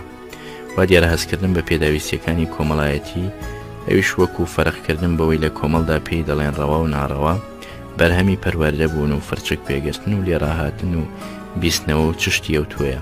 دەنابۆچی لە 1925 تەمەنی 6 ساڵی زوو بێ بۆ خوێندن، کەچی لە 1985 بە دواکەوت و حساب بکرێن. هەر لەم بابەتە کۆمەڵایەتیەت دەبینین تەمەنی عادەتی شوکردنی کچ لە لادێ چەند ساڵێک زووترە لە هیچ شارستان. هی کچی ڕۆژهەڵاتیش بە تێکرایی لە چاوی ئەوروپایی هەروەهایە. بێگومان دەبێت کە خۆم لە قوتابخانەدا دیت بێتەوە و هەموو قوتابیەکانم بە گەورە هات بێتە بەرچاو بێەوەی هەستکەمیان لێکم دابێتەوە خۆم بە خەڵکی و شوێنە حساب نەکرد بێ و ئۆگرم پێوەی نەگرت بێ. منداڵان کە لە کۆڵان و گۆڕاپاناندا گەمەیان دەکرد لە خۆوە دەبوون بە 3-4 گروپ، هەر گروپەی تەمەنێک. کەس لەواندا بە خەیاڵی دانەدەهات ڕەفاقەتی لە خۆ گەورەتر یان بچووکتر بکات، چونکە بێەوەی فکر بکاتەوە دەیزانی ڕەفاقەتی منداڵی لە خۆی گەورەتر دەکێشێتەوە بۆ تێژکانی گەمە و گەپی منداڵی لە خۆی بچووکتریش بەپێی کەیف و زەوقی خۆی نییە. ئەم خۆ بە بێگانە زانینم لە نێوان قوتابیە تەمەن گەورەترەکاندا نەیهێش لە مندا هەستی قوتابیەتی بڕسکێ. بەرەمە هاتوچۆم بۆ مەکتب لە سەرەتاوە هەر بریتی بوو لە جێگۆڕکێ لە گۆڕەپانی گەڕەکەوە بۆ حەوش و ژوورەکانی فێرگا. خوا هەڵناگرێ منیش هەروەهام دایە بەرداس. ڕۆژێکی دەچوومە فێرگە دوان نەدەچووم، کەسیش ئەو هەدارانەیەی بلاوە سەیر نەبوو. مامۆستاکانی فێرگە لێیان دەسەلماندم بە دڵخوازی خۆم بچمە پۆلیان نەچم. وهاش دەبوو لە نیوەی ماوەی دەرزدا بێپەرستکردن بە مامۆستای دەرزدەر دەچوومە دەرەوە. سەر نێشێنم ئەو ساڵم بۆ مەشقی ڕاهاتن لە فێرگا کەوا هەرچەند نەم خوێند بەڵام ئامادەی کردم کە ساڵی دووەم خۆم بە مەکتەبلی بزانم. لە ساڵی 1926 کە ناوم لە پۆلیەکەم بە قوتابی نووسرا، نەجیبەی خوشکم چووە پۆلی دووەم، منیش بچووکترین قوتابی فێرگە بووم. لە خزمانی خۆم مەلا نافعی، مەلا سبوح و مەلا فەتاحی، مەلا عیزەت و کاک مەجید یامۆزام و وابزانم عومەری مەلا ڕەفعات قوتابی بوون، بەڵام پۆلیان جودا بوو. ڕەفیقی تایر چەلەبی و میرزای حاجی کەریمیش لە کوڕانی گەڕێکی خۆمان قوتابی بوون، بەڵام ئەوەی ڕاستی بێ لەو ساڵەدا تەنها کاک مەجید و ڕەفیقی تایر چەلەبی کە دواتر بوو بە دکتۆر بەبیرمدا دێنەوە. کاک مەجید ئامۆزان بوو، ڕەفیقی تاهیر چەلەبیش دەنگخۆشێک بوو کە لە ڕیزگرتنی بەر لە چوونە ژووری پۆلەکانمان نەشیدی دەگوت. دەنگەکەی زاڵ دەبوو بەسەر هەست و هۆشی ئەو خەڵقەدا وەها دەزانم لە خۆی گەورەتر بێ. پێم وەها بوو ئەو تەرزە دەنگە ناشێت لە قەڵغەتی قوتابیەکی عادەتیەوە هەڵستێتەوە، چونکە ئەوام دەزانی دەنگەکە بە ئەستورایی باوەشی پیاو لە قورگیەوە دەردێت. اینجا ئەگەر هەر هێندی قەڵغەتی خەڵکی بەبەرەوە بێ دەبێ قورگ و کەمەری شەق ببن. دەنگی و قوتابیە خارق العادە بوو، بەو لای خۆشی و چریکە و زەمزەمەوە سام و شکۆی لێ هەڵدەڕژە. دوای چەند ساڵێک کە دەنگەکەی پتە ڕسکە لە سەیرانەی هاویناندا بەڕاشکاوی و بێپەروا و بێ ئەوەی خۆی بدسێتەوە لە تەنگەبەرە و ئاستەنگەکانی ئاهەنگی سەرکێش گۆرانی یا جارەت الوادی عەبدولوەهابی دەگوت و بەسەریدا زاڵ دەبوو کە دەگەیشتە شوێنی لەم ئەدری ماطی بالعیناق دەنگی خۆی وەها بەڕەڵا دەکرد بەرە ژوور و بە هەموو لایەکدا عەبدولوەهابی لەبیر خەڵخەکە دەبردەوە. ئێستا کە دەبیان فەیروز و نورەلهودا ئەو گۆرانیە دەڵێنەوە باشتر تێدەگەم دکتۆر ڕەفیق لە دەمی قوتابیەکی خۆی لە کۆلیژی تۆپ چەند پلە ژووروی ئەوانەوە بوو لەلایەن دەنگەوە. دەبێ ئەوەندەش لێرەدا بڵێم کە فەیروز تۆزی نورەلهودا ناشکێنێ ئەگەر تەنها بە دەنگەکەیەوە بۆی بێتە مەیدان. کە چوومە مەکتەب دەستی مامۆستایان بریتی بوون لە ژمارەیە کەوا ڕەنگە لە حەوتی تێنەپەڕاند بێ. ئەوانەی من لەو ساڵەدا بەبیرمدا دێنەوە 4 تاکیانن. یەک مەلا عەبدوڕەحمان شەرەف کوڕی مەلا عەبدوڵای نازەنینی مدیری مەکتەب بوو، دەرسیشی دەگوتەوە. بنەماڵەی نازەنینی لە کۆنەوە خەریکی مەلایەتی بوون و مەلای چاکیان لێ هەڵکەوتووە. بەداخەوە لە دەمی نووسینی مەڵقەیەدا دەنگم بە کەس لەو بنەماڵەیە ڕاناگات شتێکم پێ بڵێ لەبارەی مێژویانەوە. ئەوەی بزانم مەلا عەبدوڵای نازەنینی یەکێک بووە لەو مەلا دیندارانەی ترسی خوانە بێ هەرسی ترس بووە لە دڵیدا نەبووە. کاکە زیاد بۆی گێرامەوە گوتی جارێکیان مەلا عەبدوڵای دەچێتە لای حەماغا بەرەوڕووی خۆی و قەڵەباڵغی دیوەخانەکە بێد و دڵیکردن پێی دەڵێ ئاغا برازایەکت هەیە لە دەی خدران پیاوێکی باش نییە و دەستدێژی لە خەڵق دەکەم، نەسحەتی بکە باواز لە خراپە بهێنێ. هەماغاش دەڵێن مامۆستا و برازایە ئێستا لێرێ و جووی لە قسەکانتە. ئەویش بێ ئەوەی ڕوووەرگێڕە گوتی بەخوا چاک بۆ قسەکانم نەبوونە غەیبەت. ئیتر پتر بەسەریدا ڕۆیشت هەتا لە مەزلیسەکە هەستا. برازەکەی حەماغا قادراغا ئیسماعیلاغا نەیکردە نامەردی کە چۆوە خدران دیارێکی باشی بۆ مامۆستا هەنار بە بەڵگەی ئەوەی کەلەی دڵگران نەبوو و قسەکانیشی هەڵگرتوێتەوە. خەبەراتی خواناسی و نەترساوی و مەلایەتی مەلا عەبدوڵای نازەنینی بە تەواتور دەگەڕدرێتەوە. گەلێک جاران لە مەجلیسی باوکم لە دوا باوکیشم لە مەجلیسی مامم یادی مەلا عەوڵای نازەنینی بە حورمەتەوە دەکرایەوە. کوڕە گەورەکەی مەلا سەدیق ئەفەندی کە یەکەم کۆیی بوو لە کۆلیژی حقوق دەرچوو لە پلەی حاکمایەتیتی هەڵکشا تاک و بوو بە سەرۆکی دادگاکانی مانتیقەی ئێستئێنافی کەرکووک. لەگەڵ مام و مەلا سادقی سدیقیدایە خەجێ و مەلا عەلی باداوەیی مستعیدی دەرس خوێندن بوون لای باوکم. ئەو پەیوەندیان بەردەوام بوو هەتا هەر چواریان بە ڕەحمەتی خوددا شاد بوون.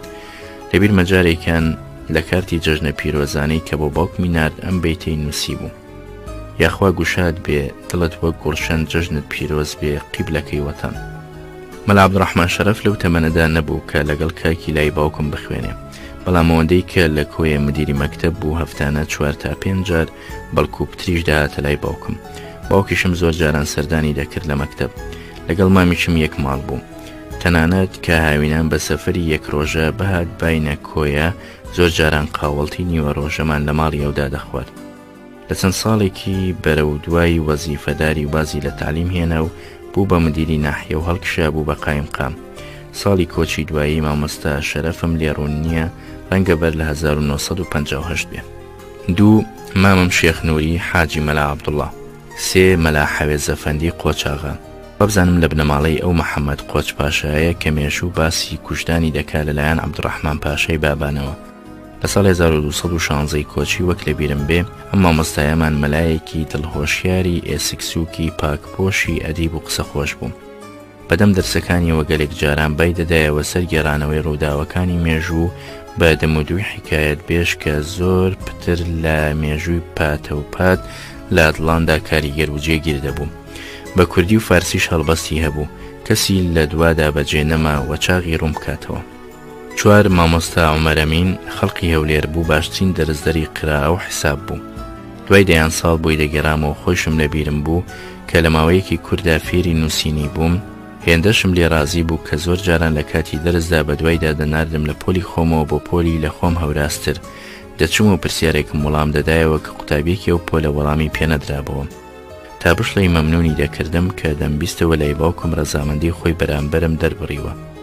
مامۆستا عومەر ئەمین لە پاش خۆی دیاریەکی باشی بۆ سەقافەتی کوردی بەجێهێشتووە، ئەویش دکتۆر وریا عومەر کە لە سەقافەتی نوێی زمانەوانی ئەوروپا بەرخوردار بووە و خزمەتی زمانەکەمانی پێدەکات. مامۆستاکانی دیکەم کە لە ساڵی خوێندنمدا دەرسیان دەگوتەوە بۆم ساغ ناکرێنەوە، واتە نازانم لەو مامۆستایانەی کە بیرم دێنەوە چەندیان هی سەرەتای خوێندنم بوون. ناچارم بە تێکرایی و بێدەست نیشانکردنی ساڵ و ڕۆژ ناویان دەبەم مەگەر بەڕێکەوت لەبارەی یەکێک لەو دوانیانەوە ئەو ساڵ و ڕۆژە بزانم و باسی بکەم. لە مامۆستاکانی هەرە دیێرینەم کەوا ڕەنگە تیاندا هەبێ لە ساڵی یەکەمی خوێندنەوە دەرسی پێگوت بێتم ئەمانن: مامۆستا ساڵح قەفتان، مامۆستا عەلی ئاگا، مامۆستا عەزیز، ناوی باوکی نازانم و خەڵقی سلێمانی بوو. مامۆستا قەفتان لە بەر بیرڕای نەترساوی جارێکیان دووچاری سەرێشەیەکی ناقۆڵا بوو کە من ئەوسا هەر لە دوورەوە بۆرە باسێکی داهاتە بەرگوێم و دواتر بە درێژی بۆیان گێڕامەوە. بە تایبەتی مامۆستا عەلی ئاگا کە خۆی لەو دەمەدا هاوڕێی مامۆستا قەفتان بوو، زۆریش بە مەسەلەکەوە ناڕەحەت ببوو. کێشەکە دەخلی بە عەقیدەوە هەبوو، بۆیە بوو زۆر لەوانەی خۆیان بە خاوەن ماف دەزانن لە پاراستنی عەقیدەوە لە مامۆستا قەفتان کەوتنە چپەچپ و مەسەلەیان گەیاندە حکومەت. باوکم کەوتە نێوانەوە و لە دوا هەمووانی نارد و لای خۆی هەراکەی کە بکردەوە. لێرەدا ڕێم نییە چەند و چۆنی ئەو مەسەلەیە باس بکەم، چونکە هەم هەستیاری تێدایە و هەم پەکیش لەسەر شەن تێداکردنی نەکەوتووە. لە پۆلی دووەم یان سێم بووم، مامۆستایەکی هەولێریمان بۆ هات تەنیا ریاضەی بە قوتابیان دەکرد، ناوی ئەنوەر حاجی حەسەن بوو. جارێکیان لە چوونەوەمان بۆ ناوژووری دەرەزبێ لە زووم زلەیەکی لێدام، تا ئەو ڕۆژە لێدانم نەخواردبوو. ئەو ڕۆژەش لە نەشارەزەی مامۆستاکەمەوە بوو لێم درام، تازە هاتبوو قوتابیەکانی نەدەناسی. دەنادەبوو بزانێ من لە قوتابیە هێمنەکان بووم، وا پێدەچێت لە قەڵەباڵغیدا بە هەڵمنی بە تاوانبارزانی بێ. بەدەست خۆم نەبوو لە هەژمەتان گریام. مەسەلەکە گەیشتەوە مدیر و مامۆستاکان بێ ئەوەی من هیچ بڵێم یان شکات بکەم، ئەوان نەک لە بەرلایەنگری بەڵکو لە باوەڕی خۆیانەوە کە من هی لێدان نیم تیان گەیاندبوو کە کارێکی باشی نەکردووە. سەرتا نێشێنم مامۆستاکەم بەدڵ پەشیمان بۆ و دڵی دامەوە. زۆر نەمایەوە لامان، دواتریش خۆی لێخۆش بێ شێوا و لەو شێواویەدا جوانە مەرگ بوو. دوای 2-3 ساڵ برایەکی ئەو مامۆستا عیسا حاجی حەسەن بوو بە مامۆستامان و دەرسی حسابی پێدەگوتین. بەڕاستی جوان مرد و تێگەیشتوو بوو، تا بشڵی لەسەر خۆ بوو، خوێندنی بەرزی تەواو کرد. پاشەوەی چەند ساڵێک بە معلمی ڕابوار شەهادەی دکتۆرای لە بەیتەڕە وەرگرت. هەتا ئەو دەمە پەیوەندیمان بەردەوامە و بە چاوی ئەو سەردەمەی سیر دەکەم. مامۆستایەکمان کە لە پۆلی پێنجەم دەرسی ئەشیایی پێدەگوتین مەلا ساڵحێکی بادینی بوو. لەو باسەلمیانەی کە تازە بە تازە دەهات لە ناو کۆڕی خوێندن و خوێندەوارانەوە هەر شتێکی لەگەڵ عەقیدەی کۆنی خۆی ڕێک نەکەوت باە لی بەدەنگ دەهات و دەیگوت ئەمە قسەی ئەوروپاییەکانە. خوش نەبێ کەس نازانێ ڕاستی و حەقیقەت چییە. نەکەن بەو تەرزە قسانە باوەڕ بکەن، ئەویش زۆر نەمایەوە. خالیدە فەندیەکی خەڵقی سلێمانیمان بۆ هات، ڕەفتاری لە خۆڕازی بوو، وەک کە زابتێک لەگەڵ عەسکەرەکانی ڕێبکات، ئەویش لەگەڵ ئەو خەڵقەوە هابوو. لەبەر هۆیەکی کە نازانم چی بوو، کەیفی بە شێخ مەحموودی حەفید نەدەهات. ئەو ساڵە تازە بە تازە زەکی ئەحمەد هەناری کە لە دەرچوانی فێرگەی کۆیە بوو کرابوو بە مامۆستا لە کۆیە. زەکی هێندێک سرودی بە قوتابیان دەخوێندەوە، دەبووە هۆی گۆبەند و خالیدە فەندی وەها تۆڕە دەبوو باس ناکرێ. زۆر جاران نەشیدەکەی بە قوتابیان دەبڕیەوە. زەکی یاناری سمێڵە خنەکەی دەهاتی و بە قەستی پۆزی وەهای وەردەگرت، گوایە لە کردەوەکەی خالیدە فەندی ناڕازیە. یەکێک لە دووکڕەکانی خالیدە فەندی کە ناوی عەبدوڵڵا بوو، هاوتەمەن و هاوپۆلم بوو. هەتا لە کۆیە بوون زۆر برادەر بووین و بەدڵ خۆشم دەویست. ساڵەها دوای ئەو ڕۆژگارە یەکدیمان دیتەوە، ئێستا نازانم لە چه عالەمێکدایە. برا گەورەکەی ناوی عەبدولخالق بوو کە ئێمە بەرەو ژوورتر و بەدایەوە و بەیەکەوە دۆڵمەمان خوارد، یاخود بەرەو ژوورتر بە تەمەنیش لێمان دوور بوو، هەرگیز لێی نزیک نەبوومەوە. نیوەڕۆیەکان عەبدوڵڵا لە ماڵی خۆمان گلدایەوە و بەیەکەوە دۆڵمەمان خوارد. خالیدە فەندی وەهای کرد ڕۆژێکی دیکە عەبدوڵڵا من بۆ نیوەڕۆژە بباتەوە ماڵی خۆیان، بەڵام نانەکەیان گەلێک لە سنووری دۆڵمەی تێپەڕاند بوو. بێگومان خالیدە فەندی بە ڕاستپاردا وەهای کرد بوو کە ئەو ڕۆژە خواردنی نایاب دروست بکەن. وابزانم ڕێشی نەدەدا لە من بەولاوە چ قوتابیەک وەها لە عەبدوڵڵا نزیک بێتەوە کە بگاتە میوانداری و هاتوچۆی نێوماڵە. لە مامۆستا بەرچاوەکانمان کە بەپێی کێشانە و پێوانەی تەمەنی منداڵی و دەفری زەینی فێرگەی سەرەتایی بە خاوەن شەخسیەت دەژمێردان، لە کۆمەڵیشدا ڕێزی تایبەتیان لێدەندرا، سێ کەسیان شوێنی تایبەتیان لە زەینی ئەو ساکە و ئێستاکەشمدا هەیە. یەکێکیان مامۆستا عەبدوڵعەزیز باشیەوە بە گفتار و بە ڕەفتار و بە جۆری دەرسگوتنەوەشی سەرنجی ڕادەکێشام و ڕێزم لێدەنا. هەرچەند ماوەی مانەوەشی لە کۆیە زۆر درێژ نەبوو، یادی لە دڵماندا زیندوو بوو. دوای دوورکەوتنەوەی لێمان چەند جارێک دیتمەوە، دەتگوت هەرگیز لە یەکدیدا نەبڕاوین. دواتر بوو بە مدیری ناحیە کە ئیتر ئاگام لە چەند و چۆنی هەڵسوکەوتی ژیانی نەما. لە چاو هەوتەمەنەکانی خۆیدا زۆر زوو کۆچی دوایی کرد. بەداخەوە ناتوانم بڵێم خەڵقی کۆیە و بنەماڵەکەی چی بوو، چونکە شارەزەی ئەو بارەی نیم. ئەوی دیکەیان مامۆستا عەبدوڵڵا سامی بوو، هەتا بڵێ مرۆیەکی زەین کراوە و ڕوحسووک و قسەخۆش و خوێندەوار و یارانی بوو. لە هەر مەجلیسێک بایە گیانێکی نوکتە و گەشایی و خۆشی تێدەگەڕا. لەبیر مەجارێکیان سەیرانی مامۆستاکان و قوتابیە کۆیەکانی فێرگەکانی بەغدای ئەوسا بوو کە لە پشووی هاوینەدا هاتبوونەوە کۆیە. من هەر چەند جارێ لە سەرەتاییدا بووم، بەڵام کوردی گوتەنی پێیان دەکردم یاخود پێکیان دەکردم. ئەوسا باوی گرامافۆن بوو، هەریەکە داوای قەوانێکی دەکرد، ئیتر پەیتا پەیتا قەوان بە دوا قەواندا دەهات. مامۆستا عەبدوڵڵا سامیش پتر حەزی بە قسە و نوکتە دەکرد. لە کۆتایی قەوانێکدا مامۆستا سامی دەنگی هەڵبڕی و گوتی: اینجا نۆرەی دڵخوازی منە، تکامەوەیە بۆ من قەوانێک لێمەدەن، ئیتر خۆتان ئەو قەوانە هەڵبژێرن. ماوەیەکی باش بۆ ئەو نوکتە خۆشە گرامافۆنیان وەستان. مامۆستا عەبدوڵڵاش بەدەم قسە و پێکەنینەوە سەری بادەدا و خۆی دەهێنا. جارێکی دیکە لە نادی کۆیە خەڵقەکە یاری کۆنکانیان دەکرد. زۆربەشیان ئەفەندی مەکتەب بوون و کەوتنە سەرباری نوکتەهێنانەوە بە دەوری یاری کۆنکانەوە. یەکێک گوتی یا ئەهلە کۆنکان، ئەوی دیکەیان گوتی نەخێر دەبێ بڵێن ئەیوهەل کۆنکانیون. مامۆستا سامی گوتی هەر دڵی مێژوتان لەبیر نەماوە. لەسەر وەزنی غەساسنە و مەنازرە دەبێ بڵێن ئەیوهەل کەناکەنە. مامۆستا سامی هەروەک دەرسی زێدە ڕێکوپێکی دەگوتەوە، لە تەمسیلیش بێ مامۆستا شارەزایی هەبوو. لە یەکەم تەمسیلی شانۆیی کە لە مەکتەبی کۆیە بەسەر ناوی کچی کوردستان ڕێکخرا، مامۆستا سامیش و مامۆستا زەکی هەناریش دەوریان هەبوو. دەوری هەر یەکێکیشیان بە پێی دروشمی شەخسیەتێ بۆی ڕەچاو کرابوو. مامۆستا زەکی نەختێک بزێو بوو کرابوو بەڕێگر چەتە. مامۆستا سامیش بە خۆی و تەبیاتە دوورە شەڕەکەیەوە دەوری یەکێکی مێرخاسیان بۆ دیاری کردبوو. بە پێی زەوق و تێبڕکردنی و سەردەما هەردووکیان لە دەوری خۆیان سەرکەوتوو بوون، بەڵام تەرازوەکە نەختێک بەلای مامۆستا زەکیەوە بوو، چونکە جموجۆڵی پڕهەرا و هاتوباتی ڕێگر خەرمانەیەک بە دەورەی ڕێگردا دەبەستێ. مامۆستا سامی بە درێژایی عمری بۆ من مامۆستا و دۆست و براگەورە و برادەر بوو. وەی کە بەدڵ خۆشم دەویست، پار بە خامۆشی و بێدەنگ و سەدا سەری نایەوە. تا من خەبەردار بووم ماوە بە سەرمەرگیدا تێپەڕی بووم. چەندێکی ویستم نەمتوانی دەنگم بە هیچ یەکێک لە ئەولادی ڕابگەێنم.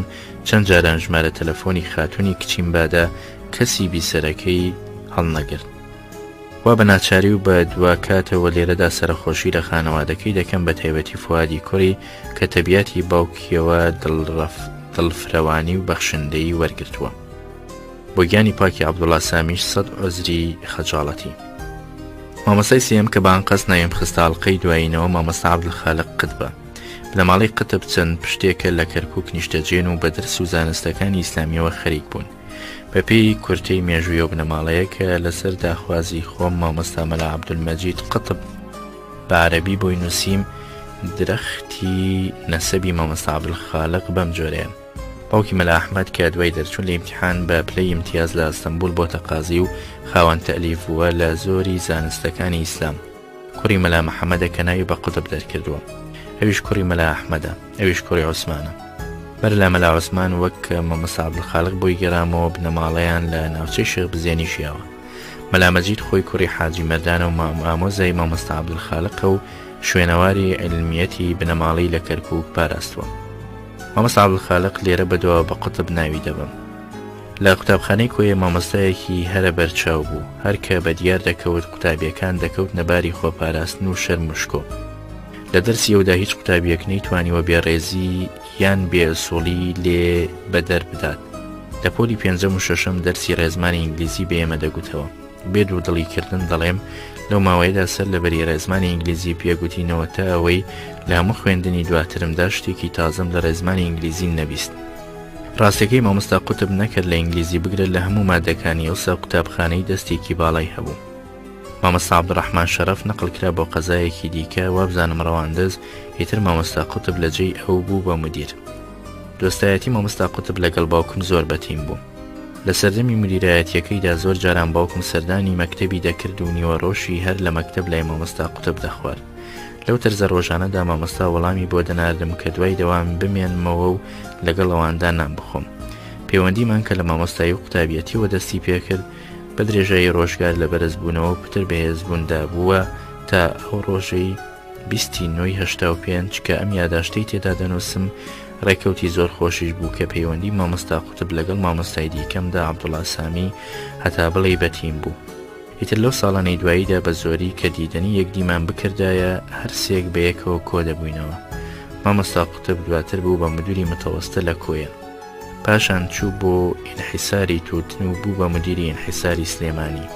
لێرەدا تاکە نمونەیەکی هۆشیاری و شارەزایی و ئەمەکداری و قەدرزانی ئەو ئینسانەتان بۆ دەگەرمەوە. زایم ڕوکن عومەر عەلی لە پەنجاکاندا متەسەڕیفی سلێمانی و کەوتە سەر سیاسەتی بەهێزکردنی بنەماڵەی هێزدارەکان. لە پێش هەموواندا بنەماڵەی کاک ئەحمەدی شێخ. مامۆستا قوتب مدیری ناوچەی ئینحیسار بوو لە سلێمانی. عومەر عەلی لی داوا کرد ئەو ئیجازەی تووتنی بەدیەکانی شێخ مەحموود دراوە بیان بڕێت. مامۆستا قوتب پێیگوتبوو مێژوو ئەمەمان لێ ناسەلمێنێ، چونکە سەرچاوی سەدەیەک و چارەگە سەتەیەک لە مۆبەر هەیە کە شوێنێکی وەکو دەشتی بازیان تووتنی لێ چاندراوە. ئیتر چۆن زاد بکەین ئەو ڕاستی مێژوویە پێشێل بکەین. ئیجازەکانی بۆ ماڵی شێخ مەحموود پاراست. وەفاداری لێم داوا دەکات چاکەی مامۆستاکانم بڵێم. ئەوەی ڕاستی بێ لە زۆر کەسم داوا کردووە لەوانەی ناویان دێتە ناو یاداشتەکانم کورتەباسێکی بنەماڵەیان ویان بەرچاوترین ئەندامی بنەماڵەکەیان بۆ بنووسم. تاکو باس و خواسی ناو ئەو نووسینەم پێدەوڵەمەندتر بکەم و ناو و شۆرەتی جوامێریشیان بپارێزم. بەپێی ئەو بارە کۆمەڵایەتی کە تێیدا ژیاوم، پەیوەندی خانەوادەییم لەلایەکەوە و پەیوەندی شەخسیم لەلایەکی دیکەوە وهای کردووە زۆر کەس و کۆمەڵ و بنەماڵە بناسم و لە گەلێک هەڵوەستی دەگمەندا خۆم دیت بێتەوە. اینجا ئەگەر بێم لە گەشتی ژیانمدا تاکە داوی ڕشتەی عمری خۆم هەڵبگرمەوە و سەر لە تەنیشت و ڕۆخم خوارد نەکەمەوە و برادران و هاوتەمەنان و ناسیاوان لەگەڵ خۆمدا نەهێنمە بە ڕووناکایی وەکەو کەسە دەبم کە خەڵک بۆ سەر سفرەی بەتاڵ بانگێشتم بکەن. دەمەوێت لەم نووسینەمدا مافیتەوە بە خۆم بدەم کە دێم مافیە و کەسانە ئەو کۆمەڵانە تێدەخوێنمەوە کە ڕەوتی ژیانم بە ڕێچکۆڵەی ئەواندا تێپەڕیوە یاخود لەگەڵیاندا کەم زۆر جووت ڕۆیشتووە. بگەڕێمەوە بۆ مامۆستاکانم. جگە لە مامۆستا قوتب کە کەرکووکی بوو، مامۆستایان ڕەمزی ئەفەندی و فاتح مستەفاش کەرکووکی بوون. ڕەمزی کەم مایەوە، بەڵام مامۆستا فاتح بینێک لامان بوو. ئێستا شتێ نەگەیشتم بۆچ قوتابیانی پۆلی شەشەم لی کەوتنە شکات لای مدیر کە ئەوسا مامۆستا قوتب بوو. من بێ ئەوەی هیچ سەروبەرێکی ئەو شکاتە بزانم لەسەر خوایشتی هاوڕێکانم کامویان لە من گەورەتر بوون، زۆر بەدڵساردیەوە پشتگیریم لە شکاتەکە کرد. تا ئێستا کەش لە بیرمە کە مامۆستا قوتب بە دوای داناردم و لێی پرسییم هۆی ئەو شکاتە چییە، ئەوەندە بێ وەڵام و گومان لە خۆ کردبووم فرمێسکم هات نەخوار. وابزانم مامۆستا قوتب تێم گەیشت بۆیە بوو خێرا ئیزنیدام بچمەوە ژووری دەرس و بایی سەری دەرسی سەغڵەتی نەکردم. وەی کە پەشیمانم لەو هەڵوێستە بێبنج و لەرزۆکەم، بەڵام زۆری نەبەر شکاتەکە و هەر بنگەیەکی ڕاست و درۆی هەبوو بێ لە بیران چوونەوە و مامۆستا فاتح بۆەوە بۆ خۆشەویستە کە لی دەوەشایەوە. لە نوکتەکانی و مامۆستا فاتحە شتێک دەگەرمەوە. جارێکیان ئەزمموی شەفەی و قوتابیانی پۆلی چوارەم یان پێنجەمی دەکرد لە جوگرافیا. من ساڵی پێشوو لە مەکتەب دەرچوو بووم، بەڵام ڕۆژانە دەوام دەکرد. ئەو ڕۆژەش بە عادەت هاتمەوە مەکتەب و لەگەڵ کاک مەجیدی ئامۆزان بەیەکەوە لای مامۆستا فاتح بووین. هەر پرسیارێکی لەو قوتابیەی کرد بێسوود بوو، نەک لەبەرەوەی کە وەڵامی ڕاستی نەداوە، بەڵکو چونکە ورتەی لەبەرەوە نەهات. بە زاراوەی ناوفەقیان شقی شفەی نەکرد. لەگەڵی بە پشوو بوو هەتا پشوش پەکی کەوت. ئەوسا پێیگوت فڵانە کەس ناوی ناهێنم خوا لێی خۆش بێم. یەک سوال ماوەلێتی دەکەم، ئەگەر وەڵامت دایەوە باشە، ئەگینا سفرت بۆ دادەنێم. سوالەکە شەمەیە، ئایا کۆیە واتە کۆی سنجاق قەزایە یان بەڵایە؟ قوتابیەکەش بەزاری کۆیان زۆر بەڕەوانی و دەنگ لێرانە وەڵامی دایەوە و گوتی ئەفەندی بەرایە. مامۆستا فاتح لەسەر بەڵێنەکەی خۆی سوور بوو 5 نمرەی بۆ دانا کە بایی ناجحبوونی دەکرد، بەڵام دەشی زانی ئەگەر 10 نمرەشی بداتێ سوودی نادات، چونکە لە مادەکانی دیکە ناتوانێت بە قەزا و بەرە دەرباز بێ. مامۆستایەکی دیکەشمان ئەحمەد فەخری بە کەرکووکی دەزانم، هەرچەند لێشی دوودڵم زۆر کەم مایەوە لامان، بەڵام پێوە دیار بوو کە چەند ڕێزی لە خۆی دەنێت و تا چڕادەیەک لە پۆلدا شکۆی خۆی دەپارێزێن. دوای ساڵەها کە من کەوتمە باوەشی جیهانی بێنەوبەرەوە، لەگەڵ مامۆستامدا بووین بە برادر و بارەها و جارەها لەسەر سفرەی شێخ ڕەوفی خانەقا لە کەرکووک بەیەکەوە کۆ دەبووینەوە و سەعات لە دوا سەعات بە وتوێژی شیرین و شەنگ ڕامان دەبوارد. دوایی بوو بە مدیری ناحیە. خۆم لێم نەبیست، بەڵام مەلیکی شێخ ڕەوف کە خاڵی منداڵەکان مەبۆی باس کردم کە مامۆستا ئەحمەد فەخری بەپێی گێڕانەوەی خۆی کاتێک کە لە ناوچەی سیدەکان مدیر ناحیە بووە چۆتە سەردانی یەکێک لە شێخە خاوەن تەریقەت و مریدەکانی ئەو ناوە. لە وتوێژدا باسی جگەرە و توتن کراوە. شێخەکەش گوۆیە معلومات فرۆشی دەکات، گوتبووی خوا لە قورئان دەفەرمێ لعن الله من أحدث التوتن. وشەی توتنیشی بە شێوە ئاخاوتنی خۆی دەربڕی بوو کە دەنگی و تێکەڵ بەیی دەکەن وەک کە فەڕەنسیەکان دەیکەن. ئەو قوتابیانەی کە هەر لە دەمی قوتابیەتی من لە فێرگەی سەرەتایی کۆیە خوێندنی بەغدایان تەواو کردو بوون بە مامۆستا لە کۆیە ئەمانە بوون: زەکی هەناری، سعید سەلیم، تاهر سادق، جەلال حەوێز، عەبدوڕەحمان نورجان. ڕەنگەی دیکەش هەبن بەڵام من ناویانم لەبیر چۆتەوە یان بە هەڵا و هەبزانم دوای دەرچوونی من بوو بێتنە مامۆستا وەکو سابیر ئیسماعیل و سەید ئەحمەد مەلاوەلی. لەمانە و لە هەموو ئەو مامۆستایانەی دەرسیان پێگوتوم لە فێرگەی کۆیە تەنها مامۆستا قوتب ماوە، خوا تەمەنی درێژکە. ئەوانی دیکە هەمویان یەخسیری بەندیخانەی قەبر بوون. ئەوەندەی بیر دەکەمەوە لەو قوتابیانەی کە لە ساڵی یەکەمی خوێندنم هاوپۆلم بوون تەنها یەکێکیانم بەبیردارێتەوە. ئەوانی دیکە ڕەنگە وردە وردە لە هەڵکشانی من و دواکەوتنی ئەوانەوە بوو بێتنە هاوپۆل. ئەو قوتابیە کە بە چەند ساڵێکیش لە من گەورەتر بوو عەبدوڕەزاقی کوڕی تۆفیق ئەفەندی مەلایمان بوو. بەڵام چۆن قوتابیە کە دەرسی قەواعیدی عەرەبیمان دەست پێ کرد لە وەڵامی پرسیاری مامۆستادا زەرب تەرکیبی چییە جوابی دایەوە مامۆستا زەرەبە ئیسمی مرالیعە. وەبزانم لە پۆلی دووەم یان سێم بوو، کژی زستانە و ڕەمەزان بوو. لە دەرسێکدا مدیرمان مامۆستا عەبدوڕەحمان شەرەف لێی داوا کردین بە پێی دەست و قامی خۆمان باسی جۆری ڕابواردنی ڕۆژانەی خۆمان بکەین بە عەرەبی. ئەو زەمانە عادەت وەها بوو کە کاتی نوێژی نیوەڕۆدا دەهات چەند مامۆستا و هەموو قوتابیە نوێژگەرەکان و هێندێکیش لەوانەی بە چاولێکەری ڕەگەڵ خەڵقی دەکەوتن دەچوینە مزگەوتی گەورە کەوا 50-60 مەتر لێمانەوە دوور بوو. زۆربەی خەڵکی شار و ئەفەندی خوێندەوار و بەشێکیش لە منداڵی ژیر پاش عەسران دەچوون بۆ مەجلیسی وازی باوکم، ئەویش هەر لە مزگەوتی گەورە. خەڵقەکە وسا دەیانگوت دەچین بۆ سەیری وازان. منیش کە لە نووسینم داهاتمە سەربازکردنەوەی چوونم بۆ مەجلیسی عەسرانی واز، ئەو زاراوەی سەیرم بەکارهێنا چونکە هیچی دیکەم نەدەزانی. ئیزهاب ئیلە جامع لسەیر الوعظ. هەر لەبیرمە مامۆستا شەرەف ئەو شەیەی بۆم ساغ کردبووە و لەسەر نووسی بوو لە ئیستیماع. شوێنی دیکەشی بۆم ڕاست کردبووە بەڵام خوێندنی ئەوسا لە هێندی ڕووە پتر و زووتر ماوەی دەبڕی لە هی ئێستاکە. بە نمونە دەڵێم جارێکیان کە قوتابی پۆلی چوارەم بووم لە جیاتی باوکمدانی ئێوارە دەچوومە بەشداریکردن لە تازەی ماڵی شێخ کەریمی بەرزنجی. دانی نیوەڕۆ باوکم خۆی دەچوە تازیەکە و نانیشی لەگەڵ خزمانی تازیەدار دەخوارد، ئێوارانیش منی دەنار. من لە تەنیش خاڵە نەجمەدین هەزار ڕەحمەتی لێبێ کە لەو تازیەیەدا گەورەترین کوڕی شێخ کەریم بوو دانیشت بووم.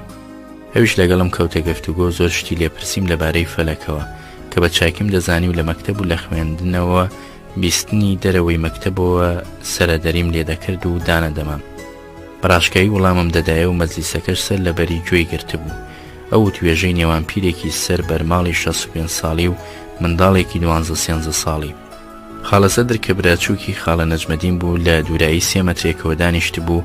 شەخصێک ئێستا کە نازانم چێ بوو بە دەنگی نزمەوە لێی پرسی و گوتی ئەرە پێم ناڵێ قازانجی ئەو مەکتەبە چییە؟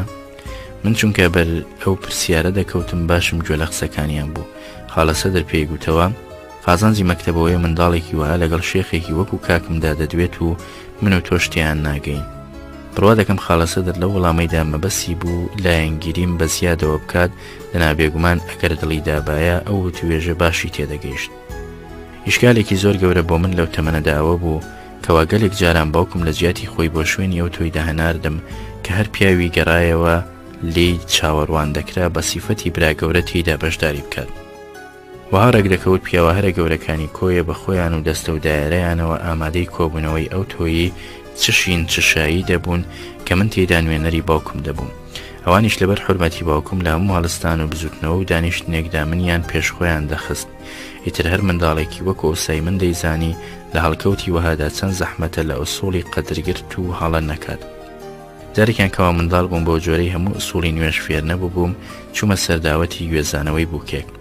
نوێژی ئێوارە بە جەماعەت دەکرا منیش بە هەموو عمرم نوێژی جەماعەتم نەکرد بوو ڕەکعەتی سێیەم کە لەبەر خۆمەوە تەحیاتم تەواو کرد نەمزانی چ بکەم بینێک بێ خوێندن ڕاوەستام مەلای پێش نوێژ درێژەی دایە نوێژی خۆی منیش نەمکردە تەمبەڵی سەلامم دایەوە و ڕاست بوومەوە بۆ سەر و شوێنەی لە سەروی خەڵقەکەەوە پێشتر لی دانیشت بووم کەس لە ڕووی نەدام بەڵام دەبێ خەیاڵێکیان لەو ڕەفتارم کرد بێ وەڵکووەهایان زانیوە کەوا بە بیرم داهاتۆتەوە دەست نوێژم نەبووە چەندین جار وەها دەبوو لەبار یەوتۆییدا مەلای پێش نوێژ ئیلحاحی دەکرد من بۆ منداڵیمەوە ببمە ئیمام بەڵام لێم نەدەسەلمان نەک لەبەر شەرم و ترسی بەڵکو چونکە نەمدەزانی چۆن ڕێ بکەم و جگە لە فاتیحا چی بخوێنم بەڵام خۆم ناچار دیت فێری چەندایەتی کورتی لەو دوعای پێش ئیمامەتی ببم نەکاتوش بێم ڕاستیەکەی تووشیش هاتم لە داوەتێکی ژنگوێستنەوە نیوە ڕۆژەمان لە ماڵی زاوا کرد بەر لە نان خواردن بانگی نیوەڕۆی دا و دیندارە بێفێڵەکان پێیان داگرت لەسەرەوەی نوێژی جەماعەت بکرێن مام حاجەیەک وەکو قیر و بنێش پێوەم نووسا و قۆڵی گرتم خستم یە شوێنی ئیمامەوە منیش وەکو سندرقۆق بەو تەمەنە شلکەمەوە ملم نایە خوێندنی اللهم رب هذه الدعوة التامة والصلاة القائمة كركعتي يكم بخاموش إن أعطيناك الكوثر لهي دواميش قولوا اللهم خويندو لهمتي چاك و پیران ئەو چەڵەمەیەم تێپەڕان بەڵام تجاری دیکە توش نەهاتمەوە ئەگەر لەگەڵ مامەم دانوێنرایەتی باوکمم بکردایە ئیش بە ئیشم باش دەبوو چونکە ئەو وەکالەتی باوکمی دەکرد لە ڕسمیاتی شەکلی و ئاینی ئەو جۆرە هەڵکەوتانەدا هەروەندە بوو لە خەڵقەکەی گەیان کە من لە جیاتی باوکم بۆ شوێنە چووم شخصیەتی باوکم لەلایەکەوە زۆر یارمەتی دەدام لەناو منداڵاندا کە هیچ کامێکیان بێدڵیم نەکەن و لە قسەم دەرنەسن و نازیشم کێشن لەلایەکی دیکەشەوە مەیدانی ئازادی گەمە و گەپمی لێوە تەنگ دەهێنام چونکە بۆ یەکێکی وەکو من کە ڕۆژێک پێشتر نوێنرایەتی باوکم لە قڵەباڵغی پیاو ماقوڵاندا کردوێ گەلێک ناقۆڵا خۆی دەنماند کە لە جگێنە و تۆپێنەی منداڵاندا بدیترێم هیتر هەر جارە کە یەکێک لەوانە منیان لەو مناسەبەتەدا دیتبوو باگەرەکەکەماندا تێپەڕی باە من یازوو خۆم دەشاردەوە کە بە جەگ و تۆپەوەم نەبینێ یان بە جۆرێک کەنارگی ڕادەوەستان وابزانێ سەیری منداڵەکان دەکەم ئەویش سەلامێکی ڕێکوپێکی لێ دەکردم و وەڵامی لێوەردەگرتمەوە و تێدەپەڕی جارێکیان پیاماقوڵێکی گەڕێکی خۆمان بەلاماندا تێپەڕی بۆ مزگەوتی حاجی مەلا ئەسعاد بەنیازی چوونە مەزلیسی باوکم منیش ئەو هەڵمات و جگەی لە دەستمدا بوون خستم نەدواوە و ڕاوەستم کابرا سڵاوی کرد و بە زمانی فەسیح پێیگوتم کاکە فڵان بەخوا لە تۆ ناوەشێتەوە کە لایەنەی هەڵمات لەگەڵ منداڵام بکەیت وەی کە کاری تێکردم و کوژاندمیەوە پەنجەکانی ئەو دەستم کە جگ و کەلاکەی تێدا بوو شل بوونەوە و چی لە دەستمدا بوون لە دوامەوە ترب بەربوونەوە سەرزەوی ئێستاکە کە بۆ یادی ئەو دەمە دەچمەوە هەستی ناڕەحەتی و خۆ بە مەغدور زانین دەکەم بەڕاستیش ستەمدی دەبووم چونکە گەمە و گەپ لە خوێنی دەماری منداڵاندا هات و چۆ دەکا کە لێت مەناکردن وەک ئەوەیە ماسی لە ئاو مەنا بکەیت چ بڵێم ئەمە چارە نووسم بوو هاوڕەکانم لەو بەندە ڕزگار بوون و گویان نەدەدایە هەموو شوەکەر کەچی من لە هەر شوێنێک تووشی پیاوی گەورەی ئەو ڕۆژگارەی کۆیە هات بامایە مامڵاتی پیاوانیان لەگەڵدا دەکردم بە سەلامکردن و ئەحواڵ پرسینەوە چونکە هەمویان دەیان ناسیم هەرچەند من هەمویانم نەدەناسیم ساڵی یەکەمی خوێندنم بەسەر چوو گەیشتی نەپشووی هاوینە بێەوەی من ئاگادار بم بڕیارێکدا بوو لە ماڵمان ڕووپەڕەیەکی نوێی لەو هاوینەدا هەڵدایەوە کەوا بۆ تەمەنی و سەمسیر و سەمەرە بوو دایکم بە ئیزنی باوکم سەردانی سندۆڵانی دەکرد کە نشینگەی باب و باپیرەکانی بوو خوشکم یا عیفەتیش بووە نەوبووکی ماڵی حاجی سەید گوڵ مامی دایکم لە ئاڵلقەی پێشووتر باسم کرد کە شێخ حەسەنی حاجی سەید گوڵ ئەو خوشکەمی مارە کرد لە سندۆڵانەوە شێخ حوسێن و فەقێ وەسمانی سەرکاری ئیش و کەسابەتیان و حەسەنی خانمێک کە پێش خزمەت و خەزوری فەقێ وەسمانیش بوو لەگەڵ چەند بەردەستێکی بە قەتاری وڵاغانەوە هاتم بۆ کۆیە بە هاتنی ئەوان منزانیم سەفەری پشدەرمان لە پێشە ڕۆژێکیان باروتە لێکنران و عەسری دابوو لە ڕێی چاکی هەیبە سوڵتانەوە بەرەو ڕۆژهەڵات بەڕێکەوتین لەو سەفەرەدا جگە لە دایکم و نەجیبەی خوشکم و من یا عەسمەت و فەتحی و کافیە و عایشەیە لە ئاڵلقەی پێشووتردا باسییان هاتووە بەشداری بوون چەند پیاوێکیش کە لەواندا هەر کاک تاهێری حەمەلاڵم بەویردا دێت بە ناوی ئاگاداری و خەبەرهێنانەوەی دوای گەیشتنمان لەگەڵمان بوون چونکە ئافرەت و منداڵ و وڵاغی بار لەو قافڵەیەدا هەبوون نەختێک بە تەمبەڵی دەڕۆیشتین بۆیە بوو کە گەیشتنە ئەو ئاستەنگەی پێی دەڵێن تەنگی خدران تاریک داهات و سەلامەتی خەڵخەکە بەند بوو بەهێزی چاوی وڵاغەکانەوە کاکتاهێری حەمەلاڵ لەو شوێنەوە هەتا نزیکی خدران کە خەتەری هەڵدێران و خلیسکان بردنی وڵاغ نەما منی بە کۆڵی خۆی هەڵگرت لێش نەگەڕا کەسی دیکە نۆرەی لەگەڵدا بکات. ئەمانەتی باوکم بووم، دڵی ڕەوای نەدەدا تەسلیمی کەسی دیکەی بکات. شەو لە ماڵی اسماعیل ئاغای مەلا ئەحمەد ئاغای غەفووری کە مدیر ناحیەی خدران بوو میوان بووین، بەڵام هەر بەناو پێمان دەگوترا میوان چونکە اسماعیل ئاغا هەم بەدڵ باوکمی خۆش دەویست هەم زۆریش دۆستی بنەماڵەی سندۆڵان بوو. خێزانەکەشی هێندەی خوشک بۆ خوشک لەگەڵ دایکم ئاشنا بوو، ئەهلی ماڵەوەشمانی یەکە بە یەکە دەناسی. بەبیرم نایە شەوە چۆن بەسەر چوو، لەبەر ماندوو بوون زوو خەوتم تا سبەینێ. دوای بەرچاوی کەوتینە ڕێگە بەرەو دەربەندی سەنگەسەر کە پێی دەگوترێت دەربەندی ڕەمکان. نیوە ڕۆژەمان بردە ماڵی کاکەمین لە دەی تۆبەکاران، ئەگەر لە ناوی دێیەکە سەهوم نەکردبێ وابزانم بەر لەوەی بگەینە ئەو قۆناغا ئافرەتێکمان لە پەڕینەوەی ڕووبارێک کەوتە ناو ئاو، بەڵام سەلامەت بوو، لە پێکەنینی گشتی بەولاوە چ زەرەرێکی لێ پەیدا نەبوو. ماڵی کاکەمینە شەر دۆست و ناسیا و ئاشنا بوون، زۆریان خزمەت کردین. دیمەنی ئەو ناوە کە هاتبێتە بەرچاوی ئەو تەمەنم کمێکی لێ یاد دەکەمەوە. پوشی بیتوێن بە دەوری ڕێگەوە بەشی هەرە زۆری چەشمەندازی ڕێبوارێکی وەکو من بوو کە ئەو ساچاوم نەدەبڕێ دیمەنی دوور. قەمیشەڵانی ئەو قۆپیانەشم دێتەوە یاد کە لێیان دەپەڕینەوە، بەڵام نازانم کامیان کامە و چی پێگوتراوە. بە هەمەحاڵ دیسانەوە دەمە و عەسر بەڕێ دەکەوتین کە لە دەربەند ئاودی بووین بۆ پشدەر، گۆڕانی تەواو بە سەرباری ڕێگە و دەوروبەردا هات. ئەوەندەی کە ڕۆیشتین هەتا گەیشتنە سندۆڵان دنیای گەشی هاتە بەرچاوان. تو مەزلەو ماوەیەدا چەند ڕووباری گەورە و سەرچاوە ئەو هەیە، شیناوردی لەبەر دەکرێ و چەم و چەمەڵێنی تەبیعیشی بە دەورەوە دەڕۆێت کە هەمووی هەر سەوزایی و تەڕاییە. هەمیشە شینایی چەمەکانی قەراغزیی گچکە کە بە زۆری لە ڕێگاوە دەدەیترا پانۆرامایەکی سەوزی لە مێشکدا نەقش بەستوو دەکرد. ئەوسا لە تێکڕای دیمەنی سەوزەوە خەیاڵی خۆشی و زەنوێریم بەدڵدا دەهات و دواتر تێگەیشتم کە هۆی ئەو سەوزایە دەچێتەوە بۆ ڕووبار و کانیا و زێ، خۆگەر لێک بدەینەوە چۆن لە ماوەی 10 دەقیقەدا بە ئاوابوون لە دەربەندەوە بۆ پشدەر پوشی وشکی بێتوێن دەگۆڕێ بە تەڕایی و سەوزایی مافی ئەوەم دەدرێتێ کە لەو تەمەنەدا سەوزایی پشدەر سەرنجی منداڵانی ڕاکێشابم. بیتوێن ئەوسا زۆر چۆڵ بوو، ئاوەکانی بە زۆری لە برنج مەرەزە سرف دەکران و هاشرەکەوە 10 ساڵە هیچ قاڵ بە مەرەزە نەکەوتە سەر ڕێگەمان لە زەردایی و وشکایی پوشەکە کەم کاتەوە. ڕەنگە هۆیەکی دیکەش هەبێ کاری خۆی کردبێ. ئێمە ئەوەندەی کە لە بیتوێن بووین لە گەرمای چێشتەنگا و نیوەڕۆدا ڕامان بووە کە گەیشت نەدی و پشدەر عەسرێکی فێنەک بوو. پشتە و ڕۆژیش دەڕۆیشتین بە پێچەوانە سەفەری دانی سبەینەمان کە لە خرانەوە بەرەو بیتوێن بەڕێکەوتین، هەموو ڕۆیشتنمان ڕوە و ڕۆژ بوو. بە کورتی من کە گەیشتمە سندۆڵان بە خەیاڵی فێنکایی و شینایی و تەڕاییەوە لە وڵاغ دابەزیم. ماڵی شێخ حەسەن و شێخ حوسێن، شێخ حوسێن جارێ ژنی نەهێنا بوو، ماڵێکی قەوغای بە هاتوبات و میوان بوون. عایشەخانی دایکی شێخ حەسەن و شێخ حوسێن کچی حاجی ڕەسواغای براگەورەی تایفەی مەحموود ئاغا بوو لە پشدەر. ئافرەتێکی بە شەخسیەت و کارامە بوو، هەم لە بەرشکۆی ئەو شەخسیەتە و هەم بە پشت و قووەتی تایفەی مەحموود ئاغا ڕێینەدا بوو چکەمایەتی و نوشوز بێتە بەر ئەو بنەماڵەیە لە دوای شەیدبوونی حاجی سەید گوڵ. ئەو دوو کوڕەی لە منداڵیەوە بێباوک پێگەیاندن و ماڵەکەشی هەمیشە بە قەدر ماڵی دەستڕۆیشتووە هەرە گەورەکانی پشدەر بە چەک و نۆکەر و وڵاغ خەتار و مێگەل ڕاگرد تەکێشی بە ئاوەدانی هێشتەوە، هەرچەندە هیچ یەکێک لەو دوو کوڕان نەبوونە شێخی بەرماڵ نشین. من وردیاتی ژیانی ڕۆژانەی ئەوسەی سندۆڵانم بەبیر نایەتەوە، بەڵام دروشمی هەر دیاری ئەو ژیانە قەڵەباڵغی و میوان و هاتوبات بوو. لە سندۆڵان زۆر نەماینەوە لەگەڵ تێکڕای ماڵی حاجی سەید کە دەکاتەوە ماڵی ئایشەخان بەرەو فێنکایی ناو شاخەکانی پشدەر هەڵکشاین. لە سندۆڵان زۆر نەماینەوە لەگەڵ تێکڕای ماڵی حاجی سەید کە دەکاتەوە ماڵی ئایشەخان بەرەو فێنکایی ناو شاخەکانی پشدەر هەڵکشاین. بەعادەت ئەو ماڵی هاوینان دەچێتە کوێستان بایی بەڕێوەبرنی کەسابەتی وەرزی ساڵ، ئیشکەر و وەکیل لە گەرمێن بەجێ دەهێڵێ. لەوە بەولاوە بە ماڵ و مەڕ و دەست و پێ و نۆکەرەوە بۆ کوێستان بەڕێ دەکەوێت. ئەو ساڵەشی چونکە ئێمە لەگەڵدا بووین و دەزانجا لە ساڵان پتر میوان ڕوویان لێدەنێ بە بارگەی قورسەوە بەرەم ناوشاخ بزوتین. نازام تا گەیشتنە دێ هێرۆ کە هی حاجی ڕەسواغا بوو، مەحموود ئاغای کوڕی سێم کوڕی بوو، سەرپەرشتی دەکرد بە کوێدا چوین و لە کوێمان لادا. چەند ڕۆژێکی خۆشمان لە هێرۆ ڕابوارد هەتا جێگەمان بۆ سازرا لە مەزاری بەکاوی سەرو.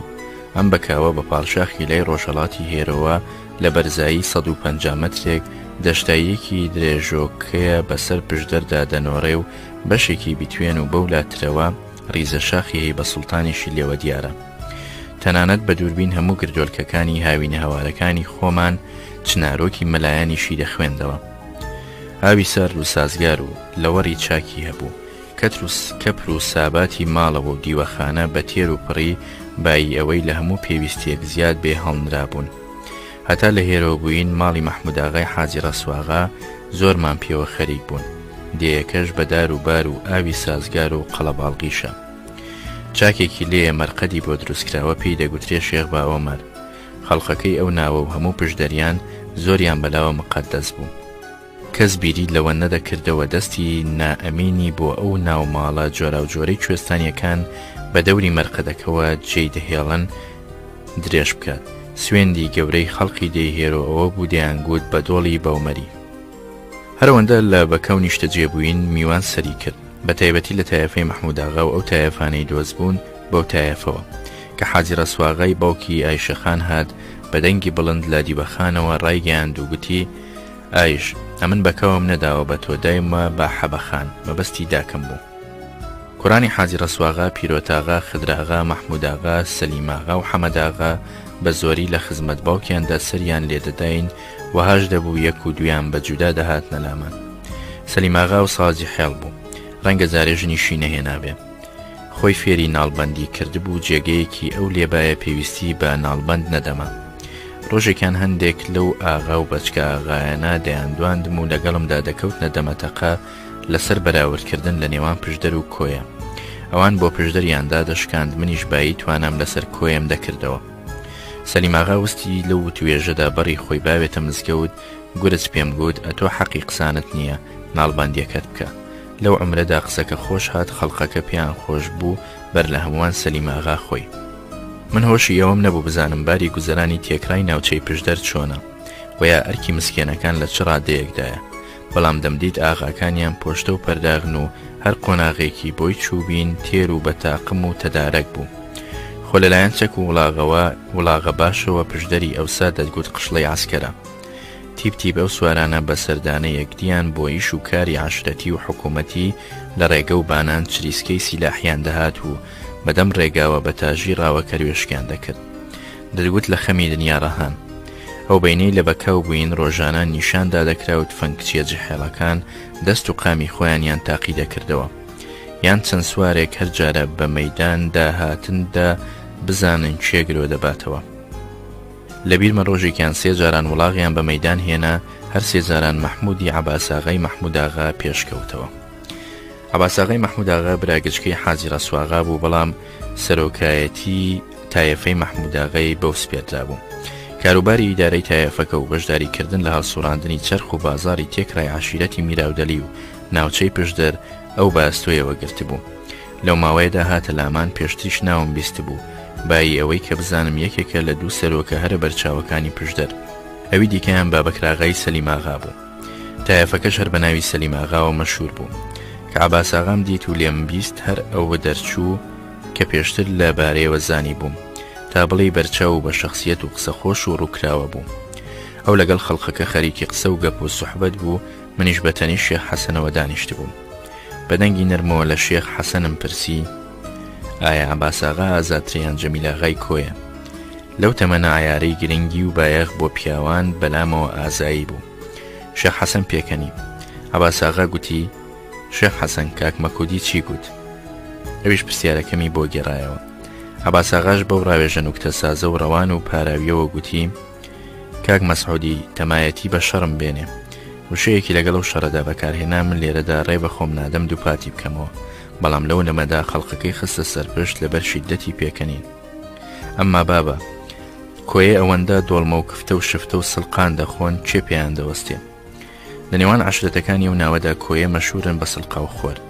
هەر لەو سەفەرەدا جارێکی دیکە لە هێرۆ عەباساغام دیتەوە خەریکی مەزاق بوو لەگەڵ موساشێت و وەهای پێوە مەشغوڵ بوو، دەرگوت چ خەفەتی دنیای نین. موساشێتم دیتەوە بەر بیر بە وێنە و شێوەی ئاخاوتن و شکلی شێتایەتی کە بەسەر و ڕوویدا دیار بوو، بەڵام هەتا بڵێ یەسک سووک بوو. قسەشی لەسەر شانان قورس نەبوو، دەستیشی نەدەوەشان. کە ئێمەی دەدیت دەیگوت کۆیە هاتن، حۆری هاتن، قومری هاتن. ئیتر بەم جۆرە وەکو پێدا هەڵگوتنی بێمە بەس دەکەوتە سەر نەزمی قسەی ئەو تۆیی.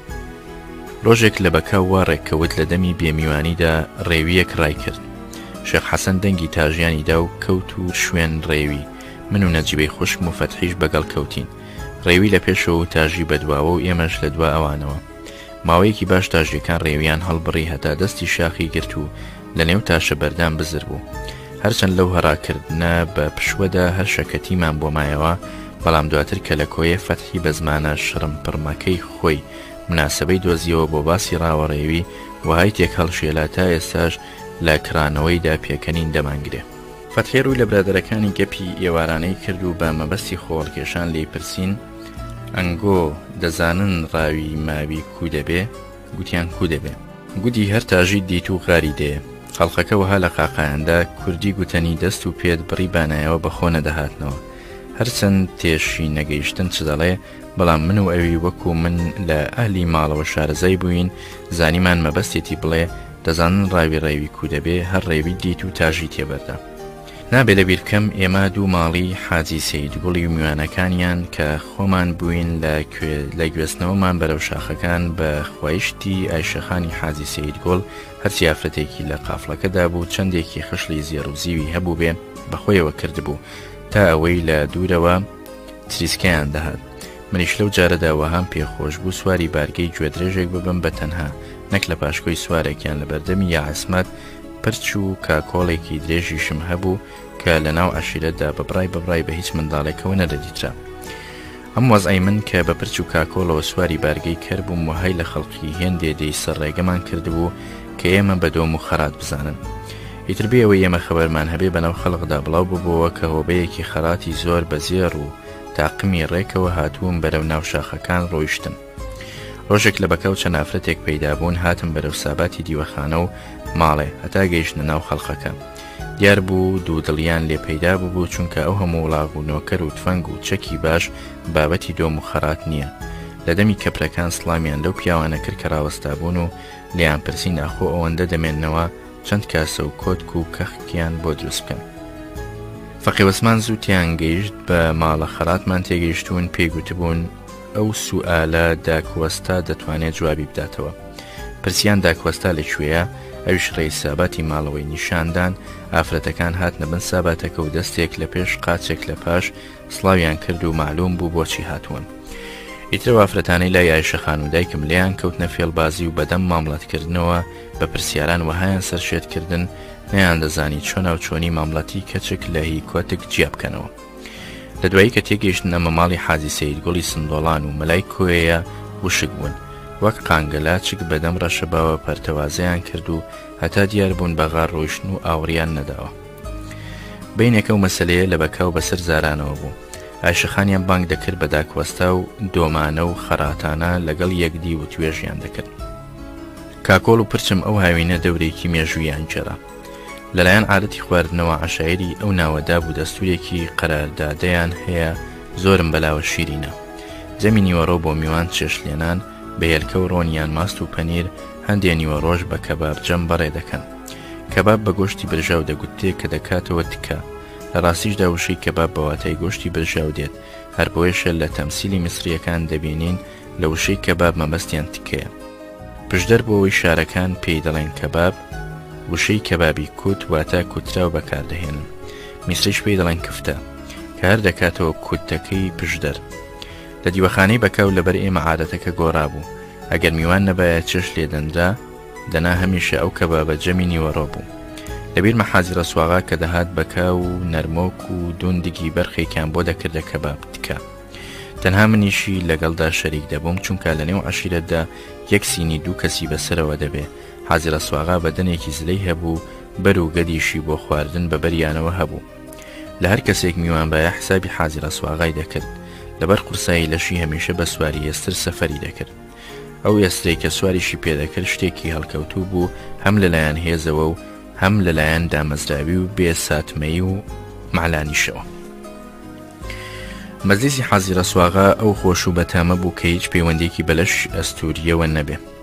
ئەغڵب کوڕە گەورەکەی پیرۆتاغای لەگەڵدا بوو. ئەوسا پیرۆتاغا لە تەمەنی کامڵیدا بوو. سمێڵێکی بەشکە و شەوکەتی هەبوو، لە تلەی گوێی تێپەڕی بوو. دەیانگوت زووتر لە پاشەسەری دەگەیشتنەوە یەکدی. دواتر پاش چەندین ساڵ ئەوەندەی شارەکەی حاجی قادر کە دەڵێ شەوکەتی جووتەی سمێڵت تاکە مانەندی کەما هات بێتە بەرچاو و فکرم یادی ئەو سمێڵەی پیرۆتاغام کردوتەوە. سەر ڕێی جوانی ئەو سمێڵە پیرۆتاغا سوارچاکێکی بەناوبانگ بوو. تەنانەت ڕۆژێکیان کە حازیرە سواغا و کوڕانی لامان بوون، شێخ حەسەن سواری ئەسپێکی زۆر باش بوو لە بەردەمی ساباتی دیوەخانە چەند سەرێکیان هاتوچۆی پێکرد. پیرۆتاغا کە خاڵی شێخ حەسەن بوو بانگی کرد، شێخ حەسەن وەرە سەر بەرماڵەکەت تەبیاتی ئەسپەکە تێکمەدە. شێخ حەسەنیش لی سەلماند و ئەسپەکەی پێدا. پیرۆتاغا لی سوار بوو بەینێک تعلیمی بە وڵاغەکە کرد، بەڕاستی دەتگوت شکڵە هێندە شیرم.